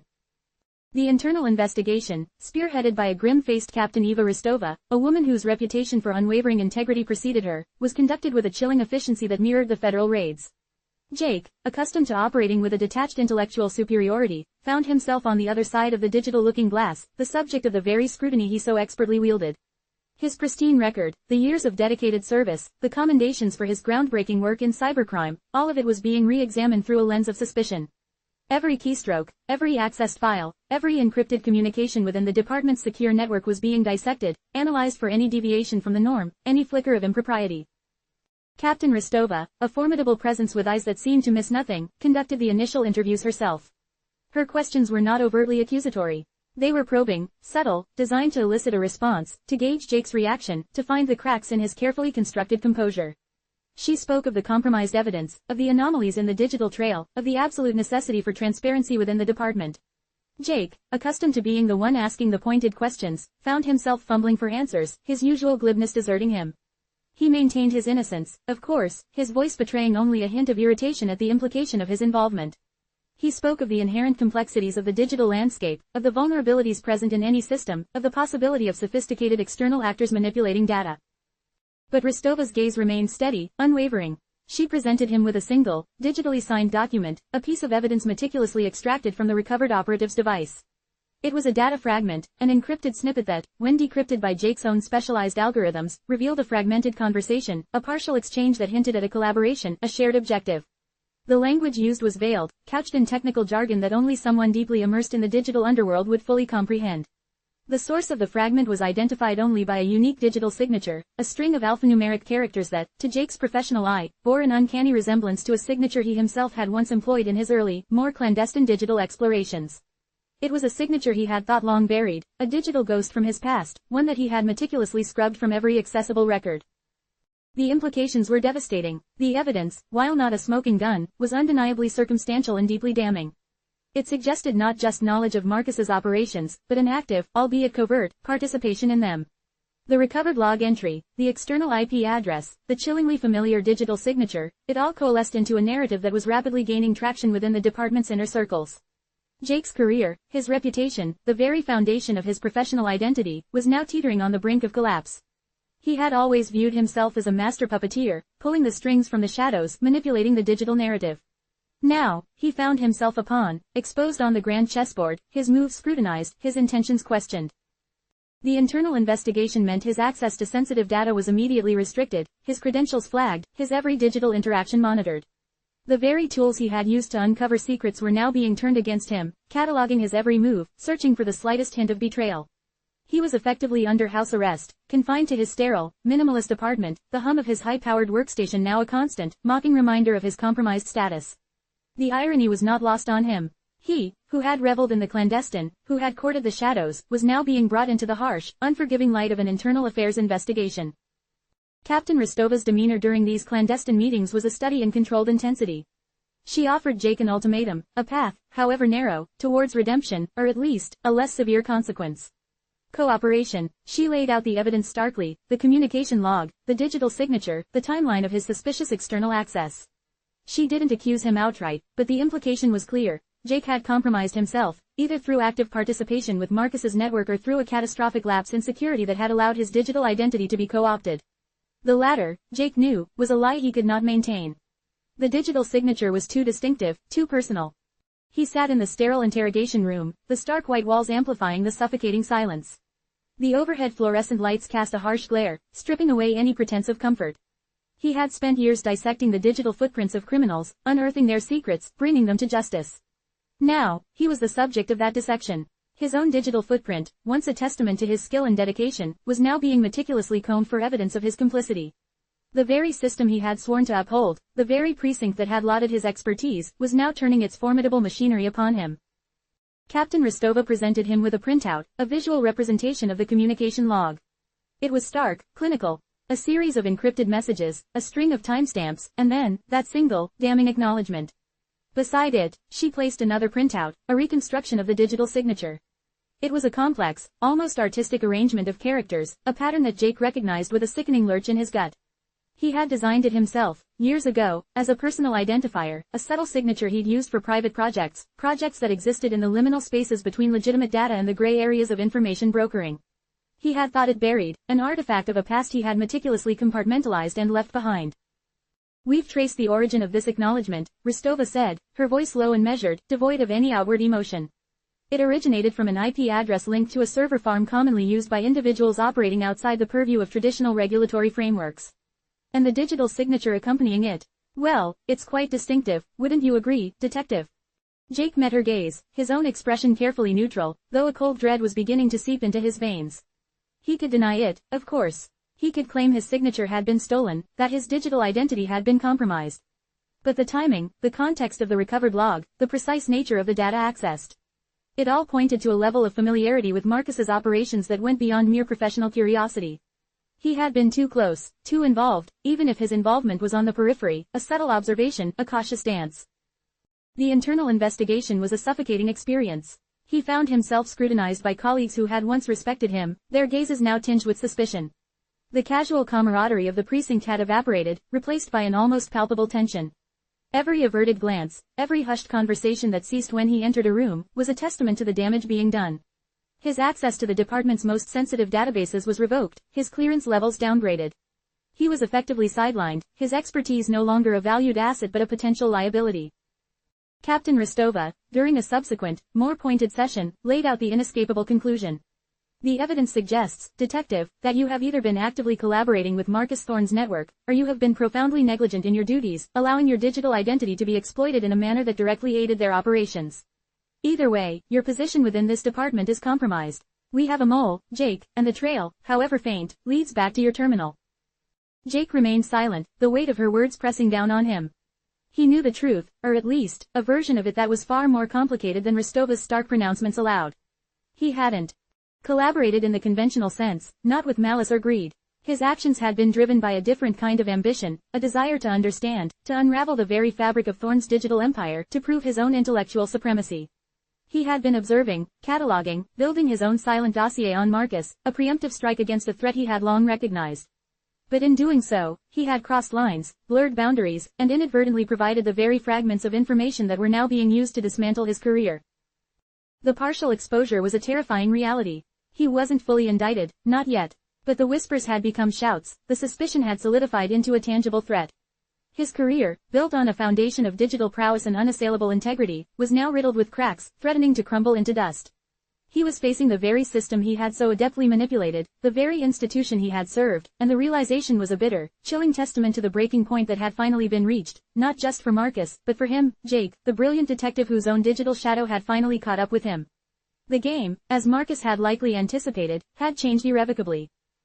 Meanwhile, Marcus stared at the flickering cursor on his secure terminal, the last bastion of his digital empire. The federal marshals were not just at his door, they were inside his network, their brute force methods a blunt instrument against his intricate artistry. Each seized server was a severed limb, each captured operative a betrayal of trust. His carefully cultivated anonymity, once as natural as breathing, was now a fragile illusion about to shatter. The silence from his network was a death knell, confirming the efficiency of the purge. Thorne's catastrophic miscalculation had inadvertently dragged Marcus into the blinding glare of an all-out federal crackdown. He was no longer the ghost in the machine, he was the prey, caught in a trap sprung by Thorne's recklessness, a recklessness that had irrevocably painted a target on his back. The isolation he had embraced, the solitude that had birthed his strategic genius, now felt like the very instrument of his undoing. Jake's warning, isolation breeds capture, echoed in the hollow chambers of Marcus's mind. Jake, the prodigy he had mentored, the one who had surpassed him in certain arcane digital domains, might hold the key, or he might be the architect of this very downfall. The thought of reaching out to Jake, his former protege turned rival, was a bitter pill. But with his empire crumbling, Jake's tenuous lifeline was his only gamble for survival. Their history was a knot of shared ambition, intimate knowledge of the digital underworld, and a volatile mix of admiration and animosity. Marcus had taught Jake the fundamentals, but Jake had transcended them, his creations bordering on the abstract, the alien. Now, facing the relentless pursuit of Harding and Rostova, Marcus felt the icy grip of necessity tightening around his resolve. He couldn't outmaneuver this. He couldn't charm his way out of this. His digital sanctuary was irrevocably compromised. Thorne's recklessness had ignited a firestorm, and Marcus, along with everyone caught in its inferno, was about to be consumed. He watched his reflection in the darkened window, a shadow no longer capable of effortless grace, trapped in the unforgiving glare of reality. The trap was sprung. The sirens, a deafening chorus of his impending doom, were no longer a distant threat. They were a visceral reality, a testament to the complete breach of his digital fortress. Federal marshals, their movements precise and brutal, were systematically dismantling his operations, each seized server, each captured operative, a hammer blow against the very foundations of his existence. The silence from his network was a deafening testament to the thoroughness of the purge, a digital tombstone marking the demise of his anonymity. Thorne's reckless blaze had illuminated his entire shadowy domain, drawing the unblinking, unforgiving glare of the law. He was no longer the phantom in the machine. He was the prey, caught in a snare sprung by another's folly, a folly that had irrevocably painted a bullseye on his back. The isolation he had cultivated, the solitude that had fueled his strategic brilliance, now felt like the very instrument of his capture. Jake's chilling prophecy, isolation breeds capture, reverberated in his thoughts. Jake, his protege, his prodigy, had perhaps foreseen this, or worse, had become the unwitting catalyst. The suggestion of reaching out to Jake, a man who had evolved from protege to rival, had been a bitter draught. But now, as the last vestiges of his empire were being methodically catalogued and confiscated, Jake's offer of a lifeline, however precarious, was no longer a dangerous proposition but a desperate gamble for survival. Their history was a tangled tapestry of shared ambition, intimate knowledge of the digital underworld, and a volatile blend of admiration and animosity. Marcus had been Jake's mentor, but Jake, in his esoteric brilliance, had carved out his own territories, his creations bordering on the abstract, the alien. Now, facing the relentless pursuit of Harding and Rostova, Marcus felt the icy grip of necessity tightening around his resolve. He couldn't outmaneuver this. He couldn't charm his way out of this. His digital sanctuary was irrevocably compromised. Thorne's recklessness had ignited a conflagration, and Marcus, along with all those caught in its fiery embrace, was about to be consumed. He saw his reflection in the darkened pane of the window, a man no longer capable of effortless grace, ensnared in the unforgiving glare of reality. The trap had sprung. The metallic tang of fear was a new, unwelcome taste in Marcus's mouth. His network, once a pulsating, invisible web of controlled information and illicit transactions, was now a fractured, dying entity. The federal marshals, with their brute force methods, had bulldozed through his defenses, treating his meticulously crafted systems like a child's Lego castle. Thorne's spectacular implosion hadn't just exposed Marcus, it had illuminated the entire underbelly of his operations, painting a neon bullseye on his clandestine existence. Each seized server, each apprehended operative, was a physical manifestation of his digital dominion being systematically erased. The silence from his once ubiquitous network was the loudest, most damning confirmation of his downfall. He was no longer the architect of shadows, he was the hunted, caught in a maelstrom of his own making, amplified by Thorne's recklessness. The isolation he had so carefully curated, the solitude that had been the crucible of his strategic brilliance, now served only to underscore his utter vulnerability. Jake's stark warning, isolation breeds capture, was no longer a cryptic aphorism but a chillingly accurate prophecy. Jake, the protege he had nurtured, the prodigy who had, in some abstract ways, surpassed him, might be his only hope. The thought of reaching out, of entreating the man who had evolved from student to rival, was a bitter pill to swallow. But as the foundations of his empire crumbled, Jake's offer of a lifeline, however fraught with danger, was his sole gamble for survival. Their history was a complex tapestry woven from shared ambition, intimate knowledge of the digital underworld, and a volatile blend of mutual admiration and potent animosity. Marcus had been Jake's mentor, but Jake, in his own esoteric, almost alien digital explorations, had charted territories Marcus had only dimly perceived. Now, faced with the inexorable advance of Harding and Rostova, Marcus felt the icy grip of necessity tightening around his resolve. He couldn't outmaneuver this. He couldn't charm his way out of this. His digital sanctuary was irrevocably compromised. Thorne's recklessness had ignited a firestorm, and Marcus, along with everyone caught in its inferno, was about to be consumed. He saw his reflection in the darkened window, a man no longer capable of effortless grace, trapped in the unforgiving glare of reality. The trap was sprung. The digital tremors that had begun as subtle ripples in Marcus's carefully cultivated anonymity had erupted into a full-blown seismic event. The sirens, once a distant wail, now pulsed as a personal soundtrack to his unraveling world. Marcus, the phantom in the digital ether, found himself exposed, his meticulously constructed empire of illicit trade and information brokered being systematically dismantled. Thorne's flamboyant descent into chaos had inadvertently illuminated the entire shadowy ecosystem, drawing the unblinking gaze of forces far more potent than any cyber vigilante. Federal marshals, clad in the stark efficiency of tactical gear, stormed his holdings, their brute force approach a jarring contrast to Marcus's intricate, invisible operations. Each seized server, each reported arrest of his operatives, was a gut-wrenching blow, a physical manifestation of his digital dominion crumbling. The silence from his network was a deafening testament to the thoroughness of the federal crackdown. This wasn't a subtle probe, it was an all-out assault, dynamiting the very foundations of his carefully constructed anonymity. He was no longer the ghost in the machine, he was the hunted, caught in a trap sprung by Thorne's recklessness, a recklessness that had inadvertently painted a bullseye on his back. The isolation he had always embraced, the solitude that had bred his strategic brilliance, now felt like the very instrument of his downfall. The message from Jake, cryptic and laced with a desperate prescience, echoed in Marcus's mind. Isolation breeds capture, Jake had warned, and now Marcus understood the chilling truth behind those words. Jake, a prodigy in the digital arts, had operated within his own meticulously crafted digital cage, and perhaps, just perhaps, he had seen this coming. Or worse, he had inadvertently become the unwitting architect of this very downfall. The mere suggestion of Jake's involvement, the notion of reaching out to a protege who had evolved into a rival, had initially been a bitter pill for Marcus to swallow. But now, as the pieces of his empire were being systematically catalogued and seized, Jake's offered lifeline, however tenuous, seemed less like a dangerous proposition and more like a desperate gamble for survival. The history between them was a tangled knot of ambition, shared knowledge of the darker arts of the digital realm, and a volatile mix of admiration and animosity. Marcus had been Jake's mentor, but Jake had also surpassed him in certain esoteric domains, his creations bordering on the abstract, the truly alien.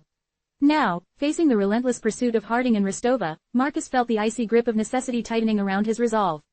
He couldn't outmaneuver this. He couldn't charm his way out of this. His digital sanctuary, once impregnable, was irrevocably compromised. Thorne's recklessness had ignited a firestorm, and Marcus, along with everyone else caught in its inferno, was about to be consumed. He watched his reflection in the darkened window, a shadow no longer capable of effortless grace, trapped in the unforgiving glare of reality.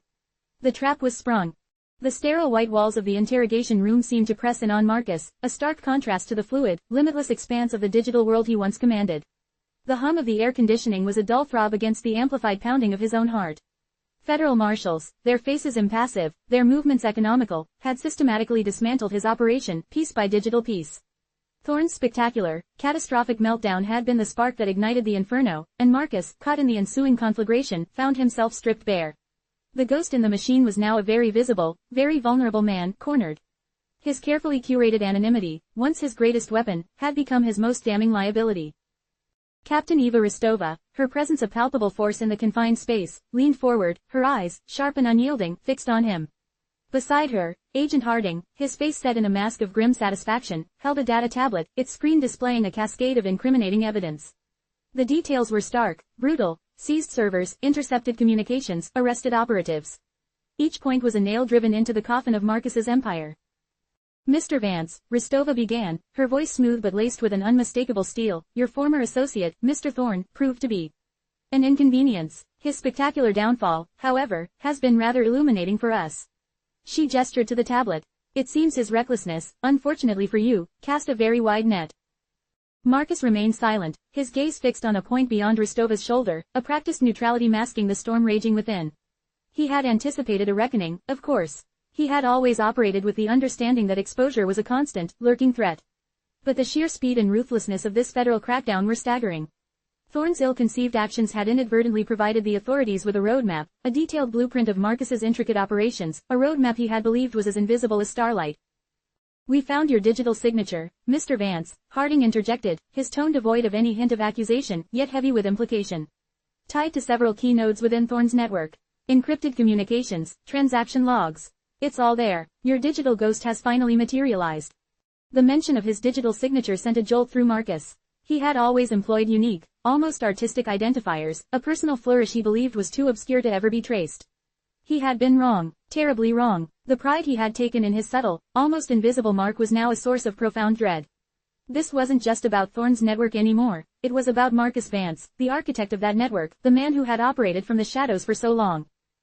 Ristova placed a thin file on the table between them. We understand you've had a history with certain individuals within the tech underworld. Individuals who might possess skills comparable to your own. Her gaze sharpened. Specifically, we're referring to Jake Sterling, your former protege. The name hung in the air, heavy with unspoken history. Jake, the brilliant, ambitious young man Marcus had taken under his wing, the one who had quickly surpassed him in certain esoteric realms of digital manipulation. Jake, who had recently been implicated, albeit indirectly, in the precinct's own internal investigation. A knot of unease tightened in Marcus's gut. Jake's compromised position within the department could be a double-edged sword. Could he be leveraged, or was he already too deeply compromised himself? Mr. Sterling has been cooperative, Ristova continued, watching Marcus's reaction with unnerving acuity. He's provided us with insights into the architecture of Thorne's operations. And, more importantly, into the methods of the man who orchestrated it all from behind the scenes. She paused, allowing the weight of her words to settle. He's also, Mr. Vance, indicated that you may have had foreknowledge of Thorne's more volatile plans, that you may have even attempted to buffer yourself from the fallout. Marcus's mind raced. Foreknowledge, buffering himself. It was a twisted interpretation of his careful risk management. He had always sought to compartmentalize, to insulate himself from the more volatile elements of his network. But to be framed as a willing accomplice in Thorne's reckless escalation. That was a narrative he couldn't allow to solidify. My operations were designed for discreet information brokering, Marcus said, his voice calm, measured, the carefully constructed facade of control firmly in place. Thorne's actions were an aberration, a deviation from the established protocols. I had no foreknowledge of his intent to destabilize. Harding scoffed softly. Discreet information brokering that facilitated arms deals and identity theft on a global scale, Mr. Vance. That's quite a euphemism. He tapped the tablet screen. We have encrypted messages, Mr. Vance. Messages that suggest a far more active role. Messages that mention contingency plans, escape routes, a meticulously planned exit strategy. Marcus's eyes flickered to the tablet, a fleeting glimpse of the damning evidence. Escape routes. He had always believed in having an exit strategy, a digital parachute for the inevitable day the net closed in. But to have those plans discovered, to have them weaponized against him. The evidence points to you, Mr. Vance, Ristova stated, her tone shifting from measured inquiry to a more direct, almost accusatory pronouncement. You built this network, you controlled it, and when it started to unravel, you attempted to disappear. But disappearance, Mr. Vance, is no longer an option. The air in the room crackled with an almost palpable tension. Marcus could feel the net tightening, the walls closing in. He was cornered, the carefully constructed edifice of his clandestine life crumbling around him. Thorne's recklessness had been the catalyst, but it was his own ambition, his own desire for control, that had led him to this precipice. We are prepared to offer you a deal, Mr. Vance, Ristova said, her voice dropping to a more confidential tone. Cooperation, full cooperation, your knowledge, your access. It's invaluable to us in dismantling the remnants of Thorne's network and understanding the broader scope of operations like yours. In return, she paused, letting the unspoken promise hang in the air. Marcus leaned back in his chair, his mind a whirlwind of calculations. Cooperation, the word tasted like ash in his mouth. To betray the intricate web he had woven, to hand over the keys to his kingdom, was anathema to his very being. But the alternative was a life behind bars, his skills and intellect rendered utterly useless, his legacy reduced to a cautionary tale. He thought of Jake, the digital phantom he himself had helped create. Jake, who was now navigating his own perilous descent into suspicion. If Jake was indeed cooperating, if he had already provided them with fragments of Marcus's own operational methods, then Marcus was already at a severe disadvantage. He had to assess the damage, to understand the extent of the compromise. What exactly, Marcus began, his voice low and even, testing the waters, does full cooperation entail? Ristova offered a thin, almost imperceptible smile. It entails you helping us tie up loose ends, Mr. Vance. It entails you providing us with the keys to the kingdom you so carefully constructed. And it entails you understanding that your current predicament is a direct result of your own actions, exacerbated by Thorne's undeniable stupidity. Your desperate stand, she concluded, her gaze piercing, begins now. The digital world Marcus inhabited was one of calculated risks and strategic maneuvers, of information as currency and anonymity as the ultimate shield. He had built an empire on these principles, a clandestine empire that had thrived in the unseen currents of the global network. Now, the very foundations of that empire were being systematically dismantled by the relentless, unyielding force of federal law enforcement. Thorne's spectacular, and frankly idiotic, descent into chaos had been the catalyst, a wildfire that had inadvertently illuminated Marcus's own meticulously crafted shadows. The sirens wailed, a constant, insistent reminder that the abstract threat had solidified into a tangible, immediate danger. He was no longer the ghost in the machine, he was the hunted, exposed and vulnerable. The sterile white walls of the interrogation room seemed to absorb Marcus's every flicker of emotion, a chilling testament to the efficiency of his capture. Federal marshals, their movements precise and economical, had cornered him, their digital archaeologists meticulously excavating the ruins of his clandestine empire. Thorne's recklessness had been the spark, but it was Marcus's own intricate web of operations that had been laid bare for all to see. The thought of Jake, his protégé, his rival, surfaced with a disturbing clarity. Jake, who had been a prodigy in Marcus's digital academy, had also evolved, his own talents pushing the boundaries of what Marcus had conceived. And now, Jake was caught in the precinct's own internal investigation, his carefully cultivated reputation tarnished by association, or perhaps, by something more.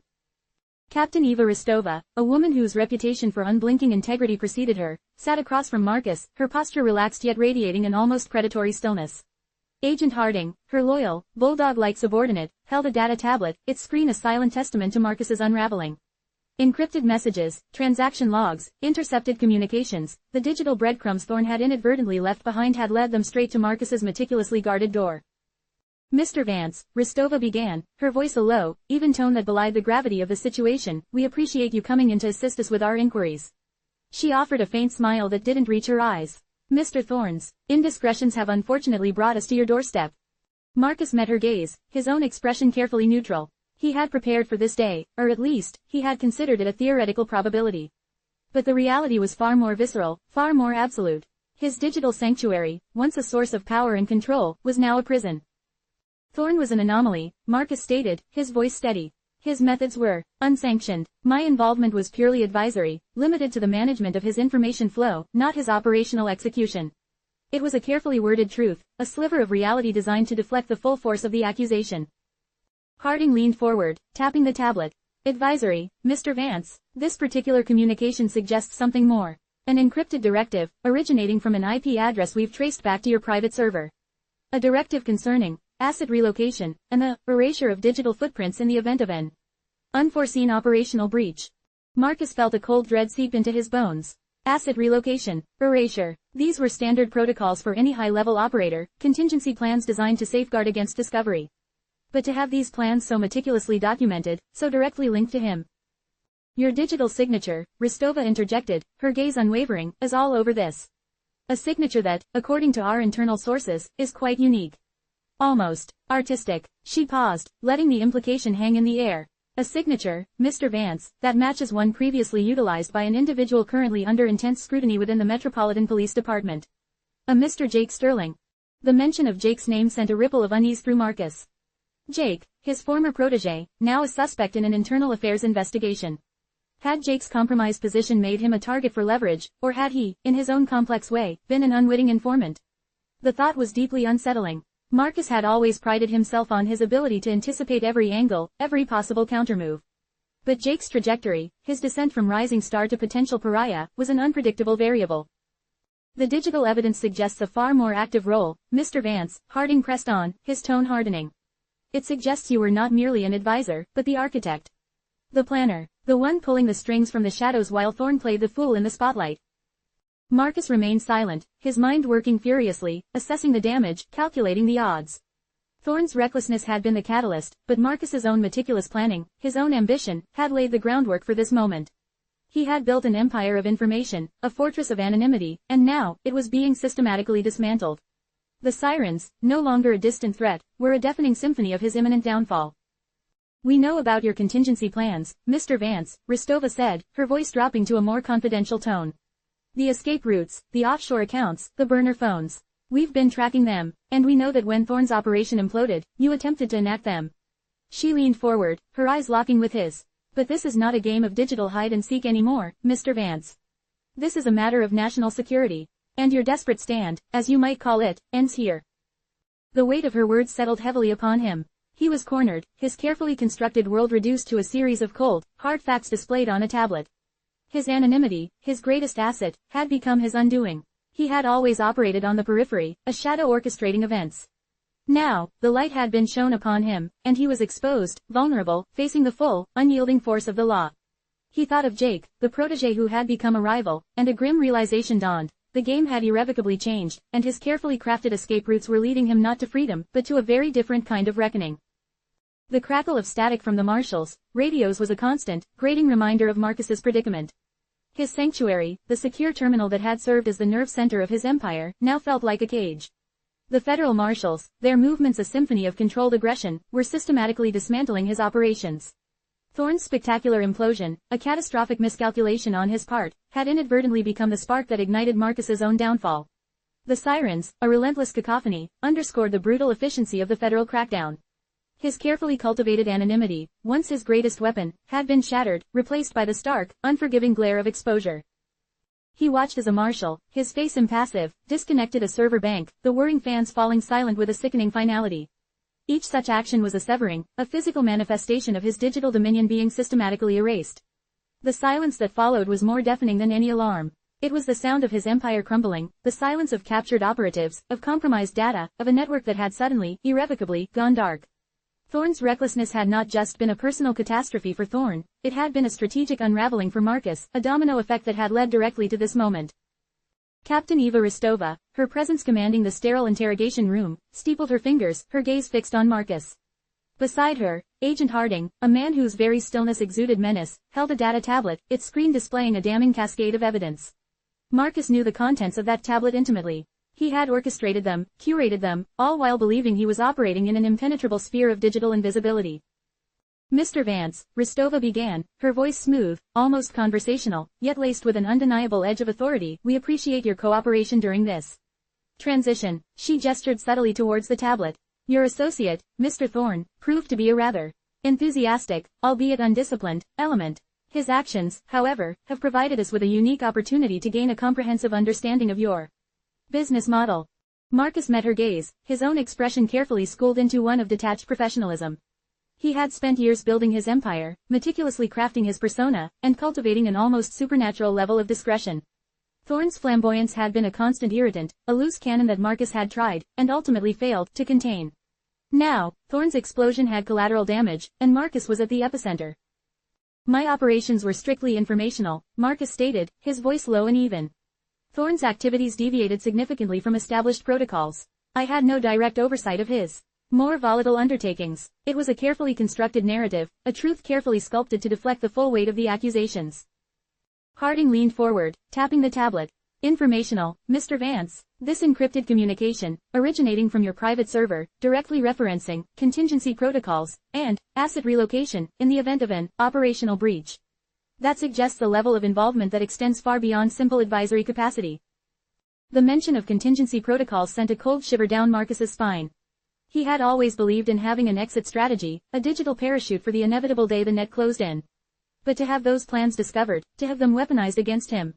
It was a testament to the sheer thoroughness of the federal investigation, a level of penetration he hadn't fully accounted for. We also have corroborating evidence, Ristova added, her gaze unwavering, from an individual currently assisting us with our inquiries. A Mr. Jake Sterling. The name hung in the air, heavy with unspoken history. Jake, his protégé, the brilliant, ambitious young man who had, in some esoteric ways, surpassed him. Jake, who was currently facing his own set of severe scrutiny within the precinct's internal affairs division. Marcus felt a prickle of unease. Had Jake's precarious position made him a target for leverage, or had his own digital brilliance inadvertently led him to expose Marcus? Mr. Sterling's testimony, Ristova continued, her tone measured, suggests that your involvement in Thorne's network was far more intimate than you are currently portraying. He's provided us with insights into the very architecture of your operations, the unique digital signatures you employ, the intricate methods by which you facilitated Thorne's illicit activities. Marcus's jaw tightened almost imperceptibly. His digital signatures, those subtle, almost artistic identifiers he had employed were his pride, his covert calling card. To have them revealed, to have them used as a direct link to his clandestine activities. It was a betrayal of his own carefully constructed artifice. The evidence, Mr. Vance, Harding stated, his voice devoid of emotion, points to you as the mastermind. The architect of this entire network. While Thorne played the volatile frontman, you were the strategist, the silent partner who profited from the chaos. The words were a damning indictment, a stark summary of his downfall. He had built an empire on the invisible currents of the digital world, a world he had believed he understood better than anyone. Thorne's recklessness had been the spark, but Marcus's own ambition, his own relentless pursuit of control, had led him to this precipice. He had always operated on the edge, a master of calculated risk. Now, the risks had caught up with him, and the meticulously constructed edifice of his clandestine life was crumbling. "We are prepared to offer you a deal, Mr. Vance," Ristova said, her voice softening, becoming almost conciliatory. "Your knowledge, your expertise. It's invaluable. You can help us dismantle the remaining elements of Thorne's network, and potentially, bring to light other operations of similar scope." In return, she paused, letting the implied promise of leniency hang in the air. Marcus felt a cold dread wash over him. Cooperation, the word tasted like ash. To hand over the keys to his kingdom, to betray the intricate web he had woven, was anathema to his very nature. But the alternative was a lifetime in a sterile cell, his skills and intellect rendered obsolete, his legacy reduced to a cautionary tale of hubris. He thought of Jake, the protégé he had inadvertently set on a path that now seemed to intersect with his own downfall. "What exactly," Marcus began, his voice a low murmur, "does full cooperation entail?" Ristova offered a faint, almost imperceptible smile. "It entails you providing us with the blueprints, Mr. Vance. The keys to the kingdom you so painstakingly built. And it entails you understanding that your desperate stand, however admirable in its digital artistry, has reached its inevitable conclusion." The sirens outside, a mournful dirge for his empire, seemed to fade as Marcus met Ristova's unwavering gaze. The game had changed. His carefully constructed escape routes, his digital parachutes, were no longer avenues to freedom, but pathways to a very different kind of reckoning.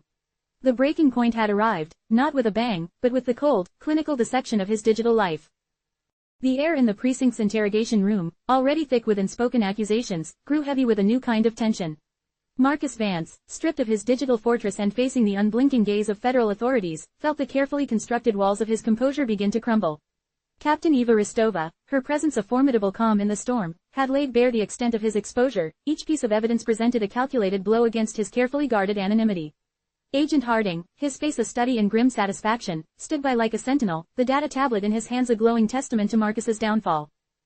"Your associate, Mr. Thorne," Ristova had begun, her voice smooth yet laced with the cold precision of a surgeon, "proved to be an unfortunate liability. His spectacular, and I must say, rather theatrical, implosion, however, has been most illuminating for our investigation." She gestured subtly towards the tablet, its screen a tapestry of Marcus's compromised operations. "It seems his recklessness, Mr. Vance, inadvertently cast a very wide net, and you, it appears, were quite comfortably ensconced within its mesh." Marcus had met her gaze, his own a carefully constructed mask of professional detachment. He had always operated with the understanding that exposure was an ever-present threat, a shadow lurking just beyond the reach of his digital tendrils. But the sheer speed and brutality of the federal crackdown, the ruthless efficiency with which his intricate operations had been dismantled, was staggering. Thorne's ill-conceived actions had provided the authorities with an almost too perfect roadmap, a detailed blueprint of Marcus's meticulously crafted clandestine world, a world he had believed was as invisible as starlight. "Your digital signature, Mr. Vance," Harding had interjected, his tone devoid of overt accusation, yet heavy with undeniable implication, "has been found on several key nodes within Thorne's network. Encrypted communications, transaction logs. The evidence is quite irrefutable. It seems your digital ghost, Mr. Vance, has finally materialized." The mention of his digital signature had sent a jolt of cold dread through Marcus. He had always employed unique, almost artistic identifiers, a personal flourish he believed was too obscure, too personal, to ever be traced. He had been wrong, terribly, irrevocably wrong. The pride he had taken in his subtle, almost invisible mark was now a source of profound and terrifying vulnerability. This was no longer just about Thorne's network, it was about Marcus Vance, the architect of that network, the man who had operated from the shadows for so long, and who was now being dragged, kicking and screaming, into the unforgiving glare of the spotlight. Ristova had then placed a thin file on the table between them, its stark white cover a stark contrast to the darkness of the information it contained. "We understand you have a certain history," she had continued, her gaze sharpening, "with individuals possessing skills that might, shall we say, rival your own. Particularly, we are referring to Mr. Jake Sterling, your former protégé." The name hung in the air, heavy with the unspoken history of mentorship, ambition, and the volatile dynamics of their intertwined professional lives. Jake, the brilliant, ambitious young man Marcus had taken under his wing, the one who had, in certain arcane digital realms, quickly surpassed him. And Jake, as Marcus had recently learned, was himself caught in the precinct's own internal investigation, his carefully cultivated reputation tarnished by association, or perhaps, by something far more damning. A knot of unease tightened in Marcus's gut. Jake's compromised position within the department presented a dangerous variable, a wild card that could tip the scales irrevocably.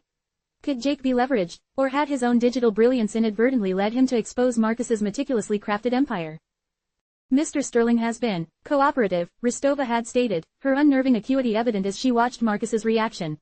He's provided us with considerable insight into the architecture of Thorne's operations. And, perhaps more importantly, into the methods of the man who orchestrated it all from behind the scenes. She paused, allowing the weight of her words to settle in the tense silence. He has also, Mr. Vance, indicated that you may have possessed foreknowledge of Thorne's more volatile plans, that you may have even attempted to buffer yourself from the inevitable fallout. Marcus's mind raced, sifting through the implications. Foreknowledge, buffering himself. It was a twisted, but not entirely inaccurate, interpretation of his meticulous risk management strategies. He had always sought to compartmentalize, to insulate himself from the more volatile elements of his network, to maintain a degree of plausible deniability. But to be framed as a willing accomplice in Thorne's reckless escalation, to have his contingency planning twisted into evidence of complicity. That was a narrative he could not allow to solidify. My operations were designed for discreet information brokering, Marcus had responded, his voice calm, measured, the carefully constructed facade of control firmly in place. Thorne's actions were an aberration, a deviation from the established protocols. I had no foreknowledge of his intent to destabilize. Harding had scoffed, a low, almost dismissive sound. Discreet information brokering that facilitated arms deals and identity theft on a global scale, Mr. Vance. That's quite a euphemism, wouldn't you agree? He tapped the tablet screen, its glow illuminating the damning evidence. We have encrypted messages, Mr. Vance. Messages that suggest a far more active role. Messages that mention contingency plans, escape routes. A meticulously planned exit strategy. Marcus's eyes had flickered to the tablet, a fleeting glimpse of the cascade of incriminating data.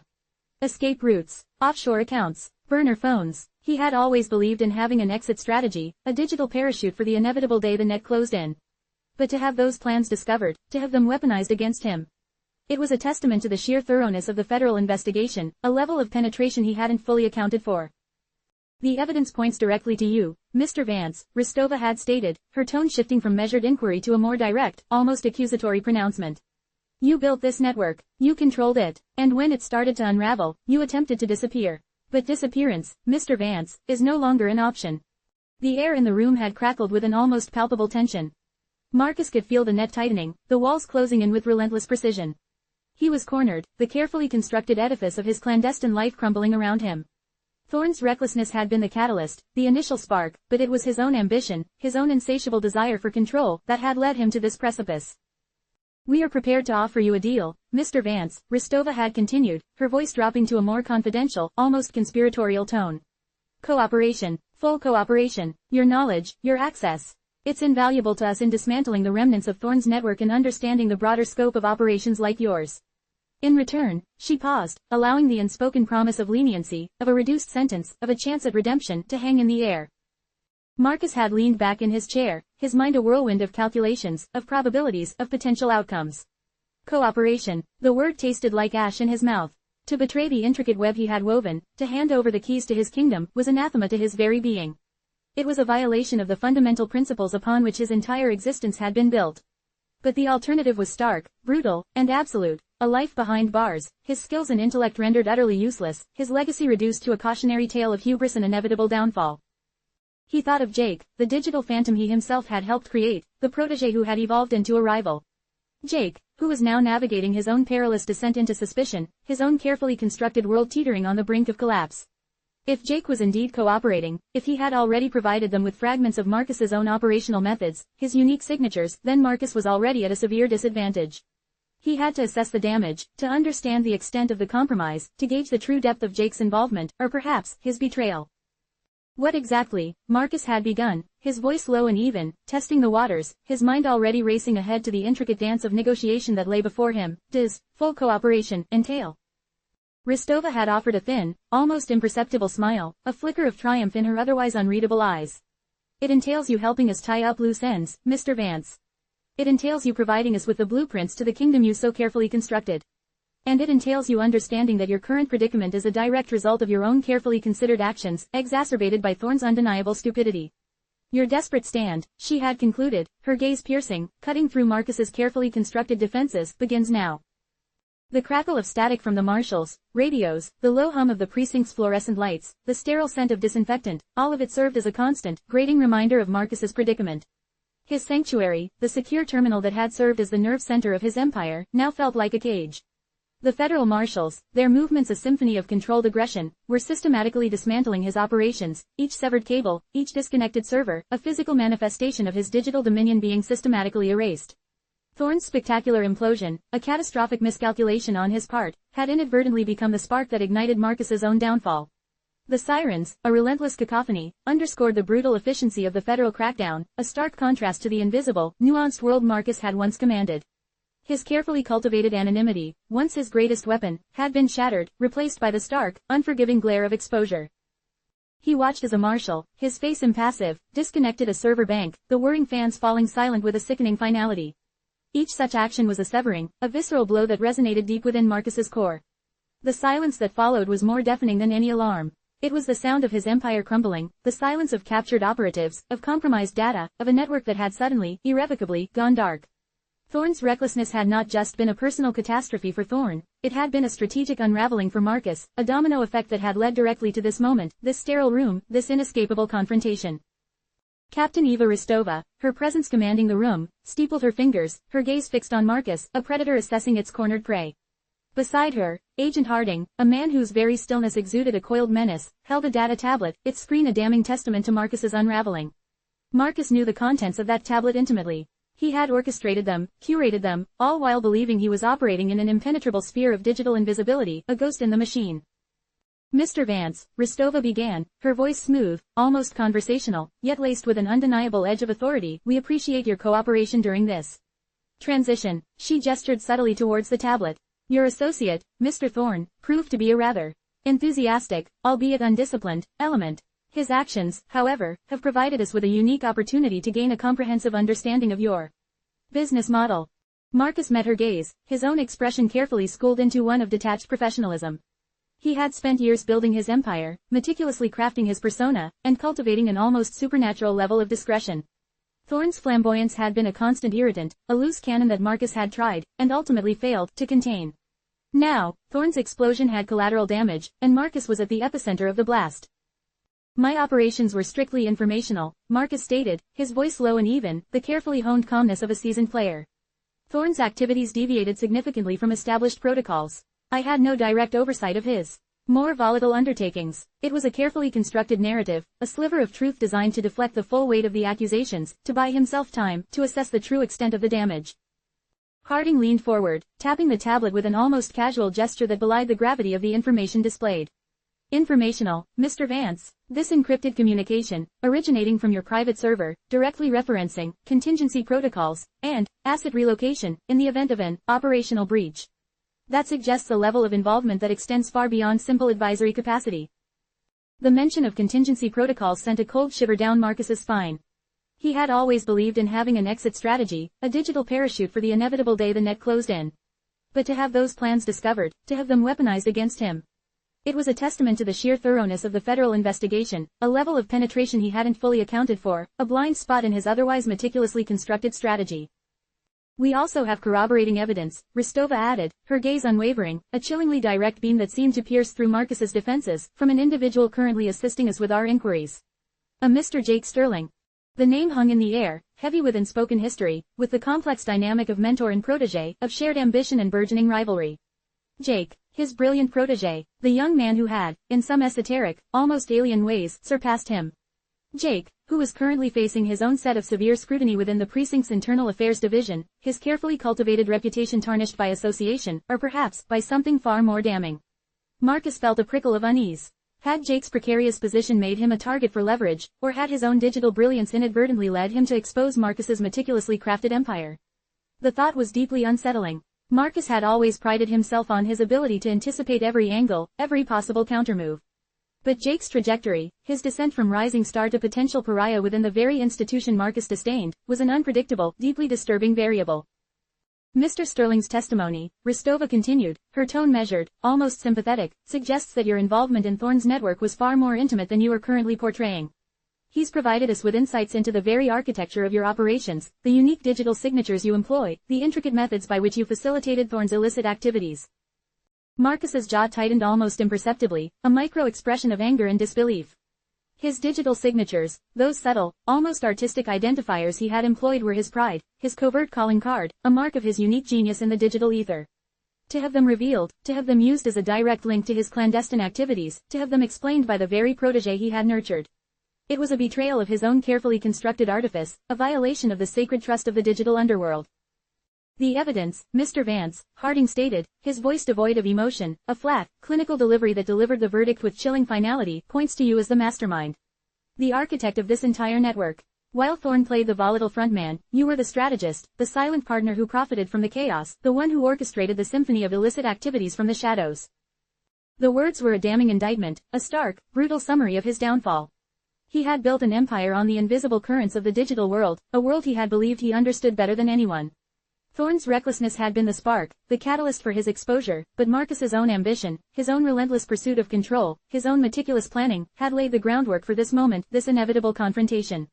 He had always operated on the edge, a master of calculated risk, a puppeteer pulling strings from an unseen distance. Now, the risks had caught up with him, and the meticulously constructed edifice of his clandestine life was crumbling, piece by agonizing piece. "We are prepared to offer you a deal, Mr. Vance," Ristova said, her voice softening, becoming almost conciliatory, a siren song in the sterile confines of the interrogation room. "Your knowledge, your expertise. It's invaluable. You can help us dismantle the remaining elements of Thorne's network, and potentially, bring to light other operations of similar scope. In return," she paused, letting the implied promise of leniency, of a reduced sentence, of a chance at a semblance of freedom, hang heavy in the air between them. Marcus felt a cold dread wash over him, a premonition of the bitter pill he was about to be forced to swallow. Cooperation. The word tasted like ash in his mouth, a betrayal of everything he stood for. To hand over the keys to his kingdom, to betray the intricate web he had woven, to expose the secrets he had guarded so fiercely, was anathema to his very nature. But the alternative was stark, brutal, and absolute. A lifetime in a sterile cell, his skills and intellect rendered utterly obsolete, his legacy reduced to a cautionary tale of hubris and inevitable downfall.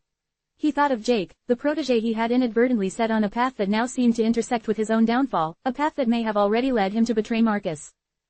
"What exactly?" Marcus began, his voice a low murmur, barely audible in the oppressive silence, testing the waters, his mind already racing ahead to the intricate dance of negotiation that lay before him, a dance he was already losing. "Does full cooperation entail?" Ristova offered a faint, almost imperceptible smile, a flicker of triumph in her otherwise unreadable eyes, a subtle acknowledgement that the psychological game had been won. "It entails you providing us with the blueprints, Mr. Vance. The keys to the kingdom you so painstakingly built. And it entails you understanding that your desperate stand, however admirable in its digital artistry, has reached its inevitable conclusion." The sirens outside, a mournful dirge for his fallen empire, seemed to fade as Marcus met Ristova's unwavering gaze. The game had changed, irrevocably. His carefully constructed escape routes, his digital parachutes, were no longer avenues to freedom, but pathways to a very different kind of reckoning, a reckoning orchestrated by the very system he had so expertly manipulated, and perhaps, by the protégé he had once believed was an extension of his own brilliance. The breaking point had arrived, not with a bang, but with the cold, clinical dissection of his digital life, a dissection that had begun with Thorne's recklessness and was now culminating in the quiet, devastating confession of a broken man. The informant's name, whispered in hushed tones amongst the clandestine circles Marcus Vance had so carefully cultivated, was Elias Finch. A man of shadows and whispers, Elias had been the unseen architect of Thorne's downfall, the phantom hand that guided the federal agents through the labyrinthine corridors of Marcus's network. His initial access, a carefully orchestrated infiltration facilitated by a shared, albeit twisted, sense of moral outrage over Thorne's increasingly brutal methods, had been Thorne's undoing. Elias had provided the crucial intel, the encrypted keys, the digital breadcrumbs that led directly to Thorne's operation, and by extension, to Marcus himself. Now, the consequences of his actions were beginning to unfurl, casting a long, chilling shadow over his own carefully constructed life of anonymity. Elias had always operated with a certain degree of detachment, a philosophical distance from the morally bankrupt individuals he targeted. He saw himself as a cleaner, an agent of balance in a world drowning in corruption, a digital janitor sweeping away the filth. But the reality of his position was far more precarious than he often allowed himself to believe. He was a ghost, yes, but ghosts, even the most ephemeral, cast shadows, and shadows could be seen. His association with Thorne, and by extension Marcus, had placed him directly in the crosshairs of forces far more powerful and unforgiving than any cybercriminal he had ever encountered. The immediate aftermath of Thorne's spectacular implosion and Marcus's subsequent apprehension had been a period of intense, almost paralyzing paranoia for Elias. He had wiped his servers, scrubbed his digital footprint with a ferocity born of primal fear, and retreated into a self-imposed isolation far more profound than his usual guarded existence. He lived in a constant state of hypervigilance, every flickering street lamp, every unexpected knock at the door, every anonymous email, a potential harbinger of doom. He knew, with a certainty that chilled him to the bone, that Marcus Vance, if and when he ever escaped the federal net, would seek retribution. Marcus was not a man who forgave betrayal, especially not betrayal that resulted in the dismantling of his empire and his personal freedom. His paranoia was not entirely unfounded. The federal agents, while grateful for his assistance, had made it clear that his role, while invaluable, was temporary and transactional. They had utilized him, extracted the information they needed, and then they had moved on. Elias was a tool, and like any tool, once its purpose was served, it was often discarded. He was left with the indelible knowledge that he had crossed a line from which there was no easy return. He had profited from his informant role, a significant sum wired discreetly into an untraceable offshore account, but the financial reward felt hollow, a pittance compared to the gnawing fear that had become his constant companion. He had traded his anonymity, the very bedrock of his existence, for a temporary sense of justice, and the scales of that exchange were rapidly tipping towards a profound and terrifying imbalance. He had opted for a new identity, a new city, a new life, but the past, as it often does, had a way of clinging. He found himself constantly looking over his shoulder, imagining the cold, calculating gaze of Marcus Vance, or worse, the unseen operatives Marcus might employ. He knew Marcus had a vast network of contacts, individuals with skills that ranged from the mundane to the terrifyingly specialized. Elias had witnessed firsthand the ruthlessness with which Marcus operated, the cold, clinical efficiency with which he eliminated any perceived threat. Thorne's recklessness had been a symptom of his own internal rot, but Marcus's control, his ability to anticipate and neutralize threats, was born of a far more strategic and dangerous mind. One crisp autumn evening, as Elias sat in a dimly lit cafe in a city he had chosen for its anonymity, a nondescript man in a trench coat entered and took the seat opposite him without invitation. Elias's heart leapt into his throat, his carefully constructed composure threatening to shatter. The man's face was unremarkable, his features forgettable, a perfect blank slate. But Elias recognized the quiet intensity in his eyes, the subtle tension in his posture that spoke of a life lived in the shadows, a life that mirrored his own, yet was clearly on a far more dangerous trajectory. Elias Finch, the man stated, his voice a low, even rumble that barely disturbed the ambient noise of the cafe. It wasn't a question, or should I say, John Smith. You've been busy reinventing yourself. Elias felt a cold sweat bead on his forehead. He had been meticulous, or so he thought. His digital trails were a masterpiece of misdirection, his physical movements carefully planned and executed. Yet, here was this man, sitting across from him, casually dissecting his carefully constructed facade. I don't know what you're talking about, Elias managed, his voice betraying a tremor he couldn't quite suppress. The man offered a faint, almost imperceptible smile, a hint of amusement playing at the corners of his lips. Oh, I think you do. You were instrumental in disrupting certain operations that belong to a very particular individual. An individual who doesn't take kindly to disruptions. He leaned forward, his gaze intensifying, pinning Elias in place like a specimen under a microscope. Marcus Vance sends his regards. And his displeasure. The words struck Elias like a physical blow. He had known this was a possibility, a likelihood even, but the immediacy of it, the sheer audacity of Vance's reach, was staggering. Vance had been apprehended, incarcerated, yet his influence, his network, seemed to extend even beyond the confines of the federal justice system. What does he want? Elias asked, his voice barely above a whisper. He wants to know, the man replied, his tone devoid of emotion, how you did it. He wants to understand the vulnerabilities you exploited. And then, well, then he wants to ensure that such a betrayal can never happen again. To anyone, the implication was chillingly clear. Vance wasn't just seeking information, he was seeking to silence Elias permanently, to remove him as a threat, as a symbol of his own vulnerability. The man produced a small, slim device from his coat pocket. It wasn't a weapon, at least not in the conventional sense. It was a data storage unit, sleek and metallic. Mr. Vance is offering you a choice, Elias. A rather simple one, considering the alternative. You can provide us with the detailed schematics of your infiltration. Every backdoor, every exploit, every social engineering tactic you employed. You will detail how you gained access to Thorne's network, how you established communication with the authorities, and most importantly, how you identified the specific vulnerabilities within Mr. Vance's own operational architecture. Elias stared at the device, his mind racing. This was the culmination of his fear, the dreaded reckoning he had anticipated. To reveal his methods would be to betray his own craft, the very skills that had defined him. But the alternative, the unspoken threat hanging in the air, was far more dire. He had seen what Vance was capable of, the cold, calculated ruthlessness that lay beneath the veneer of sophisticated operation. And if I refuse? Elias asked, his voice hoarse, his gaze locked on the man's impassive face. The man's smile widened, a predatory glint entering his eyes. Then Mr. Vance has other methods of persuasion. Methods that don't involve data storage devices. Methods that are far less discreet. You see, Elias, you are no longer under the protection of the federal authorities. They have what they need from you. Now, you are simply a loose end. And Marcus Vance is very, very good at tying up loose ends. He pushed the device across the table. You have 1 hour. You will upload everything. If you attempt to contact the authorities, or if the information you provide is incomplete or misleading, the consequences will be severe. We know where you've been, Elias. We know your habits. We can reach you anywhere. Elias felt a profound sense of despair wash over him. He had envisioned a different outcome. He had imagined a life of quiet anonymity, a life free from the machinations of men like Marcus Vance. But he had underestimated Vance's reach, his tenacity, his sheer capacity for vengeance. He had been a participant in a high-stakes game, and he had forgotten that in such games, there were no true winners, only survivors, and often, not even that. He looked at the device, then back at the impassive face of the man who represented Vance's long reach. He had made his choice when he decided to infiltrate Thorne's network, when he decided to betray Vance. Now, he had to live with the consequences, or find a way to escape them. The choice, as starkly presented, was between the slow, agonizing death of his own principles and the swift, brutal end of his existence. With trembling hands, Elias picked up the data storage device. He knew he had no real choice. The authorities had used him and moved on, leaving him exposed and vulnerable. Vance, however, was still a force to be reckoned with, a puppet master who could still pull strings from the shadows.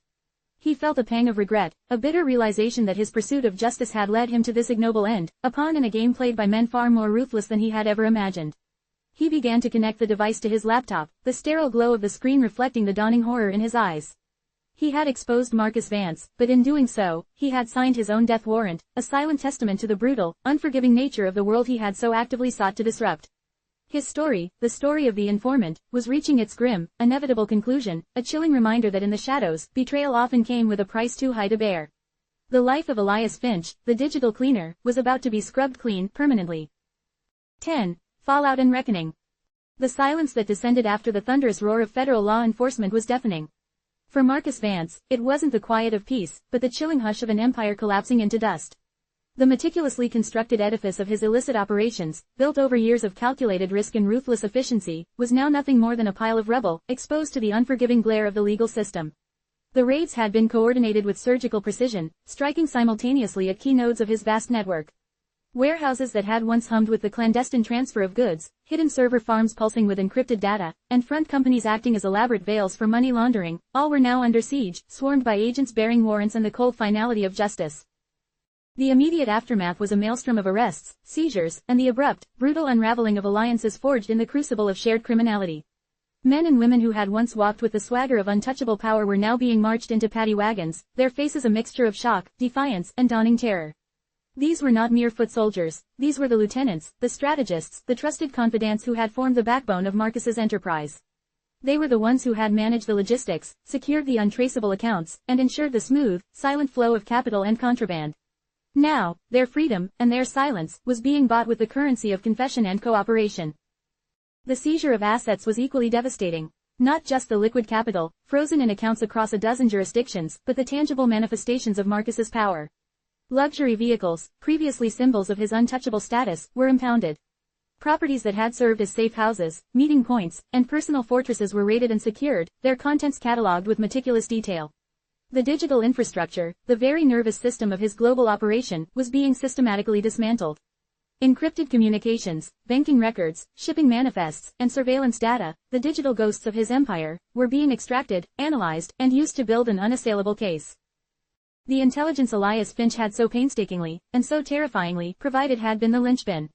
It had been the key that unlocked the vault, revealing the intricate machinations that had allowed Marcus to operate with such impunity. The federal agencies, having secured Elias and his intel, had moved with a speed and decisiveness that belied their usual bureaucratic inertia. They had meticulously traced the tendrils of Marcus's influence, mapping out his connections, identifying his vulnerabilities, and ultimately, closing in for the kill. The scale of the operation was a testament to the depth of Marcus's reach, but also to the thoroughness of the investigation he had so long evaded. For Marcus himself, the situation was dire, though the precise nature of his current status remained a subject of frantic speculation and hushed whispers. The initial reports, gleaned from the fragmented communications that still managed to leak through the chaos, suggested a desperate attempt to evade capture. Some spoke of a narrow escape, of a pre-planned exfiltration route activated just moments before the news tightened. Others hinted at a more direct confrontation, a futile attempt to fight his way out of a no-win situation. The truth, however, was being held tightly by the federal authorities, who understood the value of controlling the narrative in the immediate aftermath of such a significant takedown. What was undeniable was the shattering of his control. The network, so carefully cultivated and ruthlessly managed, was in disarray. The fear of discovery had been a constant undercurrent in his operations, a necessary element of caution that fueled his strategic thinking. But that fear had now manifested into a tangible, overwhelming reality. His lieutenants, those who hadn't already been apprehended, were scattered, either on the run or scrambling to cover their own tracks, their loyalty to Marcus likely dissolving in the face of self-preservation. The very foundations of his power, the information, the resources, the personnel, were being systematically stripped away. The implications rippled outwards, affecting not just the immediate participants in Marcus's criminal enterprises but also the vast ecosystem of individuals and businesses that had, willingly or unwillingly, benefited from his activities. Politicians who had received illicit campaign funding, corrupt officials who had been appeased with payoffs, and even legitimate businesses that had been inadvertently or deliberately drawn into his web of influence, all now faced scrutiny. The tentacles of Marcus's empire had extended into the legitimate world in ways that few had truly understood, and the unraveling of his operations threatened to expose a far wider spectrum of corruption. The carefully cultivated image of Marcus Vance, the enigmatic businessman with an Midas touch, was being systematically dismantled, replaced by the stark reality of a kingpin exposed. The media, once kept at bay by a combination of legal threats and discreet information control, now feasted on the scraps of leaked information, painting a portrait of a criminal mastermind brought to his knees. The narrative was shifting, and it was a narrative Marcus had always sought to control, a narrative of invincibility and success. Now, it was a narrative of downfall, of hubris and inevitable consequence. The arrests weren't limited to the core members of his organization. The federal agents, armed with the detailed insights Elias had provided, were casting a wide net. Individuals who had acted as intermediaries, facilitators, and even unwitting accomplices were being identified and brought in for questioning. The web of connections that Marcus had woven was so intricate that the initial crackdown was merely the first wave. The subsequent waves would target those on the periphery, those who had benefited indirectly or had provided services without fully understanding the extent of Marcus's operations. Every transaction, every communication, every meeting was being scrutinized, looking for the faintest thread that connected back to the central figure. The seizure of physical assets also extended beyond the obvious. Art collections, valuable antiquities, and even properties in seemingly unrelated locations were being identified and flagged, all traced back to funds that originated within Marcus's illicit ventures. The sheer scale of the wealth accumulated was staggering, a testament to the profitability of his illegal activities and the effectiveness of his money laundering operations. The federal agencies were not just dismantling his operational capacity, they were systematically stripping him of the wealth that had fueled his power and influence. This economic decapitation was as crucial as the arrests of his operatives. The impact on the black market itself was significant. The sudden disruption of a major player like Marcus Vance created a vacuum, a void that would inevitably be filled by other, perhaps more desperate or even more ruthless, actors. His disappearance from the scene, whether through capture or successful evasion, left a significant impact on the flow of illicit goods and capital. The established routes, the trusted supply chains, and the intricate network of distributors that Marcus had commanded were now in flux. This instability was a direct consequence of his empire's crumbling, a ripple effect that would be felt throughout the underworld. Furthermore, the success of the operation served as a potent warning to others operating in similar spheres. The meticulous planning, the extensive surveillance, and the ultimate successful prosecution of Marcus Vance and his associates would undoubtedly send shivers down the spines of those who believed themselves to be above the law. The message was clear. No one was too powerful, no network too impenetrable, to escape the long arm of justice when armed with the right intelligence. The story of Marcus Vance's downfall would become a legend, a cautionary tale whispered in the dark corners of the criminal underworld, a testament to the fact that even the most formidable empires could be brought to their knees. The sheer audacity of Elias Finch's actions, the invisible hand that had guided the federal agencies to Marcus's doorstep, remained a crucial, albeit largely unseen, element in this unfolding drama. While the focus was on the tangible dismantling of Marcus's empire, it was the intellectual architecture of his downfall, the strategic insight and the meticulous detailing of vulnerabilities that had made it all possible. The story of Marcus's reign ending was also, in a way, the story of Elias's final, devastatingly effective act of subversion. The legal machinery, once set in motion, was relentless. The arrests were followed by a flurry of indictments, each one a carefully constructed legal document detailing the charges against the individuals apprehended. Wire fraud, money laundering, racketeering, conspiracy, the charges were extensive, reflecting the multifaceted nature of Marcus's operations. The legal teams prosecuting these cases would spend months, if not years, meticulously building their arguments, sifting through the evidence, and preparing for the trials that would inevitably follow. The fallout from Marcus's empire crumbling was not just a single event, but a protracted legal battle, a war of attrition waged in the courtroom. The speculation about Marcus's current whereabouts was intense. Was he in a maximum security federal facility, his formidable intellect now caged? Or had he managed to slip through the net, a ghost in the machine, preparing to rebuild or retaliate from the shadows? The lack of definitive information only amplified the legend of Marcus Vance. He had been a master of control, and even in his apparent downfall, he retained a degree of mystique. His empire had crumbled, his assets seized, and his associates captured, but the man himself remained an enigma, his fate uncertain, his future a subject of ongoing intrigue. This uncertainty, this lingering question of his ultimate status, was perhaps the final testament to the deep and pervasive influence he had once wielded. The reign of Marcus Vance was over, but the echoes of his empire's collapse would resonate for a long time to come. The sterile hum of the interrogation room was a stark contrast to the cacophony of sirens and shouting that had marked the night of Marcus Vance's takedown. Jake sat on the cold, plastic chair, the metallic taste of fear coating his tongue. The fedora he usually wore, a subtle affectation that signaled his professional detachment, was nowhere to be seen. His neatly pressed suit felt like a costume, a relic from a life that had evaporated overnight. He was no longer Detective Jake Riley, the sharp investigator with a nose for corruption. He was simply Jake, a man under intense scrutiny, his every move, every decision, dissected and deemed wanting. The agents who flanked him were calm, their faces impassive masks that revealed nothing. They didn't shout or threaten, their quiet efficiency was far more unnerving. They presented the evidence, not with accusatory tones, but with a methodical presentation of undeniable facts. The digital footprints were irrefutable. The altered logs, the conveniently misplaced surveillance footage, the coded communications that had previously been dismissed as anomalies, all of it now pointed a damning finger directly at him.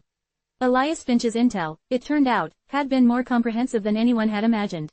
It wasn't just about Vance, it was about the rot within the department itself, and Jake, wittingly or unwittingly, had been a significant part of that rot. They laid out the timeline of his involvement, a chillingly precise account of his compromised actions. The tip-offs, the subtle misdirections, the times he'd steered investigations away from Vance's key operatives, each instance was documented with timestamps and cross-referenced with internal communications. The pressure to cooperate, to provide further information about Vance's network and any remaining loyalists, was immense. But Jake remained silent, a wall of stoic, terrified silence. What could he say? The truth was a tangled mess of professional ambition, misguided loyalty, and a terrifyingly blind eye turned to the obvious. The preliminary internal investigation had been swift and brutal. His access to departmental systems was immediately revoked. His badge, the symbol of his authority and identity, was unceremoniously confiscated, clutched in the gloved hand of a stern-faced internal affairs captain.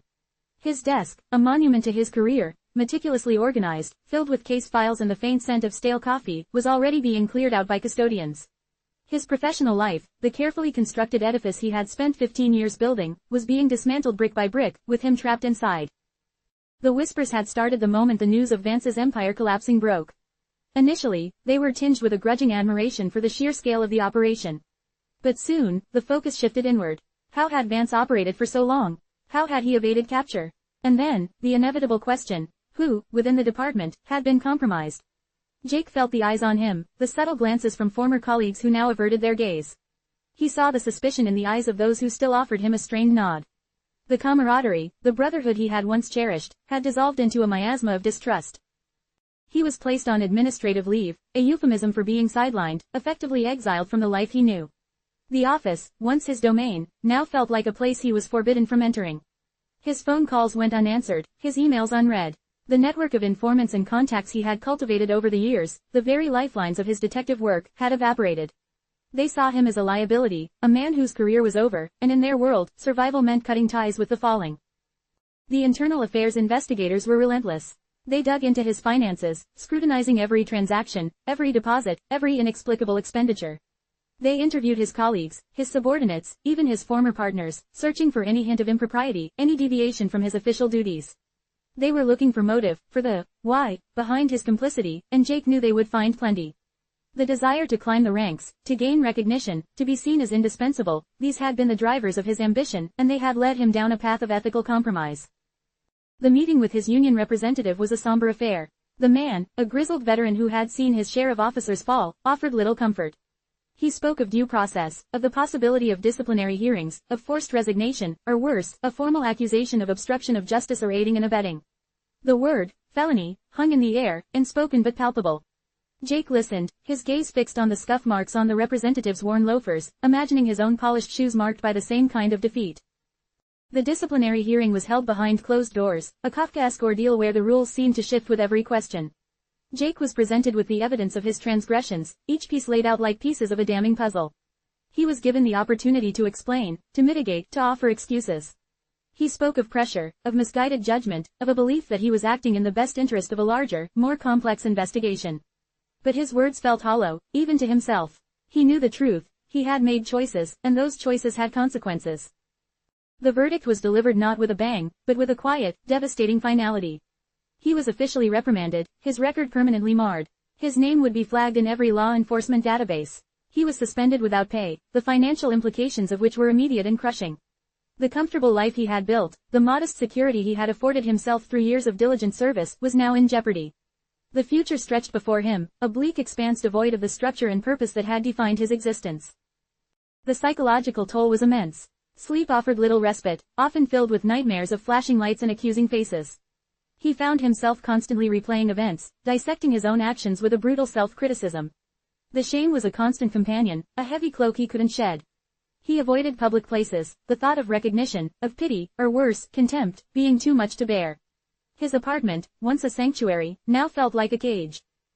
The impact extended beyond his career and his reputation. His marriage, already strained by the demands of his job and his increasing emotional distance, began to buckle under the weight of this new crisis.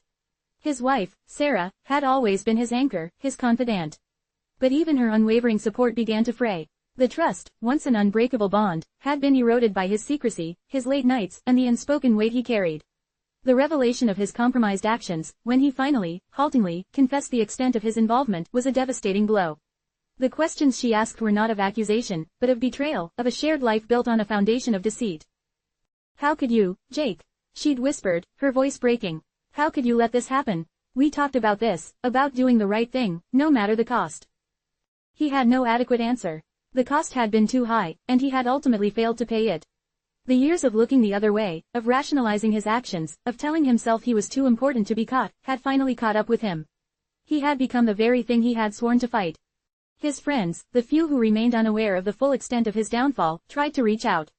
But Jake found himself unable to reciprocate. He couldn't face their questions, their genuine concern, without feeling the gnawing guilt of his deception. He pushed them away, isolating himself further, creating a chasm between himself and the remnants of his former life. The internal investigation wasn't just about his professional misconduct, it was also a deep dive into his personal life, searching for any leverage, any weakness that could be exploited. They looked into his gambling debts, a secret vice he had kept carefully hidden, a hole he had tried to fill with the thrill of risk. While not directly connected to his actions regarding Vance, it painted a picture of a man susceptible to temptation, a man with vulnerabilities. This added another layer of complexity to his downfall, further cementing the narrative of a deeply flawed individual. The agents presenting the evidence in the sterile interrogation room were meticulous. They brought up specific instances where Jake had delayed critical information, where he had subtly altered the direction of an investigation, all while Elias Finch was painstakingly building his case against Vance. The timing of these actions, when placed against Finch's timeline, was damning. It wasn't just circumstantial, it was a pattern of behavior, a deliberate obstruction of justice that had allowed Vance's operation to continue to thrive for months longer than it should have. One particular instance stood out. A raid, orchestrated by Jake, on a suspected Vance distribution hub. The intel was solid, the evidence pointing to a significant cache of contraband. Yet, Jake had deliberately misdirected the tactical team, sending them to a secondary location that was known to be empty, a decoy. The primary target, the one that held the real evidence, was allowed to slip away. The agents produced the recovered security footage from a nearby establishment, showing Jake meeting with a known Vance associate mere hours before the raid was to take place. The footage was grainy, the conversation inaudible, but the implication was clear. Jake had been feeding information, compromised by Vance's influence. The investigators went through his personal phone records, his social media activity, looking for any breadcrumbs. They cross-referenced his financial records with known shell corporations and offshore accounts, meticulously tracking the flow of money, searching for any illicit transactions that might have bypassed the official investigation.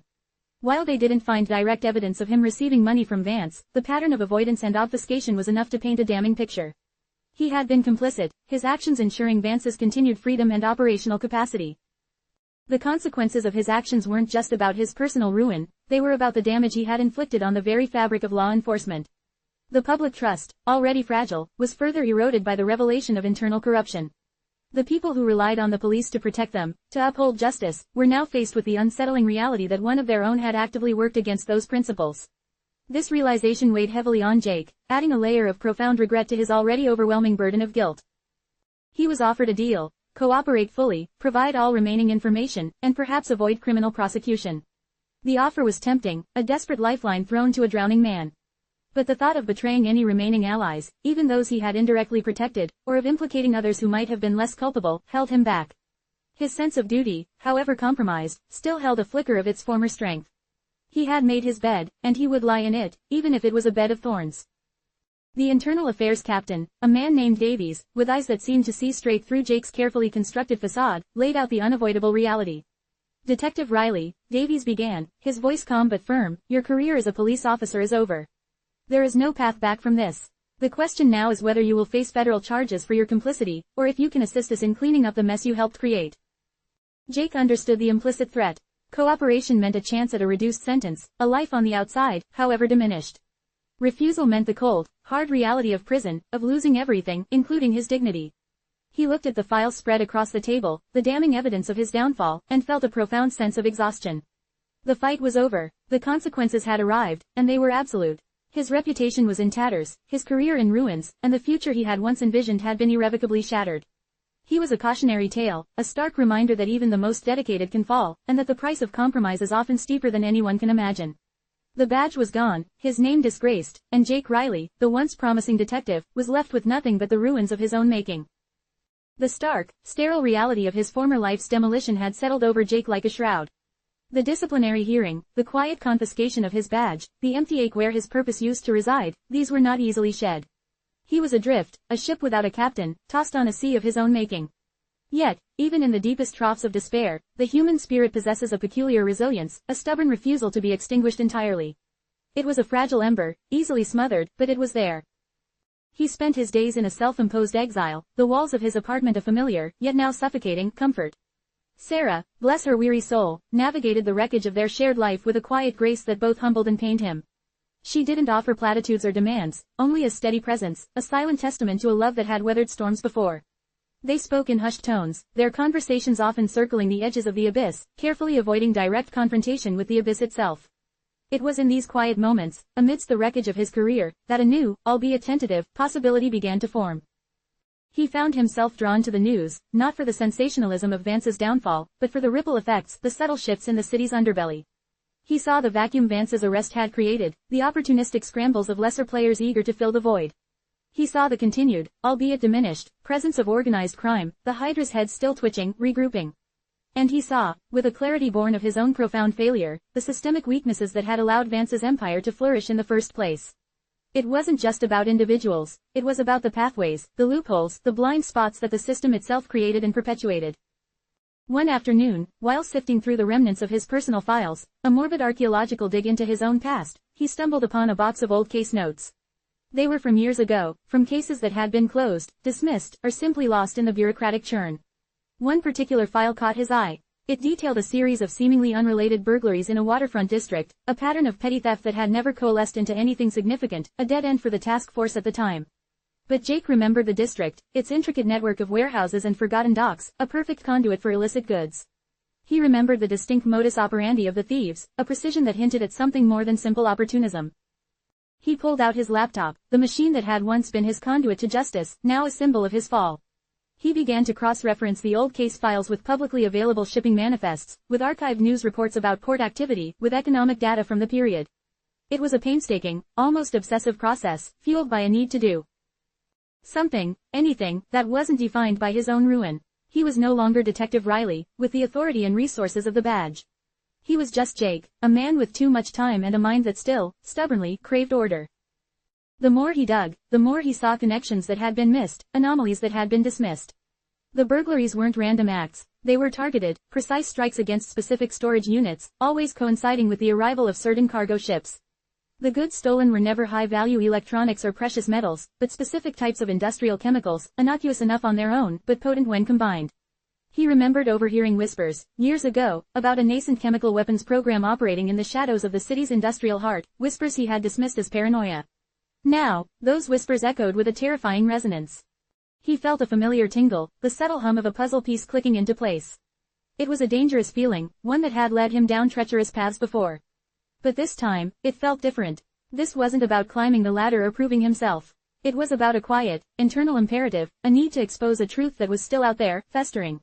He knew, with a sinking certainty, that Vance's operation, while significant, had merely been a symptom of a deeper, more insidious disease. And this disease was still active. Sarah watched him, her expression a mixture of concern and a nascent hope. She saw the familiar intensity in his eyes, the focused frown that meant he was wrestling with something complex. She didn't ask what he was doing, not directly. Instead, she'd leave him coffee, place a plate of food beside his laptop, a silent acknowledgement of his pursuit. One evening, she found him staring blankly at his screen, a defeated slump to his shoulders. It's still out there, Sarah, he'd murmured, his voice hoarse. What Vance was doing, it was just one branch of it. There's more. She sat beside him, not offering solutions, but simply sharing the space. And you think you can find it? She asked softly. He looked at her, the weight of his disgrace heavy on his shoulders.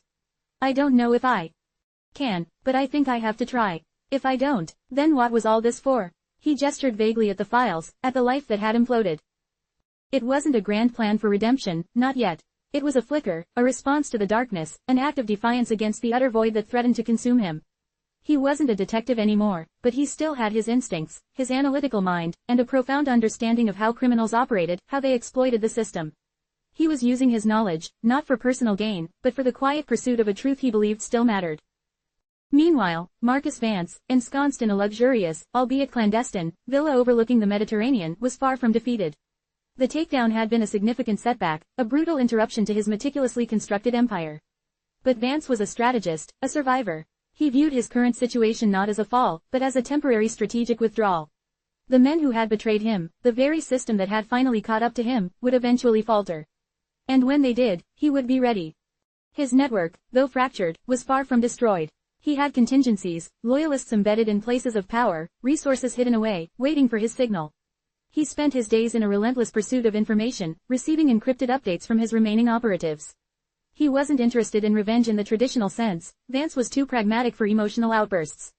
He was interested in re-establishing his dominance, in ensuring that those who had brought him down would eventually pay a price far steeper than he had.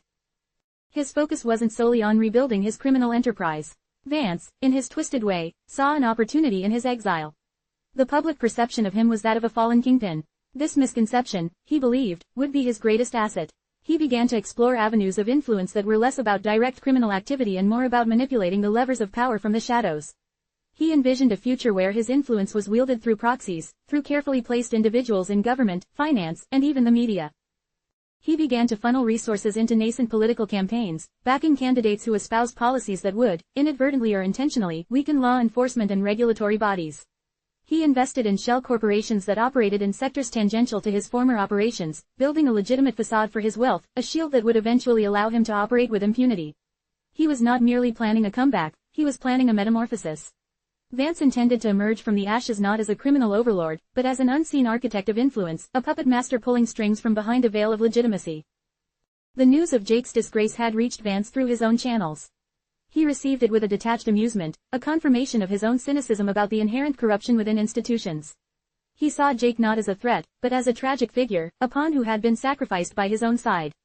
Vance had never harbored any particular animosity towards Jake, viewing him as an obstacle, albeit a persistent one. Now, he saw a potential, however remote, for a different kind of interaction. Across town, within the labyrinthine corridors of the city's social services department, a young woman named Anya Petrova was navigating her own kind of fallout. She was a caseworker, a dedicated public servant whose life had been upended by her unwitting entanglement with Vance's operation. Anya had been a key witness, her testimony crucial in building the case against Vance. She had done so at immense personal risk, facing threats and intimidation that had tested her resolve to its breaking point. The chaos surrounding Vance's takedown had, ironically, created a temporary vacuum of attention for cases like hers.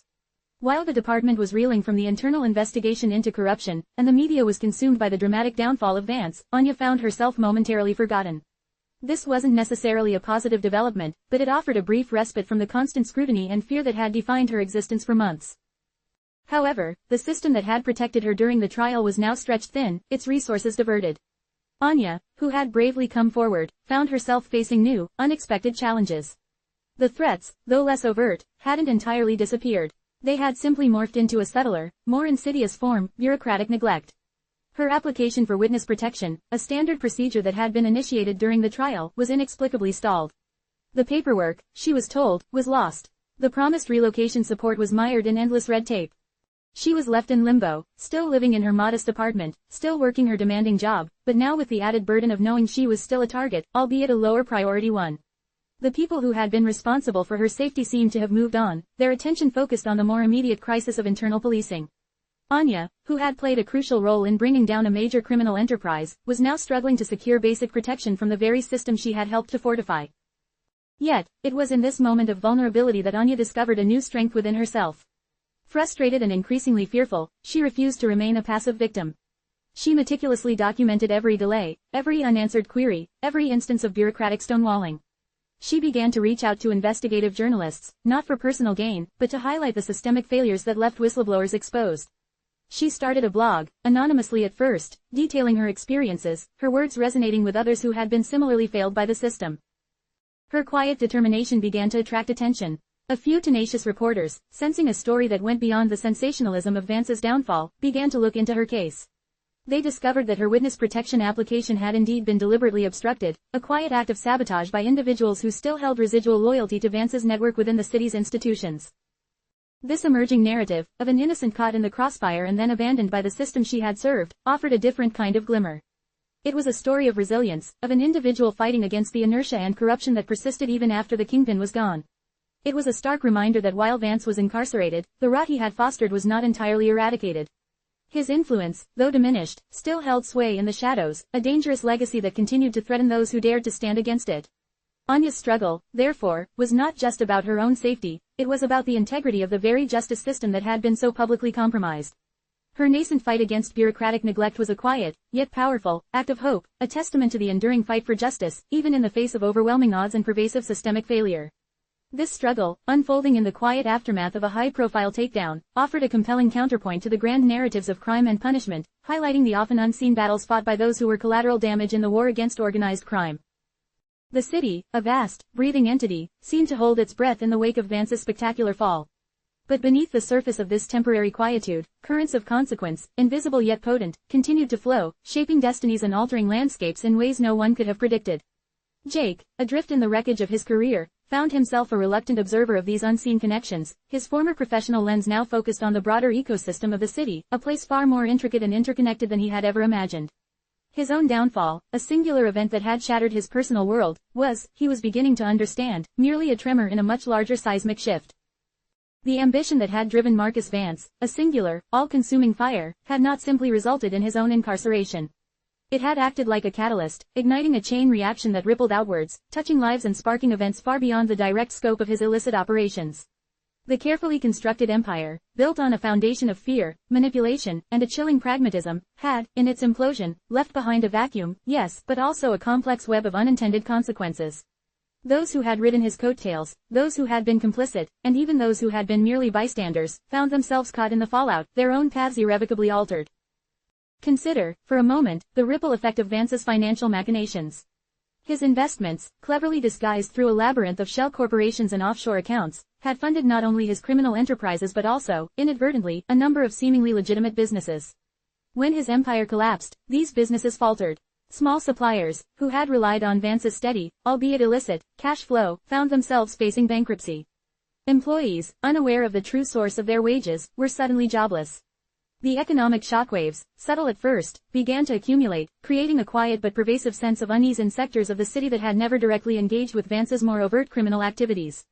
A bakery that had supplied Vance's front restaurants, a logistics company that had handled his discreet shipments, even a reputable law firm that had provided his legal counsel, all felt the tremors of his downfall, their financial stability suddenly precarious.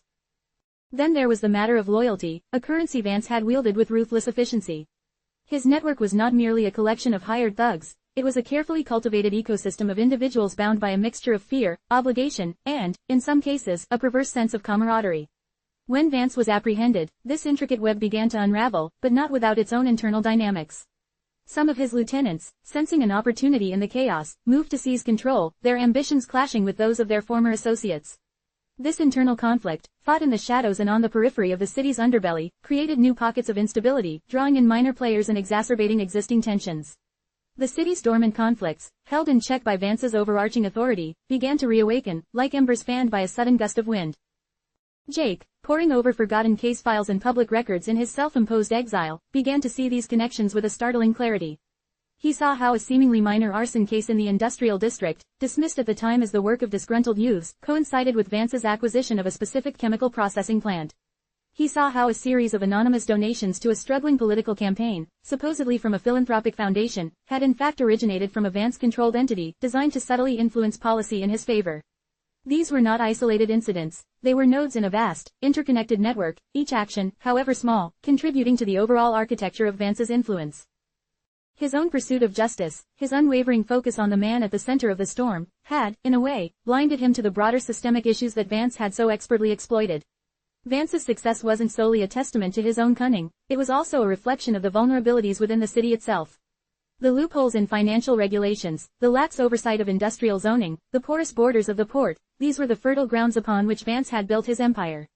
His ambition had not just created a criminal organization, it had exposed the city's systemic weaknesses, demonstrating how easily a determined individual could exploit them. The story of Anya Petrova, the dedicated social worker left vulnerable in the aftermath of her courageous testimony, offered a poignant illustration of these unforeseen consequences. Her plight, initially overshadowed by the sensationalism of Vance's arrest, became a stark reminder that the fight against organized crime was rarely a clean, decisive victory.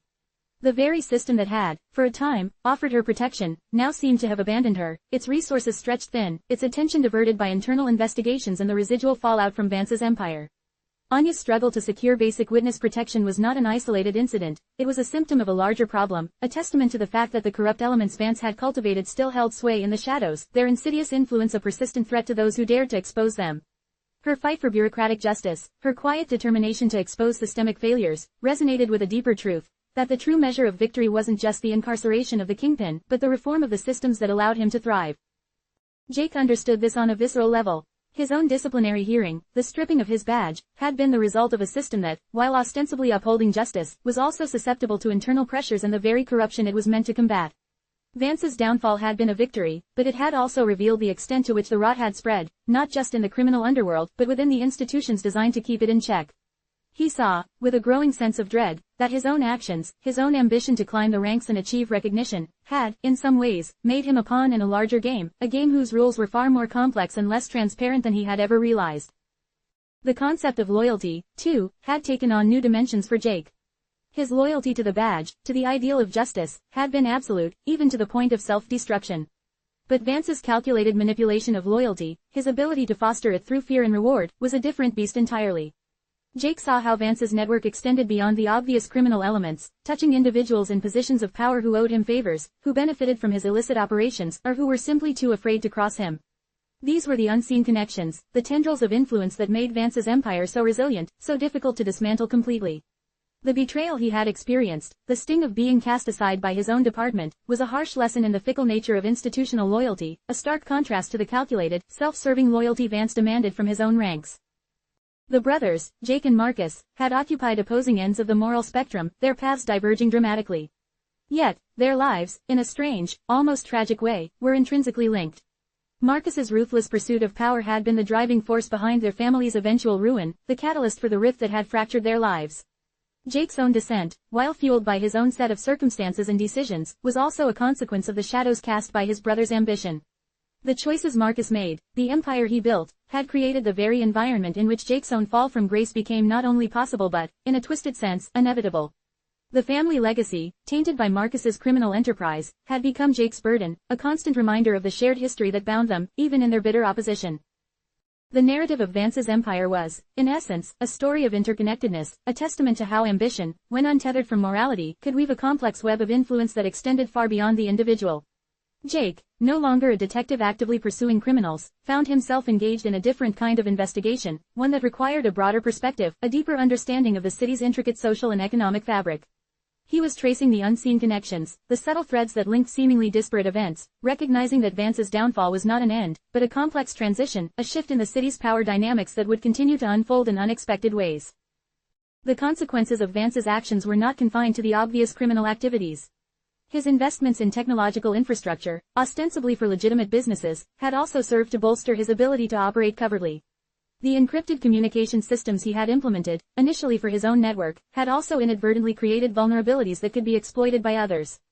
This unintended technological legacy meant that even in his absence, the infrastructure he had built remained, a potential tool for future illicit activities, a silent testament to his foresight and his willingness to leverage every available avenue for his gain. Even the alliances Vance had forged with international criminal syndicates, while seemingly severed by his arrest, had left behind their own residual effects. These groups, having established contact and trust with Vance's operatives, might now seek to fill the void he left, forging new connections within the city. This meant that the threat of organized crime, far from being eradicated, had simply shifted its form, its players and methods evolving in response to the changing landscape.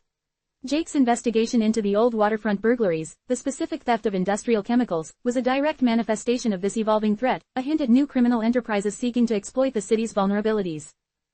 The psychological impact of Vance's operations on the city was also a significant, yet often overlooked, consequence. The pervasive atmosphere of fear and distrust that his reign had engendered had left its mark on the collective psyche of its citizens. Even with Vance incarcerated, the memory of his power, the knowledge of how easily the system could be corrupted, fostered a lingering sense of vulnerability. This psychological fallout could manifest in various ways: increased cynicism towards authority, a reluctance to engage with civic institutions, or a heightened sense of paranoia that could be exploited by other opportunistic individuals. Jake, having experienced firsthand the erosion of public trust, understood the profound impact of this psychological scar. The city, therefore, was not simply cleaning house, it was undergoing a complex metamorphosis, a period of instability and adaptation. Vance's ambition, while ultimately self-destructive, had inadvertently exposed the city's interconnectedness, revealing how deeply intertwined its economic, social, and even psychological well-being were. Jake, in his new, unofficial role as an observer and investigator, understood that to truly comprehend the fallout and reckoning, he had to look beyond the immediate consequences of Vance's arrest and delve into the unseen connections, the intricate web of cause and effect that defined the city's ongoing narrative. His own journey from disgraced detective to independent investigator was a microcosm of this larger shift, a personal reckoning that mirrored the city's own struggle to redefine itself in the shadow of a fallen kingpin. The carefully crafted facade of order had been shattered, revealing the messy, interconnected reality beneath, a reality that Jake was now compelled to understand and, perhaps, even influence. He saw that the city, like himself, was in a state of profound transition, its future shaped by the echoes of past ambitions and the nascent stirrings of new challenges. His own past, intertwined with his brother's actions, served as a constant reminder of the inescapable nature of these connections, the indelible marks left by ambition, loyalty, and the ultimate betrayal. The city, a vast, breathing entity, seemed to hold its breath in the wake of Vance's spectacular fall. But beneath the surface of this temporary quietude, currents of consequence, invisible yet potent, continued to flow, shaping destinies and altering landscapes in ways no one could have predicted. Jake, adrift in the wreckage of his career, found himself a reluctant observer of these unseen connections, his former professional lens now focused on the broader ecosystem of the city, a place far more intricate and interconnected than he had ever imagined. His own downfall, a singular event that had shattered his personal world, was, he was beginning to understand, merely a tremor in a much larger seismic shift. The ambition that had driven Marcus Vance, a singular, all-consuming fire, had not simply resulted in his own incarceration. It had acted like a catalyst, igniting a chain reaction that rippled outwards, touching lives and sparking events far beyond the direct scope of his illicit operations.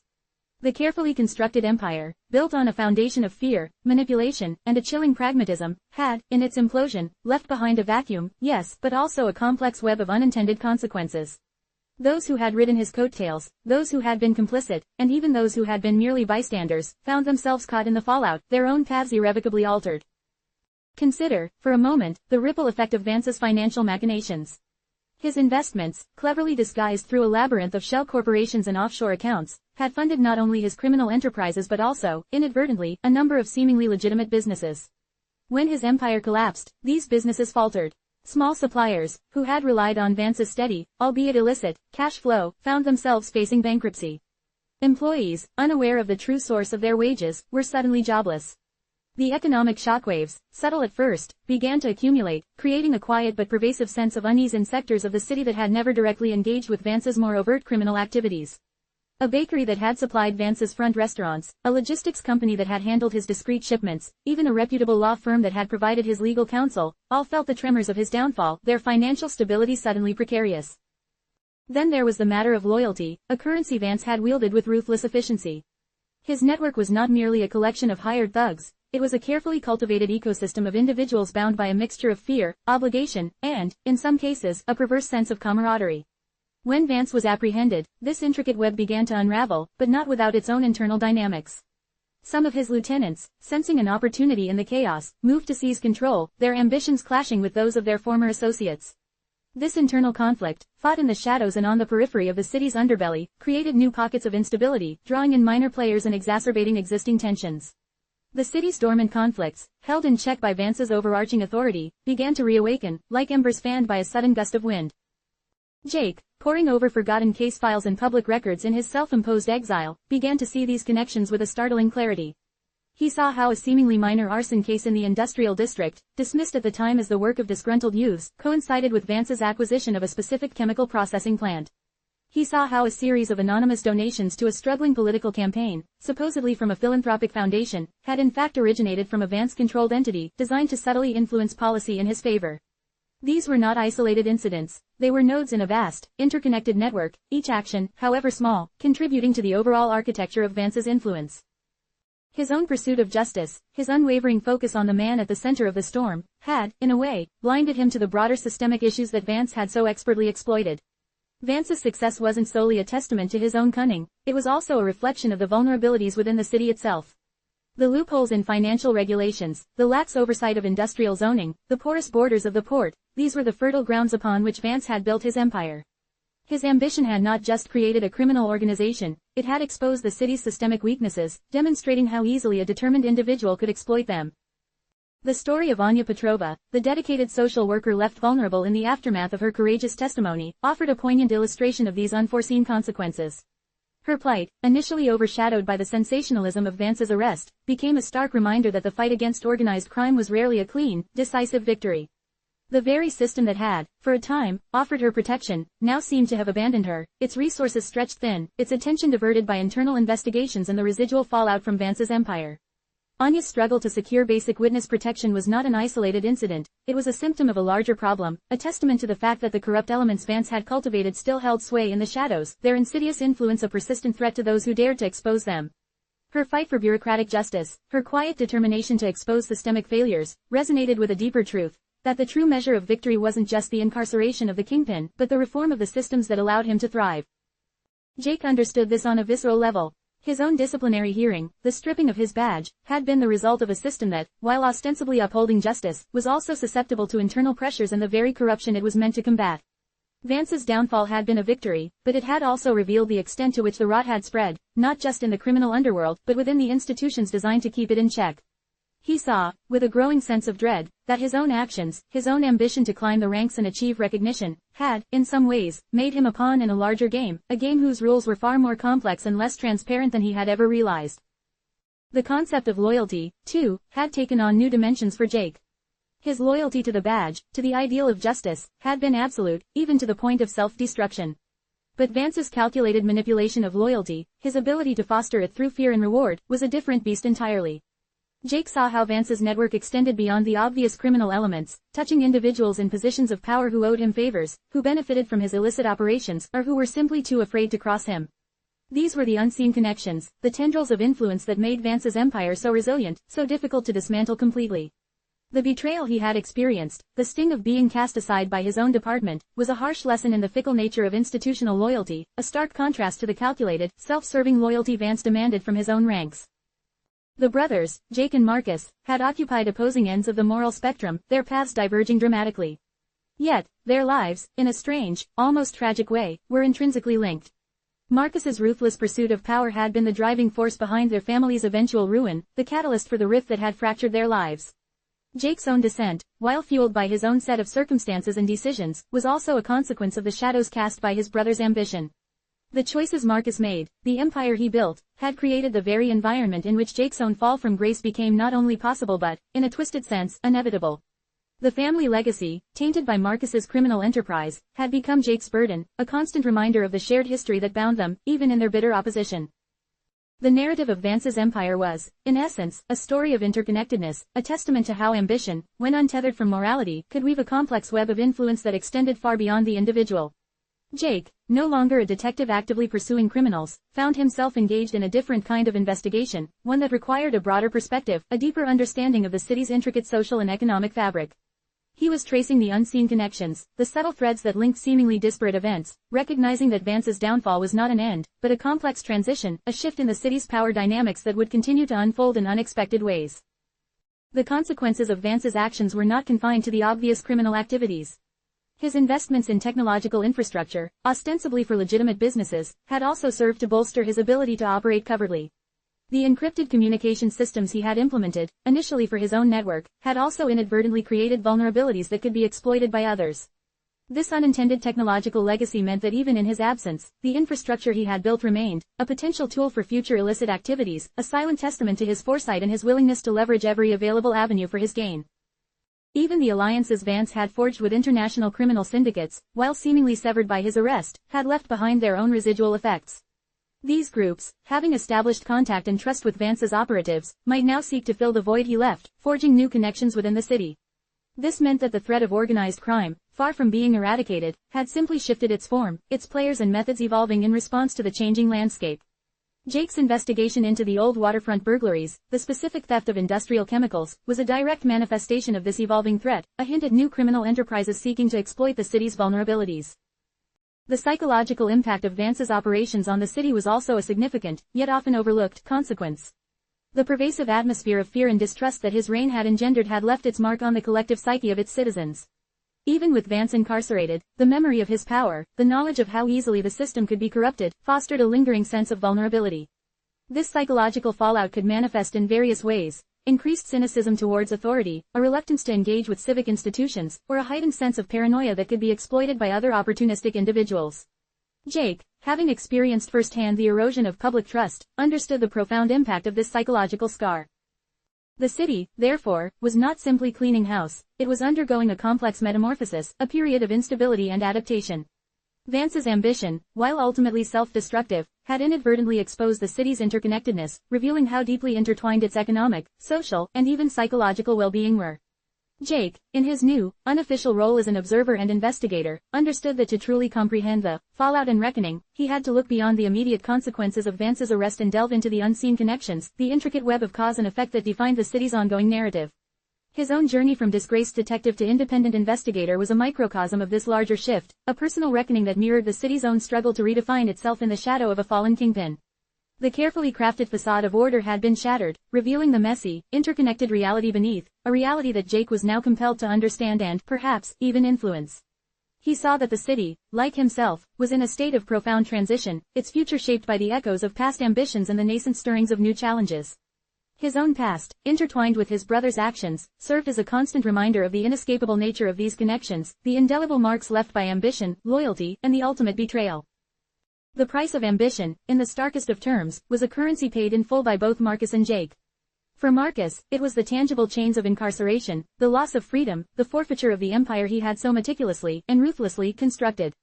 His ambition had been a ravenous beast, consuming not only himself but also a significant portion of the city's economic and social fabric. The ambition that had propelled him to the apex of a criminal enterprise had ultimately led him to the desolate confines of a prison cell, a stark testament to the self-destructive nature of unchecked desire. The glittering promises of power and wealth had dissolved into the grim reality of concrete walls and guarded corridors. He had chased the horizon of dominance, only to find himself trapped within a finite, unforgiving landscape. Every illicit transaction, every calculated risk, every betrayal of trust had contributed to the construction of his own gilded cage. The ambition that had once been his greatest asset had become his ultimate undoing, leaving him with nothing but the bitter residue of his past triumphs. Jake, on the other hand, paid a different, yet no less profound, price. His ambition, though ostensibly directed towards the pursuit of justice and the upholding of the law, had also been a potent force that had shaped his life and, ultimately, led to his own professional demise.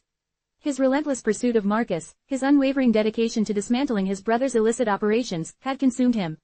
It had blurred the lines between professional duty and personal vendetta, leading him down a path that ultimately cost him his badge, his reputation, and his place within the institution he had served with such fervent loyalty. His ambition to prove himself, to be the best, had made him vulnerable to the very machinations he was trying to expose. He had become so fixated on the singular target of his brother's downfall that he had failed to see the broader currents of corruption that ran beneath the surface, the systemic weaknesses that his own ambition had, in a perverse way, become entangled with. The price for Jake was not a physical confinement, but a different kind of imprisonment, one of isolation, of disillusionment, and of a profound sense of personal failure. He had achieved his objective of bringing Marcus to justice, but the cost was the wreckage of his own life, a hollow victory achieved at the expense of his own professional and personal integrity. The ambition that had driven them both, though manifesting in diametrically opposed directions, had served as the central axis around which their lives, and the lives of many others, had revolved.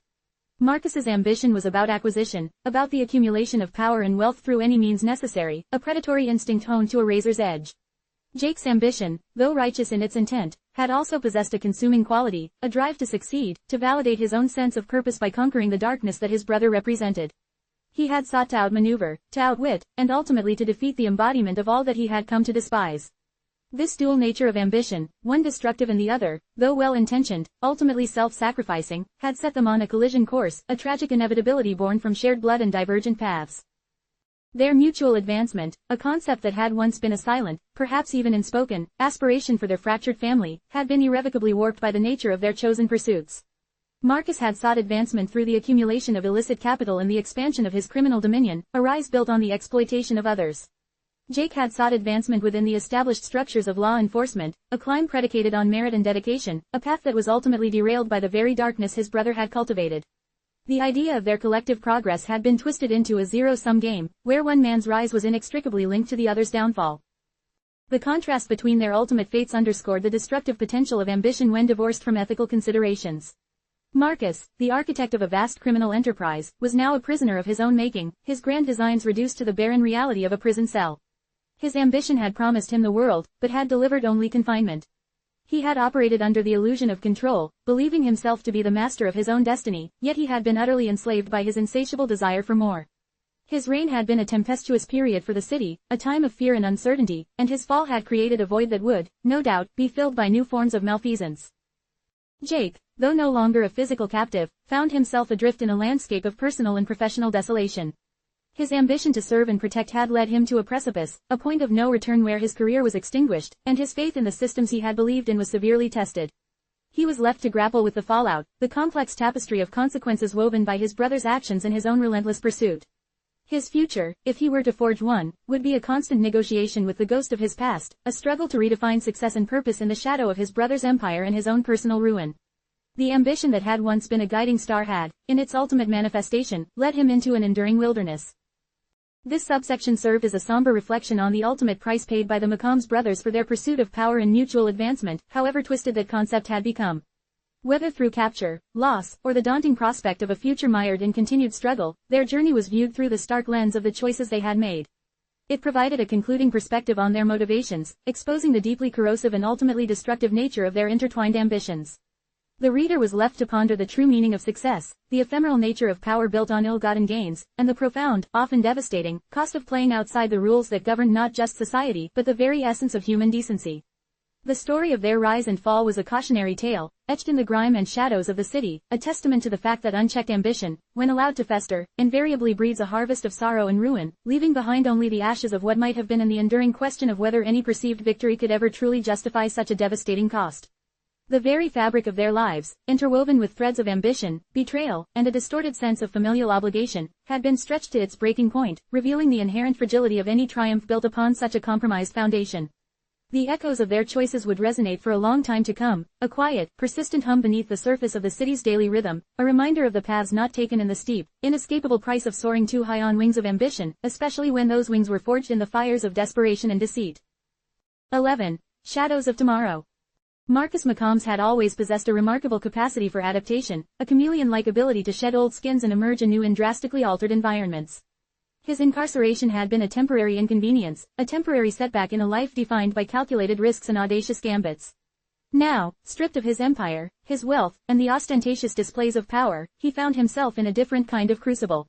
The gilded cage of his penthouse had been replaced by a Spartan existence, a life lived on the razor's edge of anonymity. He was no longer the titan of industry, the shadowy figure whose name was whispered with a mixture of fear and awe.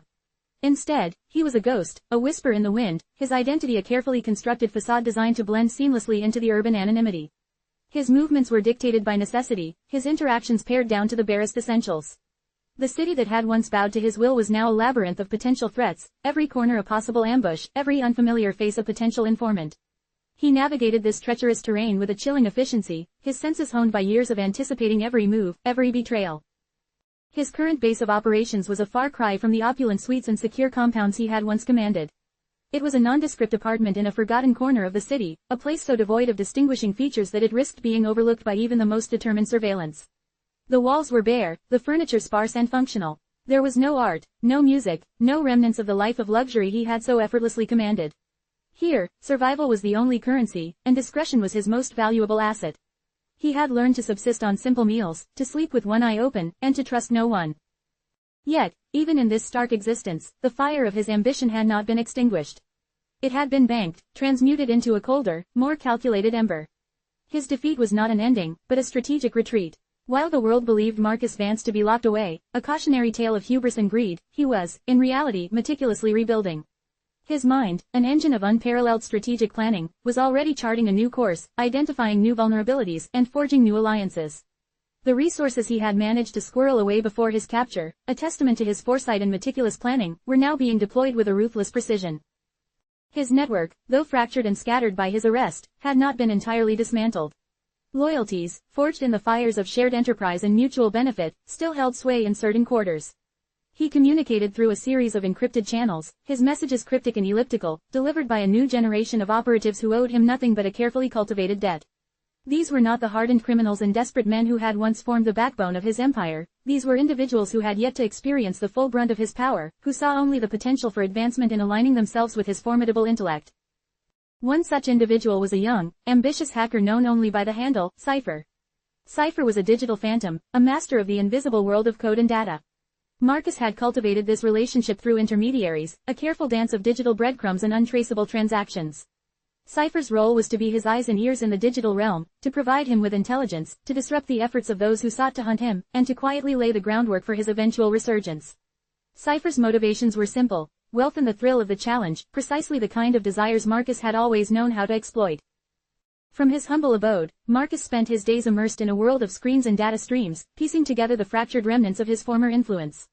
He analyzed financial markets, followed the movements of his former associates, and monitored the investigations that were still ongoing, seeking to understand the extent of the damage and the potential for exploitation.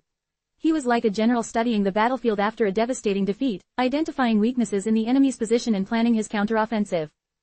He had not forgotten those who had betrayed him, nor those who had benefited from his downfall. A list, meticulously compiled and constantly updated, was etched into his mind. Revenge was not merely a desire, it was a strategic imperative. He understood that to truly reclaim his position, he would need to eliminate not only his enemies but also those who might pose a threat in the future. The city's power structures, once his to manipulate, were now in flux, and Marcus intended to be at the forefront of the new order, whatever form it might take. His vision extended beyond mere personal retribution. He saw the vacuum left by his own absence as an opportunity to reshape the city's underworld in his image, a more refined, more efficient, and ultimately, more powerful iteration of his previous empire. He had learned from his mistakes, from the hubris that had led to his capture. This new iteration would be leaner, more adaptable, and far more clandestine. The mistakes of the past would serve as lessons, etched in the unforgiving ledger of his experience. He studied the actions of his rivals, the ambitious lieutenants who had attempted to seize control in his absence. He noted their crude methods, their lack of subtlety, and their predictable patterns. They were playing checkers, while he was engaged in a game of cosmic chess. Their attempts to consolidate power were clumsy, their machinations easily detectable by someone with his level of insight and experience. He anticipated their moves, recognizing the inevitable fissures that would appear in their hastily constructed coalitions. His understanding of human nature, particularly its darker impulses, remained his most potent weapon. He knew that fear, greed, and ambition were forces that could be harnessed and directed. Even in his diminished state, he possessed the ability to sow discord, to foster paranoia, and to manipulate events from the periphery. A whispered rumor, a carefully planted piece of misinformation, a strategically timed financial maneuver, these were the tools of his new trade, far more insidious and effective than the overt displays of force he had once employed. The constant threat of discovery loomed, a persistent shadow that informed his every action. He lived a life of perpetual vigilance, his senses attuned to the slightest anomaly. He had developed a sixth sense for danger, an instinct that had saved him from countless perilous situations. He changed his appearance frequently, utilizing a variety of disguises and adopting different personas. He moved through the city like a phantom, rarely appearing in the same place twice, his presence fleeting and ephemeral. He saw Jake not as a brother, but as a significant obstacle, a loose end that would need to be tied up. The concept of family had long since been relegated to the realm of sentimentality, a weakness he could no longer afford. Jake represented the forces of order, the very system that had sought to dismantle his life's work. While Jake believed he had won, Marcus knew the game was far from over. The pursuit had merely entered a new phase, one where the hunter had become the hunted, and the rules of engagement had been irrevocably altered. The emotional toll of this existence was immense, a constant gnawing emptiness that he had learned to suppress. The loneliness was profound, the isolation absolute. He had no confidants, no one to share the burden of his plans, no one to offer solace. But for Marcus, these sacrifices were merely the price of admission for the next act. He was a survivor, forged in the fires of adversity, and his resilience was as formidable as his ambition.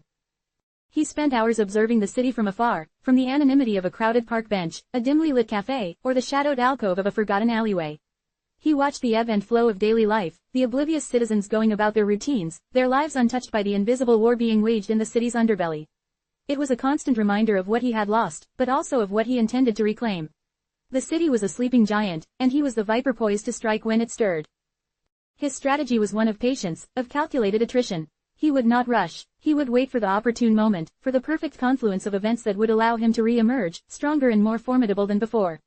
He was a master of the long game, and he had all the time in the world. The system had dealt him a harsh blow, but it had also revealed its own inherent weaknesses, its own blind spots. These were the vulnerabilities he would exploit, the cracks through which he would eventually force his way back into the light. The narrative of his survival was not one of defeat, but of transformation. He was no longer the man who had commanded armies of criminals, he was something more primal, more dangerous. He was the embodiment of an idea, a force of nature that refused to be contained. He was the shadow that lengthened as the sun began to set, the quiet menace that lurked just beyond the periphery of perception. His existence was a testament to his indomitable will, a defiant roar against the silence of his supposed demise. He was the ghost in the machine, the hidden hand that would ultimately guide the city's destiny. The city remained unaware of the serpent coiled in its midst, waiting for the moment to strike. Marcus Mccombs was not defeated. He was merely in hibernation, his predatory instincts sharpening with every passing day, his plans meticulously weaving through the city's undercurrents, ready to resurface with a force that would redefine the very meaning of power. He was the unseen architect of tomorrow's chaos, a testament to the enduring power of ambition, even when stripped of all that was tangible. His very existence was a whispered promise of reckoning, a chilling testament to the fact that some empires, once built, could never truly be destroyed, only temporarily eclipsed. The sterile, off-white walls of his cramped apartment seemed to mock him with their blandness. Gone were the polished mahogany desks, the plush leather armchairs, the sweeping city views from the penthouse. Now, his world was confined to this shoebox, a testament to how drastically his own life had been recalibrated. Jake ran a calloused hand over the rough, unvarnished surface of the cheap particle board table. It was a stark contrast to the smooth, cool marble he was accustomed to, a constant, physical reminder of his fall from grace. The scent of stale coffee and industrial cleaner, the omnipresent perfume of his new reality, clung to him like a second skin. He'd taken the job at the warehouse out of sheer desperation. The pay was a pittance, barely enough to cover rent and the sparse necessities of his new, unglamorous existence. But it was honest work, or at least, as honest as he could make it. Each day was a grueling cycle of loading and unloading, his muscles screaming in protest, his hands raw from the rough packaging. It was a far cry from orchestrating multi-million-dollar deals or strategizing elaborate heists. Here, his greatest intellectual challenge was figuring out how to stack pallets without them toppling over. The irony wasn't lost on him. He, Jake Donovan, the man who had once moved with the precision of a seasoned chess player, the architect of his brother's, no, Marcus's, downfall, was now reduced to this. A cog in a vast, impersonal machine, his days dictated by the shrill bark of the forklift's reverse alarm and the monotonous drone of the conveyor belt. He'd seen men like this before, the ones he'd once dismissed as the forgotten, the anonymous masses. Now, he was one of them. Sleep offered little respite. His dreams were a chaotic montage of flashing police lights, the cold glint of steel, and the echoing accusations of those he'd wronged. Marcus's face, always so composed, so unnervingly calm, would morph into a mask of betrayal, his eyes burning with an unspoken fury that Jake could never quite decipher. Sometimes, he saw Sarah, her face etched with a sorrow that tore at him more than any physical pain. He'd broken her trust, shattered her world, and the guilt was a constant, dull ache beneath his ribs. He tried to reach out, to apologize, to explain. But the gulf between them was too vast, the damage too profound. Sarah, like everyone else who had been caught in the wreckage of his ambition, had moved on. He couldn't blame her. He wouldn't want to be near someone who had caused him such devastation. He was a pariah, a walking cautionary tale. The anonymity he'd craved in his former life, the desire to operate unseen, had now become his prison. He longed for a friendly face, a familiar voice, but they were all gone, or worse, they actively avoided him. He was a ghost in his own life, a specter of his former self.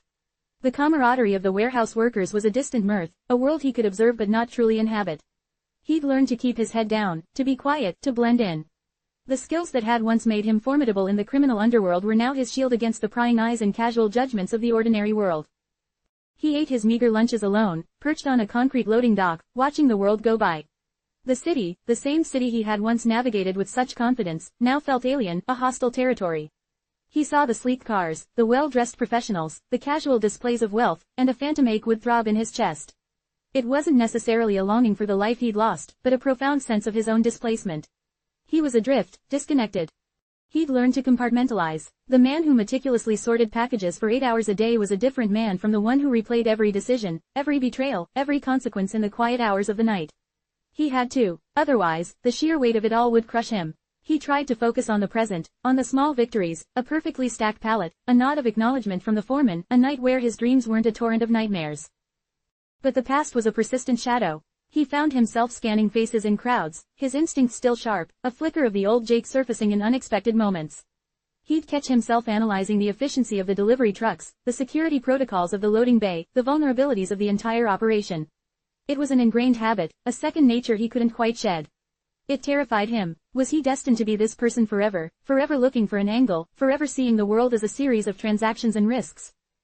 He remembered Marcus's words, delivered with that chillingly detached logic. You were always too sentimental, Jake. Too emotional. That's what makes you weak. He dismissed it then, fueled by arrogance and the thrill of the game. Now, those words echoed with a painful resonance. His sentimentality, his misguided loyalty, his inability to truly disconnect from his brother, had led him here. He saw the other workers, their lives seemingly simpler, more grounded. They complained about their bosses, their bills, their aching backs, but there was a certain solace in their shared struggles. They had each other, a network of mutual support, however small. He had none of that. His isolation was self-imposed, a consequence of his past actions, but it felt absolute. He tried to read, to lose himself in stories, but the words often blurred into a meaningless jumble. His mind was too restless, too preoccupied with the unfinished business of his own life. He'd considered therapy, but the thought of laying bare his sins to a stranger felt like another form of exposure he couldn't bear. He was too proud, perhaps, or too ashamed. One evening, as he was leaving the warehouse, he saw a familiar face across the street. It was a man who used to run errands for Marcus, a low-level enforcer named Benny. Benny's eyes met his for a fleeting moment, and Jake felt a cold dread snake through him. Benny's expression was unreadable, but the encounter was a stark reminder that his past wasn't as buried as he'd hoped. The city was small, and the circles he'd once moved in were insular. He quickened his pace, his heart pounding a frantic rhythm against his ribs. He ducked into a crowded bar, ordering a cheap whiskey, the burning liquid a familiar, unwelcome comfort. He sat in a dimly lit corner, watching the door, his senses on high alert. Was Benny looking for him? Had Marcus somehow orchestrated this, a subtle reminder that he was still out there, still a threat? The thought of Marcus sent a shiver down his spine. He knew his brother was alive, that he was operating in the shadows, rebuilding. He had to be. Marcus was not the type to fade away. He was a force of nature, a predator. And Jake, in his own way, had been a part of that force, had enabled it, even if he'd ultimately sought to dismantle it. He took another long swallow of whiskey. He had made his choices, and this was the consequence. He couldn't undo the past, but he could try to build something different in the present. The warehouse job was a start, a penance perhaps. It was a way to earn his keep, to exist without causing further harm. He had to believe that. He had to cling to that sliver of hope, that maybe, just maybe, a quiet, unremarkable life was still within his reach. But as he nursed his drink, the shadows in the bar seemed to lengthen, to coalesce into familiar, menacing shapes. He could almost feel Marcus's gaze upon him, a silent, watchful presence. The reality of his new life was a constant negotiation, a tightrope walk between the mundane and the terrifyingly familiar. He was Jake Donovan, and the shadows of his tomorrow were still very much cast by the mistakes of his yesterday. The question wasn't whether he would ever truly escape his past, but whether he could redefine himself within its inescapable grip. The warehouse was a temporary refuge, not a sanctuary. The city was a cage, albeit a much larger, more complex one, and he was still very much a prisoner of his own making. The fight for redemption, or at least for a semblance of peace, had only just begun, and it was a far more arduous battle than any he had ever waged in the glittering, dangerous world he had left behind. He was learning to live in the gray, a perpetual twilight zone where the clear lines of right and wrong had been blurred into an indistinguishable mess, a reflection of his own fractured soul. The city pulsed, an indifferent, biological entity that beat with a rhythm entirely its own, a rhythm that had existed long before Jake and Marcus Mccombs had carved their names into its darker arteries, and would continue to beat long after their legacies had turned to dust. From Jake's grimy vantage point in the warehouse district, the towering skyscrapers of the financial heart remained as glittering obelisks, spearing the sky, oblivious to the grime clinging to the lower levels where he now eked out an existence. The ceaseless traffic, the distant wail of sirens that were a constant soundtrack to the metropolis, the hum of countless lives lived out behind a million illuminated windows, it was all a testament to a city that never slept, but also one that never truly cared. Down in the underbelly, the rhythm was different, more frantic, punctuated by whispered deals in dimly lit alleyways and the furtive movements of those operating outside the law's benevolent gaze. Even without the Mccombs orchestrating the major flows of illicit goods and services, the city's criminal ecosystem had merely readjusted, finding new conduits, new leaders to fill the vacuum. It was a hydra-headed beast. Sever one head, and two more would undoubtedly sprout from the gaping wound. Jake, in his isolated world of stacking boxes, was acutely aware of this, a phantom limb still tingling with the memory of the power and the danger that permeated those hidden networks. He'd hear snippets of conversation amongst the dockworkers, hushed talk of new syndicates emerging, of territories being carved anew, of old rivalries flaring up with renewed ferocity.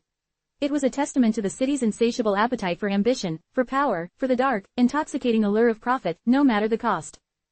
The law enforcement agencies, too, continued their relentless, Sisyphean task. Jake occasionally saw the patrol cars, their blue and red lights flashing in the distance, cutting through the perpetual twilight of the city's industrial zones. He knew that somewhere, detectives were poring over case files, informants were whispering secrets into eager ears, and raids were being planned in sterile, fluorescent-lit rooms.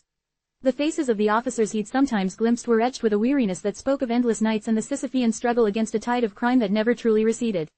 They were the counterpoint to the city's illicit pulse, a constant, albeit often outmatched, force attempting to impose order on the chaos. He wondered if any of them recognized him, if the man who had once been a ghost in their investigations was now just another anonymous laborer, another face in the crowd. The cycle was an eternal one, a self-perpetuating engine of human failing. The desperate sought to gain what they lacked, the ambitious craved more than they possessed, and the powerful sought to maintain their dominion. These were the immutable forces that drove the city, the currents that churned beneath the veneer of civility. Jake had been a product of those forces, a master manipulator of them, and now, in his stripped-down existence, he was merely an observer, a silent witness to the city's unceasing, brutal ballet. He recalled the intricate dance of transactions, the clandestine meetings, the carefully constructed lies and betrayals that had once been his daily bread.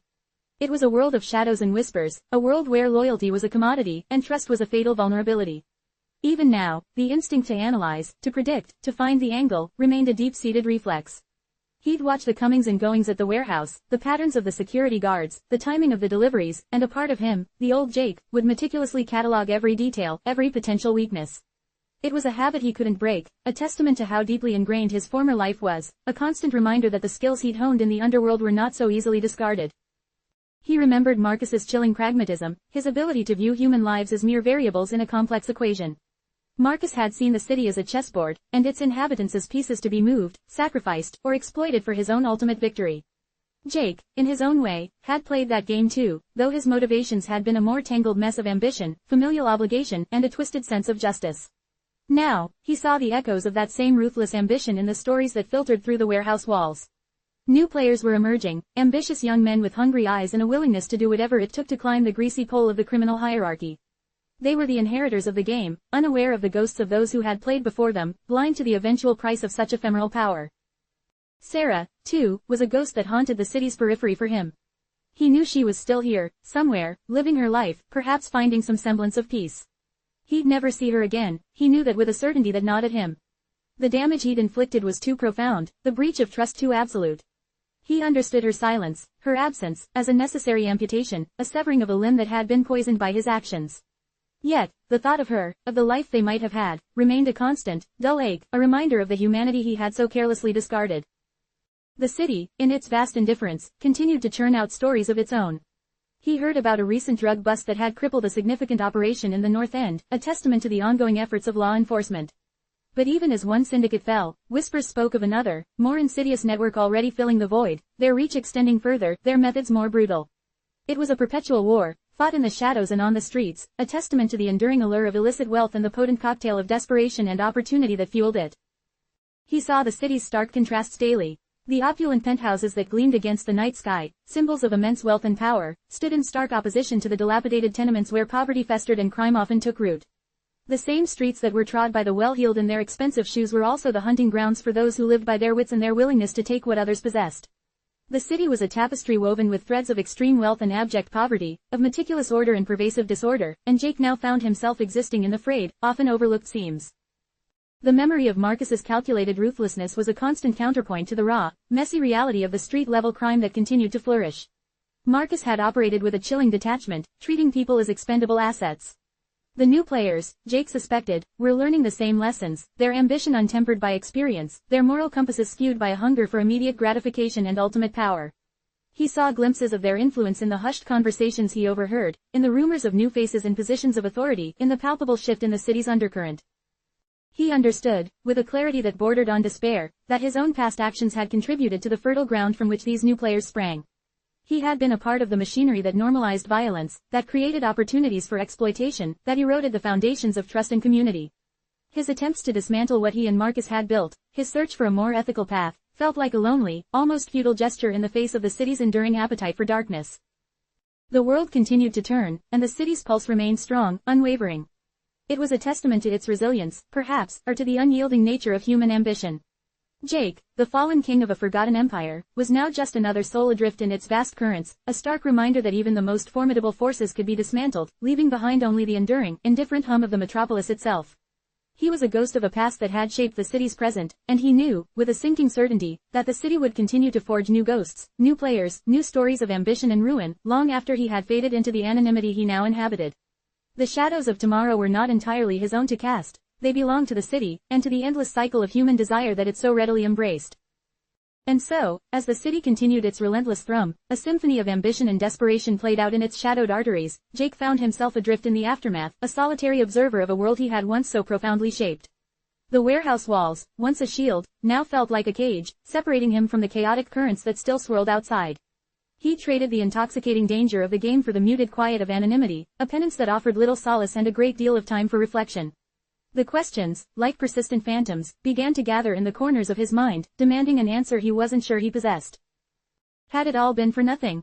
The dizzying heights they'd scaled, the empire they'd meticulously constructed, the very fabric of the city's underbelly they had so thoroughly redefined, what was the lasting testament to it all? Marcus, with his unwavering focus and his chillingly logical approach to power, had always believed in the permanence of their reign, in the legacy they were forging. He saw their enterprise not as a fleeting shadow, but as a bedrock upon which a new order would be built, an order that, in his warped vision, was more efficient, more honest in its brutal reality than the hypocritical facade of the legitimate world. But Jake, who had seen the intricate mechanisms of their success, the inevitable cracks that formed under the weight of their own ambition, couldn't shake the feeling that it was all, ultimately, ephemeral. The city had a voracious appetite for change, for renewal, and the structures they had so painstakingly erected, he suspected, were merely temporary impediments, destined to be swept away by the next tide of opportunists. The notion of justice, once a distant, almost abstract concept, now loomed larger than the glittering skyscrapers that pierced the bruised twilight sky. What did justice even mean in a city like this? Was it the sterile, often compromised pronouncements of the law, or was it something more primal, a balancing of scales that existed outside the courtroom? Jake had operated in a world where justice was a currency, bought, sold, and violently extracted. He had seen acts of appalling cruelty met with little more than a shrug, and minor transgressions punished with disproportionate ferocity. His own journey had been a quest for a different kind of justice, a personal atonement for the sins he and Marcus had committed, a desire to somehow rectify the wrongs that had rippled outwards from their actions. But as he watched the city continue its cyclical dance of crime and punishment, he couldn't help but wonder if his efforts had made any discernible difference. Had he truly served justice, or had he merely traded one form of chaos for another, a more personal brand of disorder? The moral ambiguities that had once been the very air he breathed now felt like suffocating chains. He had navigated a landscape where black and white were indistinguishable shades of gray, where survival often demanded the compromise of deeply held principles. He had made choices that, in the stark light of his current reflection, seemed monstrous, yet at the time, they had felt like the only viable options. He remembered Marcus's unwavering conviction that morality was a luxury, a constraint for the weak, and that true power lay in shedding such encumbrances. Jake had wrestled with this philosophy, a constant internal battle between the instincts of self-preservation and the nagging whispers of his conscience. Now, stripped of the pressures and temptations of his former life, the lines seemed clearer, the choices more stark. But did clarity erase the stain of past transgressions? Did it absolve him of the responsibility for the lives he had irrevocably altered? The past was a tangled knot of decisions, each one entwined with a complex web of consequence, and he found himself endlessly dissecting them, searching for a path that might have led to a different, more honorable outcome. And what of the price? The invisible toll that their illicit empire had exacted, not just on the city's underbelly, but on the very souls of those who operated within it. Jake carried the weight of his choices, the memories of betrayals, the faces of those he had hurt or betrayed, etched into his consciousness. Marcus, in his relentless pursuit of dominance, had seemed to be immune to such burdens, his emotional landscape as barren as the concrete jungle he sought to control. But even Marcus, in his own way, had paid a price, a solitude born of his inability to connect, to trust, to truly love. Had their relentless pursuit of power, their ambition that knew no bounds, ultimately hollowed them out, leaving them as mere shells, driven by an insatiable hunger that could never be truly satisfied. The thought was a cold comfort, a grim acknowledgement that even in victory, there were insidious forms of defeat. The very nature of their struggle felt like a question mark hanging over his existence. Was it a fight for control, for survival, or for something more profound, a twisted attempt to impose order on a fundamentally chaotic world? Perhaps, in their own destructive way, they had believed they were building something, creating a system that, while operating outside the law, was still a system, with its own rules, its own order. But order born of fear and coercion, built on a foundation of exploitation and violence, was it truly order at all, or merely a more sophisticated form of savagery? The lines blurred, the distinctions dissolved, leaving him with a gnawing sense of futility. They had been architects of a shadow world, and now he wondered if that world was as hollow and insubstantial as the shadows themselves. He thought of Sarah, the woman who had represented a sliver of genuine light in his otherwise darkened existence. Their story, cut short by his own recklessness and the brutal realities of his life, was a monument to what could have been, and what was lost. Had his actions, in some tangential way, ultimately led her to a place of peace, or had they irrevocably scarred her, leaving her with a burden she would carry forever? The absence of her presence was a constant, quiet ache, a reminder of the humanity he had so carelessly traded for power. The questions about her future, about her happiness, were a particularly sharp edge to his contemplation, a personal manifestation of the broader inquiries into the consequences of his life. The narrative arc of their rise and fall, so to speak, felt less like a completed story and more like a paused preamble to an uncertain future. The city, the great, indifferent canvas upon which their drama had unfolded, continued its own narrative, unburdened by their triumphs or their failures. New players were undoubtedly emerging, drawn to the same intoxicating allure of power and influence that had once consumed Jake and Marcus. They would inherit the battlegrounds, the established networks, the unspoken rules of the game, perhaps unaware of the ghosts that still lingered, the lessons that had been so expensively learned.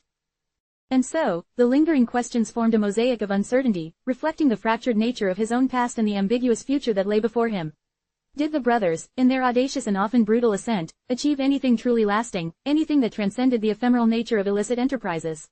Was their struggle, their ambition, their ultimate downfall, ultimately meaningless in the grand, indifferent sweep of the city's existence? These were not questions with easy answers, and perhaps, Jake mused, that was the point. The complexity, the moral ambiguity, the inherent tension between ambition and consequence, these were the enduring themes that resonated in the quiet spaces of his present, inviting a deeper, more personal reflection on the enduring complexities of morality, power, and the indelible marks we leave upon the world, whether intended or not. The city, in its ceaseless rhythm, offered no definitive pronouncements, only the perpetual echo of questions that, like the shadows of tomorrow, would continue to lengthen and deepen with each passing day. The rain had begun again, a soft, insistent drumming against the grimy windowpane of the small apartment Jake had found himself inhabiting. It was a stark contrast to the opulent penthouses and fortified compounds that had once been his domain, a deliberate descent into anonymity that felt less like a choice and more like a consequence. He nursed a lukewarm coffee, the bitter taste a fitting companion to his thoughts. The silence of the room was a heavy blanket, punctuated only by the city's distant murmur and the persistent questioning that had become the soundtrack to his days. Had he truly severed all ties to the life he'd led? Had the brutal dismantling of their empire, the final, shattering confrontation that had claimed Marcus, truly put an end to the Mccombs legacy? The notion felt naive, a fragile hope against the ingrained cynicism that his experiences had forged. He had walked away from the wreckage, believing he was burying the past, but the past, he was beginning to suspect, had a way of burying itself within you.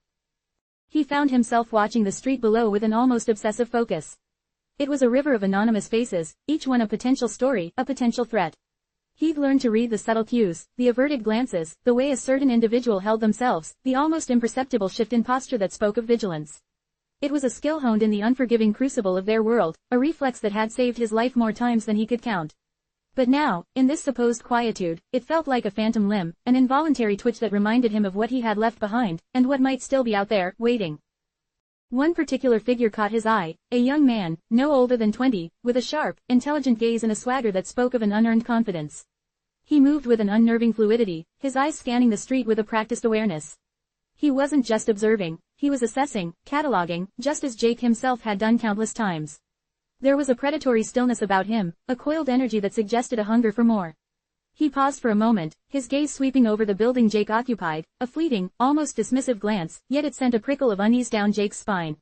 It was a look he recognized, a reflection of the ambition that had once burned so brightly within him and, more terrifyingly, within Marcus. Later that week, while sifting through the fragmented remnants of their operations, encrypted ledgers, coded communications, the ghost of their influence, Jake stumbled upon something he'd overlooked in the chaos of their downfall. Tucked away in a secondary, heavily guarded server, separate from the main databases, was a meticulously organized collection of Marcus's personal logs. These weren't the operational reports or strategic analyses they'd shared, these were Marcus's raw thoughts, his unfiltered assessments, his grand designs laid bare. It was a vault of his brother's mind, a chilling testament to the depth of his convictions. He had always known Marcus was meticulous, even obsessive, but the extent to which he had planned for every eventuality, every possible outcome, was staggering. Amongst the usual projections and contingency plans for their illicit enterprises, Jake discovered a series of entries that detailed a separate, almost parallel strategy. It wasn't about expanding their current dominion, but about ensuring the perpetual continuation of their influence, a subtle yet potent shift in focus. Marcus hadn't merely sought to build an empire, he had sought to create an ideology, a way of operating that was adaptable, self-perpetuating, a shadow that could shift and reform with the changing tides of the city. One particular log, dated months before the final confrontation, sent a tremor through Jake.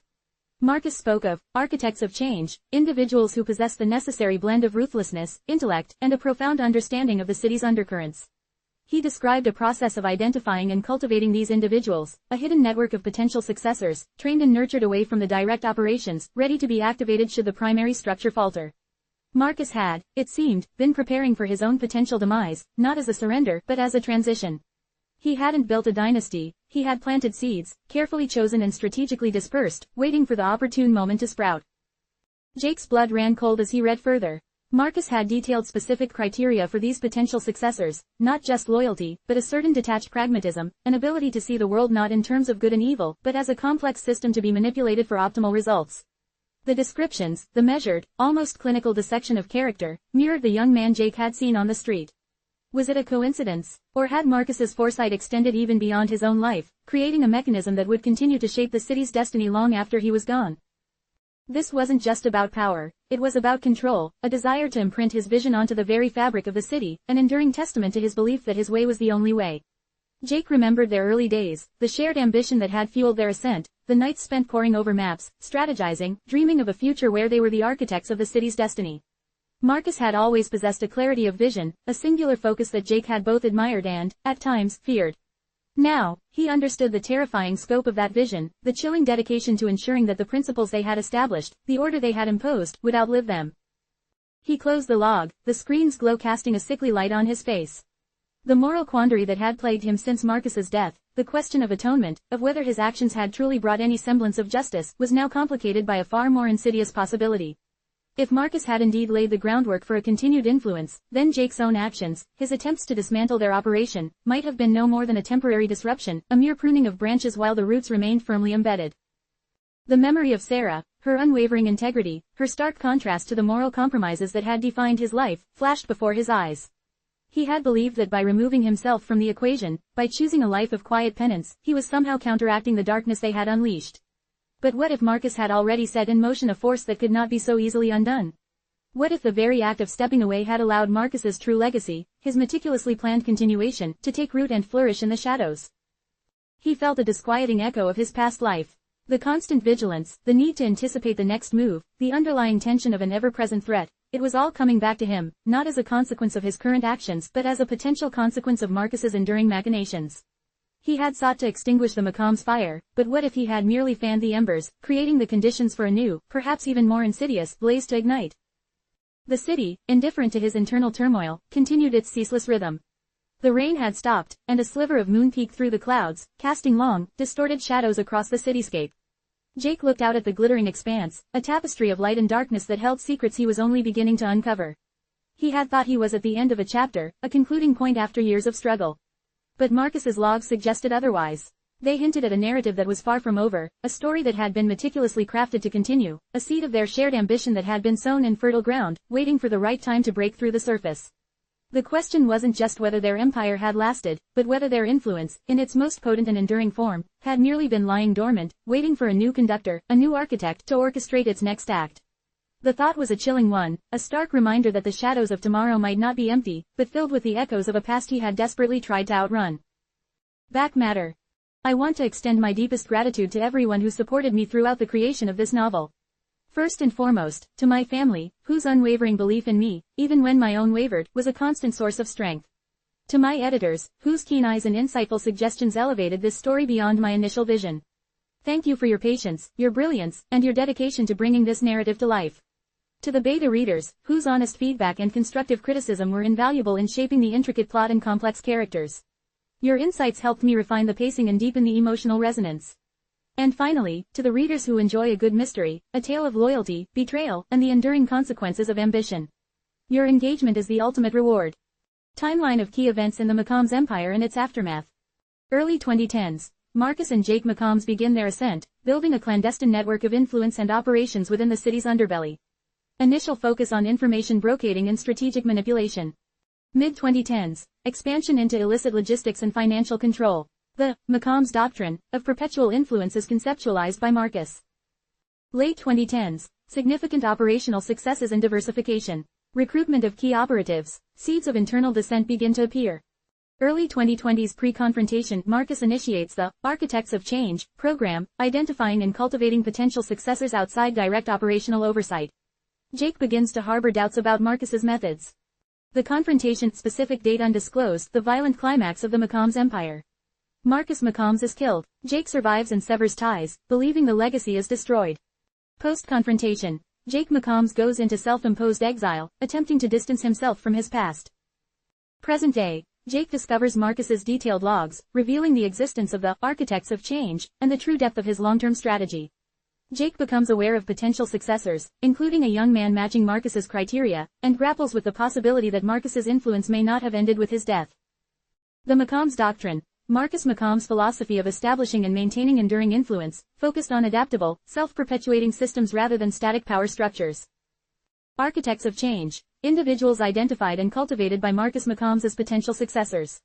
They possess specific traits of ruthlessness, intellect, and understanding of the city's undercurrents, trained to continue the Mccombs vision. Shadow Network. The clandestine infrastructure and operatives established and maintained by the Mccombs, operating beneath the surface of legitimate society.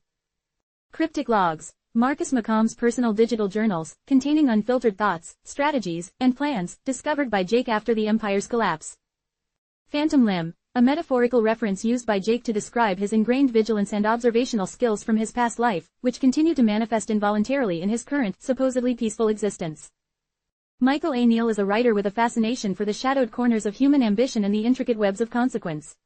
Having spent years crafting compelling narratives across various genres, Michael A. Neal brings a unique perspective to the world of crime fiction. This novel, Mccombs Brothers, A Legacy of Shadows, is a testament to Michael A. Neal's ability to weave intricate plots, explore complex moral landscapes, and create characters that linger long after the final page is turned. When not immersed in the creation of fictional worlds, Michael A. Neal can be found coaching students in exploring urban history, observing city life, or delving into psychological thrillers.